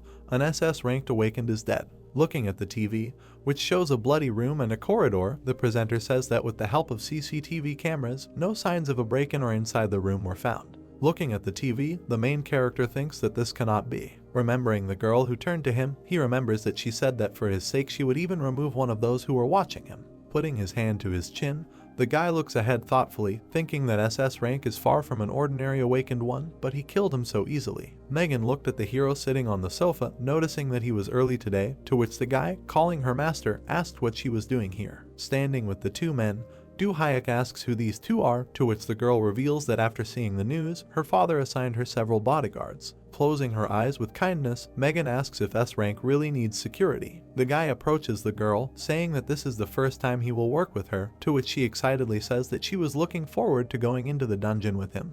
Noting how great it is, Do Hayek, imagining the silhouettes of his teammates, admits to being worried about whether he can pass the test with his team. Walking aside, the girl says that she thinks he shouldn't worry about it because his skills definitely satisfy them. Looking at the hero from behind, the girl wants to say something with a smile. She says they are going to Alaska. The minimalist building stands among the snow-capped mountains, to which the story goes that it is the building of the Alaskan base of the Freedom Guild. The action moves to an underground training base, where Brox, exuding light magic, stands opposite a huge purple gem. The man looks forward seriously. Suddenly, with his legs spread wide, he begins to release even more of his golden magic. At one point, he comes close to the stone and hits it with all his might. Standing with no result, touching the stone with his fist, the man asks himself that this is still not enough. Suddenly, young men come from behind Brox, starting to ask what he is doing, to which the man replies that he did not expect them to come so quickly. A guy with black long hair remarks that he can't be late for such fun when he invites him to clear out an SS rank dungeon. The story goes that the guy's name is Yang and he is an S rank.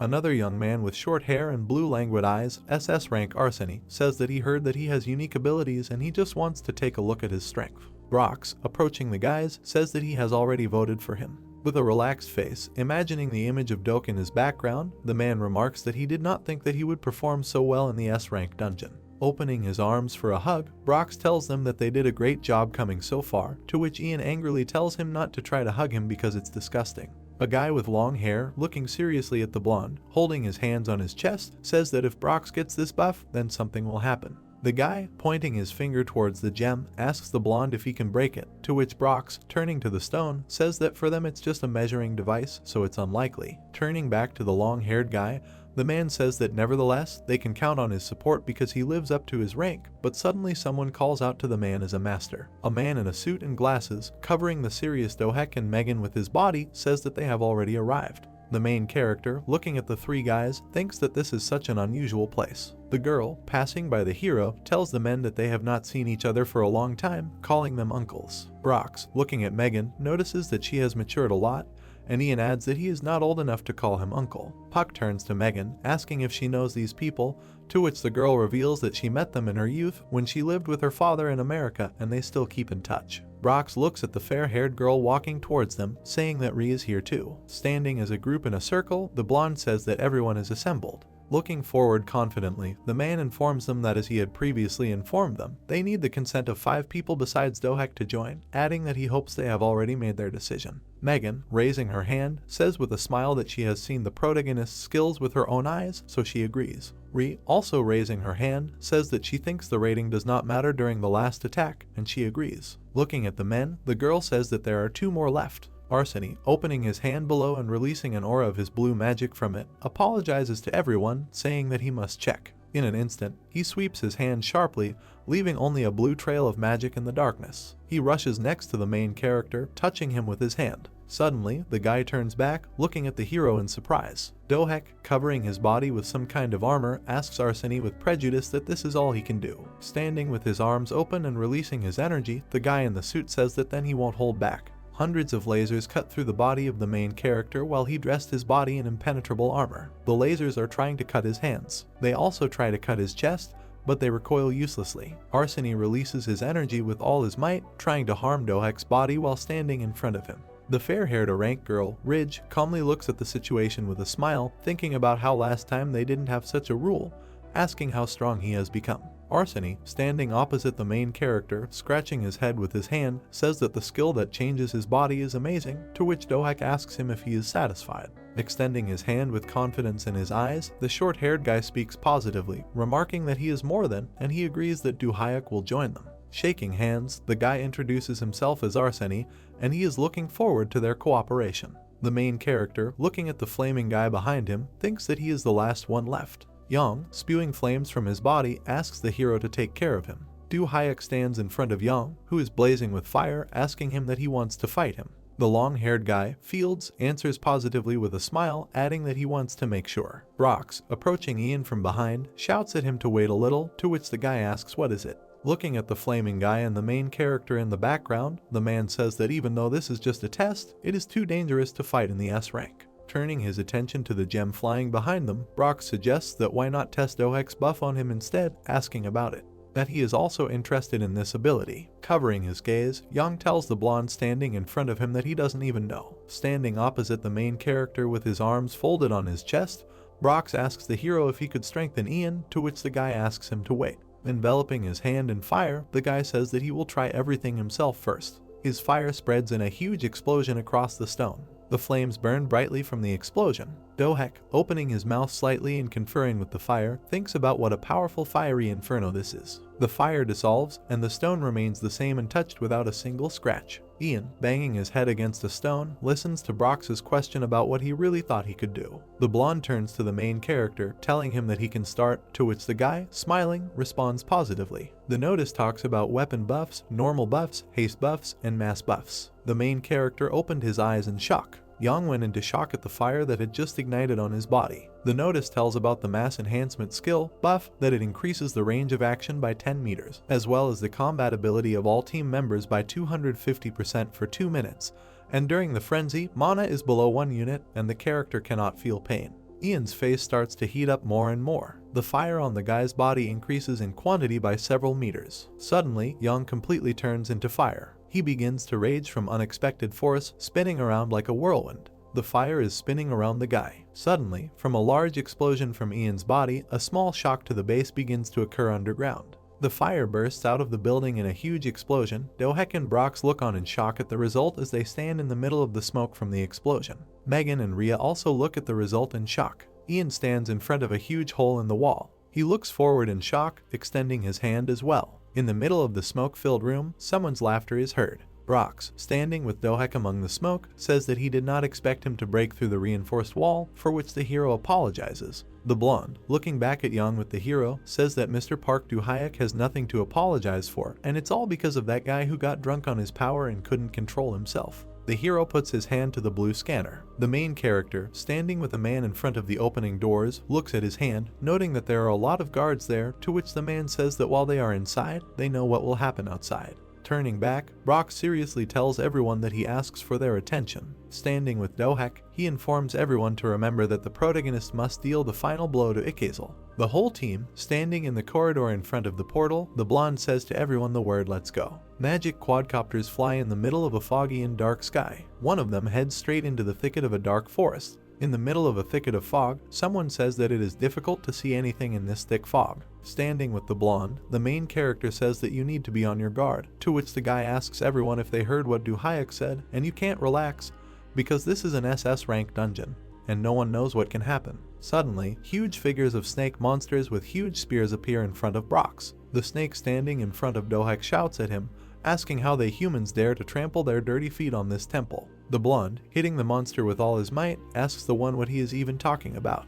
The snake on the other hand opens its mouth, wanting to release a bolt of magic from it. Brox is about to bounce off the floor with his feet, creating a windy mood. It zigzags in front of the monsters, bouncing off their heads, heading towards the snake in front. The blonde charges his hand into the snake's face with all his might. The snake throws its head up from the force of the blow, while the blonde flies opposite him, swinging his hand again.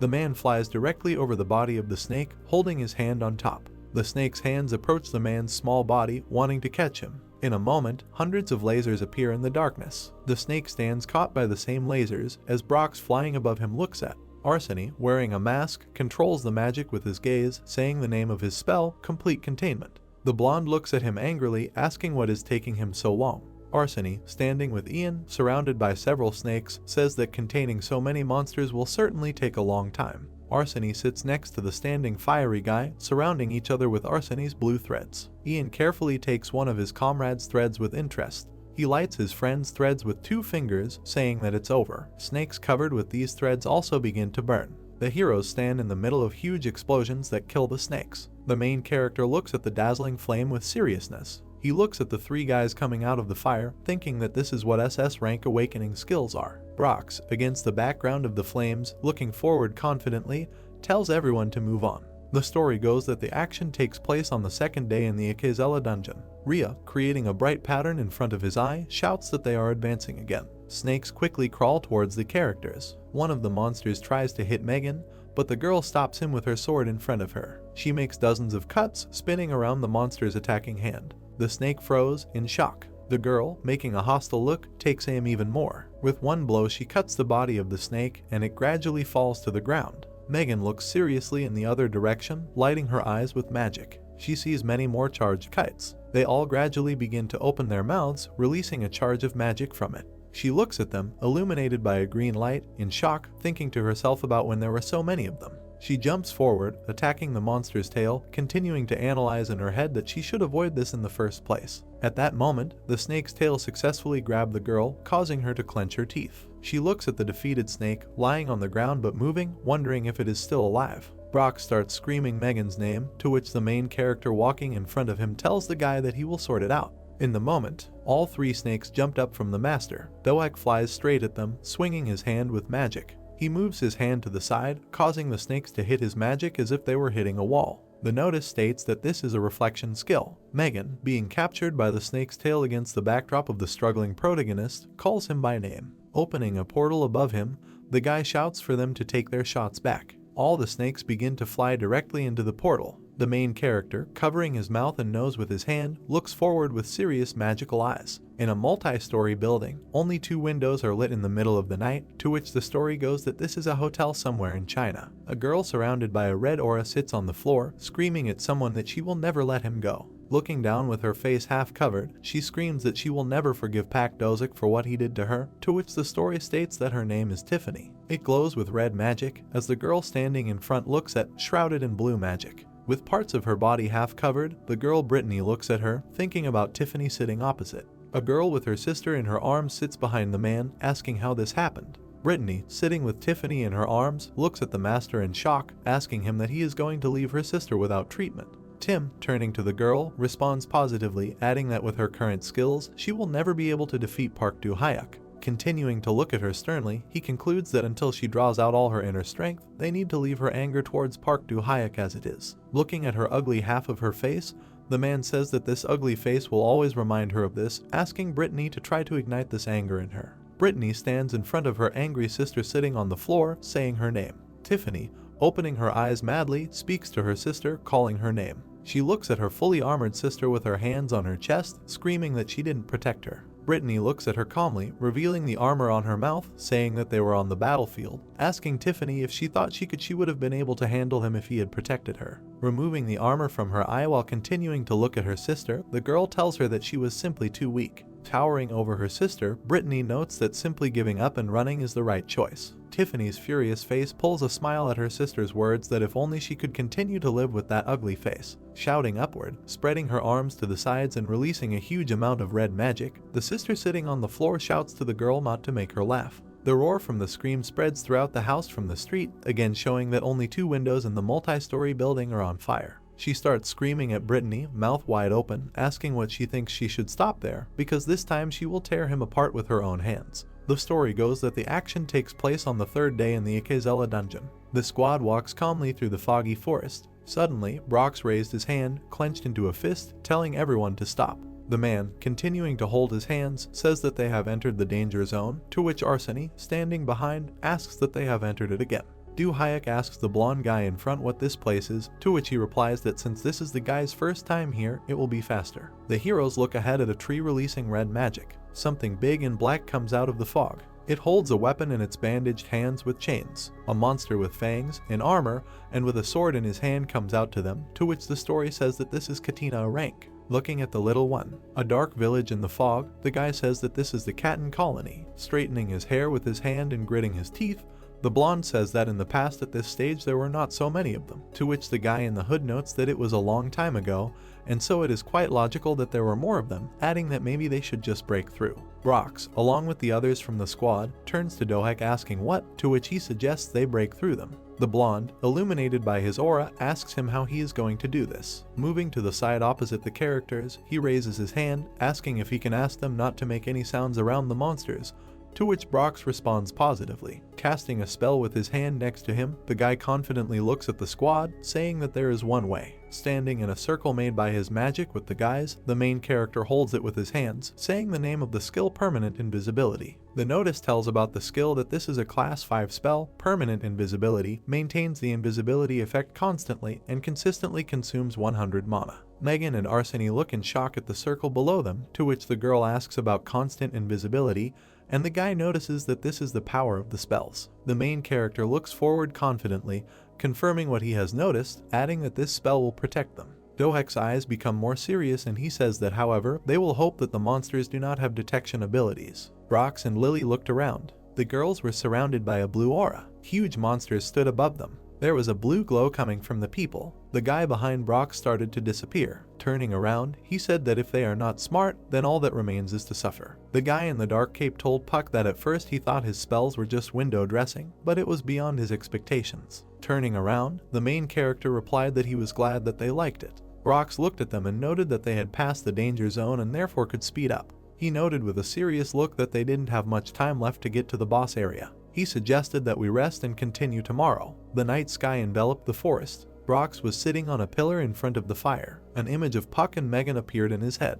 He noted that the main character would be difficult to recruit because of Megan. He introduced a robot from which blue mana comes. He emphasized the fact that Park's abilities are too good to be distrusted. He introduced flying drones. Frowning, Brox thought that it was at least better to think about the Blue Castle Guild and only then about the Freedom Guild. The main character stood in front of Brox. He suddenly jumped up. Puck moved with great speed. He seriously thought about the fact that thanks to the limitless ring, he didn't feel like sleeping at all. A message about a limitless ring appeared. Its description stated that even if the wearer did not eat, he would not feel hungry or tired even if he did not sleep, and when wearing it, he would not be subjected to impulsive or emotional desires. He imagined a monster whose eyes glowed red. He noted in his mind that Ikezella was an SS rank boss monster. Flying between the trees, the main character emphasized that they were leaving tomorrow, but he needed to look around just in case. Taken aback, he said what it was. Standing in front of the huge building, Puck said that he was wondering why the monsters called this place a temple, but now he sees that they were right. Blue energy surrounded him. He looked at his hand, near which there was a projection. He asked if it was a spatial token. Lightning began to flash above his head. It has been reported that the dimensional token Pack possesses creates a unique power and resonance emanating from the Temple of Despair. Notifications appeared that the main character was being transferred to a resonant state. Surprised, Puck asked in his thoughts about the resonant state. He began to look around the abyss. Standing on the ground, the main character asked if it was a trap. He suddenly turned around. Behind him stood a huge robot. A message popped up that the resonance had caused the fake Ikezella's spatial body to stop functioning. He looked at the huge robot, which began to awaken. Puck noticed in his thoughts that this was the same Ikezella they knew. A heart was visible in the robot's chest. Streams of blue energy appeared in front of the main character. They began to form the human body. A bright light came from the man's body. Puck looked at Ikezella's face. The boss stood in front of him and said that he had been waiting for this for many years. Smirking, he said his name. Standing in front of Puck, he said that while traveling through dimensions, God blessed him to be reborn in this place to protect him. He said that he was waiting for the main character. A message appeared that Ikezella had awakened. He started walking towards Puck. The stunned protagonist thought that he would be able to get out of there if he was not caught. Ikezella's hand began to glow with red energy. He stated that he lost his eyes in battle. His eyes glowed red. He noticed that the eyes of the abyss would allow him to see more. He pulled out his blade and asked him to stop hiding and come out. Frowning, the main character asked if he could see him. Grinning, Ikezella said that was very good. He noted with a smile on his face that the real battle would now begin. Throwing up his hands, he declared that if Pac wins, he can take whatever he wants. The main character, with a serious look, clarified why he said that he was waiting for him. Ikezella looked at him and replied that he resonated with his power, so his power would free him. Standing opposite, Puck asked if God told him this. Ikezella replied that this was so and he was waiting for this day. Holding the sword in front of him, he suggested that they stop scratching with their tongue. He began to prepare for the attack. He said with a serious look that the main character was finished. He rushed at him. Puck was scared. He used flying and dodged the boss's attack. He concentrated the fire mana in his hand and mentally noted that he needed to deal with Ikezella's attack first.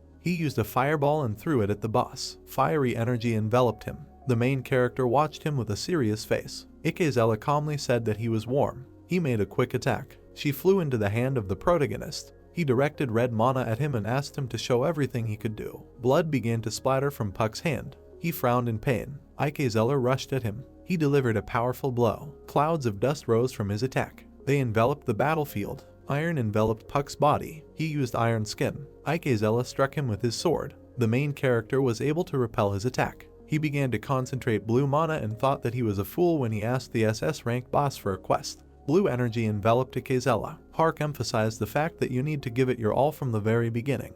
Ice gusts surrounded the boss. Puck used Ice Storm. Ikezella, encased in ice, said it was great. Red energy began to flow from him. He cut the ice. Breaking out of there, he screamed that he had been waiting for such a fight for a long time. He rushed at Puck, who was trying to heal. Fire mana surrounded him. He applied the boost. A message appeared that a special spell, a skill to passively enhance a spatial magician. He noticed that the effect of the spell increases depending on the current amount of wisdom. He sent many fiery arrows at him. They flew at the boss. Ikezella watched this. He swung his blade. He repelled Puck's attack. The main character began to try to run around him. He clenched his fist. The arrows flew into the boss's back. Ikezella was suddenly taken aback. There was a powerful explosion. Puck shielded his face from the gusts of wind. The boss was sitting on one knee. He continued to sit and laugh. Raising his hand to his chin, he said consistent gains in strength. The main character suddenly jumped up. Many clones of Puck rushed at him. The boss noticed that he also had all kinds of spells. Rising, he noted that, however, he picked up his blade from the ground and noted that as he had said earlier, Puck was behind him.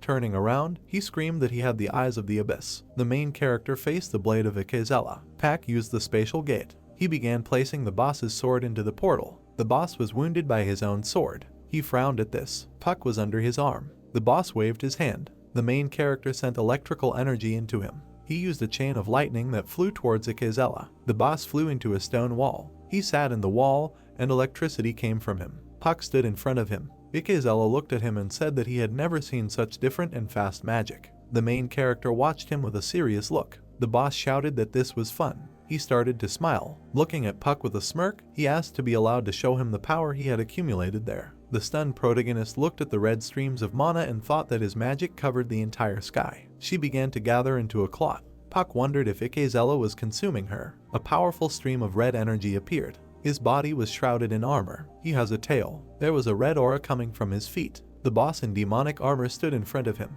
Puck watched him and noted in his mind that he had shown his true strength. The main character frowned. He looked at the cracks in the armor and thought that his body could not resist magic and was gradually being destroyed. A notification appeared that Ikezella was angry. A message popped up that Ikezella was entering the second phase of wide-ranging and his health was decreasing every second. The boss pulled out his sword, surrounded by energy. He sent a red stream of mana at Puck. He launched a powerful series of attacks from afar. Puck watched as streams of mana flew at him. A blue portal appeared in front of him. He jumped out of the portal. Ikezella was above him and pointed his sword at him. Puck didn't notice how the boss appeared above him.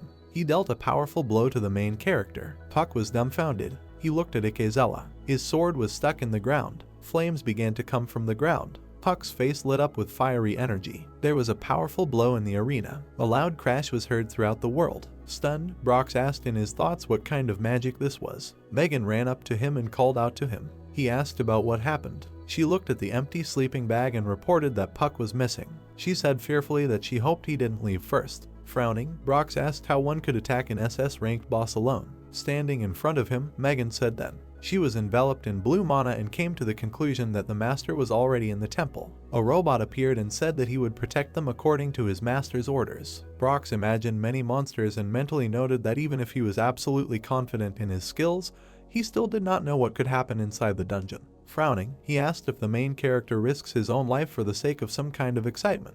Extending her hand, Megan asked Akron to tell her where Puck was. The robot replied that his task was to protect them from danger. Looking at them, he noticed that he could not take them to the dangerous place where the master was now. Megan looked at his back. Brox noted that in this case there was nothing they could do. He asked the others to get ready as soon as possible and follow him. The robot looked after Brox, who ran away at great speed and said that it was dangerous. A second robot appeared. He asked to follow the master's orders in order to protect the team members. The robot chased Brox, who was thinking about Puck sacrificing himself. Many magical attacks flew into the stones. Concentrating the scarlet mana, Ikezella assumed that he still retained his energy, noting that if he looked at what he had managed to accumulate so far. He asked if there was a limit to this power. The main character's hand lit up with a blue light. He used a power missile. Many swords flew towards Puck. The main character answered him with many blue flashes. Their shells crashed against each other. An angry Puck looked at the blue light. He put his hand to the ground, after which several circles appeared there. He began to bounce off the debris. Ikezella prepared to attack. He watched the main character. Puck continued to run away, using acceleration. He began to enter the spatial gate and found himself in front of the boss. Ikezella attacked him. Puck entered the portal again. He found himself behind the boss and began to concentrate green mana. He touched the boss's back and applied the death mark. Stunned, Ikezella said that this skill. He presented his charred face and said that Pack had also figured out this skill. He caught the protagonist's hand with his tail. Restraining him, the boss declared that he would take revenge on him for this. He launched many attacks on the main character. Pack was hit by a lot of attacks. His body was covered in cuts. He applied the treatment, but the boss said that his resistance was pointless. Extending his hand, which emitted a green light, Puck used a healing him. He began to heal Ikezella. The boss asked what he was doing. Violet energy surrounded Ikezella. There was a message that the effect of increasing the target's health is changing to decreasing it, thanks to the death mark. Surrounded by green energy, the boss began to scream. The boss continued to hold Puck's tail. He let him go. The main character rushed at him. He aimed magic nails at him and applied restraint. Ikezella looked at him. Magic rings surrounded Puck's hand. He tied several pieces of debris with eternal bonds. Runes appeared on the stones. They tied up the monster's body. The main character began to pull the magical threads. A yellow light began to emanate from the bound stones. The boss was constrained. He watched as huge debris flew towards him. Many huge stones flew into him. Puck stood in clouds of dust. He was looking at the red light and holding a gun in his hands. The stones were suddenly cut apart. The debris scattered to the sides. A red stream of mana flew towards the main character. Ikezella struck him with his sword. He continued to press Puck. He looked at him intently. He pinned him to the ground. Red energy began to surround them. The main character began to look around with a serious look. Many blue portals appeared. Suddenly drones appeared. They blocked Puck and the boss with barriers. Continuing to restrain the protagonist, Ikezella asked what it was. Grinning, Puck replied that it was the power of science. He suddenly looked away. He looked at the magical barrier and thought that the spell would not last long like this. Ikezella watched him. The boss hit him. The main character flew out of the barrier. Red streams of mana flew towards him. Suddenly a yellow light appeared. The main character threw fireballs at the boss. There was a powerful explosion. Puck held a gun in his hand. He wondered if this battle would not end if he continued like this. Clouds of dust surrounded the boss. They made eye contact and the main character noted in his thoughts that he would have to take it out with one blow. Magical whirlwinds of red and blue appeared on the battlefield. Ikezella began to absorb energy. Concentrating his mana, Pack used a large power missile. The boss looked at it intently. The red comet flew towards the main character. Puck continued to gather mana for a powerful attack. He sent a powerful stream of mana at the boss. Their energies were about to collide. They collided, creating an explosion. The main character grabbed the gun in his hands. He began to shout with a serious look. There was a bright stream of energy in front of him. Red mana flew towards him. A violet light enveloped the area. Ikezella looked at him. There was a powerful explosion. A powerful explosion was heard from the temple. The dimension crashed. Puck sat on his knees. He sat on the ground, surrounded by dust. Puck sat on his knees next to Ikezella, who was lying without one leg, who said with fatigue that this was madness. He became covered with thin cracks and desperately said that the main character had defeated him. Puck's face was also covered in abrasions and scratches. He turned and said that he also received many wounds from him, so who the hell knows who wins here. Ikezella remembered how Puck used spells and said that when he put a death brand on him, he realized that his friend, Odium, had died at his hands. The main character frowned and angrily watched as he lay on the floor and said that his plan was to absorb all of Puck's power and then get out of this dimension with this guy. Looking at the ceiling, he sadly added that he lost. The enemy continued to say that now he, too, faces death at the hands of Puck, to which the protagonist closed his eyes and seriously replied that he would not deny this. Ikezella introduced many monsters and said that there are many more creatures that fight in the same way in their dimensions. He raised his hand and began to create an energy ball and said that compared to them, Puck wasn't that strong. Puck looked at his opponent, and behind them the ball became bigger and bigger. The accumulation of energy turned into a huge robot behind them. The enemy advised Puck to take this transcendental body and leave, to which he replied that the last time he saw it, it was of a different size. Puck looked at this improved body, and Ikezella said that it had changed in accordance with his soul and magical power, but if a person appeared who did not match his size, the body would change to suit him. Puck sealed his body in his own energy and, frowning, thanked him with a smile. The main character watched tensely as Ikezella raised his sword and asked to kill him with this Ekades. He closed his eyes and stated that he wanted to rest in the warmth before his body cooled down. Puck cautiously took the sword and agreed. Ikezella, ready to die, asked the name of his great opponent, to which the main character, holding a sword in his hand, said his name. The opponent repeated his name. The opponent said that this was the last battle with him, and Puck, ready to strike, looked at him with a frown. The enemy only had time to add that the battle was wonderful when the main character thrust a sword into him and Ikezella split into small particles. A notification appears indicating that the dungeon has been successfully cleared. Puck was sitting on the floor and the rest of the guys were moving towards him, who, after defeating Ikezella, helped him get out of the dungeon. He was later placed in a special intensive care unit. Puck was transferred to the recovery room, where he opened the system screen. The main character was sitting on the bed with the screen open and decided that now he needed to check what he received after the battle with Ikezella. He looked at his level and noticed that he had raised 3 levels. Puck looked at the energy grid and read the information about the magic engineer's active skill, thinking that this special skill promoted him to a rank. He frowned seriously, remembering how he could barely stand on his feet during the fight and thinking that at the moment his mana limit was about 3,000 units. But to deal with monsters that are more powerful than Ikezella, even though that it takes 75% of his health, he needs something else. He imagined activating powerful spells in the energy flow and realized that he needed to use a higher class of transcendental magic, and this spell would double his total amount of mana. The main character looked at the relics of Ikezella and studied the parameters of his sword, bracelets, and earrings. A notification appears indicating that Ikezella's accessory kit has been assembled.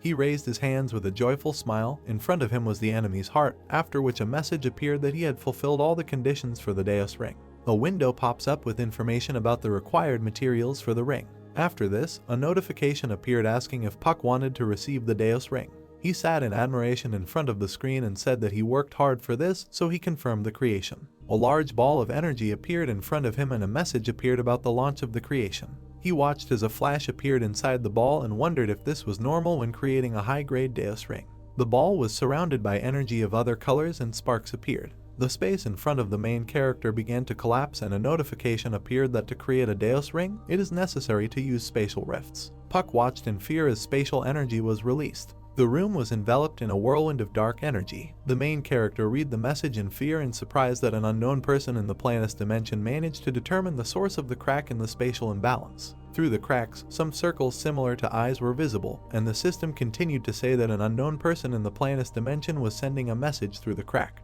A message from a stranger appears, saying that they have found the source that drove them into the depths of destruction, and they ask Pac to investigate.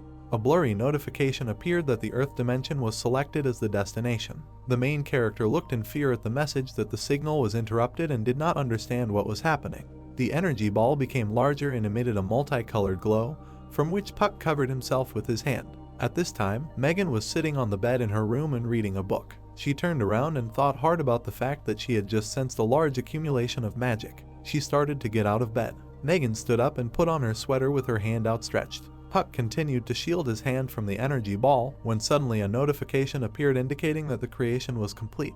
The system reported that user Pac received the Deus Rings. The main character was surprised to read the notice that Deus was pleased with Puck's achievement and assigned him a new status. He read on the screen that he had F status and upon reaching SSS rank, he would be eligible to upgrade his status. Puck scratched his head and smiled silently, and a golden glow appeared in front of him. A glowing dais ring and a window with a huge list of its characteristics appeared in the air. He held his hands in front of the ring and looked in surprise, thinking about the large number of effects. He looked at the door from which the knocking came and wondered who it could be at such a time. Megan entered Puck's room with a weapon and frowned and asked if the main character was okay, and said that she felt some kind of magical energy from this room.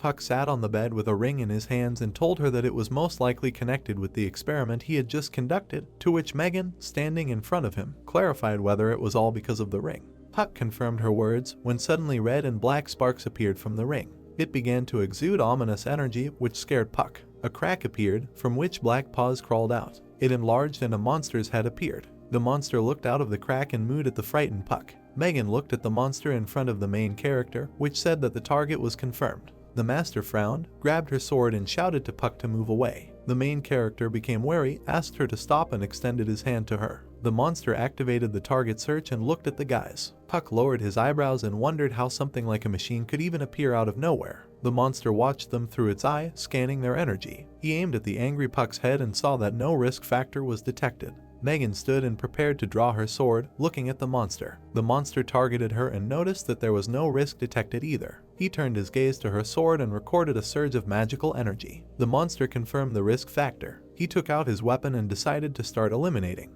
The master got angry, bared her teeth and took out her sword. She was filled with energy, and the monster was approaching her. Puck looked in surprise at the notification that the energy of an unusual dimension had been detected. A message appeared about the closure of the spatial crack, and the monster was surprisingly sucked inside the crack. The main character watched as the portal closed with sparks. Megan and Puck watched the energy glow. The main character silently watched as the dais ring reappeared in front of him and a notification about the closure of the spatial crack popped up. Megan opened her mouth in shock, but didn't say anything. The plot takes us to Artenia, the Motto Empire. He shows us the city and the high tower, telling us that in its center there is a magic tower that rises into the heavens, like the Tower of Babylon. There was a man in dark clothes standing inside. At this time we were told that the tower is a symbol of the Motto Empire and the Black Wizard. A man in a hood entered the building. Another man came up from behind and asked what about Sir Bendel, to which he replied that he had gone to hear his words. The blonde standing behind him calmly clarified what was said. The man turned to him and said that he was just about to call him, but he had already arrived, to which the blonde asked what he needed.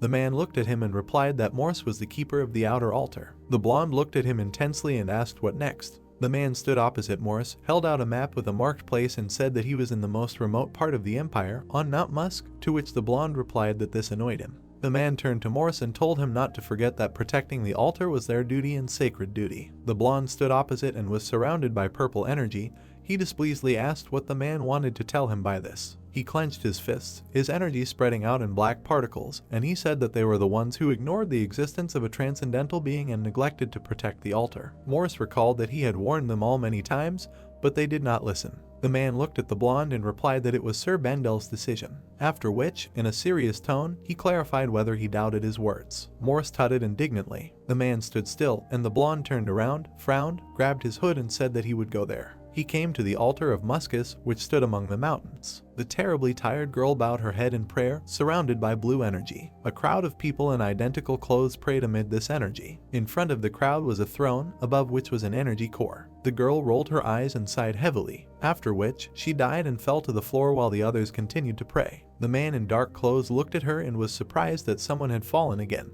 He said they were already running out of slaves. Morse's voice was heard behind him, who asked how much this magic stone had already absorbed. The man turned around and recognized the blonde. He stood facing him and, placing his hand on his chest, said that the stone was already 70% full, and Morse looked and clarified whether that much was true. The blonde looked at the praying people, and a man standing next to him said that they absorbed mana even from slaves, but half of them were already dead. The man looked in surprise as Morse was surrounded by energy, and he said that then they had no other choice and clarified what the blonde meant. Morse extended his hand, filled with energy. His face darkened and he unleashed a flow of energy. Black and purple power stretched through the slaves. She sucked out their life force and only skeletons remained from their bodies. Morse continued to absorb the life energy of the slaves. Standing on the stage while they died and fell to the floor, the man screamed, wondering what he was doing. The blonde man held up a ball of mana in his hand, looked at it and said that now that his descent is just around the corner, if they continue to care about the condition of the slaves, then there will be no end to it.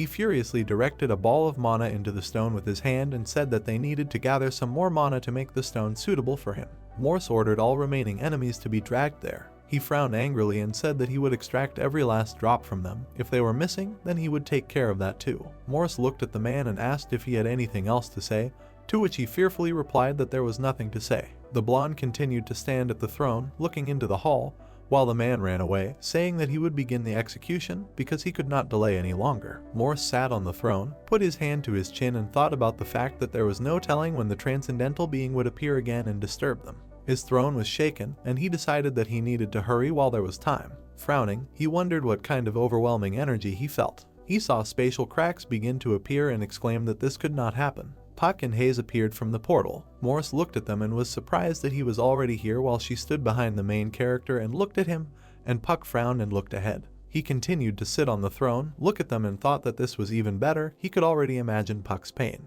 The main character was serious and determined to fight. Morse grinned evilly and decided that this was his chance to deal with him and win Vandella's favor. The plot takes us back in time. After recuperating in Alaska, Puck smiled and said goodbye to the guy and girl who were holding hands. Park returned to Korea while in the room with Hayes walking toward him. She walked over and smiled. At this time, Hayes was continuously increasing her strength with the help of the Jeongsun Guild. After some time in a peaceful environment, a spatial rift appeared. Hayes looked at him, and Puck stood behind and thought that the dimension gate, as if out of spite, had opened right in front of them, when suddenly a notification appeared about the opening of a one-time dimension gate. Hayes and the main character looked at each other confidently and warily. She turned away and walked towards the portal as he continued to look forward. A window appeared with a message about the entrance to the Desmond B dungeon. A notification appeared that only users Pack and Hayes can enter. Next, a warning window popped up stating that an unknown user tried to force login using something incomprehensible. Hayes and Puck looked at each other in the middle of the forest and saw a message that access was denied, the entrance was blocked.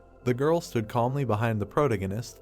He put his hand on his side and said relaxedly that he did not expect the gate to appear so soon. She approached and warily said that besides them, someone else tried to enter there, to which Puck, in confusion, replied that this was all strange. He looked seriously at the girl and suggested that she first concentrate on the current situation, to which she agreed. His hand glowed yellow and a notification appeared indicating that a Morse black cross had been detected. Puck was surprised. Turning around, he shouted Hayes' name in alarm. She screamed in fear and looked at the purple glow. They crouched down, and a dark vortex of energy moved towards them. An engrossing portal appeared. A whirlwind passed through the forest. A large energy hole appeared in the middle of the earth. Puck jumped into the sky, taking Hayes into his arms. He looked down in fear, held the girls tightly and said that for now it was better to avoid the attack rather than block them, to which a shocked Hayes asked what it was. He looked at her tensely and said that he thought they had entered his territory, and she confusedly asked whether he was from the Black Cross. Puck confirmed her words. They were hovering over a portal in the middle of the forest and Puck said that Morse did not know their location, so most likely he was trying to attack from a long range. Hayes frowned in alarm and asked what they should do then. The main character smiled self-confidently and suggested taking the shortest route to the altar. He activated invisibility with a smile. Hayes was scared, and they entered a magical vortex. She asked if everything would be okay if they flew there. He looked at her sideways and told her not to worry. He believed that Morse had prepared everything for a ground attack. They quickly moved towards the altar in an invisibility spell.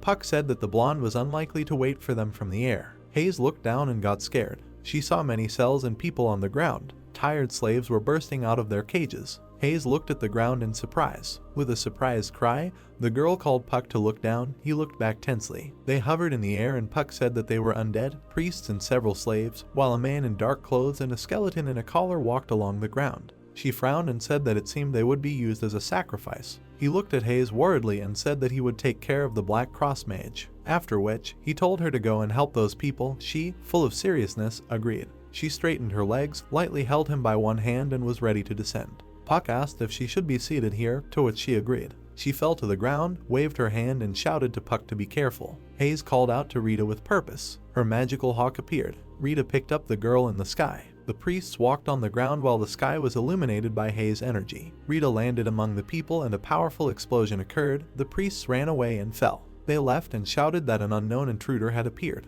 Hayes bared her teeth in a determined mood, furrowed her eyebrows and gave the guys an order. She extended her hand forward and ordered to save these people, and various magical beasts appeared around her. Puck flew at great speed, thinking that he also had to hurry. Morse went out onto the balcony, looked towards the forest and wondered how things were. He imagined an altar in front of him and wondered if they knew its location. The blonde frowned and imagined dark mana and thought about how they were responding to his attacks using the power of the magic stone.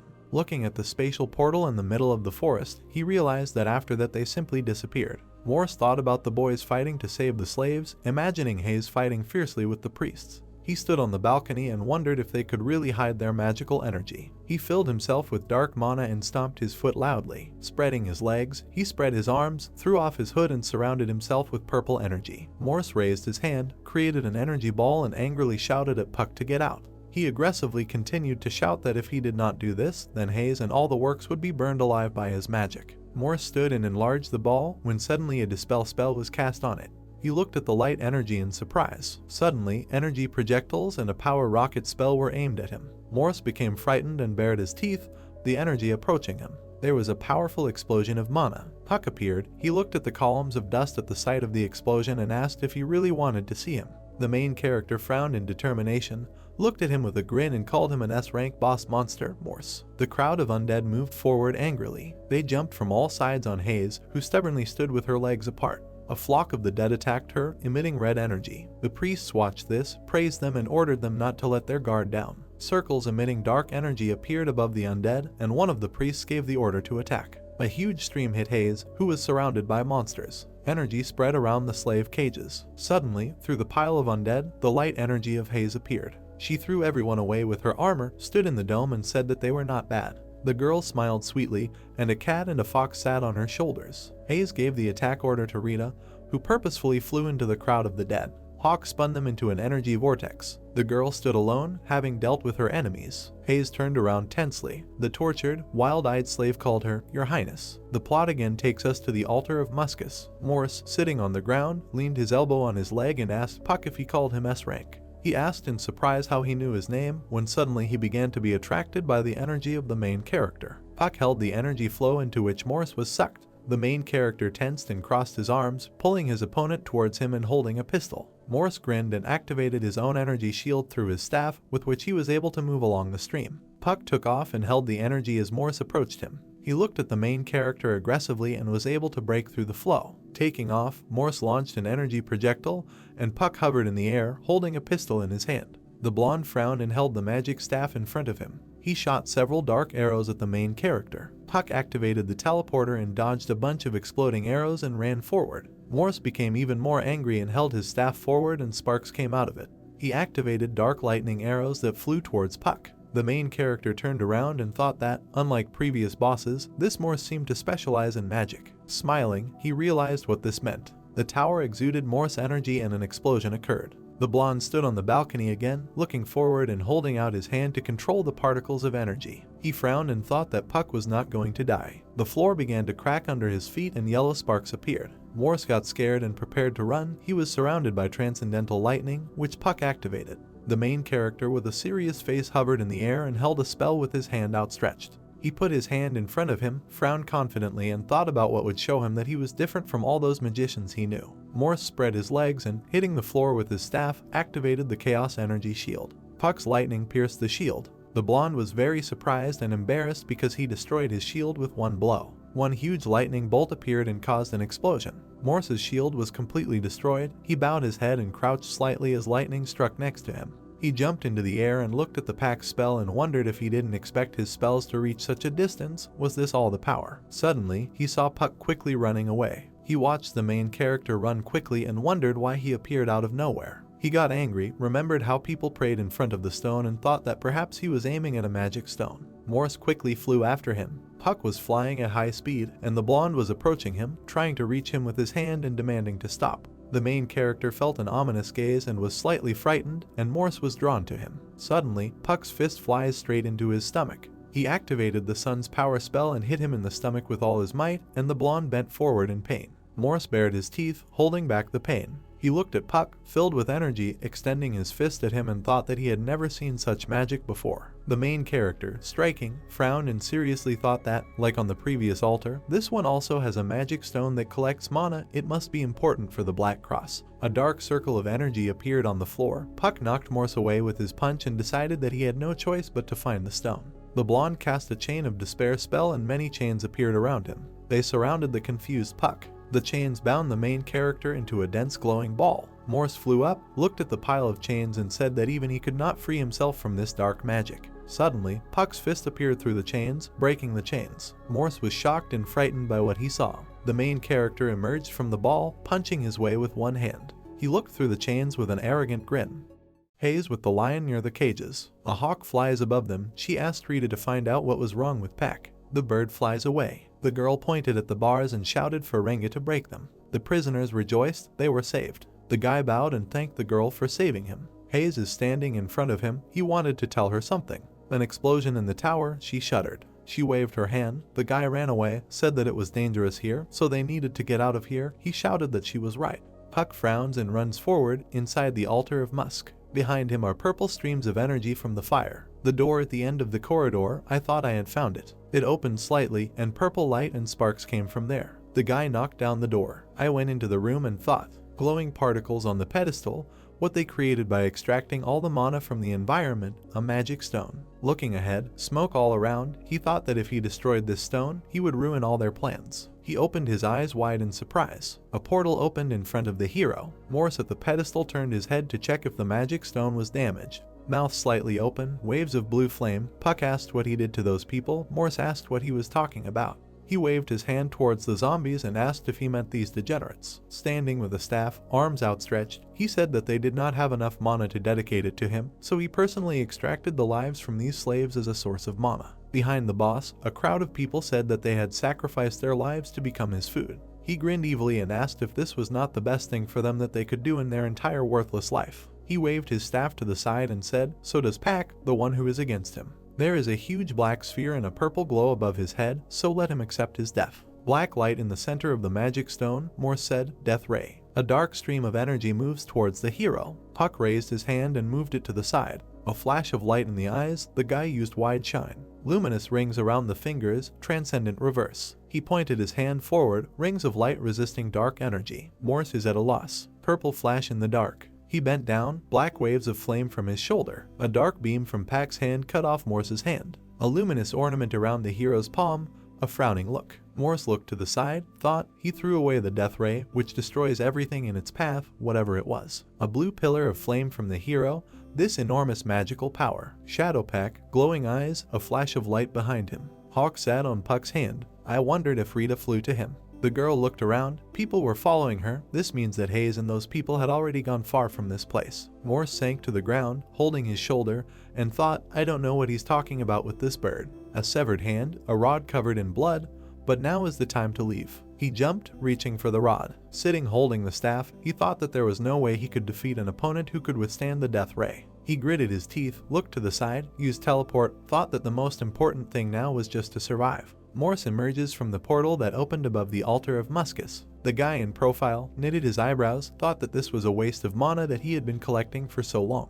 The building in infrared light thought that he would certainly forgive him if he got rid of this person who opposed him. I saw that it was empty. I opened my eyes wide and wondered where this guy's magical energy had gone. Puck appeared high in the sky above Morse. People on the ground raised their heads. The guy points his finger to the sky. Hayes opened her mouth in surprise and exclaimed, "Puck." There is a crack in the sky above the altar, fragments are falling. A burning meteor falls on the building. Morse was amazed. He was blinded by the light. The meteor fell on the altar, a powerful explosion. Houses, tower, Artenia Empire motto. Black cross meeting at the table. The chief asked those sitting opposite what happened to the altar of Muscus. The man in the robe with the fur collar replied that Morse's spirit had not contacted him, so he went there himself. A blue glow, empty space, dense smoke around. He added that the altar disappeared without a trace and Morse's body was never found. The light falls on the man. He said that he found traces of mana there. long gray hair, mustache, beard. The chief interrupted him, saying that this was enough and there was no need to continue. Isaac and Morse in black and white, he thought, first one, now the other. The elderly man's eyes are glowing blue. Vendela said someone is trying to stop their plans. He took the white figure and said that if you look at the way he hid his identity and sent his servants on errands, then his plans must not be completed yet. A map with the location of the altars. Vendela ordered to strengthen the borders of all the altars and not miss the slightest trace of what this guy left. They will only have one chance to get rid of him. The head of the long table. The servants replied that they would do as he wished. Lindella with a golden glass and a robe and slippers, he didn't think that would attract his interest. Frowning, evil smile, purple light in his eyes. There is a red portal in front of the guy. Puck looks at the guy who knelt in front of Hayes and addressed her as a princess. Sitting in front of her, bowing his head, he said that he never thought that he would meet her here. Hayes asked with concern if he knew what happened to his grandfather. The guy raised his head and said that the day His Majesty left the Desmond Empire. A serious face, with a girl in a kimono in the background, his grandfather, until the end of his days, blamed himself for not being able to protect her from Del. Rakis knelt before his grandfather. Until his last breath he told him that if he met her again, this time he would be obliged to protect His Majesty. Hayes is surprised. He said he never thought he would meet her this way. Puck looks ahead, thoughtful. Of course he is surprised, because this is the same princess his grandfather talked about for 50 years. Hayes looked at Puck, asking if it was right to take Rakis with her. He replied that everything was fine. The hero seriously said that the dimension gate let him through. If he were a weakling, he would not even be able to pass through the gate. Rakis stood up and looked at the hero angrily. He raised his hand and asked who this man was, sternly asked why he hung around her. Hayes looked back at Puck and said that she needed to talk to the knight alone. She approaches the hero. Rakis calls out to her. Looking back at the knight, Pack said that if he were here, he would not believe her words. She was embarrassed, asked for forgiveness. Could he please leave them alone? His arm bent at the elbow. The hero replied that of course they could talk calmly. He waved his hand and said that he would be on the second floor. If anything happened, she could call him. The girl thanked him. With a towel on his head, Puck decided to check what Morse had dropped there. A ring, a book with a purple cover. He thought, a simple ring is not enough for a reward for an S-rank boss. The notice says that he cannot acquire the Chain of Despair. The towel on the shoulder, maybe it's because of black magic. Puck, against the backdrop of shelves with various things, thought that Burkhard would ask about this when he met him again. He put his hand on his side and turned around. Rakis bowed and shouted that he apologized for his rudeness. Puck was embarrassed and looked at him silently. Hayes crossed her arms over her chest and he looked at her, wondering what they were even talking about. The girl winked. The hero opposite the knight said with a smile not to worry, everything is fine. He looked straight, asked if he could talk to him. He answered, of course. Rakis hit his chest with his fist and said loudly that from now on he would sacrifice his life to protect Hayes and help him. Puck turned to the window. The guy asked if he would help him quickly adapt to this world. Frowning, he said that until the day he escorted Lady Hayes back to their country, he wanted to gain strength. The hero looks down. The knight stands behind. Puck asked, she told him about this world. He replied that they did not go into details. Rakis against the backdrop of multi-story buildings. He can only say that this world is completely different from his. Kim with a katana, another girl behind him. He also knows that there are awakened ones here who have special power. Hayes now also owns it. The knight's hand has a blue screen. Puck asked if anything unusual had happened to him. He became thoughtful. In the blue window there is a message that he has become a user of rank B. He said that he sees a message in their native language. He looked down and asked what it was. Hayes leaned towards him and said that rank is an indicator of the awakened person's strength. She straightened up and said that the system appreciated him highly. The guy raised an eyebrow, asked again, the system. She decided that he needed to tell him in more detail. Puck smiled, thought that she looked so happy because she met a person who lived in the same world as her. He hopes that they will become friends. Phone in hand, a call from Shin. He wondered why he was calling him at this hour. Phone to ear, answered. He opened his eyes wide and heard a loud cough from the phone. The smartphone is on the floor, blood splatters. The hero shouts to him what happened. Blood on the glowing screen. He calls Shin. Night, the lights are on in the windows of the office building. Shin was at the computer, grinned, thought, not bad. Curved red arrow up, thought that income and rights are good. He, of course, understands that money begets money, but tense face, need to be careful and focus. This is just the beginning. I heard footsteps in the corridor. Looking ahead, I wondered who it could be at such a late time. In the doorway there is a dark silhouette of a girl in a red flame. He got up and grabbed the phone. It was obvious that this man had not come here for a good purpose. Presses a finger on the buttons on a smartphone. A hand in red flame reaches forward. Shin is in the air with a red glow around him. A girl in a blue jacket, her hand pointing forward, is influencing a guy. He fell to the floor, gritted his teeth, a red streak of light. The girls approached him. Brittany grinned. "This is not Puck," Tiffany asked, a simple employee. She hit the guy in the leg with ice and suggested asking him. He raised his head and screamed in pain. Shin is on the floor, girls are standing next to him. Puck's voice comes from the phone, asking what's wrong. Tiffany's shadow, a glowing round eye, said his name. The hero is in the room with the phone, Shin shouted. Brittany put her foot on the guy, said into the phone that his friend was with them. If he didn't show up right away, he would die. A glance to the side, a grin, said that he should hurry. He knew what she was talking about. Puck clenched his teeth. The girls are standing nearby. She asked why he was silent. The hero said, "Teleport." I ended up behind them. He pulled his hand back. There was a blue glow around his fist, a swift blow. Hit Brittany in the back. Tiffany looked at him. Half of her face was damaged. She jumped up, the furniture in the air in a red glow, screamed as he did it. Objects fell on the guy, a red flash. The girl is furious, her eyes are glowing. Behind her at the portal, Pack and Shin asked him for forgiveness. The hero replied that he should not apologize because it was all because of him. The hero raised his hand to Shin's injured leg and carried out healing. The guy was surprised and exclaimed, "There was a wound on his leg." Tiffany turned her head, angry. The red whirlwind lifts objects up. She shouted so that he would not dare to look down on her. Shin closed his eyes and thought that they were finished. In a whirlwind of flashes of light, there is protection around the guys. Puck told him not to be afraid. The heroes are in the blue sphere, which protects them from the vortex. She thought, this is its magic. Park looked at Shin and said that he would take care of them and let him leave quickly. The guy enters the portal. He turned around with a worried look and told him to be careful. Puck knitted his eyebrows and answered, "Of course." The hero in the blue flame asked if they had time to write a will. A stern face, glowing eyes, said that he was not joking. He increases mana, its amount increases, but endurance decreases. Legs spread wide, fists clenched. Tiffany screamed at him to stop talking nonsense. Blue fire around the guy, stretched his hand forward, uses breath. The heroes are opposite each other, red and blue energies collide. The girl clenched her teeth.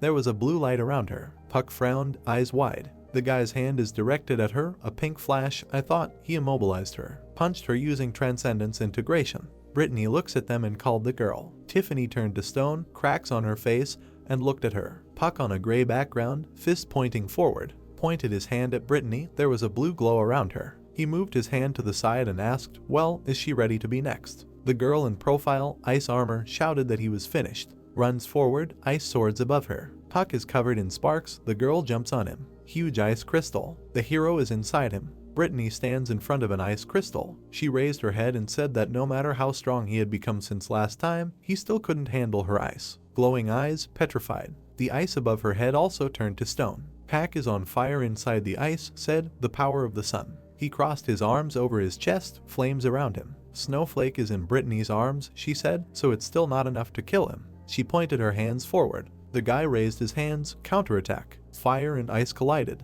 Brittany in profile, fire in her face. He looks at Pack, there are discharges around him. Next to his hand is a sword, Akate's called. He swung his sword, now he will distribute the fiery power around the sword. He waved his weapon, a stream of red energy above him, shouted, "Sword of Ascension." Red pillar in front of Brittany, flash, ice fragments. Looking ahead, I thought, can he use a sword? She made a dash forward, ice swords above her. The guy defends himself with a sword from her blows. She shouted that compared to other abilities, his sword skills are clumsy. He grinned evilly and said that he agreed, because dark magic was not his strong point. There is a purple whirlwind in front of the hero. The girl is in the air, the whirlwind rises up, he uses sword defense. She raised her hands. Puck spread his arms, blue flames around him, and said that she still has such useful skills. He frowned, but she shouldn't worry. He folded his fingers, blue light, it didn't matter to him. Around the guy is a blue sphere with an ornament, a transcendental shield. They stood opposite each other, raised their hands, said, "He thinks this will work, this is funny." She bowed her head. The figure of a girl in spikes, lines of light, wants to see how he will cope with this. The hero is in the air, the light hitting his defenses. A glowing white sphere with cracks, with shields with ornaments around it. Brittany turned her head. He looks at the orange spot in the dense smoke. Fire pillar. Puck raised his hands. There were waves of flames and discharges around him. He directed his hands at her. Sparks, a flash of light, used a chain of lightning. Lightning around Brittany. She thought that even his lightning magic was stronger than her ice. A flash of light, a girl's face, glowing eyes. Fire meteors fly at her. The guy used Transcendent Firestorm. She raised her head and was illuminated by a flash. Brittany's face, light. There is a powerful explosion in front of Pack. The guy stands with his fists clenched around a shield. Smoke from the office building said that he would have to look for a new office. Tewa Guild Building, China. The girl approaches the master sitting at the table, said that she has a report. Brittany and Tiffany were found dead. He asked what happened to Peck. Jean, with a serious face, said that his office was destroyed. According to their information, he came out without any injuries. The man bowed his head, looking down, which means that 2 awakened Airings are not enough to cope with him. She asked what they would do. Standing at the table, he asked with a smile what she thought. Their plan was to use Pack to get rid of these 2. He shifted his eyebrows, looked to the side. It's good that they didn't interfere. The heroes are at the table. The girl folded her hands, said that the KBI side considers Brittany and Tiffany to be the culprits of what happened. Since they harbored a grudge against Park, he replied that he does not care what Korea thinks there, because the Chinese awakened media is controlled by their guild. A frown said that that's why everyone would listen only to them. Tiffany leaned towards Brittany, blood splattered. After Park convinced them to return to Korea, he simply killed them. The girl put her hand on her side, said that they would be believed. Vance said that, in his opinion, this would be enough. In any case, he would take care of it. She closed her eyes and said okay. There are blue digits on the map. The 8 Korean guilds think that peace has arrived after the disappearance of the White Lotus and Tree Soul guilds, but this is just an illusion. Looking ahead, he said with a grin that it was time for them to make their move. Night, Day Spire, Gwanghwamun. Fire sphere and chains. Movement of chains. Time remaining before opening, 4 seconds. Cracks in the shackles. A column of light rose upward. Now the golden gates located on every Day Spire in all countries will be open.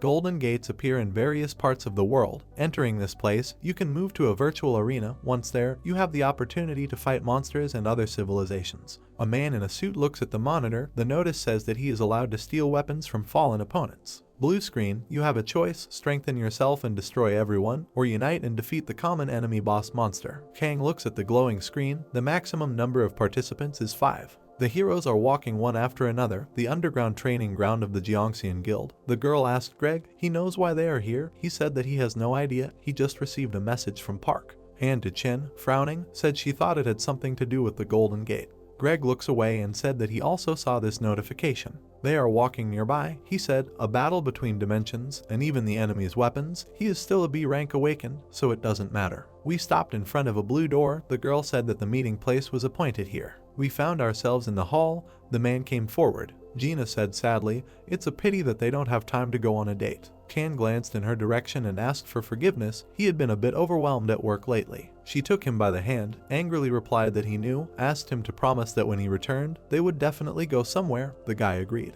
She laid her head on his shoulder. Greg and Claire are standing behind them. The man asked her what time the meeting was. She replied that it was 10. The heroes are in profile, standing next to each other. He said why he even came so early. Claire said that yes, something is boring here. She approached him and asked him to wait in the rest room. Greg's phone rang. Puck and Gina turned their heads. The man tries to turn off the phone. Claire awkwardly said, hello. The couple is sitting on the floor.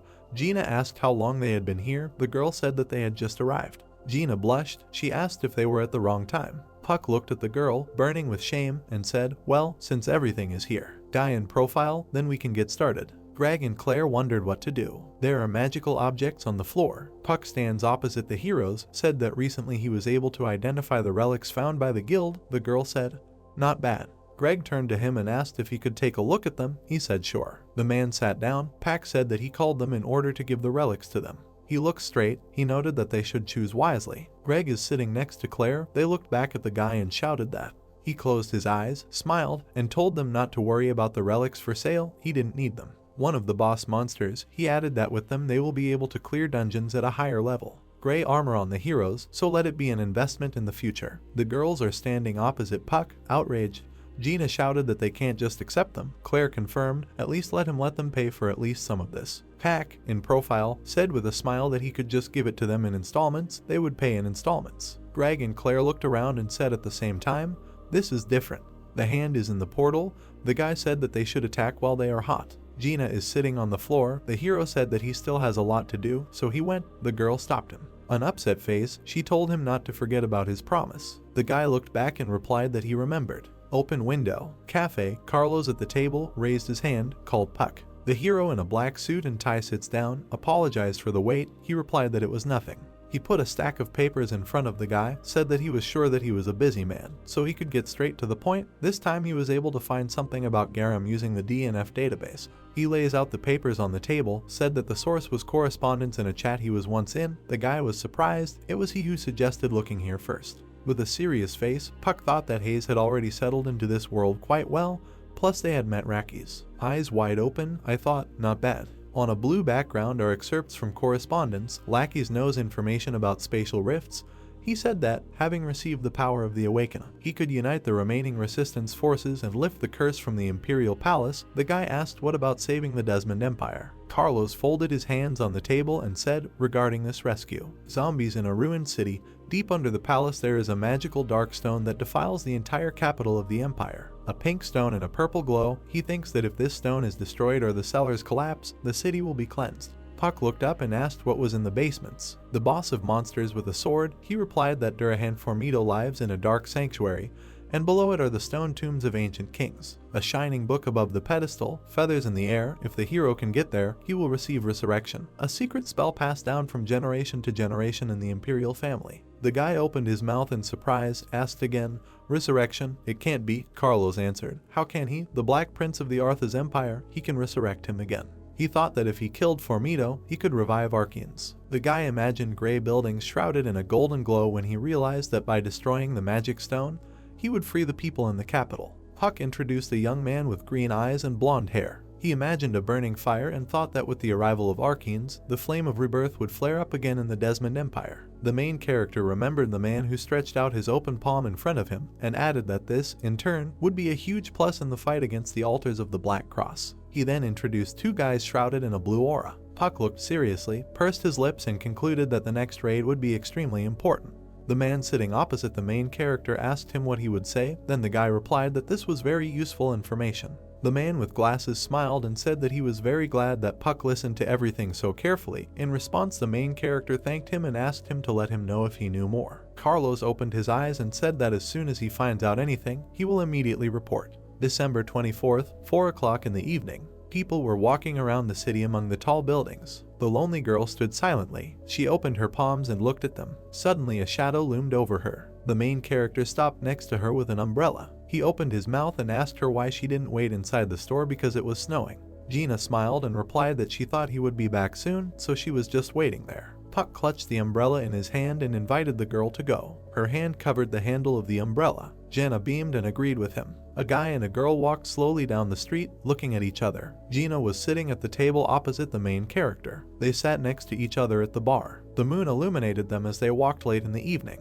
Gina and Puck were holding hands. The girl touched his shoulder when the guy asked her about her day and replied that she liked it. She recalled people with guns approaching them, and added that every time they went on dates, something got in the way. Gina remembered how she sat in a dress by the window and said that she was afraid that this time it would be like that. Puck smiled, agreed and replied that trouble seemed to be following him. A blush appeared on the girl's face and she said that she thought that it was thanks to this that they had become even closer. The main character looked to the side and called the girl by name. Fireworks flashed in the sky as Gina smiled and thanked the guy for this amazing day. They both looked in the same direction. They stood with their backs turned and looked at the fireworks in the sky. Gina opened her eyes wide. She turned her head and smiled. Puck looked forward, his mouth parted. The girl laid her head on his shoulder. Puck walked up to the car and told the girl standing behind him that it was late and that he would give her a ride. The main character turned his head and looked back when Gina addressed him. The girl blushed and invited the guy to spend the night together. The multi-story building stood under the starry sky. The guy and the girl were sitting on the edge of the bed, facing away from each other. Gina blushed with embarrassment as she thought that it was good that she had the courage to come here. Her pupils dilated as she wondered what to do next. Puck covered the girl's hand with his palm and addressed her by name.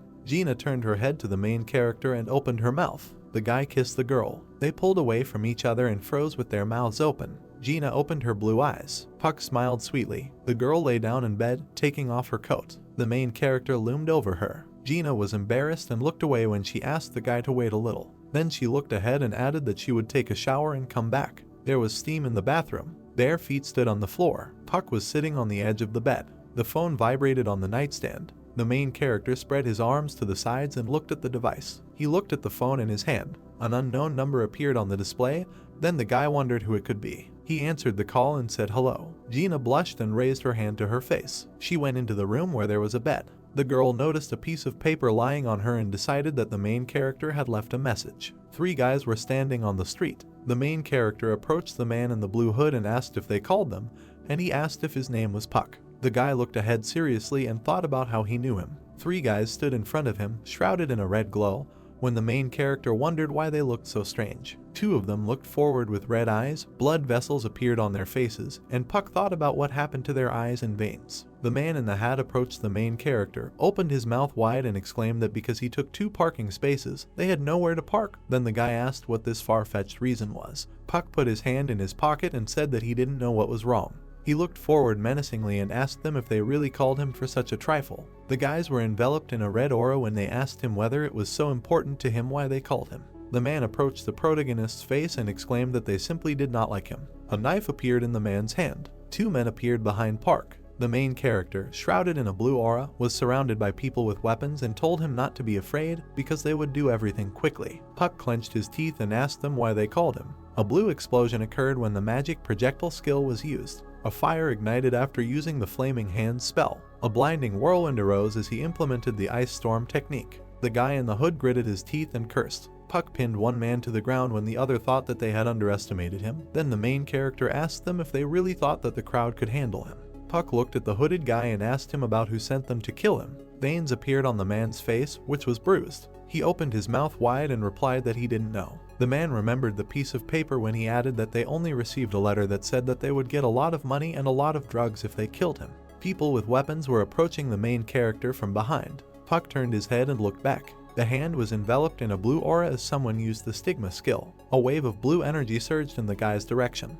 Puck clenched his fists and looked at the bodies in front of him as he thought that there was someone else there. He turned his head, smiled, and thanked him for his help. In front of him stood a man wearing a cap and a fur collar. The protagonist's black eyes sparkled. The man in the cap looked forward seriously. Puck looked at the guy in the hood when they asked the unknown person who he was, and assumed that he was with the wrong guys for helping him. The man touched the visor with his hand and asked that he really didn't know about the psycho potion. He presented a glass bottle of raspberry liquid and added that it was a potion that temporarily improved concentration and reaction speed. He pointed to the guy behind the main character and said that these guys are dependent on him. Puck remembered the people in uniform, opened his mouth and replied that he only knew that since the days of the guilds there had been a policy to combat this narcotic substance. The man in the cap introduced the bloody arrows and said that it was like this in the beginning, and that after the intervention of the Tiwa Guild, the situation worsened, and then added that he was keeping an eye on those drug addicts to track them down. The young man in the cap opened his palm in front of him and summed up that he was trying to track down where the remnants were that were going to be spread throughout Seoul,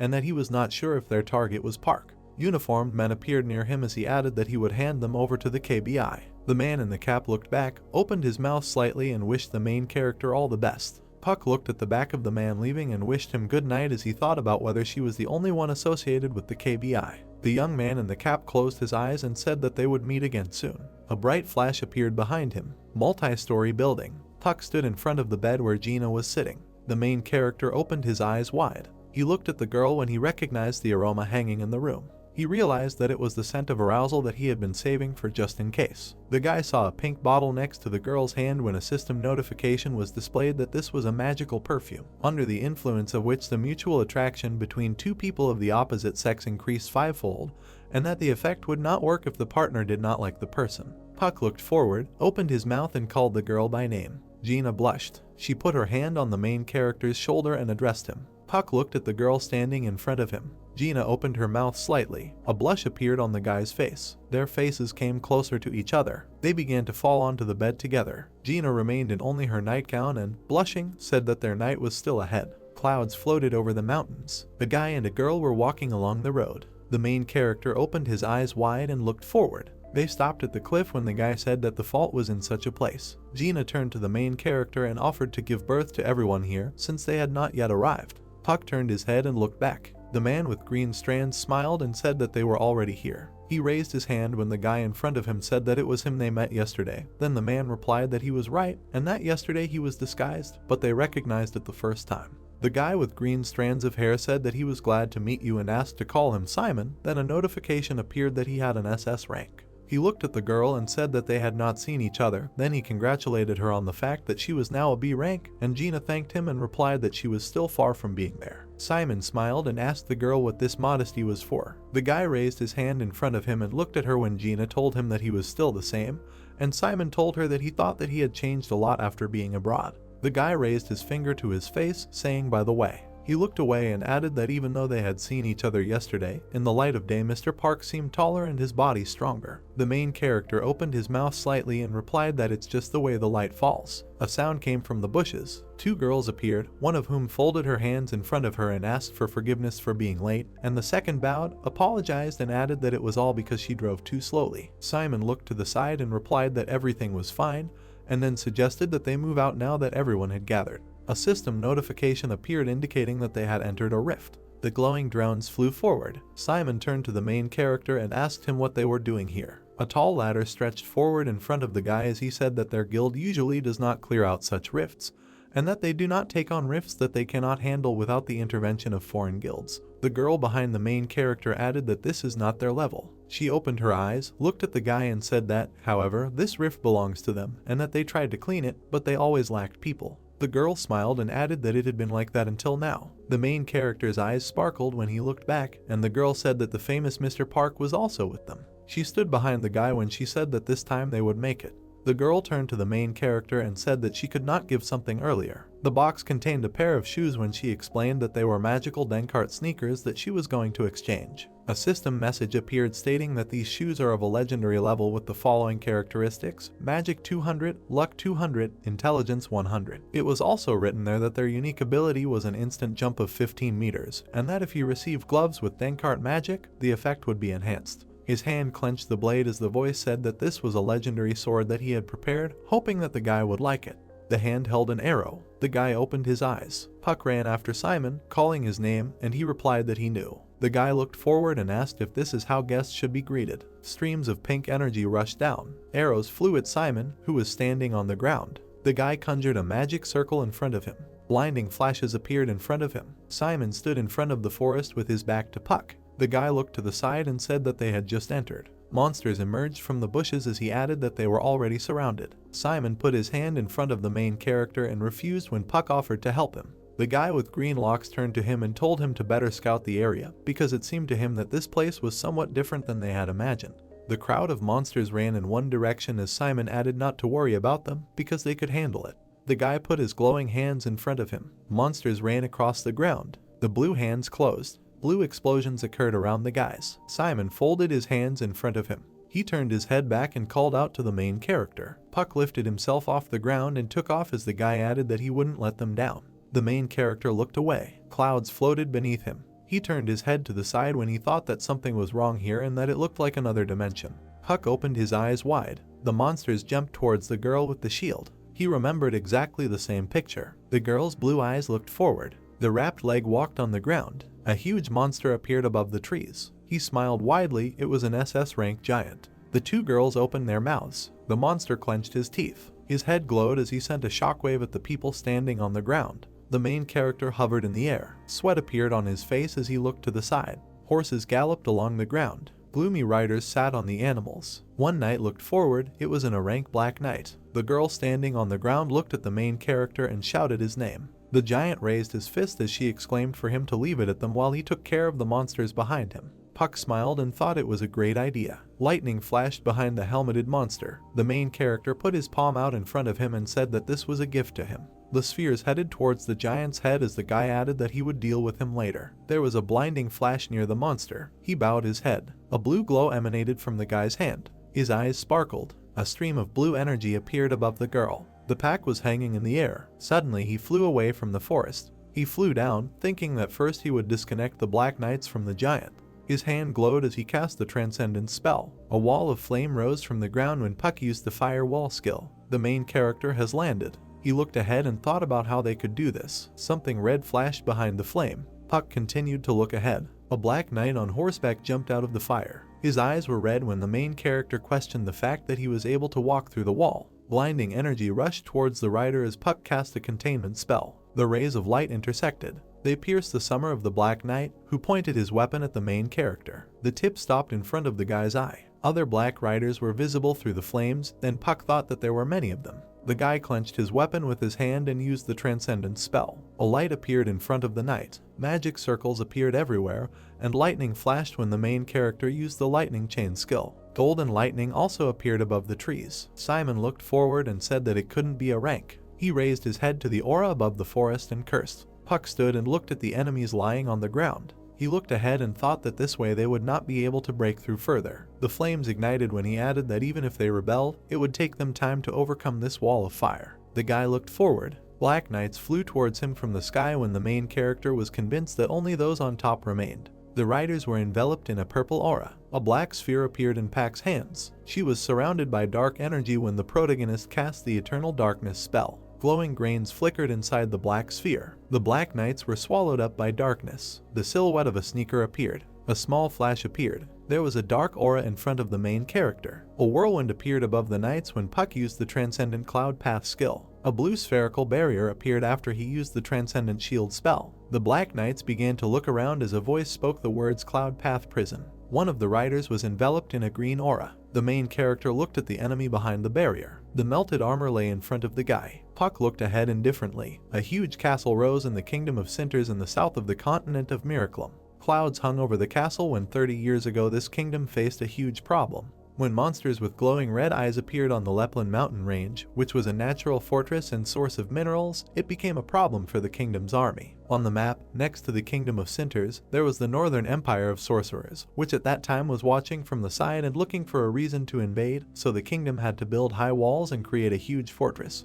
There were dark silhouettes on the fortress wall, because it was necessary to prevent the living dead from rising higher to the north. The knight asked the man in armor what he was looking at. Both knights opened their mouths when one of them asked if anyone had said that the royal magicians would come to their aid. Then the dark-haired man replied that they had not received such a message. Lightning flashed over the forest when he again asked why there were traces of magic there. The knight smiled, swore and wondered what was going on there. The blonde man clenched his fist and said that he would go check. The knight jumped from the fortress wall when another man in armor called him commander and asked him to be careful. The giant grabbed his smoking head. He clenched his fist and swung. There was a purple explosion. The blue barrier was covered in flashes. The girl clenched her teeth when she thought about how damn strong he was. The monster opened its mouth. Red lightning appeared near the object in his hands. The red aura was approaching the giant's head. A girl with horns and wings appeared near the barrier when a system notification called Devilish Whisper was displayed, which stated that spirit magic stops working on those who have already succumbed to the whisper. Nami ran while she turned to the master with the words that her skills did not work for them at all. The girl with black hair looked to the side and replied that he was immune and that he should aim for the giant's eyes. A blinding beam of light appeared. The girl moved, implementing a series of attacks. She clenched her teeth. The monster's leg was covered in cuts when the girl realized that he didn't even move from such an attack. She held the sword above her with both hands. A golden beam attacked the giant's leg. The severed limb flew off to the side. The monster standing in the forest bent down. The giant clenched his teeth. Gina opened her mouth slightly. The helmeted monster raised his hand up as the girl screamed that she had provoked him with this attack. The giant struck and dust rose. A trench appeared in the middle of the forest. The girl clenched her fist in front of her. The main character stood in front of her, forming a shield. Puck turned his head in her direction and told her to heal her wounds. The guy stood up straight and called someone there. 2 suits of armor were flying over the forest. They were approaching the giant. The monster clenched his teeth. His open palm tried to grab the armor. They wrapped their arms around him. The armor looked down on the giant. They both began to rapidly fly down. There was a flash when they touched the giant's head. There was a powerful explosion. The main character and the girl looked at the forest. The guy suddenly disappeared. The armor was locked in place. The huge monster opened its mouth. He was in profile. Puck appeared in front of his head. The main character gritted his teeth in anger. The monster's scarlet eyes flashed. The guy threw down spheres with skulls. They glowed near the monster's mouth. A ball with sparkling lightning appeared above the main character. The monster's head burst into flames. The orange fire rose up. Something fell to the ground with a crash. Akron and Irene hovered in the air in front of Puck. A book and parchment appeared in the guy's hands as he thought about seeing what dropped from the SS rank. A system notification appeared that a 7th class spell called Control the Living Dead had been received, the design of which was an ultra-precise killer drone, and the transcendence of which was X5. The next system alert, called the 7th class spell Control the Living Dead, stated that it completely subjugates the living dead that fit the designated class, and that it affects the following types of living dead: ghoul, zombie, skeleton archer, and other undead. Puck smiled and thought that this would be useful to him. The main character imagined the spider and realized that a drone had appeared that he could use in the real world. The guy exclaimed that he was very lucky as soon as they entered the rift. Standing in front of the forest, Puck looked up. Gina was approaching him from behind when she turned to him and said that the giant had been defeated, and then asked what they would do now. The main character turned to his comrades and replied that they could leave here at any time, and Simon offered to stay there for a while. They schematically arranged the guys in a circle when the guy said that the plan was the same, but this time Akron and Irene would help them from the flanks. Puck looked seriously and added that he would take care of the air. Gina opened her mouth and told him to be careful. The main character abruptly lifted himself off the ground. He hovered in the air above the forest. The guy raised his hand and said that he should be able to take full advantage of the spell in such a huge place. A rift formed above him when Puck cast a meteor storm spell. The man in the red cloak moved forward. Red lights flashed in front of him. A crowd of dead people stood in the middle of the forest. The knight drew his shining sword. He waved it in front of him. The knight confidently moved forward, attacking the monsters. The man lowered his sword and stopped. He opened his blue eyes. Meteorites were flying towards him from the sky as he wondered what kind of magic this was. The knight imagined a silhouette surrounded by a blue aura when he assumed that the chief magician of their kingdom, Sir Belton, could have arrived to them, but then he realized that Belton must be in the Sorcerer Empire. Then he wondered what was happening. Meteorites flew near the main character. His comrades fought on the ground. Gina opened her mouth and asked them if Puck was cool. Simon looked at the blue explosion and asked Dohai if she brought him. The girl with black hair looked at the guy and replied that they had an agreement. Then he said that until that day it seemed to him that he was quite strong. Simon closed his eyes and said that compared to the main character, he was nothing, and Dohai looked at him and told him not to say anything stupid, and that Park was simply going beyond the standards. Gina raised her shield and exclaimed that the dead were approaching again. The monsters ran to the girl. The blade of the sword flashed. The ground was hit when someone used the Aurora Blade spell. The bodies of the dead began to disappear. Gina looked away. A man with a blade came out of the forest. He approached the girl and asked who they were, and Gina wondered what kind of language it was when she realized that she could not recognize it. Puck appeared next to her and replied that they came from another world. The knight looked at the guy and girl and said that he didn't know that they could use translation magic. Duke Smallot lowered his sword and asked if they had dealt with this undead army. The main character looked forward, confirmed his words, and explained that they came here through a rift between dimensions. Puck put his hand in front of him and added that they wanted to hunt and that these dead men immediately attacked them. Smallot looked menacingly and repeated the words that they had come to hunt them. His eyes sparkled as he asked if they were sure that their goal was not his kingdom. The protagonist standing opposite him replied that they were pursuing the interests of the Desmond Empire, and that Callan, who had disappeared from the continent of Itamantia, was their enemy, after which the knight asked that the Desmond Empire was that forgotten state on the central continent. Puck closed his eyes and confirmed his words. Smallot presented a map of the territory and replied that this place was called the Northern Continent of Miracle, and that their fortress was slightly higher into the north, and then added that they were mistaken. The main character looked in front of him and said that not quite. He continued to look ahead as he added that they had come for the undead, as slaying them would give them more power. In response, the voice said the word clearly. Smallot's eyes lit up when he said that they don't like strangers here. His sword glowed as he said that this time he would turn a blind eye to their presence and ask them to return home in peace. A golden aura emanated from the blade as he summed up that next time he would regard them as enemies. The girls drew their swords. The guy opened his palm. Puck turned his head back. He looked seriously. He then turned to the knight and replied that they would retreat now, but would return later. Smallot sheathed the blade and said that he would be looking forward to it. He turned his back to Pack and called him Mr. Magician from another dimension. The knight stood on the fortress wall. Smallot jumped on her. The man standing opposite him asked if everything was okay with him, and he answered in the affirmative. Smallot crossed his arms when asked how it went. The knight remembered the girls with swords and replied that he had met 5 strangers dressed in strange uniforms and speaking a different language. Then he was asked that they came from another continent. Smallot introduced the blue dragons and replied that they were not the ones who had passed through the open sea full of monsters and huge whirlpools. The man remembered the knight and the sword stuck in someone, and said that just like the one he killed said, they really came from another dimension. Smallot looked ahead, confirmed his words, and replied that he warned them not to return again. Then the man in armor said that this was to be expected from the commander. The voice said the word by the way. Smallot remembered the face of the main character and added that the energy emanating from the magician with whom he was talking was completely different from the others. Then he remembered Puck standing in front of the forest and said that even when he was angry with him, that guy remained calm. The dark-haired man replied that it was because he did not know the commander's strength. Smallot touched the fortress wall and said that he would definitely return, and that then they would know why he was so calm next to him. The knight pointed his hand at the man and added that he should not forget to write about what happened today and send a message to Sir Belton. Then the man in the red cloak replied that he would do it right away. A system notification appeared indicating that they had returned. The guy sat with his arms crossed next to the girl in the waiting room of the Qingxian Guild. Simon looked forward and said that it was a rift into another dimension,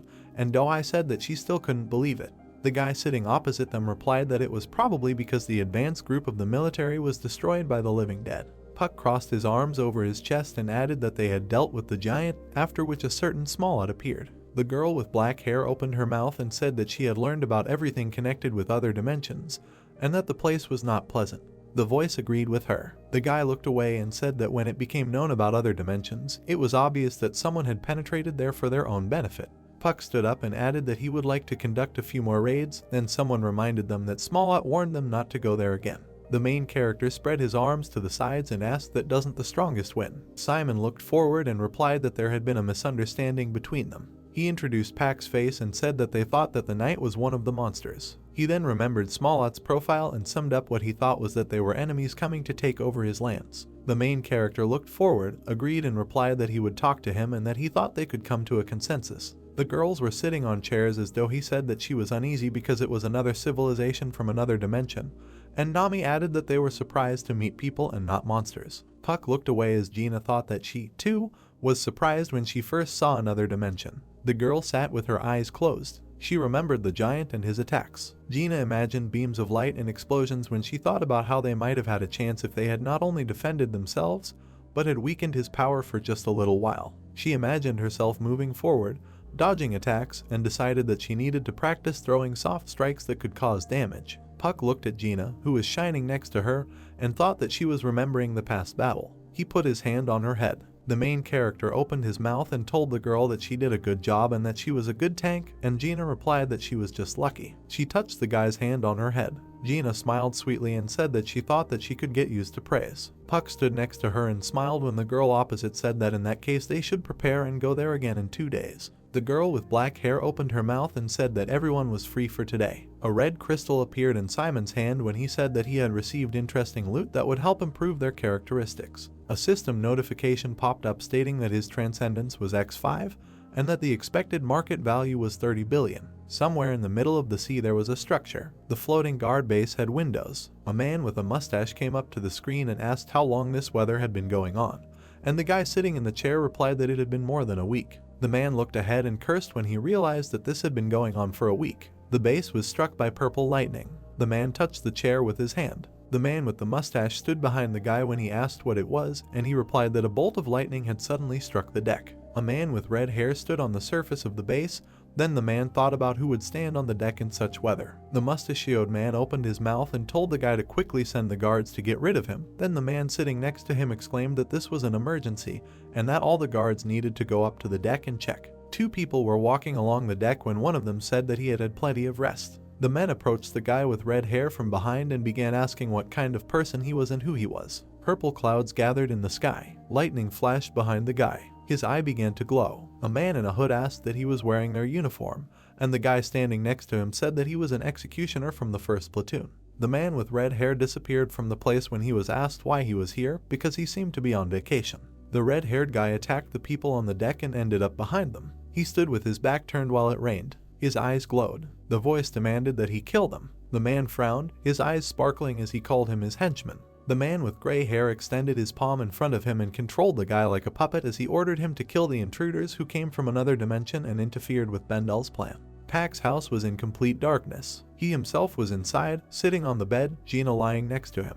He sat with a thoughtful face and tried to figure out what he managed to get. These 3 potions he received could be enhanced by Divine Spirit Synergy. The guy sat with a serious face and thought about the fact that these special potions, which he used to often use, had become more powerful. An image formed in his head of the relics that he had seen recently, or a sword and a ring.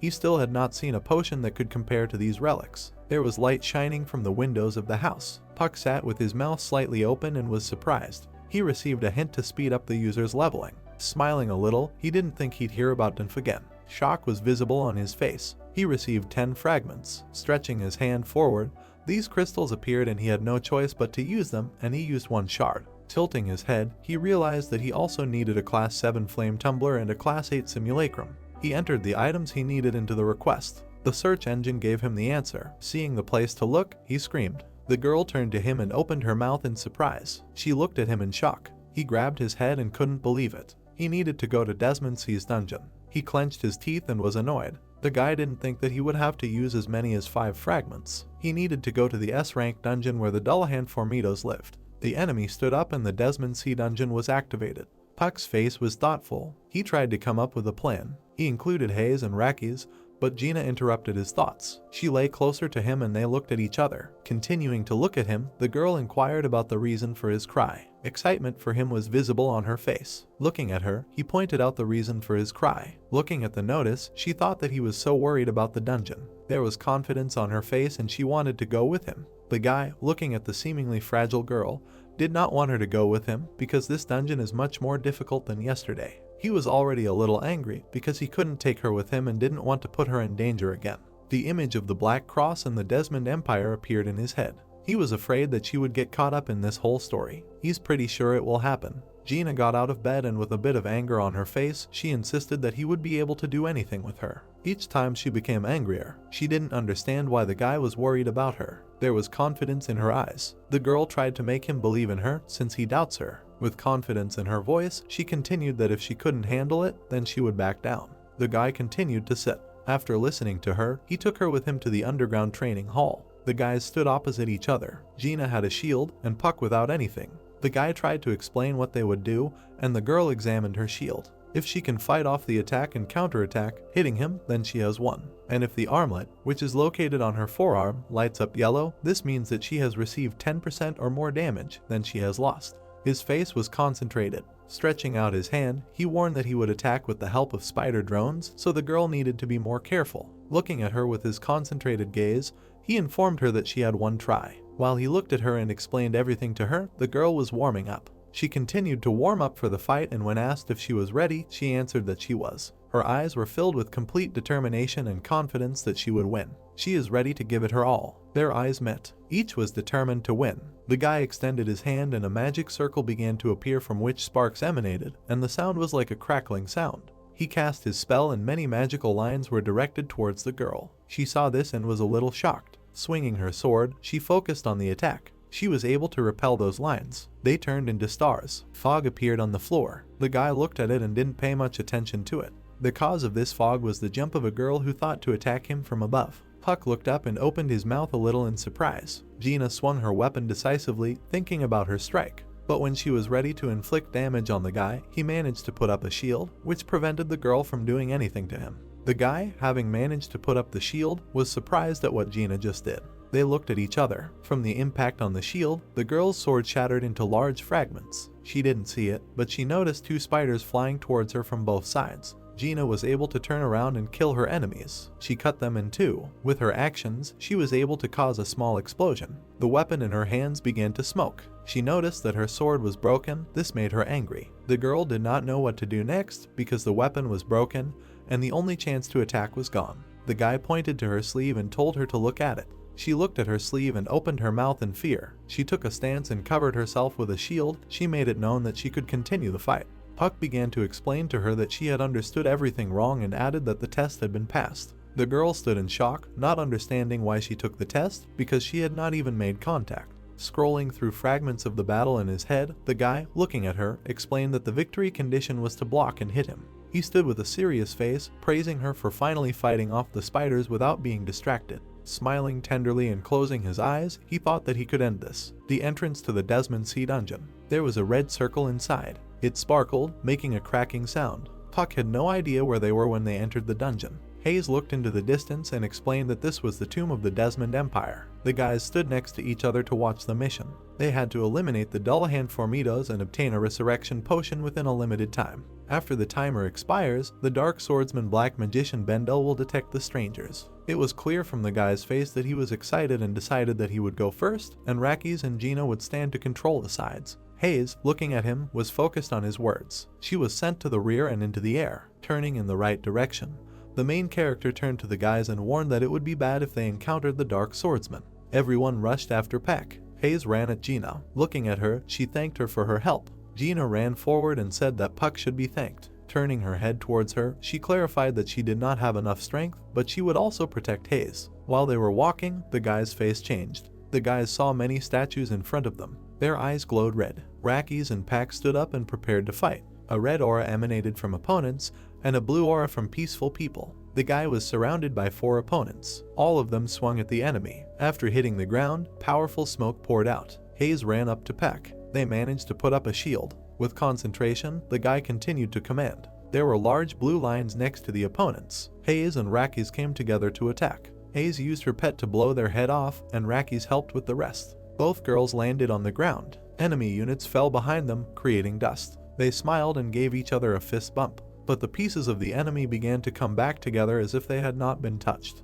While the girls were rejoicing, at least 2 new opponents were already standing behind them. Hearing the characteristic sound, they turned around and were horrified. Suddenly, yellow chain lightning appeared from somewhere. Smoke poured out from her. Rakis was surprised. She didn't understand what kind of nuclei they were. The guy stood not far from them and shouted that they should go to him. The girls turned to look at him. He ran after him and urged them on. While the guys were running, their opponents kept up with them. He stood up and ordered everyone to hide behind him. There was some object in his hand, which he pointed at the enemy. A bright blue beam burst out. The guy's gaze was directed forward. This blue had better stone cores. They had to be attacked until the statues were restored. Rakis waved her hands and said that she would sort it out. The cores were destroyed. The guy looked back at her. Although not the first time, they still noticed these nuclei. Rakis was a little confused. She apologized. The ground below them glowed pink. Their gazes crossed. He warned that next time you need to be more careful. That pink glow became larger. The guy opened his mouth in surprise. The ground under the guys began to collapse. They started screaming and falling down. Standing with a smile on his face, Puck asked to be more careful next time.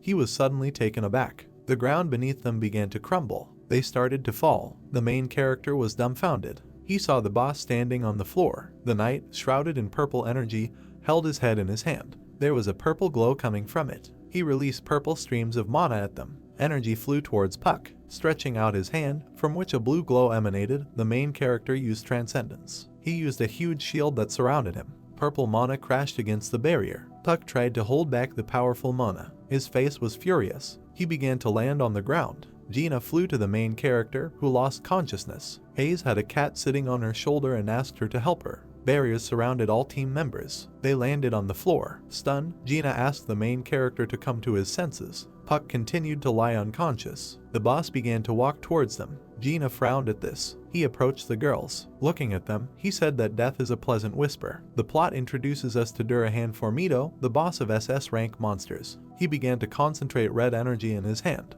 He stuck the blade into the ground. Holding his sword, Formido asked the killer who had come for him to stand up. Red streams of energy began to flow across the ground. Powerful mana moved towards Puck and his comrades. Monsters began to crawl out of the ground. The girls looked around. A crowd of monsters was coming at them. Smiling, the girl said that she did not think that their ancestors would greet them like that. Frowning, Hayes asked Rakis to concentrate. Gina noted with a serious look that Puck needed to be protected. The main character stood up and said that he was fine and had come to his senses. Frightened, Gina began to talk about his wound. Puck began to treat his arm. His hand began to glow with a golden light. He applied maximum healing. Formido pulled out his sword and ordered the monsters to attack them. Frowning, the main character noted that he would take over the boss and they should take care of those undead. He ordered an attack with a serious look. He surrounded everyone with blue energy and used force and speed. Watching him, Formido said that he had interesting abilities. Gina surrounded herself with red mana and used a provoking scream. The undead looked at the red streams of energy. Puck prepared to lunge. He rushed at the boss. A violet aura began to emanate from Formido.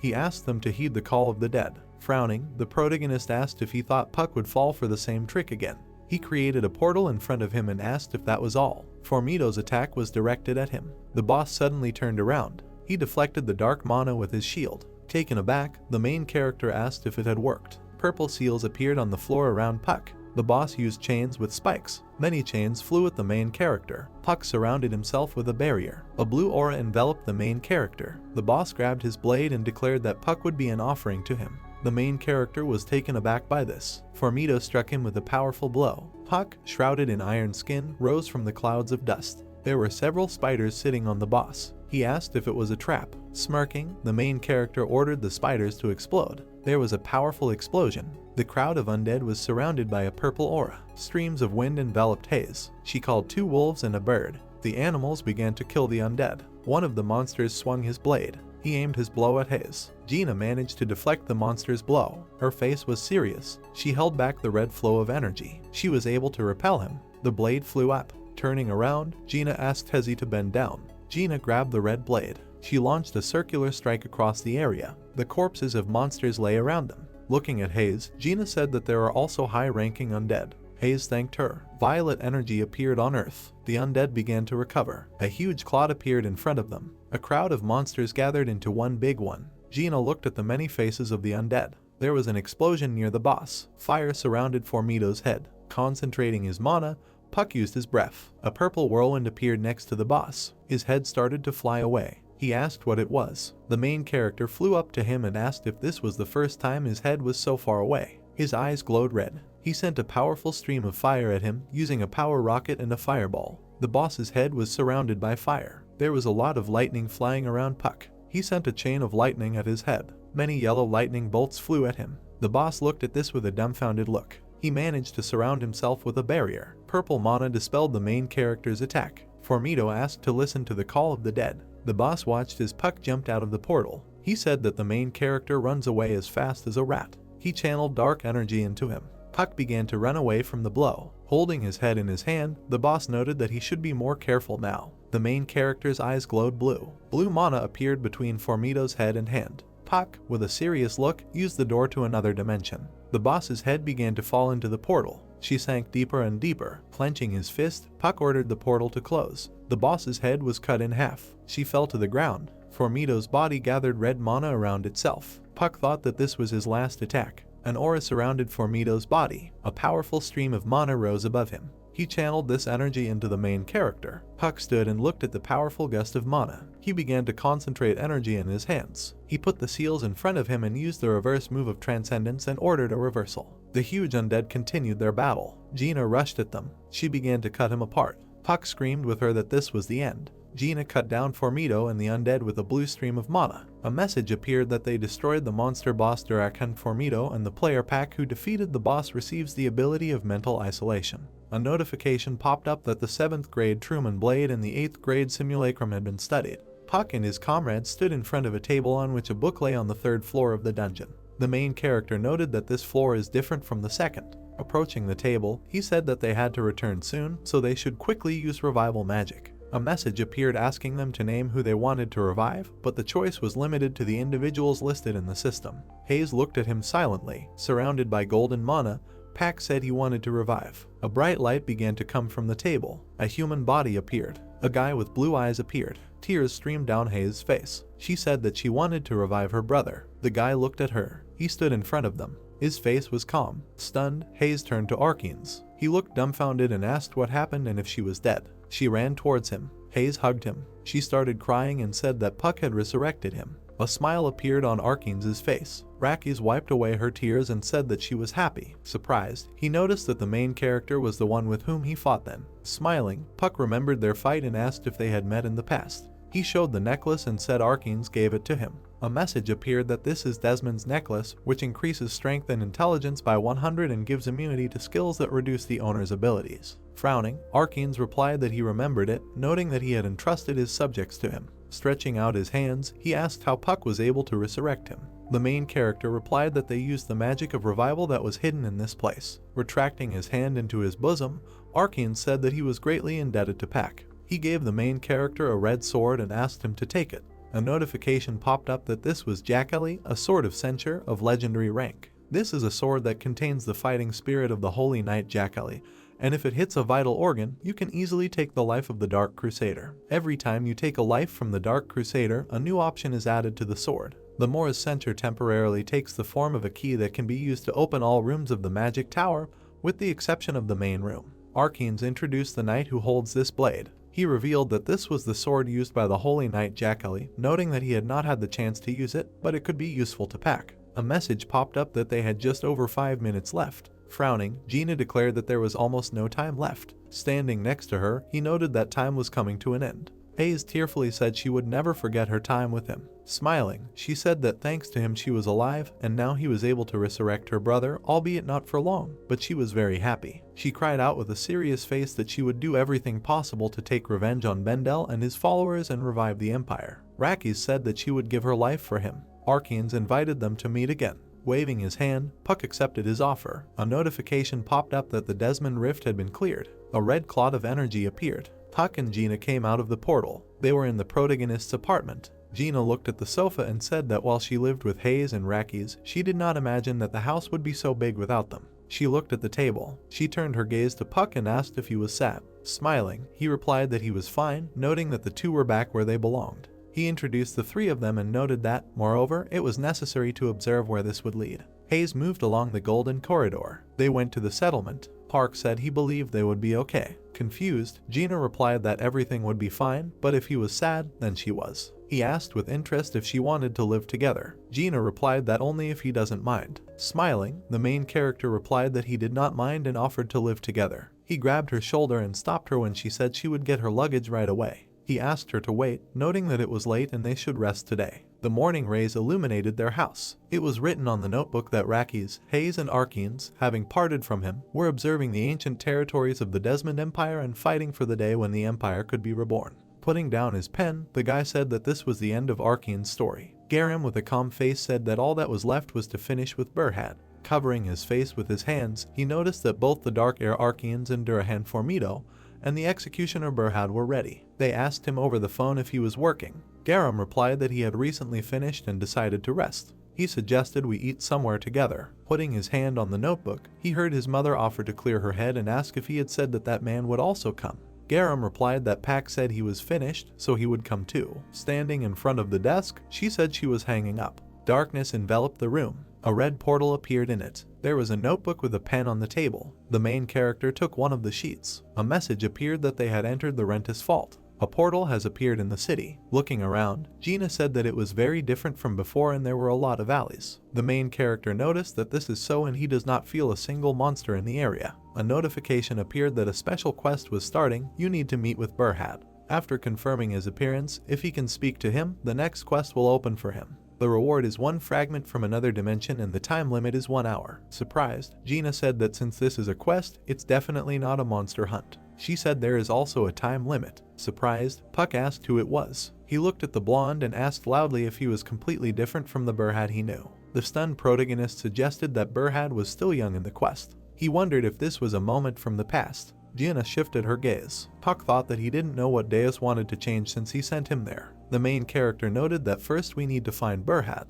Looking at Gina, he asked her to go quietly. She said that she had found the person from the quest. They looked around the corner and Gina asked to look at the one who was being beaten. They watched 3 guys beat one up. Puck was suddenly taken aback. He looked at the guy, who squinted in pain. Approaching there, the main character ordered to stop, noting that they had business with that person. The guy asked who they were. Puck replied with a serious look that he couldn't stand rudeness, so they had better disappear now. Surprised, Burhad asked in his thoughts who those people were. An angry guy approached the main character and asked who he was and who the girl next to him was. Turning around, he said that Pack was a weakling and next to him was such a beauty. Gina slapped him in the face while he asked him to forget the main character and go with him. The guy flew away from her. The guy flew into the wall of the house. An angry Gina said that she was furious that he was insulting the main character. Puck approached them and asked what he should do with them. The robbers began to run away from Burhad. Stretching out his hand, the main character asked if he was okay. Burhad asked who they were. Looking at him, the main character replied that people were looking at them and she would first leave there and later he would explain everything.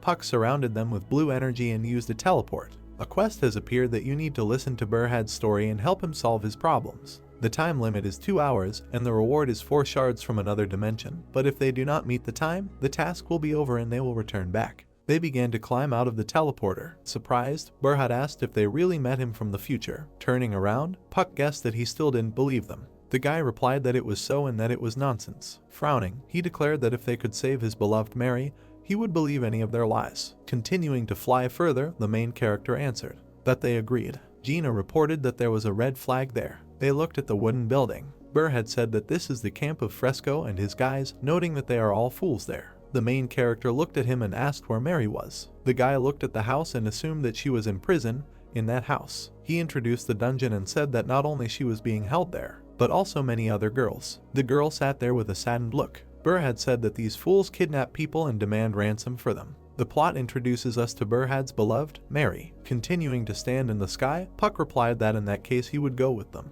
He looked at Gina and asked if she could detain the robbers after he entered. She replied that she would do it without any problems. The main character said with a serious look that they were moving forward. 2 guards stood in front of the gate. They stood and discussed how this was all so pointless. Raising his hand, the mercenary said that this was Fresco's lair and he alone was able to deal with an army of 3,000 and no one would dare to invade there. Explosions were heard behind him. He turned around with a dumbfounded look. He looked at the high fiery streams of mana. Blue streams of energy began to fly there. The surprised guy said that this could not be. A powerful beam of blue mana appeared behind him. He fell to the ground and looked at the clouds of dust. A robot stood in front of him. His eyes lit up. Puck looked at Burhad and said this was their chance. They started running into the building. The main character was suddenly taken aback. He grabbed Burhad's hand and cast invisibility. There was a powerful blow. An angry warrior, shrouded in a red aura, asked who attacked them. Frowning, he asked who dared to invade his domain. The plot introduces us to the head of the mountain bandits, Fresco. He began to spread his mana and ordered to show up.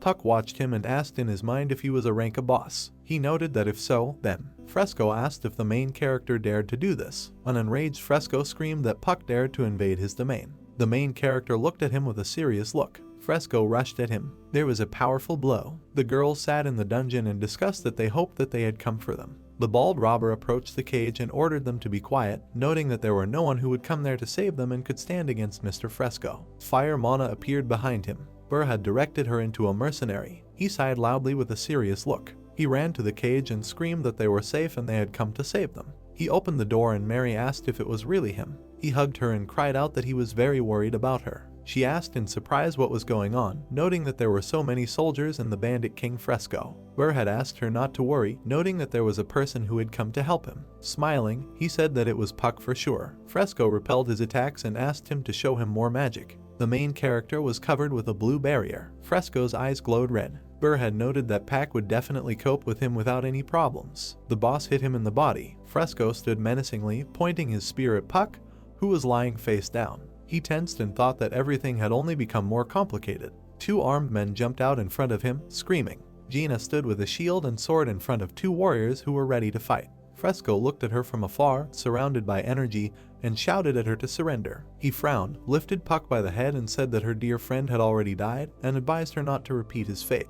Gina looked surprised and asked what he was talking about. He raised the main character, who was exuding blue mana, even higher and asked if she herself couldn't see. Fresco saw the burst of energy from Puck and got scared. There was a powerful explosion. The main character disappeared, and the man held his smoking hand in aggression. He threw the spear, continued to hold the affected hand, and wondered where the real one was then. Puck landed on top of him with great speed and delivered a powerful blow, which flattened Fresco. He frowned seriously and cried out that he was here. While in the air, Puck cast a defragmentation spell, which created a large energy explosion. Surrounded by purple mana, he looked down seriously. Fresco's people looked at what was happening in surprise and wondered how he defeated the boss and turned him into powder in one blow.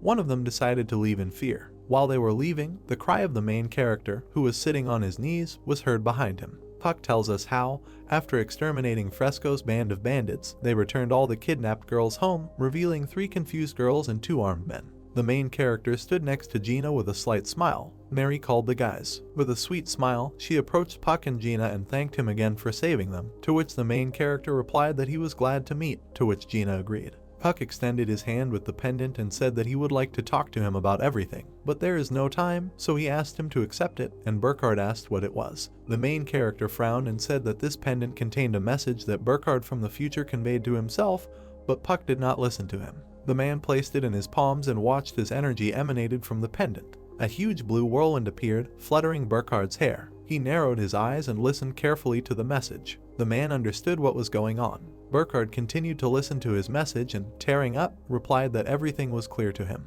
Puck watched as the man closed his eyes, putting his fist to his face, and said that his future self sent a message, wondering if he should praise his present self. Puck looked at Gina with a smile and said that was all. A notification appears indicating that the quest is completed. Then, there was a message that their intervention in another space and time was successful. Puck introduced people in cloaks sitting on their knees, and a notice appeared about the release of the tigers, who, along with all living beings, pray for them in gratitude. He continued to imagine the people praying, and a message appeared about the release of Antidus, their emperor and residents, also praying. Puck spread his arms and stood next to Gina in the energy vortex and studied the notice of receiving blessing energy through the prayer of these two dimensions. The system congratulated Park on his promotion to S rank, which surprised him. The program also congratulated Gina on her promotion to a rank, and she spread her hands and looked at them in surprise. She watched in shock as a shield appeared in her hand and listened to the message that a reward had been added to her. The energy-emitting legendary Tiger Crusader shield and a list of its characteristics have appeared. The girl looked at this in surprise. She raised the shield, looked joyfully and asked what it was, and Puck replied, didn't she know that not only he, but also new users were given special rewards. He folded his hands and closed his eyes and smiled, congratulating her on her promotion to a rank. She was very surprised and thanked her. Burkhardt approached them and called Puck. The main character frowned and asked if he was satisfied, to which the man agreed and thanked him, and Gina looked at him intensely with a side glance. Burchard looked at the main character and said that he hoped that everything would be fine in the future. The man and Mary stood opposite Puck and smiled at him, while the main character noticed that his eyes lit up again and, holding out his hand, said that Burchard must definitely do this for the sake of his beloved. They shook hands and decided that they would see each other. A notification has appeared about the successful clearing of the Rentis Fault. The plot moves us a little into the future. He shows us a city in Japan, the Fukatsu Guild. A girl in uniform walked into the office and, closing her eyes, asked if the master had called her. The man put his hand on the tablet and told Ria to come through. Dave sat with his elbows at his desk and seriously asked if she knew why he called her. Ria presented the ruined city and said that due to the failed attack on the Buddha statue break, the JBI was offering a reward for foreign guilds who decided to enter there. She added that there is a high probability that this 20-year fault will lead to a breakthrough. Ri frowned and asked if that was why he wanted to instruct her to ask Park's Korean team to handle this. He was sitting at the table, she stood in front of him. Dave said that she picked things up on the fly and seemed to know Puck, to which she agreed and asked to entrust the matter to her. He raised his hand, looked intensely and asked what Ri thought about Puck and whether he was really so incredible. She remembered the team of 3 people and, full of seriousness, replied that she assured him of the incredibleness of these abilities, after which she clarified that Brox and Arseny had not praised him. The man looked at her and calmly asked if his team could attack the broken Buddha statue. Ri closed her eyes and remained silent. She frowned and replied that she had no information about the team. The girl remembered how Puck raised his hands and activated a spell with the other guys and said that he was strong, but he couldn't cope in this dungeon alone. Ri continued to say that the only member of his team she knows is himself, the rest are awakened unknown to her. Dave grinned and said that first, they need to attract him, after which he asked her to say that they would give him all the promised reward and even what was due to her. The master added that if Pack has conditions, she should try to fulfill them all. He smiled and said that through him they would receive information about the rift and with its help they would be able to prepare the next attack. We see the building. Puck remembers the magic flow and how he raised his hands to activate lightning. Thinking about the special spell he received for reaching S rank, he decided that now he had enough spells for attacks, so he needed to collect spells for defense. A notification appeared with information about a special invulnerability spell. Puck looked at the screen with a confident smile and thought that he only had 1 life, so it was better to be careful. He glanced to the side and happily thought that he had disassembled all the items he received in the last rift.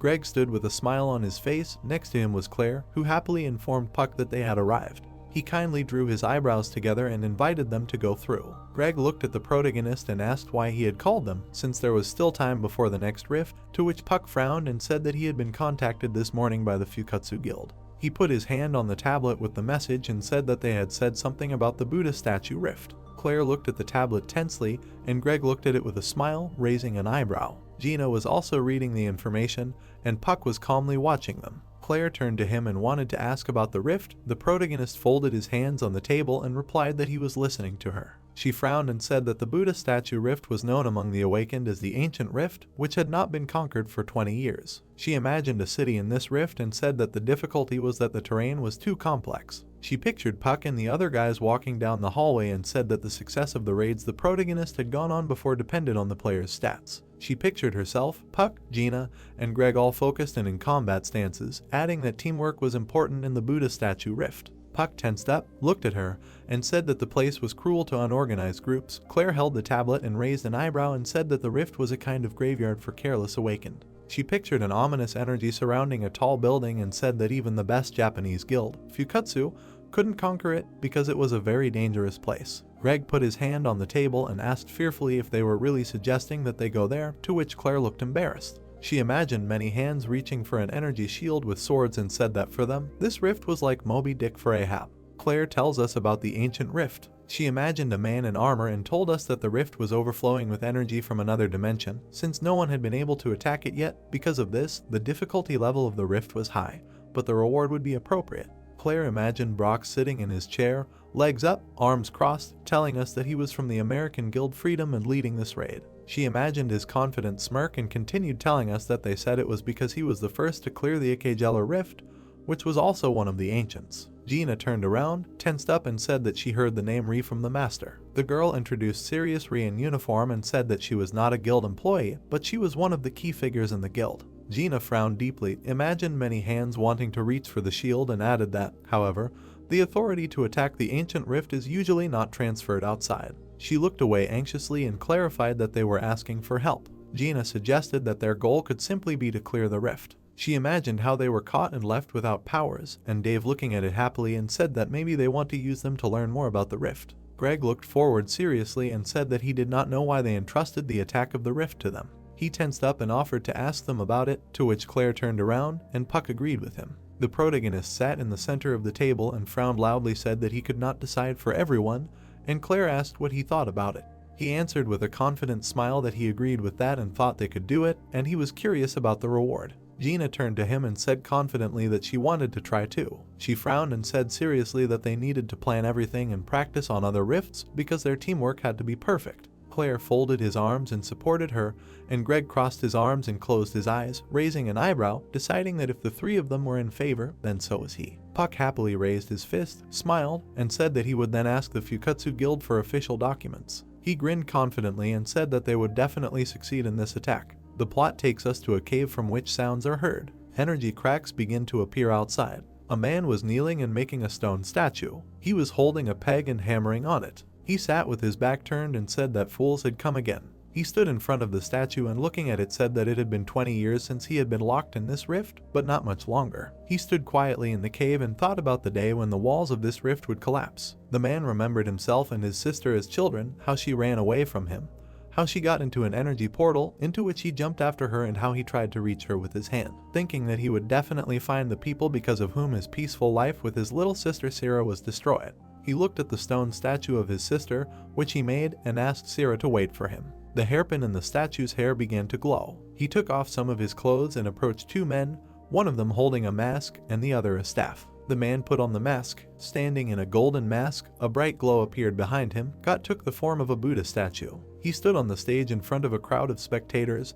holding a staff in his hand. All the spectators were stone statues. Goth pointed the staff at them. He hit them with it. Cracks appeared on the floor and he cast a spell of awakening. The man called them his servants, and the statue's eyes lit up. Goth stood in front of them, radiating energy, while they all came to life. He came closer, and lightning and sparks began to appear behind him. An explosion of energy was happening behind Goth, and he was calmly standing on the stage, when suddenly the body of a monster appeared. A huge stone monster rose up behind the man. He soared in the air. Goth menacingly gave the order to kill everyone who dared to enter his territory. He directed them forward, flying in the air, and the metal golems ran. The plot moves us to the forest. Ri and Puck were walking through the forest. She happily said that she hadn't seen this flying drone before and asked if it was new. To which the protagonist turned around, put his hand on his hip, and replied with a smile that it was a new reconnaissance drone. She walked behind, closed her eyes, and smilingly noted that this was their third meeting, and each time he had some new toy, he looked in her direction and positively replied that the first rift was Arkene's. Ri was embarrassed, smiled sweetly, and suggested that next time they meet not in the dangerous rift, but in some other place. She blushed and said that she knew a great restaurant in Japan where they only let in by invitation. The protagonist turned around and suggested that they first sort things out here, to which Gina agreed. Ri came up, hugged his hand, and said that he needed to rest sometimes, and he looked at her embarrassedly. Pack looked at the system screen and said that if they were tired, it would be hard to use their powers. A notification appeared that negative energy had been absorbed from the entire area. The system reported that the Depluk Despair bracelet was transforming into the Depluk Scourge bracelet. A window appeared with information about the legendary Scourge bracelet. Pack turned around and frowned, thinking that although everything was fine around him, He was very worried. Suddenly, a flying arrow filled with energy appeared. Gina deflected a powerful blow. Her shield deflected the projectile. She clenched her fist, raised her shield and threw the arrow into the air. The girl looked up at the sky in fear. She covered herself with her shield from the many arrows flying at her. They all rained down on the boys. The arrows got stuck in the ground. Surrounded by them, the boys stood under the dome of Pack's armor. A crowd of angry metal statues moved forward. They were filled with red energy. Puck frowned and realized that they were metal golems, so the drone's thermal imager did not detect them. A huge boss monster of the S+ rank, King Rex, appeared in front of them. He grinned angrily, and his eyes were burning. He approached the standing guys, holding katanas in both hands and drawing a sword with his third hand. Rex screamed, emitting energy, making them feel the punishment of heaven. He sent a stream of red mana straight at the guys. Puck tensed up, stretched out his hand and activated his energy. The protagonist's spiders appeared above the king's energy. There was a powerful explosion that knocked Rex back. He stepped back, sword in hand, and watched the explosion. Rex screamed and exuded more and more energy. He delivered a powerful blow. The king looked forward, holding his sword in his hand. He and Gina were approaching each other, preparing to fight. He threw many punches, which Gina successfully parried. She ran ahead and thought that he was strong in a one-on-one battle, but his attacks were sweeping and could be avoided. Gina flew up, holding her shield in front of her, deflecting the blows. She tensed and frowned. The girl rushed at the monster, striking him with many blows. Greg accumulated energy behind Rex's back and, preparing for the blow, decided that he could not lose. Sparks came from his sword. Greg swung with all his might and struck the monster. Rex felt pain and stopped. Sticking his sword into the ground, he bent down and called the guys small fry. He began to pull the shield out of the ground. Gina covered herself with a shield and watched as the earth filled with energy and enveloped the sword. Frowned and cried out that she would take him north. She walked behind him through the portals. Gina's shield was emitting energy. She cast a provoking howl spell, and a whirlwind appeared from the shield. Rex was amazed by her energy and cried out that he would get rid of her first. He filled the ground with energy using his sword, which rose into the air. He activated the earth rip when suddenly a huge earth serpent appeared. He rushed at the girl, but she used an energy dome. Gina stubbornly held onto the armor and groaned from the weight. At this time, Claire, Puck, and reappeared in the air behind Rex. They hovered over him and aimed to strike. Their eyes glowed and they were ready to fight. Rex got very angry. A huge flash of energy filled everything around. The explosion thundered throughout the forest and was visible through the trees. The golem launched knives filled with energy at Greg, who ran at him. Claire hovered in the air and fired at enemies with her bow. Greg with 2 axes ran through a hail of arrows towards the target. The golem launched another blade at Greg, who was running towards him, and Gina appeared behind the monster, covering herself with a shield. She delivered a powerful blow to the golem's leg. The monster began to fall, and Greg ran, preparing to strike. He glared at the monster, after which, Greg cut him into 4 pieces and screamed joyfully. He smiled joyfully and thought that these were his teammates, his team. He recalled how he approached the main characters standing in front and reflected on the fact that it was not in vain that he left the Zhangpalan Guild and joined Pack's group. He imagined 3 men beating a man and standing with their backs to each other, thinking that in the past there were only threats, attacks on people, blackmail, and no one there cared about him. They only cared about money. He looked at the smiling Gina, Claire, and Puck, who was holding out his hand, and realized that everything was different here, so he had to give it his all. He frowned and determined that he could handle it. Having taken a couple of steps forward, he decided that there was no point in his leaving otherwise. Puck flew up next to him and said that Greg suddenly became quiet, asking what was wrong with him and whether he felt bad, to which the guy answered seriously so that the main character would not worry. He frowned and shouted in a determined mood that he had to go. Gina, Puck, and Greg walked along the road. The main character said with a confident smile that they had finally arrived. All the guys stopped at the gate of Zone B. Puck and Greg turned to Ree, who said that this was the limit of their guild and there would be no stone golems there. She imagined a rift divided in half into zones B and C and said that Zone B was connected to Zone C, and they had to clear this zone in a certain time. Frowning, Ree continued that otherwise the boss of Zone C would go on a rampage, and then Zone B would collapse. She walked behind Puck and Greg and said that in addition, they need to prepare for the battle with him, and for this they need to act quickly, to which the main character turned around. He saw a statue sitting in a Buddha pose, surrounded by energy, and replied that they will work for speed. Chris, who is SS rank, took a look and said that the lost ones appeared in front of him again. The eyes on all 3 of his heads lit up and he said that he would personally show them the way. Many portals appeared in front of the guys and they looked around in confusion. A hand appeared from each portal. These hands struck a powerful blow to the ground. Chris grinned and said he would only show the way if they could survive. Gina placed a shield in front of her and the dome of armor pushed her hands away. Chris mockingly ordered them not to be stubborn and accept their fate, while Puck's portal opened behind him. The main character flew out of it, preparing to strike, and wondered how long Gina could hold off his attack. He moved towards the monster furiously and thought about how he didn't know about his spell, so now was the best time. One of Chris's heads lit up, repeating that it wanted to kill him. A lot of different weapons appeared in front of the flying pack. Puck crossed his arms in front of his face, blocking the blows. The main character tensed, his eyes lit up. Suddenly, Chris's weapon began to freeze from Puck's energy. He accumulated mana in his hands and used freezing, launching an icy whirlwind. Chris's face began to freeze. Puck landed and accumulated energy in his hand in front of the monster, remembering that he received a freeze and a clear mind for capturing the king. He delivered a powerful blow. Activating the Spear of Horror, the main character struck Chris. He directed the whirlwind, destroying the monster's body. Chris became upset and repeated in agony that he was in pain. His body above the waist began to gather into small particles again. Puck looked scared and was surprised that he could recover. A vortex of red energy pierced the ground. Greg looked around in surprise, and Gina fearfully decided that the attack seemed to have stopped. She looked at Puck standing in front of the red whirlwind and wondered what was happening to him. Greg ran towards him furiously, followed by Gina. Chris again created many portals in front of the main character and said that the main danger has been identified, the priority has been changed. Puck turned around tensely. Many hands hit the ground again. The main character spread his hands and activated the dome, which deflected all the blows. Puck held on with all his might. Chris was engulfed in flames and a huge portal appeared above him. A spear filled with energy quickly flew out of it. It flew straight into the armor, which Puck could barely hold on to. He was very scared and clenched his teeth. Huge hands began to call Franklin to come to them. The hero looked at the force in fear, being in the shield, gritting his teeth. Red lights started flashing everywhere. The guy's frightened eyes began to look to the side, not knowing what to do. The magician held onto the shield and, looking at the hands that were squeezing him, shouted to Greg, whose back was away from the guy. Greg looked forward confidently, blood flowing from his mouth. The guy looked at the silhouette that was near the building. He said that Greg had finally decided to hit the road. A smile played on the monster's face. He began to say that Greg need not worry, since others who had gone astray would also soon follow him. Greg also had a smile on his face. The monster looked at the guy in surprise, not understanding why he was laughing. The shield containing Franklin was clutched by huge hands. The heroine pointed the firearm, aiming and looking forward. The girl began to touch the trigger, saying that it would be a fatal shot. A strong flame of fire began to move forward, heading towards the hands. Greg watched as the flames quickly passed him. Moving forward, the bullet quickly rushed towards the hands of the demon, who controlled the other hands that were clutching the shield. The demon placed his hands next to him so that they accumulated all the power from the bullets. In the demon's palms there was a huge fireball that was accumulating in size. The fireball began to shoot to the side, quickly heading back towards the demon. A stream of force began to hit the demon's body. He began to scream that he was in great pain.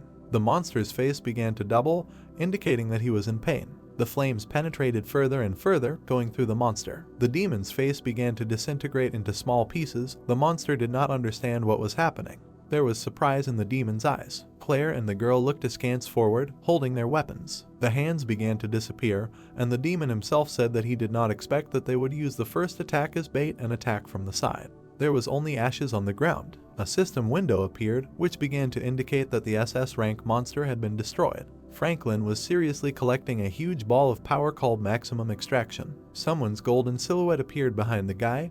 The light began to fall on the monster's body. All the power began to penetrate into one small crack in the stomach. Franklin began to look at Gina, telling her that even though he received treatment so quickly due to the bleeding, the guy still could not come. Gina looked at the guy, telling him that they had time, so they could prepare. The girls began to talk about how they would check the entrance. Franklin thought about it and decided that this was indeed a fault that could not be cleared for 20 years. The guy looked at the system window, realizing that he needed to be more focused. Out of the corner of his eye, the guy began to notice something. The world began to disappear and break. A red system window appeared, which said that emergency changes were taking place in the fall. Huge and strong thunderstorms with lightning broke all objects in the world. The window said that the faults of zones B and C were closing due to the discovery of an unknown force. Gina and Franklin watched everything that happened, and Greg lay next to them. The system window began to say that the boss monster Great Buddha had left Area C. Franklin calmly looked forward. Out of the corner of his eye, the hero began to notice something. Claire and the girl looked up in fear. The monster aimed an angry and enraged fist, trying to strike. The devil raised his rod, shouting that they had all destroyed everything he had built. The monster's eyes were full of anger. He shouted and said that he would destroy them and create this place again. The monster punched with all his might, kicking up dust and dirt. The world was slowly disappearing and breaking down. The demon sat watching everything that was happening.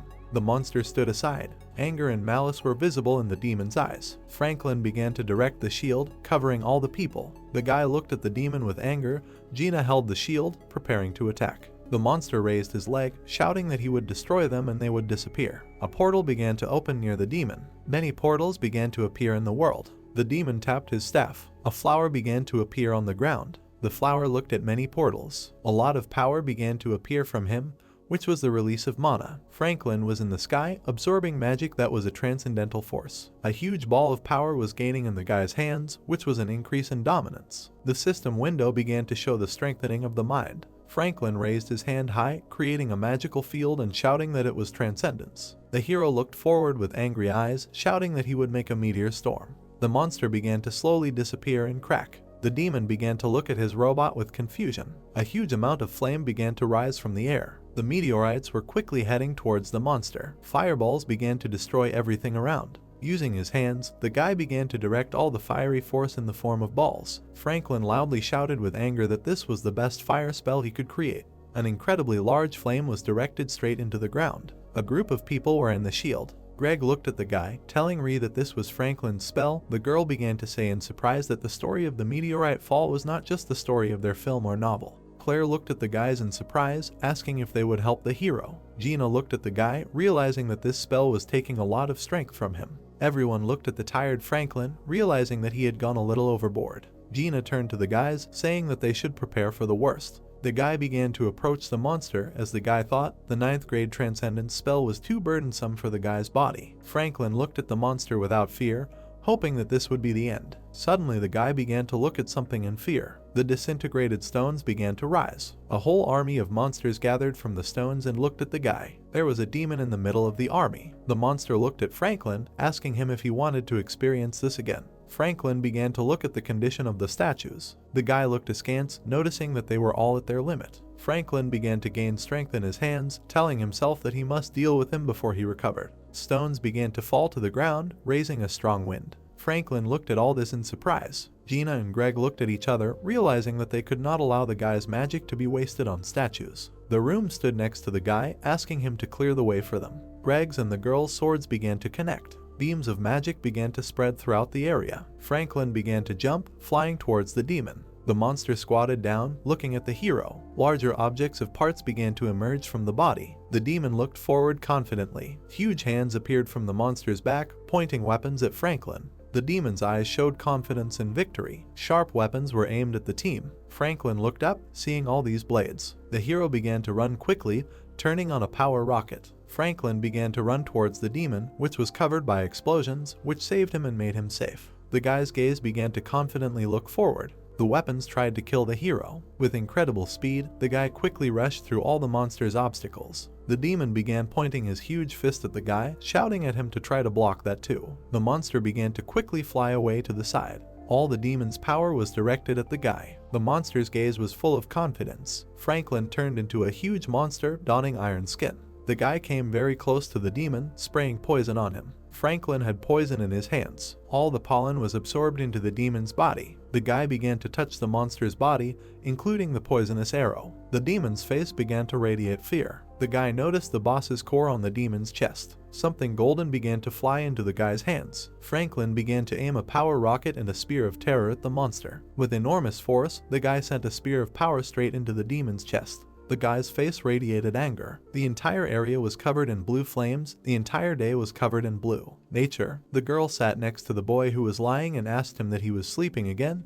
The girl wanted the boy to make her a toy. The girl was angry, shouting at the boy to get up. The hand reached out to the sky. Franklin looked to the side, asking if he had come to his senses. The body asked the guy how he knew their language. The hero looked at the body, saying that it was all because of the spells. The body slowly opened its mouth and said that he did not want to be here and did not want to be imprisoned. Franklin looked to the side, listening to the body, which said that he did not want to kill the people who came here. The core glowed brightly. The body indicated that he was only gradually captured by the voice of the core. Franklin looked at the floor, saying that he had already met people like it. The body began to look at the guy, saying that those who did not of their own free will ended up here and lived, suffering alone. The body looked askance at the guy, asking him who he was. Franklin began to look to the side, telling the body that he was looking for the one who created this hell. The man looked at the hero, telling him that this was an unusual name that did not at all suit the century in which he lived. The guy's hand began to reach out to Franklin, asking if he could ask something.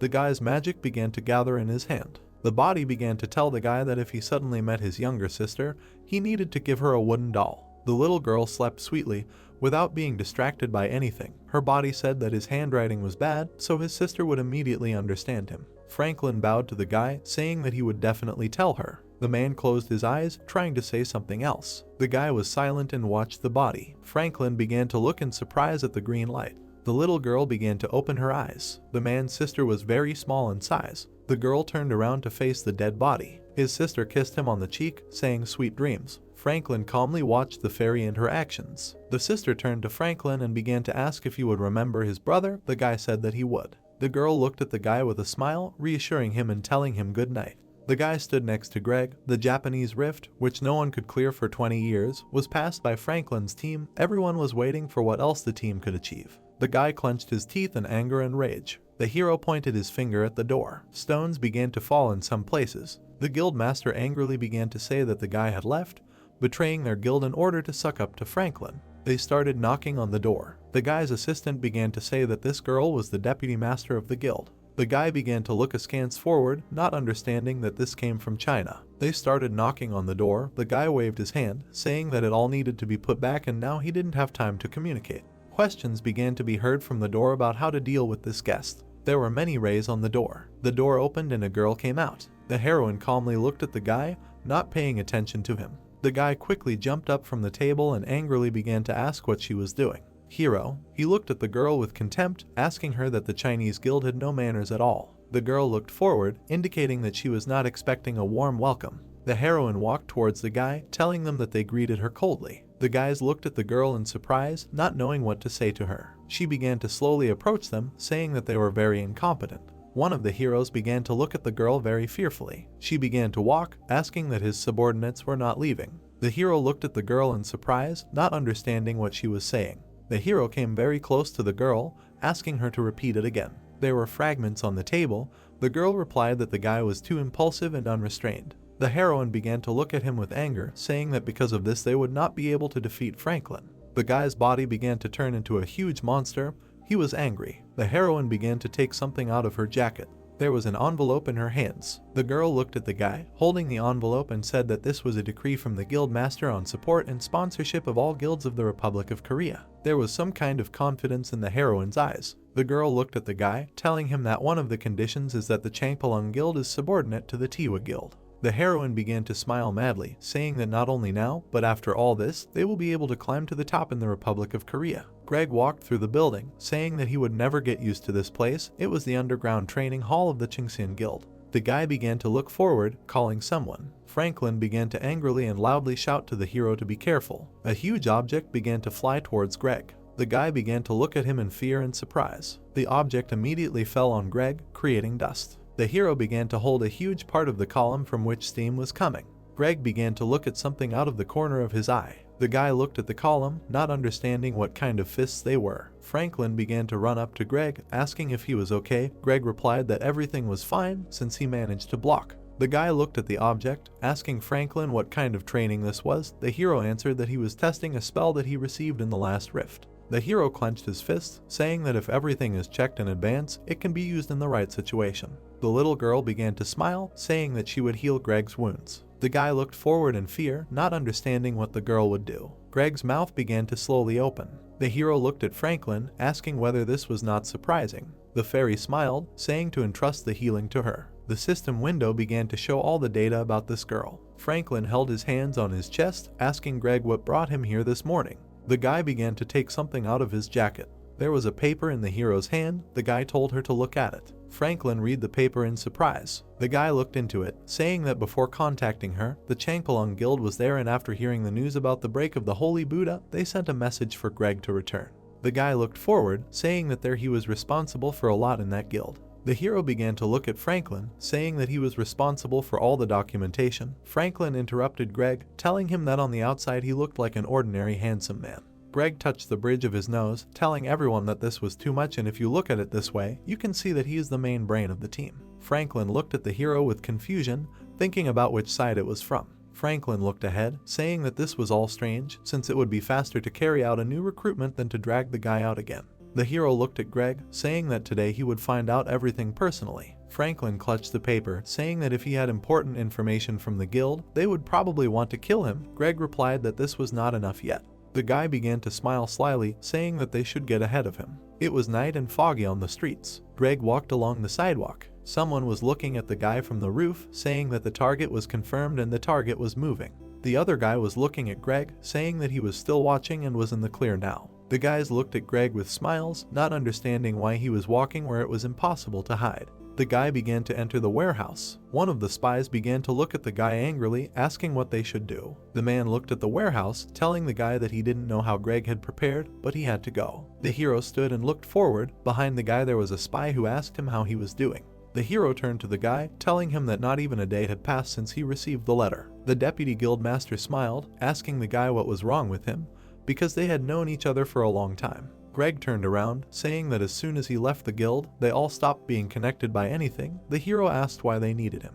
The deputy looked at the guy, saying that the boss was annoyed that the guy knew a lot. The spy's face broke into a sly grin, and he began to say that they had come to reassure him. One of the guys began to tell his assistant to come to him. The deputy walked around all the buildings, but saw nothing. The guy's frightened face began to ask where everyone had gone. Greg asked the guy that something was wrong. The guy smiled, asking the spy that he did not expect this. Franklin, with a smile on his face, told the guy that they had fallen into a trap from the very beginning and they knew that they would be followed, so they lured them to the warehouse. The guy was frightened and asked Franklin who he was and what he wanted. A fire began to burn between Franklin's fingers. The light blinded the spy, who clenched his teeth in anger. Franklin was in the air, and near the guy were his assistants in the web. The people were neutralized. Franklin said that he caught everyone except him. The guy looked at the spy, telling him to give up. The spy angrily understood that he wanted to deal with Franklin after he dealt with Greg. The guy held the phone in his hands and said that he needed to call the guild for help. Glass fragments began to fly out of the window. Franklin looked at the fragments that flew towards him. The glasses stood near the Cockins with spy assistants. All the fragments began to pass through. Greg was on the shield watching it all. The guy began to shout with anger about what he was doing. Greg began to look ahead in fear. A huge guy held the hero's head. The guy, frightened, began to ask to be saved. There was a silhouette in Greg's eyes. The guy watched as the hero lay on the ground. One of their main spies began to look at Greg, saying that the target was confirmed. A masked man stands in a red haze. Greg is frightened by the sight of the veins on the man's face. The man attacks Greg. The man's attack is blocked. Irene's armor gets in the way of the man's strike. Puck casts the chain of lightning spell. The spell covers the attackers. Park says that unfortunately the striker is too fast. Greg thought he was stronger because of his experience in the rift. Greg realizes that he remains ballast for Puck. Puck calls Irene. Puck asks Greg to be taken out of the building. Irene accepts the order. Irene asks Greg to come with her. Greg asks Irene to wait. Greg shouts to Puck that the attackers seem to be doped with psychedelic potion. Greg says that the potion does not last long and if the battle drags out, they can be defeated. Puck thinks about the psychedelic potion. Now Puck understands why he felt a similar mana as from the guys he met earlier. Park thinks that in this case, the Tiwa Guild is behind the Chang Piljan Guild. Puck thanks Greg. Irene carries Greg away from the battle. The attacker shouts that the target cannot be missed and must be blocked. 6 attackers try to block Irene. 6 attackers are approaching. Irene uses the Fist Strike spell. Notice, punching, a series of spells that attack the enemy with intangible fists filled with mana. The attackers are thrown around by blows. Irene double checks her escape route. Irene speeds up. The attackers are thrown around by flashes. Irene disappears. Puck thinks now that Greg is gone. Puck says that he will now attack with full force. Puck uses the Power Missile spell. The attacker tries to evade the spell. The attacker uses a magic jump. Puck protects himself from the attacker's attack with a magical shield. Puck looks back at the attacker. The striker looks back at Puck. The red beams are blocked by Puck's defense. Puck thinks that spells that hit one target cannot hit the attacker. The difficulty is that you cannot use an area spell, otherwise the bodies that could serve as evidence will be destroyed. Puck thinks that if the fight drags on, the attacker might escape. Park thinks that he must take the boys' bodies to prove the connection between the Changpalang and Tiwa guilds. Puck thinks he has no choice. Puck uses the Magic Gaze spell. The attacker thinks that he does not know why Puck destroyed the barricade. The attacker thinks that the effect of the potion will soon end and he has one last chance. The attacker thinks that he will definitely kill Puck. The attacker throws a punch where Puck was just standing. Puck barely dodges. Puck uses the Destructive Fist spell. Notice, a Destructive Fist created with mana that can be used in close combat. The attacker asks how Puck was able to read his attack. Puck replies that it was simple. Puck says he saw him attack from above. Notice, Magic Gaze spell expands the field of vision using mana. Puck uses the Hold Person spell. Puck thinks he was able to capture the attacker. Puck thinks he can't move now. The attacker says the mission failed. The attacker activates the use of the last weapon. The attacker erases evidence. Puck realizes that he will have no evidence left. The attacker finally promises Puck a meeting in hell. Puck watches as the attacker's body disappears. Mila stands on the roof, looking at the fire below. Mila wonders if this was too much for a doll enhanced with psychedelic potion. Mila thinks that if you look at the amount of magical power, it was much more than the others. Puck uses the blizzard spell. A snowstorm envelops the battle site. Puck thinks the attackers hid the evidence with a spell. Mila sees the police approaching and thinks that this time they arrived faster than she expected. Mila sees the unexpected. Mila looks at the face of the girl who got out of the police car. Puck turns to the girl and asks why she came. Matilda says that she abandoned the Tiwa Guild. Matilda asks Puck why he cares so much. Mila thinks she won't give up. The partner tells Mila that at such a distance they may not be able to cope with this power. Mila replies that she knows. Mila says that first of all she wants to test Puck's skills and asks her partner to step back. Mila thinks she can't back down now. Mila thinks she won't leave Puck alone. Night, Somali. The man is thrown against the wall by the explosion. The man bows to the ground. The guy with the red magic sphere says that something strange is going on. The man asks the guy to save him and promises to give everything he has. The guy says the man must die. The guy says he can't let the witness live. The man does not understand what a witness means. Guy destroys man. The guy thinks that there are a lot of people on his list who will have to be killed one way or another. Notice, important information updated. Pack, Japan's Great Buddha Dungeon has been cleared of the minimum rank achieved. The guy says Park is from Korea. The guy thought about it. The guy thinks that first of all he will clear the current territory, and then he will go to Korea. The guy thinks that everything happens according to Bendella's will. Puck and Gina go down the long stairs. Puck asks if Gina liked the last meeting with her family. Did she like everything? Gina hums thoughtfully. Puck asks what happened. Gina replies that her father became very demanding and she had to develop her skills further. Gina says that her father has already decided where she will go once her contract with the Qingxian Guild ends. Park asks Gina if her father decided everything for her. Gina says that Park thinks too badly of her father and her father will be furious when he finds out that Gina is talking to Park. Gina screams that she cannot hide the truth from her father. I'm sorry, Gina, don't worry. Puck promises to be by Gina's side. Sarah says there is nothing wrong with Jin's emotions. Gina thanks Park and Sir. The stranger tells the guy that he has to cope. The guy answers whether the stranger has any doubts. The stranger says that the target's abilities are already known and the tactics remain the same. Puck notices an unusual movement. A yellow flash hits Puck. Brox uses the Aura Blade spell. Puck takes the hit. Dust rises into the air. Brox says he already warned Puck. Brox says he said that if Puck showed up again, he would consider Puck his enemy. Brox offers one last chance to leave and asks if Puck will leave. Puck replies that the Undead Legion is just fertilizer for his magical growth. Puck says he's going to kill Brox with his dagger. Brox responds that Puck is delusional. Brox says his goal is to protect the land he stands on. Brox says that Puck is a foreigner and should not set foot on this land. Puck replies that talking is useless. Magic Puck and Brox collide. The knight held the sword, telling everyone that he could not believe the words. They had to defend all lands. The guy raised his sword up, which emitted light and said that an alien had invaded them. Franklin looked at the guy with anger, telling him that they no longer had any point in continuing the conversation. The two forces began to collide with each other. Franklin began to observe the phenomenon when magic was mixed into one. The knight from the air began to jump and run towards Franklin, who held the power in his hands. The guy began to throw a flash at the knight at high speed. A long fire began to move forward towards the guy. The knight looked forward in surprise, not believing that he was using spells without casting them. The hero began to quickly rush towards the guy who was holding the sword tightly. Franklin hit the guy's sword and, gritting his teeth, turned on the power rocket. Several flashes began to rush towards the knight. The guy, with quick movements, scattered them in different directions with the help of his sword. Suddenly, the hero began to look at the fog, not understanding where Franklin could have gone. The guy looked to the side in surprise. Franklin noticed something out of the corner of his eye. There were many silhouettes of a guy in the sky.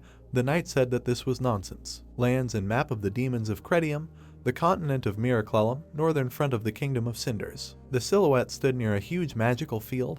It was a magic circle of movement to the northern part of the kingdom of Cinders. The man smiled. Looking at the magic circle, there was a man behind him. Rakis began shouting to Beltane about where he was going. Belton looked askance at the guy, telling him that he was going to meet the guy that Duke Brave was talking about. The guy looked at the man, asking him if he believed in the talk about a guy from another dimension. Belton looked at the guy, asking him if he had ever told about Burkhard, who came from the central continent. Many monsters were coming out of the sea. The guy was talking about how isn't he one of the few who crossed the Magnum Sea in the last 100 years. Belton looked at Rakis, saying that when he was doing research with him, he repeated the same words until his tongue became calloused. Burchard looked at the people, saying that if they met Franklin, they should definitely listen to him. Belton told Rakis that he was living proof of the fatal weaknesses and gaps in their dimensional research. The man watched, telling Rakis to pretend to be him while he went south for some time. Rakis asked the guy whether this was such an important matter. The man stood there saying that he was really curious to know this man. Rakis bowed to the guy, saying that he would try his best while pretending to be a man. The guy bowed to the man, who slowly disappeared into the magic circles. Many versions of Franklin were heading towards the knight. The guy was holding a weapon in his hands, looking angrily at the guy. The knight began to quickly create webs using his strength to catch the real guy. The hero looked down with a smile on his face, saying that this was pretty good. The rays of power quickly went into the sky. The guy realized that instead of releasing the aura, the guy collected it in the sword and expanded the range. The guy, gritting his teeth in anger, killed the clones, forgetting about his protection. As soon as Brox cut the clones, the silhouettes disappeared. The guy stood angrily near the bodies of the clones, saying that such jokes were not funny. The hero began to be blinded by blue light. Franklin sent a snowstorm at the guy. Brox took his power, throwing it into the snowstorm. The face looked forward angrily, thinking about what if these bodies were definitely illusions. Franklin stood behind Brox, pointing a fire arrow at him. The surprised guy began to look to the side. The guy began to throw a terrifying spear and a fiery arrow towards the hero. The guy stood in the fire, screaming loudly. Franklin stood in the magic ball, saying that it was excellent. The hero's huge blue arrow was aimed at Brox. It was a devastating blow. The guy's eyes looked away in surprise. The guy's shield began to close itself off from Franklin's magic. The knight's face was very tired. He did not understand what to do. Brox began to open his mouth wide, screaming that he could not be broken. The guy's body began to emit light. Brox quickly rose to his feet, weapon in hand. Franklin began to look at the guy in surprise. The guy began to scream, looking at the hero, pointing the aura blade at him. The guy's strength began to quickly match Franklin's strength, preventing him from being wounded. The hero looked at Brox, shouting loudly. The guy's flow of magic quickly headed towards the ground next to which Brox stood. The guy began to look ahead in fear. The fog quickly passed through the street. A huge hand began to touch something. Beltane looked forward confidently. The man began to look at the guys, asking them if they could take a break, since it didn't look like Brox was trying to kill Sir Brave. Franklin looked towards Beltane, wondering who he was, as this man was able to make the reflection or a sword disappear in an instant. Brox began to look at the man in surprise, asking how he ended up here. Belton began to talk about how he came to stop this fight. The man said that they forgot how Franklin did something to the legion of undead that appeared through the dimensional crack. A lot of people are also afraid of the appearance of the legion. Belton looked at the sky, saying that it was better not to allow this to happen and not to behave so hostile. Franklin looked at the men, saying that if they wanted to talk things out, he would stop too. Belton began to look at the guy, thanking him and asking him if he knew Burkhard. The man said that he had heard that 20 years ago a man who did not look like a young guy helped him. Franklin looked at the man, saying that for him this happened a few days ago and he helped him save Miss. The man looked at the guy, telling him that his name was Belton and that he and Burkhard were studying the dimension crack. Burchard told the guy that the person who left this world turned out to be Miss Mary. Then the future changed. Belton began to look at the guy, telling him that judging by his face, the past and present are different from those familiar to the guy. Franklin replied that he was interfering with their past and present, changing the world. The guy was in a circle of light. Franklin replied that those chosen by God are endowed with the right to change the flow of space and time. Belton began to say that the guy was a messenger sent by God himself. Franklin looked at the man suspiciously. The man began to hand the guy a communication stone, saying that if he wanted to talk, he could use it. Belton looked at the guy, telling him to solve this problem, since many people now know about his existence, and there is nothing good about it. Franklin looked at the man, saying that this time was very useful. The guy began to slowly leave. Belton did not want to let him go as an enemy, so the man decided to leave him as a man with good intentions. After that, the guy and his team hunted monsters all day long. Franklin looked in the sky, seeing huge giants, because the further they moved south, the more and more giants they encountered along the way, which were difficult to approach. The guys said goodbye to each other and returned to the dungeon. The next day at the house, Franklin saw someone's silhouette in the building, asking him who it was. One of the girls was wearing a cape, greeting the guy. The guy, confused, began to ask the girl what she was doing here. The heroine looked at the guy and apologized for what had appeared since the morning. The girl began to ask if she could come in since they needed to talk. Gina began to approach them and asked the guy what was the matter. The girl's frightened face began to look at Mila. Coffee was on the table, and the girl told the guy that she came immediately after the meeting because of important news. The girl looked at smiling Gina and said that she did not know that they lived together. Franklin looked ahead and said that not much time had passed since he met Gina. The guy looked down, saying that he and she have many aspects, that's why they live together. Franklin began to ask Mila in surprise why she had come so early. The girl looked at Franklin, asking if he knew about the opening of the Golden Gate. Franklin remembered the sky and said that he knew about it, including the control of the awakened ones from each country. There was a web all over the world. The guy said that he heard about an attempt to conquer the best guilds. Franklin looked away, indicating that he was also interested in this. Behind the flashing gates there were people who smiled sweetly. The guy opened his mouth slightly, saying that their capture was successful. The girl told the guy that during all this, 3 out of 4 teams failed. Mila looked at Franklin, saying that it all ended with the destruction of the enemies and the relics found, except for the legendary Dimension Stone. The girl was angry and said that one person didn't even think about mourning the dead, and the chief executive calls him a new circle of virtue of the best awakened ones, in which the awakened ones of their countries are involved, so he wants to turn everyone who does not follow him into scapegoats. Franklin thought about it, saying that he was also among the others. The girl told the guy that this is exactly how it is. The guy looked at the girl, who began to ask him to refuse the chief manager's offer. The house began to shake. The guy fearfully began to ask the girl what it was. All things shook and broke. Mila stood in fear and heard the guy telling her to stay put. The guy quickly ran around the house. Franklin looked back, wondering what percentage. The guy looked at the hole in the wall from which something was coming out. Many blades rose to the ground. The monster began to shout to everyone to calmly kneel down. In the hands of the monster was a flamethrower, which the monster could use if they did not listen to him. Franklin looked at the monster, listening to him yelling at him to get on his knees. The monster began to shoot a flamethrower at the guy. There was fire throughout the entire area. Franklin began to touch the flames with his own hands. Stretch out his arms, the hero began to put out the fire. The guy began to look calmly at the monster, telling him that there seemed to be a misunderstanding. The monster began to jump on the guy, telling him that it was useless to listen to what a person said. Franklin looked at the monster in surprise, saying that he looked weak, but at the same time he had a similar technique. The monster began to shoot bullets, aiming them at Franklin. The hero began to create a dimension door with his hands. His own bullet began to fall on the monster. The guy watched as a huge explosion began to occur in which the monster was located. Fog and dust began to spread throughout the entire area. The men began to tell each other that he was strong, but everyone decided not to give up, since after visiting several dimensions they became stronger. Franklin began to look away in fear. Latte and Terry began to peek through the fog. Franklin folded his arms across his chest and began to ask why they attacked him. Terry began to say that it was useless to pretend and they had tracked the person who created the crack to hear. The animals began to run towards the guy with anger, telling him that because of him they had arrived in the cracks between dimensions for 30 years. Terry and Latte began to quickly run. The cat held the weapon, looking at the many snakes. The guy looked at the cat, telling him that there was a misunderstanding and he did not want to fight. The cat shouted with anger that they would not give up.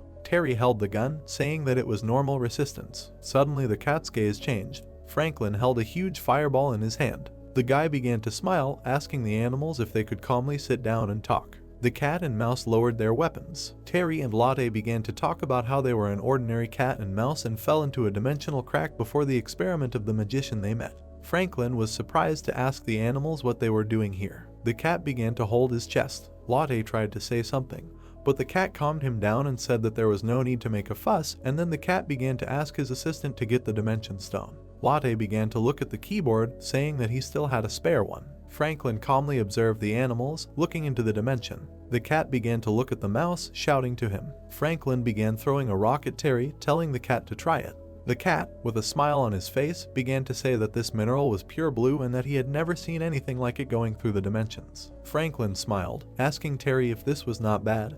The cat realized that the guy would not give him up just like that and he needed something in return. The guy looked away, saying that he didn't want anything. The guy looked at the shell they arrived in and said that it was very interesting. The cat began to talk about how then they would remain under the guy's protection and would tell him about various relics. Terry began to smile, saying that despite their appearance, they were arms dealers and engineers, so they could help the guy. Franklin smiled, saying that he would protect them and provide them with a quiet life. The guy extended his paw to the cat, saying that in return they would cooperate with him. Everyone agreed to the conditions. Gina and the girl began to approach the guy, asking him if everything was okay. Franklin sat next to the cat and said that he was fine. Terry was surprised that the girl had a pleasant smell. The cat began to look askance at the girls, asking the guy who these people were and whether the guy lived with them. Gina approached the cat, asking who it was. The girl picked up the cat and began to look at the guy. Franklin smiled and said that it was Terry and Lotte, and a little later the guy would explain how they got there. Neela began to look at the guy. The guy began to invite the girl to step away and talk. Gina watched with sad eyes as the guy with Mila began to walk away. There was a sad look on the girl's face. Mila looked at the guy, telling him that he constantly began to amaze her. The girl looked askance, saying that she knew a lot about all this. Mila stood and said that she would like to hear Franklin's answer. The guy began to calmly talk about how he would challenge the Golden Gates. The girl did not understand why. Franklin looked at Mila, saying that first of all it was because of his desire. Franklin looked away, saying that it was necessary for his growth. The guy began to look confidently to the side, saying that he wanted to lure out the organizer hiding behind his back. Franklin confidently recalled a man with a black silhouette behind him. Neela opened her mouth and asked if everything would be okay. The girl imagined Lance stretching out his hand and saying that if he did this, Lance's pressure would become even greater. The main character looked confidently and noticed that he was ready. Neela lowered her gaze and replied that if he said so, then good. The girl looked scared and added that she was sorry that they were not able to properly help him. Puck smiled and noted that he would be fine even under Lance's control. Puck introduced a man in a suit and heard that if he disappeared, all enterprises would come under Lance's influence. Neela looked angrily and noticed that she understood that they are investigating everything connected with Lance on their own. Let him take care of himself. The main character remembered how the director of WBI called and said that after that day, he accepted Lance's offer and immediately contacted his teammates. Puck introduced the Golden Portal and added that only 5 team members would enter the Golden Gate. The main character looked away. Gina looked away. Claire turned her gaze. Greg turned his gaze, and the protagonist said that at the moment there were only 4 people. Julia killed a huge enemy, and the protagonist noticed that he decided to call her, who was busy in Europe. Incheon International Airport was noisy. The suitcase rolled on the ground. Julia stood in the middle of the road. Then she straightened her hair. The girl turned and noticed that she was told that someone should accompany her. The main character drove up to her. Then he turned to her and asked how long she had been waiting. Yulia got into the car and replied that she thought he would meet her through the teleport. She did not expect this from him. The main character took the wheel and said that since he already needed to meet her, he decided to take a walk at the same time. Julia smiled and asked how he and Claire were doing, if they were dating. The main character opened his mouth and said that she had just arrived. Why did she do so right away? The car stopped abruptly. Puck turned and asked how she knew about this. She was in Europe. The girl raised her hand and replied that last year Claire asked her about the protagonist. Julia blushed and added that she even gave her some good advice. The girl lowered her head and said that if everything was fine with them, it was thanks to her. The girl opened her mouth and shouted that she had done so much for them. Would he treat her? And Puck asked what he wanted to eat. Julia clutched her backpack and replied that since she returned to Korea, then Korean food, pork gukbap or kimchi jjigae would be fine. It would be nice to look at a famous Korean restaurant. Puck opened his mouth slightly and noticed that he was very tired today. All the team members had just gathered in the meeting room. The girl looked straight and shouted that she had just arrived in Korea, and she already had to go to a meeting to see if he was too cruel to her. In the Mado Empire there was a magical tower of Artenia. Magi was sitting at the table. Vendela opened his mouth and said that a golden-colored dimensional portal had appeared in the Imperial Palace of Old Desmond's empire. They sent teams to check it from the inside. The man lowered his head and added that they were supposed to meet intelligent beings from another dimension. The hooded mage said that in this case, weren't they one step closer to establishing contact with the dungeon they were exploring? Vendela imagined a bald man in his head and replied that this was true, but it would not be possible to receive a blow from the enemy through the mind killers of these creatures. The Black Cross looked at the magicians and noticed that since they receive instructions only from him, only they can cope. The magician stood up abruptly and shouted that they would do everything. The magician sat down on his knee and shouted that he, his faithful sword Perseus, would follow him. Vendela stood up and asked if he needed to come forward himself. The magician lowered his head, heard that even if he did not interfere, there were many people who could replace him, and replied that there was no place where he would not recognize his enemy. Perseus raised his head and added that that is why he, the most capable among them, will go. Vendela looked at him and asked who he would take with him. The magician leaned on his knee and replied that 4 people would be enough for him. Deception and chaos and even disguise, subordinates skilled in everything. Perseus presented the portal and noticed that there were 5 of them. Vendella put his hand on his shoulder and said that they should eliminate the enemy, let them absorb all their knowledge and return. Black Cross looked to the side and added that it would be better if they captured that place and captured the enemies alive. The Golden Gate glowed brightly in Korea in the Deus Tower. The man in the jacket looked straight and noticed that during the successful conquest of KBI, the reward given to each person was valued at 10 billion won. The man smiled and added that he sincerely hoped for the success of their team and a safe return. The main character shook his hand and thanked him. The entire team entered the portal. The fairy sat on the protagonist's shoulder. A huge barrier appeared over the forest. The heroes looked at the notifications. The notice said that until the 5 participants from the enemy side are confirmed, they should not go beyond the limited area, after which the notification said to wait inside the barrier. The latest notice noted that when the barrier fell, they could suffer serious physical harm. Claire turned and noted that the system had instructions, and Julia added that, roughly speaking, it was like a game. Puck raised his head and thought that the game, Deus and the Edition created an awakening system, can be considered as similar things, after which the notification reported that 5 participants from the enemy side had been confirmed. The protagonist looked up and saw that the barrier had been destroyed. The squad headed forward. The 3 magicians walked forward. Puck opened his mouth and told everyone to go. The magician looked straight and told everyone to go. A huge flower grew from the ground. Julia walked towards him. The roots targeted her. The main character sent 2 sickles. Claire hit with a powerful beam. Julia headed towards the flower. Huge spores released pollen. 2 beams shot out from them. A fire began to burn around the flower. Julia made her way through the fire. Then she turned around. Then she flew up. The girl swung her scythe. Then she chopped off the plants. Julia looked straight ahead. Then she landed. Puck approached her and remarked that it was good work, and the girl replied that she imagined what kind of monsters there would be inside the Golden Gates, but they turned out to be weak. Claire folded her hands and pointed out that the other team had monsters that were more dangerous than these, and Gina said that she didn't think there was much to worry about since the monsters were of that level. Julia looked straight and said that it would be easier if they were hostile, like monsters, and approached. Puck looked away and wondered if the enemy was trying to be friendly to them so he could come up and catch them off guard. A notification has appeared, after which the following appeared. The main character looked at the ring and asked what kind of accident this was. The team looked at them in surprise and heard, "How about we all get together?" The main character looked at Gina and noticed that he urgently needed to prepare something.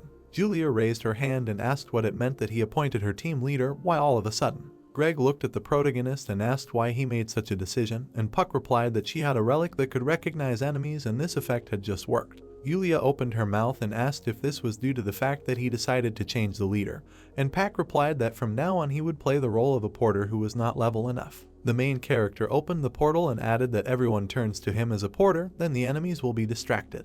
The main character changed his clothes and added that he believes that Julia is very suitable to be the leader of the group. If they behave as usual, just attacking monsters, then the enemy will quickly relax. The girl looked straight and noticed that she could hear him now scolding her in this way. Puck put on his hood and replied that it was not so. The protagonist put on a backpack and asked him to pretend to be believable. The ground shook. Julia stood in the middle of the field. Then a huge worm appeared. The girl turned and shouted to everyone to dodge. The monster hit the ground. The main character ran forward. Julia opened her eyes and shouted that they were going there. Puck used the pin. Then he opened his mouth. Then he summoned a fireball. Puck threw the ball to the side. There was a huge explosion. The main character was sitting on the ground. Puck turned his gaze and wondered how First would get out. A guy appeared behind him and the protagonist wondered what was in front or using a deceptive psychological attack. First extended his hand. The guy asked if he was okay. Julia approached them and asked for forgiveness for the fact that the youngest of their team caused her trouble. Gina opened her mouth and asked why he took us there. The girl left and noticed that the leader did not interfere, they were going in this direction, and Julia noticed that then she would kill the younger one.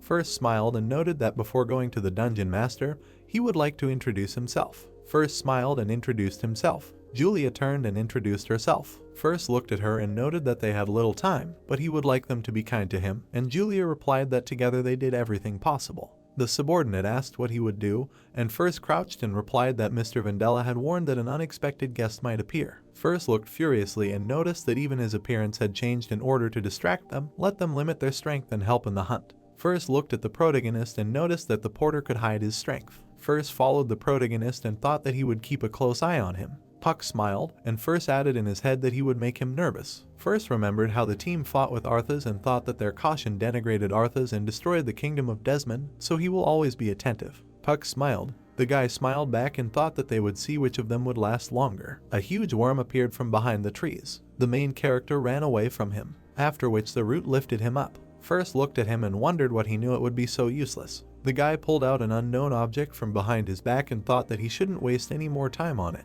The guy looked at the servants. Puck opened his eyes. Then he raised his head. The main character saw a huge dragon. Julia turned and noticed that they would cover her, as before. Then she saw the blade in front of her and shouted that they would go first. First hit the girl powerfully. Julia climbed into the wall. First held out his blade and shouted to kill them. The subjects ran towards the protagonist's detachment. A moment later they froze. The subjects opened their eyes and shouted that they could not move. First opened his eyes. Then he looked straight ahead. First put out his blade, and Julia noted that she hoped that he would protect her. The girl took off her respirator and added that she did not want anyone to approach her with a knife again. First opened his eyes and wondered why she was still intact. A huge beam hit the guy. First broke the chains. Puck took off his backpack and said that he was freed from the spell. First opened his mouth and asked if he knew about him. The main character took off his hood and replied that he knew who he was. The protagonist took off his cape and added that he was the Black Cross of First, after which everything lit up and used excellent spiritualism. First changed abruptly and said that he did not think that when Mr. Vandella mentioned the unexpected guest, he was talking about the porter. First took out his swords and noticed that he would kill him on the spot. A huge lightning struck the ground. Puck turned and shouted that he personally received him, so he is responsible for every person. First flew through the squad. First struck powerfully. The main character came out of the portal in the sky and heard that he thought it was even better that he flew to the sky. Puck put his hands out and used a power missile. First fought off the shells and noticed that such trifling magic, after which he charged the sword and added that it was useless in front of his magic sword. First held his sword in front of him. Then he struck the protagonist with lightning.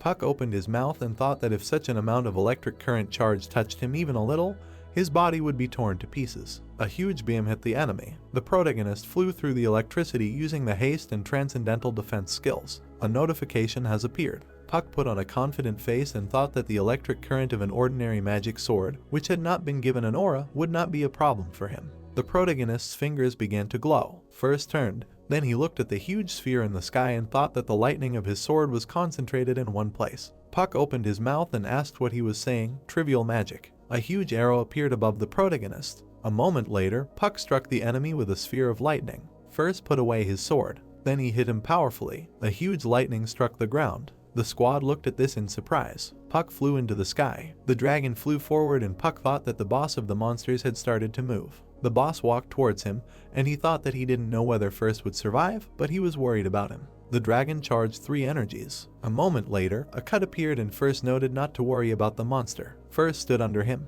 after which he all lit up and added that he would kill him. The monster's corpse lay down next to First, after which the warrior inserted the sword into the ground. The huge eye began to absorb energy. The ground beneath First cracked. The main character put out his hand and thought about something sinister. He must stop it. Then he released 3 fireballs. First scrunched his face. There was a huge explosion. The dust began to settle. First hid behind the wings. Then he opened them. The enemy's sword glowed brightly. First put out his hand. Then he headed forward. First raised his sword to strike. Then he hit. Puck blocked his attack. Then he threw the enemy back with his sword guard. First opened his mouth and was surprised by this technique. First walked forward and asked how he used Acagel's technique. Puck stuck out his hand and shouted that he didn't need to know about it. The main character ended up in the dome using the 4th level drone shield reversal. First lit up brightly, then he spun. The main character appeared above the enemy. Then he charged his leg and shouted, "Now!" The main character summoned a portal and struck from the other side. First hit from both sides. The enemy watched as Puck raised his sword. Then he clenched his teeth. A huge electric charge hit the protagonist. Puck folded his hands. Then he looked furiously. First blew smoke from his mouth. Puck clenched his teeth. First fired a huge beam from his mouth. There was a huge explosion. First began to close his mouth. Puck covered himself with barriers. The fairy put out her hands, after which a notification appeared. First clenched his teeth and noted that this was a useless struggle. The drones trained their weapons on him. Then they fired magic missiles. First dodged everyone. Then he opened his mouth and shouted that such an attack would no longer work. Puck smiled and noted that he knew. The main character pulled his hand away and added that it lowered his vigilance. 2 robots behind them put out their weapons and First thought that he was saying that such physical force was enough to pierce his body. Puck raised his sword and said not to look around.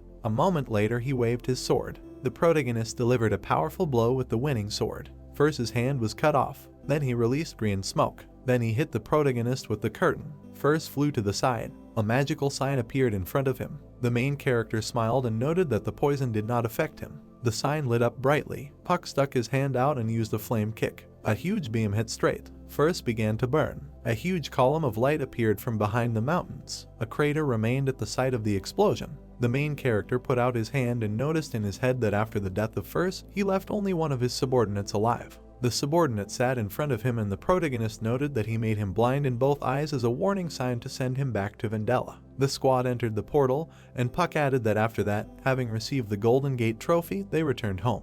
In the Motto Empire there was a magical tower of Artenia. Vendela sat on the throne and noticed that First had died, but he miraculously managed to return alive, and the subject replied that they had spared him. Vendela looked furiously and noticed that it was not permissible for him to appear before him alive, after which the hand pulled the soul out of him. Vendela folded his hands and noted that he was now ready to talk to him. The spirit lowered his head, heard him say what he saw there, and said that, according to Mr. First, the real identity of that man, Puck, is also the murderer of Mr. Morris. Vendela looked straight and shouted to tell in detail what kind of magic or technique he used. The spirit remembered the battle and wondered what he had not seen. They were fighting with his subordinates, and Mr. First was with him in the sky. A moment later, the spirit burned, and Vendela shouted that he was a useless worm. The head of the Black Cross stood up and noticed that it was him again. Vendela remembered his 3 warriors and thought that Isaac, Morris, now First, this was not an ordinary coincidence. The old man lowered his head and thought that in order to block his plan, a vile traitor was looking after Peck.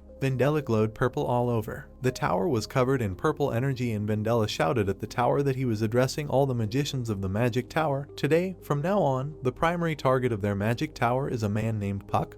Let them find his dimension. Vendela clenched his teeth and added that they should hurry up and gather all the dark energy from the altar. Julia, after conquering the Golden Gates, turned and said that he could call her at any time. There were still many dungeons that she could go to with him. Puck smiled and thanked her for coming. Claire stood in the corridor, and the protagonist thought that for the next capture, Julia would immediately fly in, so now she has returned to her guild in the UK. She has received a secret promotion in the KBI case. Greg took his hand and the protagonist added that he asked for rest to recover from what happened in the Golden Gates. Puck, in the underground training area, poked at the screen. The main character saw 2 books and a katana in front of him. Then I looked at the rings and thought that there were now 2 replacement rings. 2 rings with information appeared in front of him. Puck lowered his head and noticed that he had taken a good trophy from First. The main character looked at the cat and asked what he was doing. Terry stuck out his paw and replied that he was not happy with the result of his automatic production, so he decided to improve it.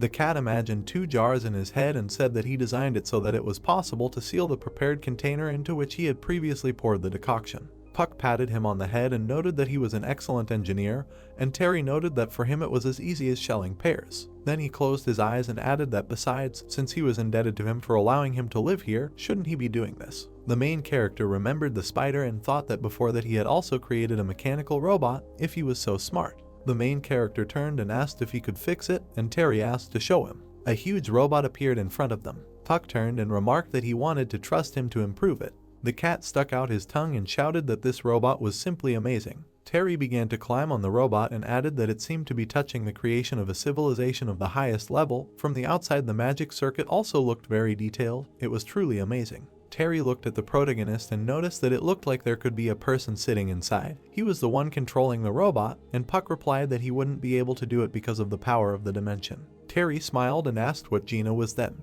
The main character looked up and replied that that was exactly the case, so he asked him for help. Puck opened his mouth slightly and added that he believed he had the strength to do it. Terry jumped and pointed out to trust him. Terry slammed his fist into his palm and added that for the sake of Jin, he would improve the robot so that he could easily use it. If he could, then let him prepare a lot of legendary level stones. Gina opened her mouth and asked if the protagonist called her. Terry jumped into it and screamed, after which he began to hug, and the girl asked why this was happening all of a sudden.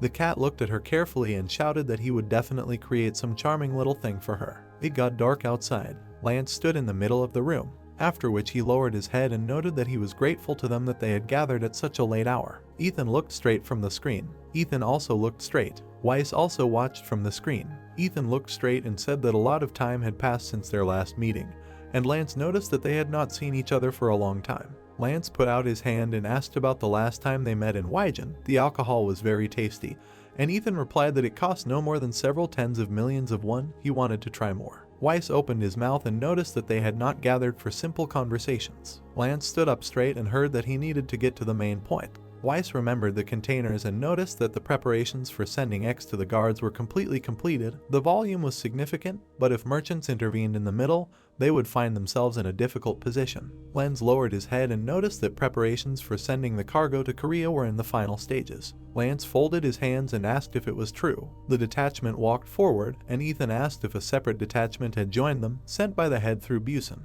Ethan scrunched his face and added that preparations for the invasion of Seoul had begun. Weiss remembered Harris and Mila and asked if only KBI remained, right, because the director has two subordinates who make his life miserable. Lance smiled and noted that if we were talking about Mila and Harris, there was no need to worry, he would deal with them, and Weiss noted that he was going to deal with two S-rank awakened ones at the same time. Lance smiled and added that you don't have to take their life, there are many ways to get them out of the way. Lance dropped his hands and said not to worry about it and to move on to the next step. Weiss opened his mouth slightly and said that as soon as a reliable supply line was established in Korea, their guardians would ensure an uninterrupted supply of the X. However, if something went wrong, everyone present would have to answer for it. Lance looked at the screen and noted that they shouldn't worry, especially since Mr. Weiss assigned him a reliable assistant. The crescent moon hung in the sky, and Lens added that he would see each other that day. A notification has appeared. The girl opened her mouth and shouted that it was dangerous. Puck opened his eyes. Then he looked at the dragon. The dragon released a pillar of fire from its mouth. Puck covered himself with a barrier and thought that the dragon's breath could not be so weak that something was wrong. The protagonist put out his hand. Then he summoned ice using a dispel. Gina turned and asked that the dragon had disappeared, and the protagonist replied that it was a hallucination, or a space of illusions created based on this principle, but on a higher level. The main character turned and added that simply put, everything they saw was not real, and Gina asked who did it. The main character looked at the shadow behind the tree and replied that this was the owner of this place. Bernard smiled and noted that he wondered who could break through his protective barrier, and these were old acquaintances. Puck smiled and noted that their paths had crossed paths again, and Gina asked how she was doing. Bernard looked at them and replied that 20 years had passed since then. He was already 40, and he and Mary had a son. The man remembered the palace and added that his name is Jared. He is already 17, and he is diligently studying at the Rentis Magic Academy, where, by the way, he takes first place. Bernard rubbed the back of his head and noticed that he had started talking, and the guests were still on the threshold. Let them go into the house. There was a glass on the table. The man extended his hand and offered to drink tea. Gina put her hand on the table and asked why Deus brought him to this time, after a whole 20 years, and Puck replied that this moment must be very important for Bernard. Puck looked at her and added that just like when they saved his dear Miss Mary, and Gina noted that she thought today's quest was of great importance to him. Bernard took out the package and noted that he needed to find a map. The man looked at them and added that before they start, let them say that they have a time limit like last time, and Puck replied that it is unknown yet. Bernard turned and noticed that then they were given exactly the time that the gods had intended for this conversation. The man remembered portals in the void and said that, in general, as before, he would continue research in the field of measurement.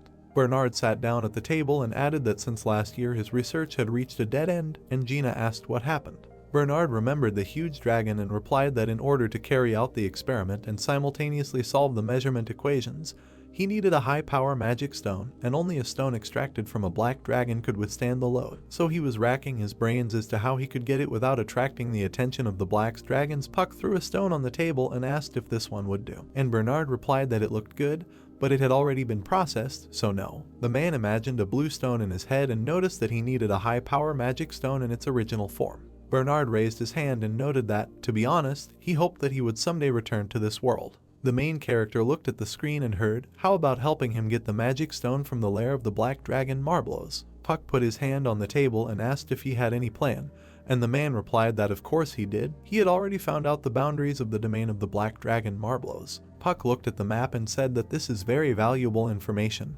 Dragons, as a rule, do not spare those who dare to enter their lair. The main character saw a dragon on the map and added that in order to steal a high-power magic stone from its lair, you need to lure Marblos out. Bernard folded the map and said to leave it to him, and Puck noted that he would do it himself. Puck stood up and added that while he was distracting him, he would try to get into Marblos' lair. Bernard opened his mouth and asked that he had any idea how obsessed Marblos was with his lair. The man remembered how the dragon lay on the gold and said that he remembered the location and name of everything in his lair, and he would never tolerate uninvited guests. Puck stood in front of the mountain. Then he stepped on the ground. The main character gritted his teeth and noted in his head that further was his territory.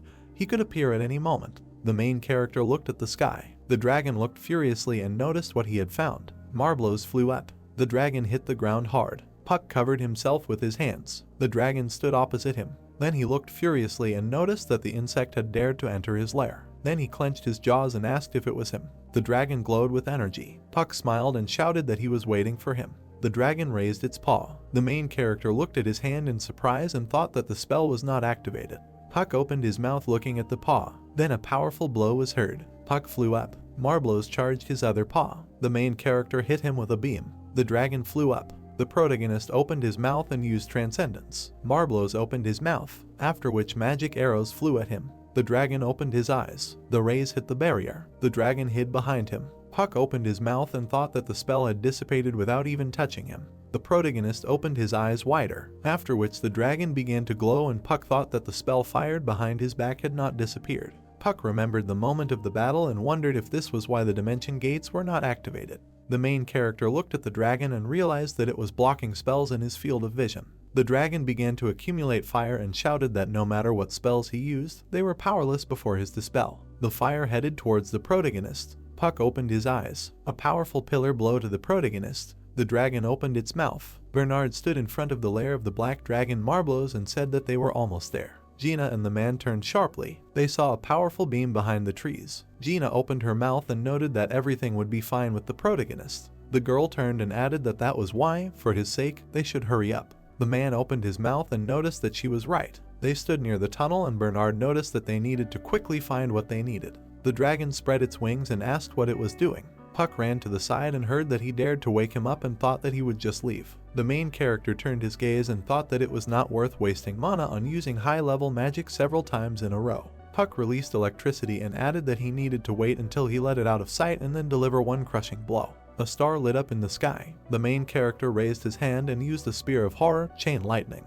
The spear flew forward. The dragon clenched his teeth furiously. Then he opened his mouth. The spear stopped. Marblos looked at him and asked if that was all he could do while hiding in the shadows. Puck smiled slightly. A portal appeared above the dragon. Lightning suddenly appeared from it, striking the monster. The main character flew up and wondered if it worked. The dragon opened his eyes through the smoke. Then he released energy and shouted that he had found a way to bypass his dispel. The dragon hit the ground and added that let him show what he was capable of. Marblos glared furiously and shouted that it would be too easy to let him die after he dared to interrupt his sleep. Puck opened his mouth and asked what he called it a pathetic effort.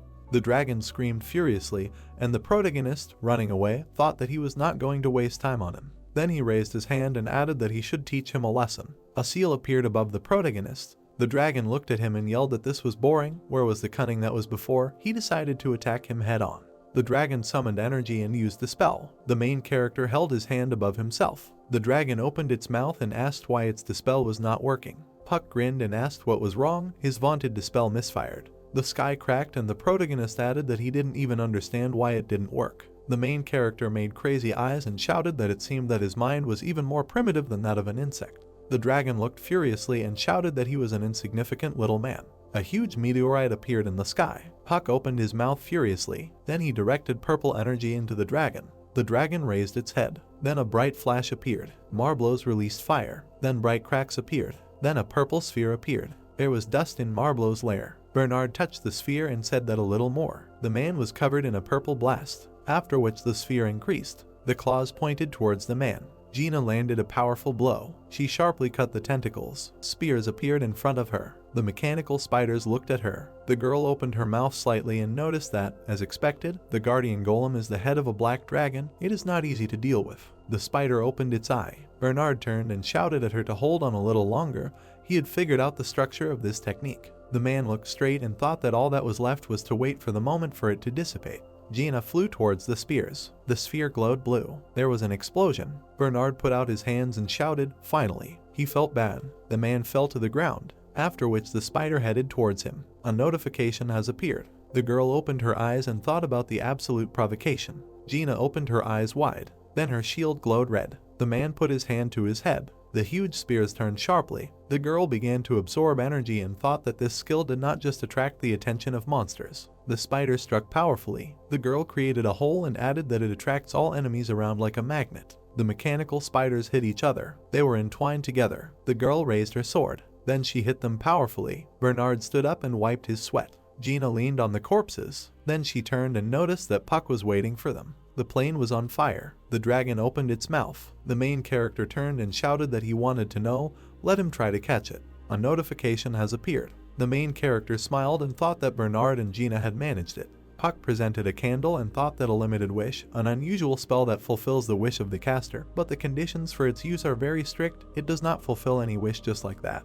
The candle lit up brightly, and the protagonist added that if the desire is not accurately formulated, the area of its effect will be limited to him as a spellcaster, and a desire dictated by greed can turn into a real disaster against him. You need to be careful. The main character dodged the blow. Then he opened his mouth. Puck saw weapons flying at him. The mace approached him. The dragon stood up and noted that even flight could be considered an end. The main character raised his hands and used a limited wish. Energy came from him. A moment later, Puck began to glow brightly. The dragon looked straight. Then he trembled furiously. Marblos raised his head and shouted that he would never forgive him. A column of energy appeared in the forest near Bernard's house. Puck, Gina, and Bernard appeared in the middle of it. The man turned and asked that they were not at the house. The main character raised his head and asked the girl not to worry, she was just dizzy from the sudden depletion of mana. Bernard opened his eyes and asked how he managed to escape. The main character raised his hand and replied that thanks to the limited wish, he used it to fulfill the wish, albeit with restrictions. Bernard turned and asked that such a strange spell exists in his world. Such magic had never been heard of, and Puck replied that it seemed that the world of magic to which he belonged was much more extensive. The man extended his hand and noted that the main thing was that he got out of there alive. Puck took his hand and heard that thanks to his dedicated efforts, he received the necessary material for research. Puck opened his eyes, after which a notification appeared. After that the following. The main character laughed slightly. Bernard looked at him and noted that thanks to them, he could resume his research into the dimension using the magic stone they had obtained today. Puck sat down, heard that he felt that today's events could affect their world, and noted that he wanted the impact to be positive. Bernard grinned and remarked that he would do his best. The man raised his staff and added that in addition to the magic stone, he and the girl had collected something useful for him. The protagonist saw the book and bottles, and then heard that this was the tome of the great magician Gitaria and the ancient dictionary of the dragon language and rare potions of black dragons. Puck opened his mouth and thanked him for it. The man stood next to him and noted that gratitude was not worth it. It was a pity that he could not find anything more worthwhile for him. And Puck noted that it seemed like it was time for them to return. The next time they saw each other, he would become even stronger. A moment later, a bright beam of light appeared. The man looked up and noted that he hoped he, too, would not stand still. A notification has appeared. Ethan leaned on the table and thought, in order to get to the Guardians unnoticed, he needed a face that did not attract attention. The man looked at the photographs and wondered who to choose. The news started on the phone. The girl looked ahead and noticed that recently there had been an increase in cases of murders of awakened ones around the world. The Japanese Disaster Management Bureau lost Awakened Day, and they claim that the Antlion is behind it. Ethan looked straight and noticed that they were blaming everything on him, however convenient it was for them. The man looked at the photo and noticed that it was decided. Ethan raised his hands, after which he changed his appearance and wondered why they needed to eliminate promising awakened ones in such a turbulent time. Ethan got dressed and added that it was unlikely that this was just revenge. The man lowered his head and wondered if they were really looking for the protagonist. Ethan looked at the tablet and wondered if he should at least warn him. Ethan put on his jacket and added that he now has a lot to do and should try not to die. The main character extended his hand. Then he hit the ground and used black flames. The main character smiled and thought that he could really use black magic. A notification has appeared. The protagonist looked at his hands and thought that due to the huge mana consumption, it was difficult to use it often, but it would be quite suitable as a trump card. Puck raised his head and noted in his mind that, moreover, there were now more types of scrolls available. Gina looked at him and asked that he was going to the dungeon again, and he thought that since that was the case, he needed to go through more dungeons. Puck turned and shouted that she scared him, and the girl said that he had just returned from the dungeon. There was no need to overexert himself so much. The main character took out his phone and noticed that he was staring at the trophies from the dungeon. Gina looked at him and noticed that he had not had dinner yet. The girl smiled and offered to eat out. A notification has appeared. Night has fallen. The restaurant was glowing brightly. There were dishes on the table. Puck took a bite and said that he didn't think Gina would offer him chicken so late. The girl took a bite and noted that if she had trained, she would have refused. The girl looked at him and added that since they were here, they needed to eat properly, and also, she needed to tell him something. The main character put the chicken to his mouth and asked what it was. Puck spat out the food when he heard that it had reached S rank. The main character opened his mouth and shouted how she succeeded, and she replied that she found a growth potion in the black dragon's lair. The girl remembered the golden bottle and added that as soon as they returned, she drank it, and her rank increased, and the protagonist thought that they say that many awakened people take years to reach S rank. Puck looked at her and remarked that if he had known, they would have thrown a party in her honor. Gina was embarrassed and noted that there was no need, she was happy just to be next to him. Puck smiled and noted in his head that she was cute. The phone rang sharply, messages appeared on the phone, and the protagonist thought about the antlion. The main character suddenly saw a man in front of him. Puck opened his mouth and noticed that this was the place of his companion. The executioner looked at him furiously and noticed that he wanted to meet him. That's how this video ends. If you have sat through to the end, please don't forget to press the subscribe button and leave feedback. See you in the next video.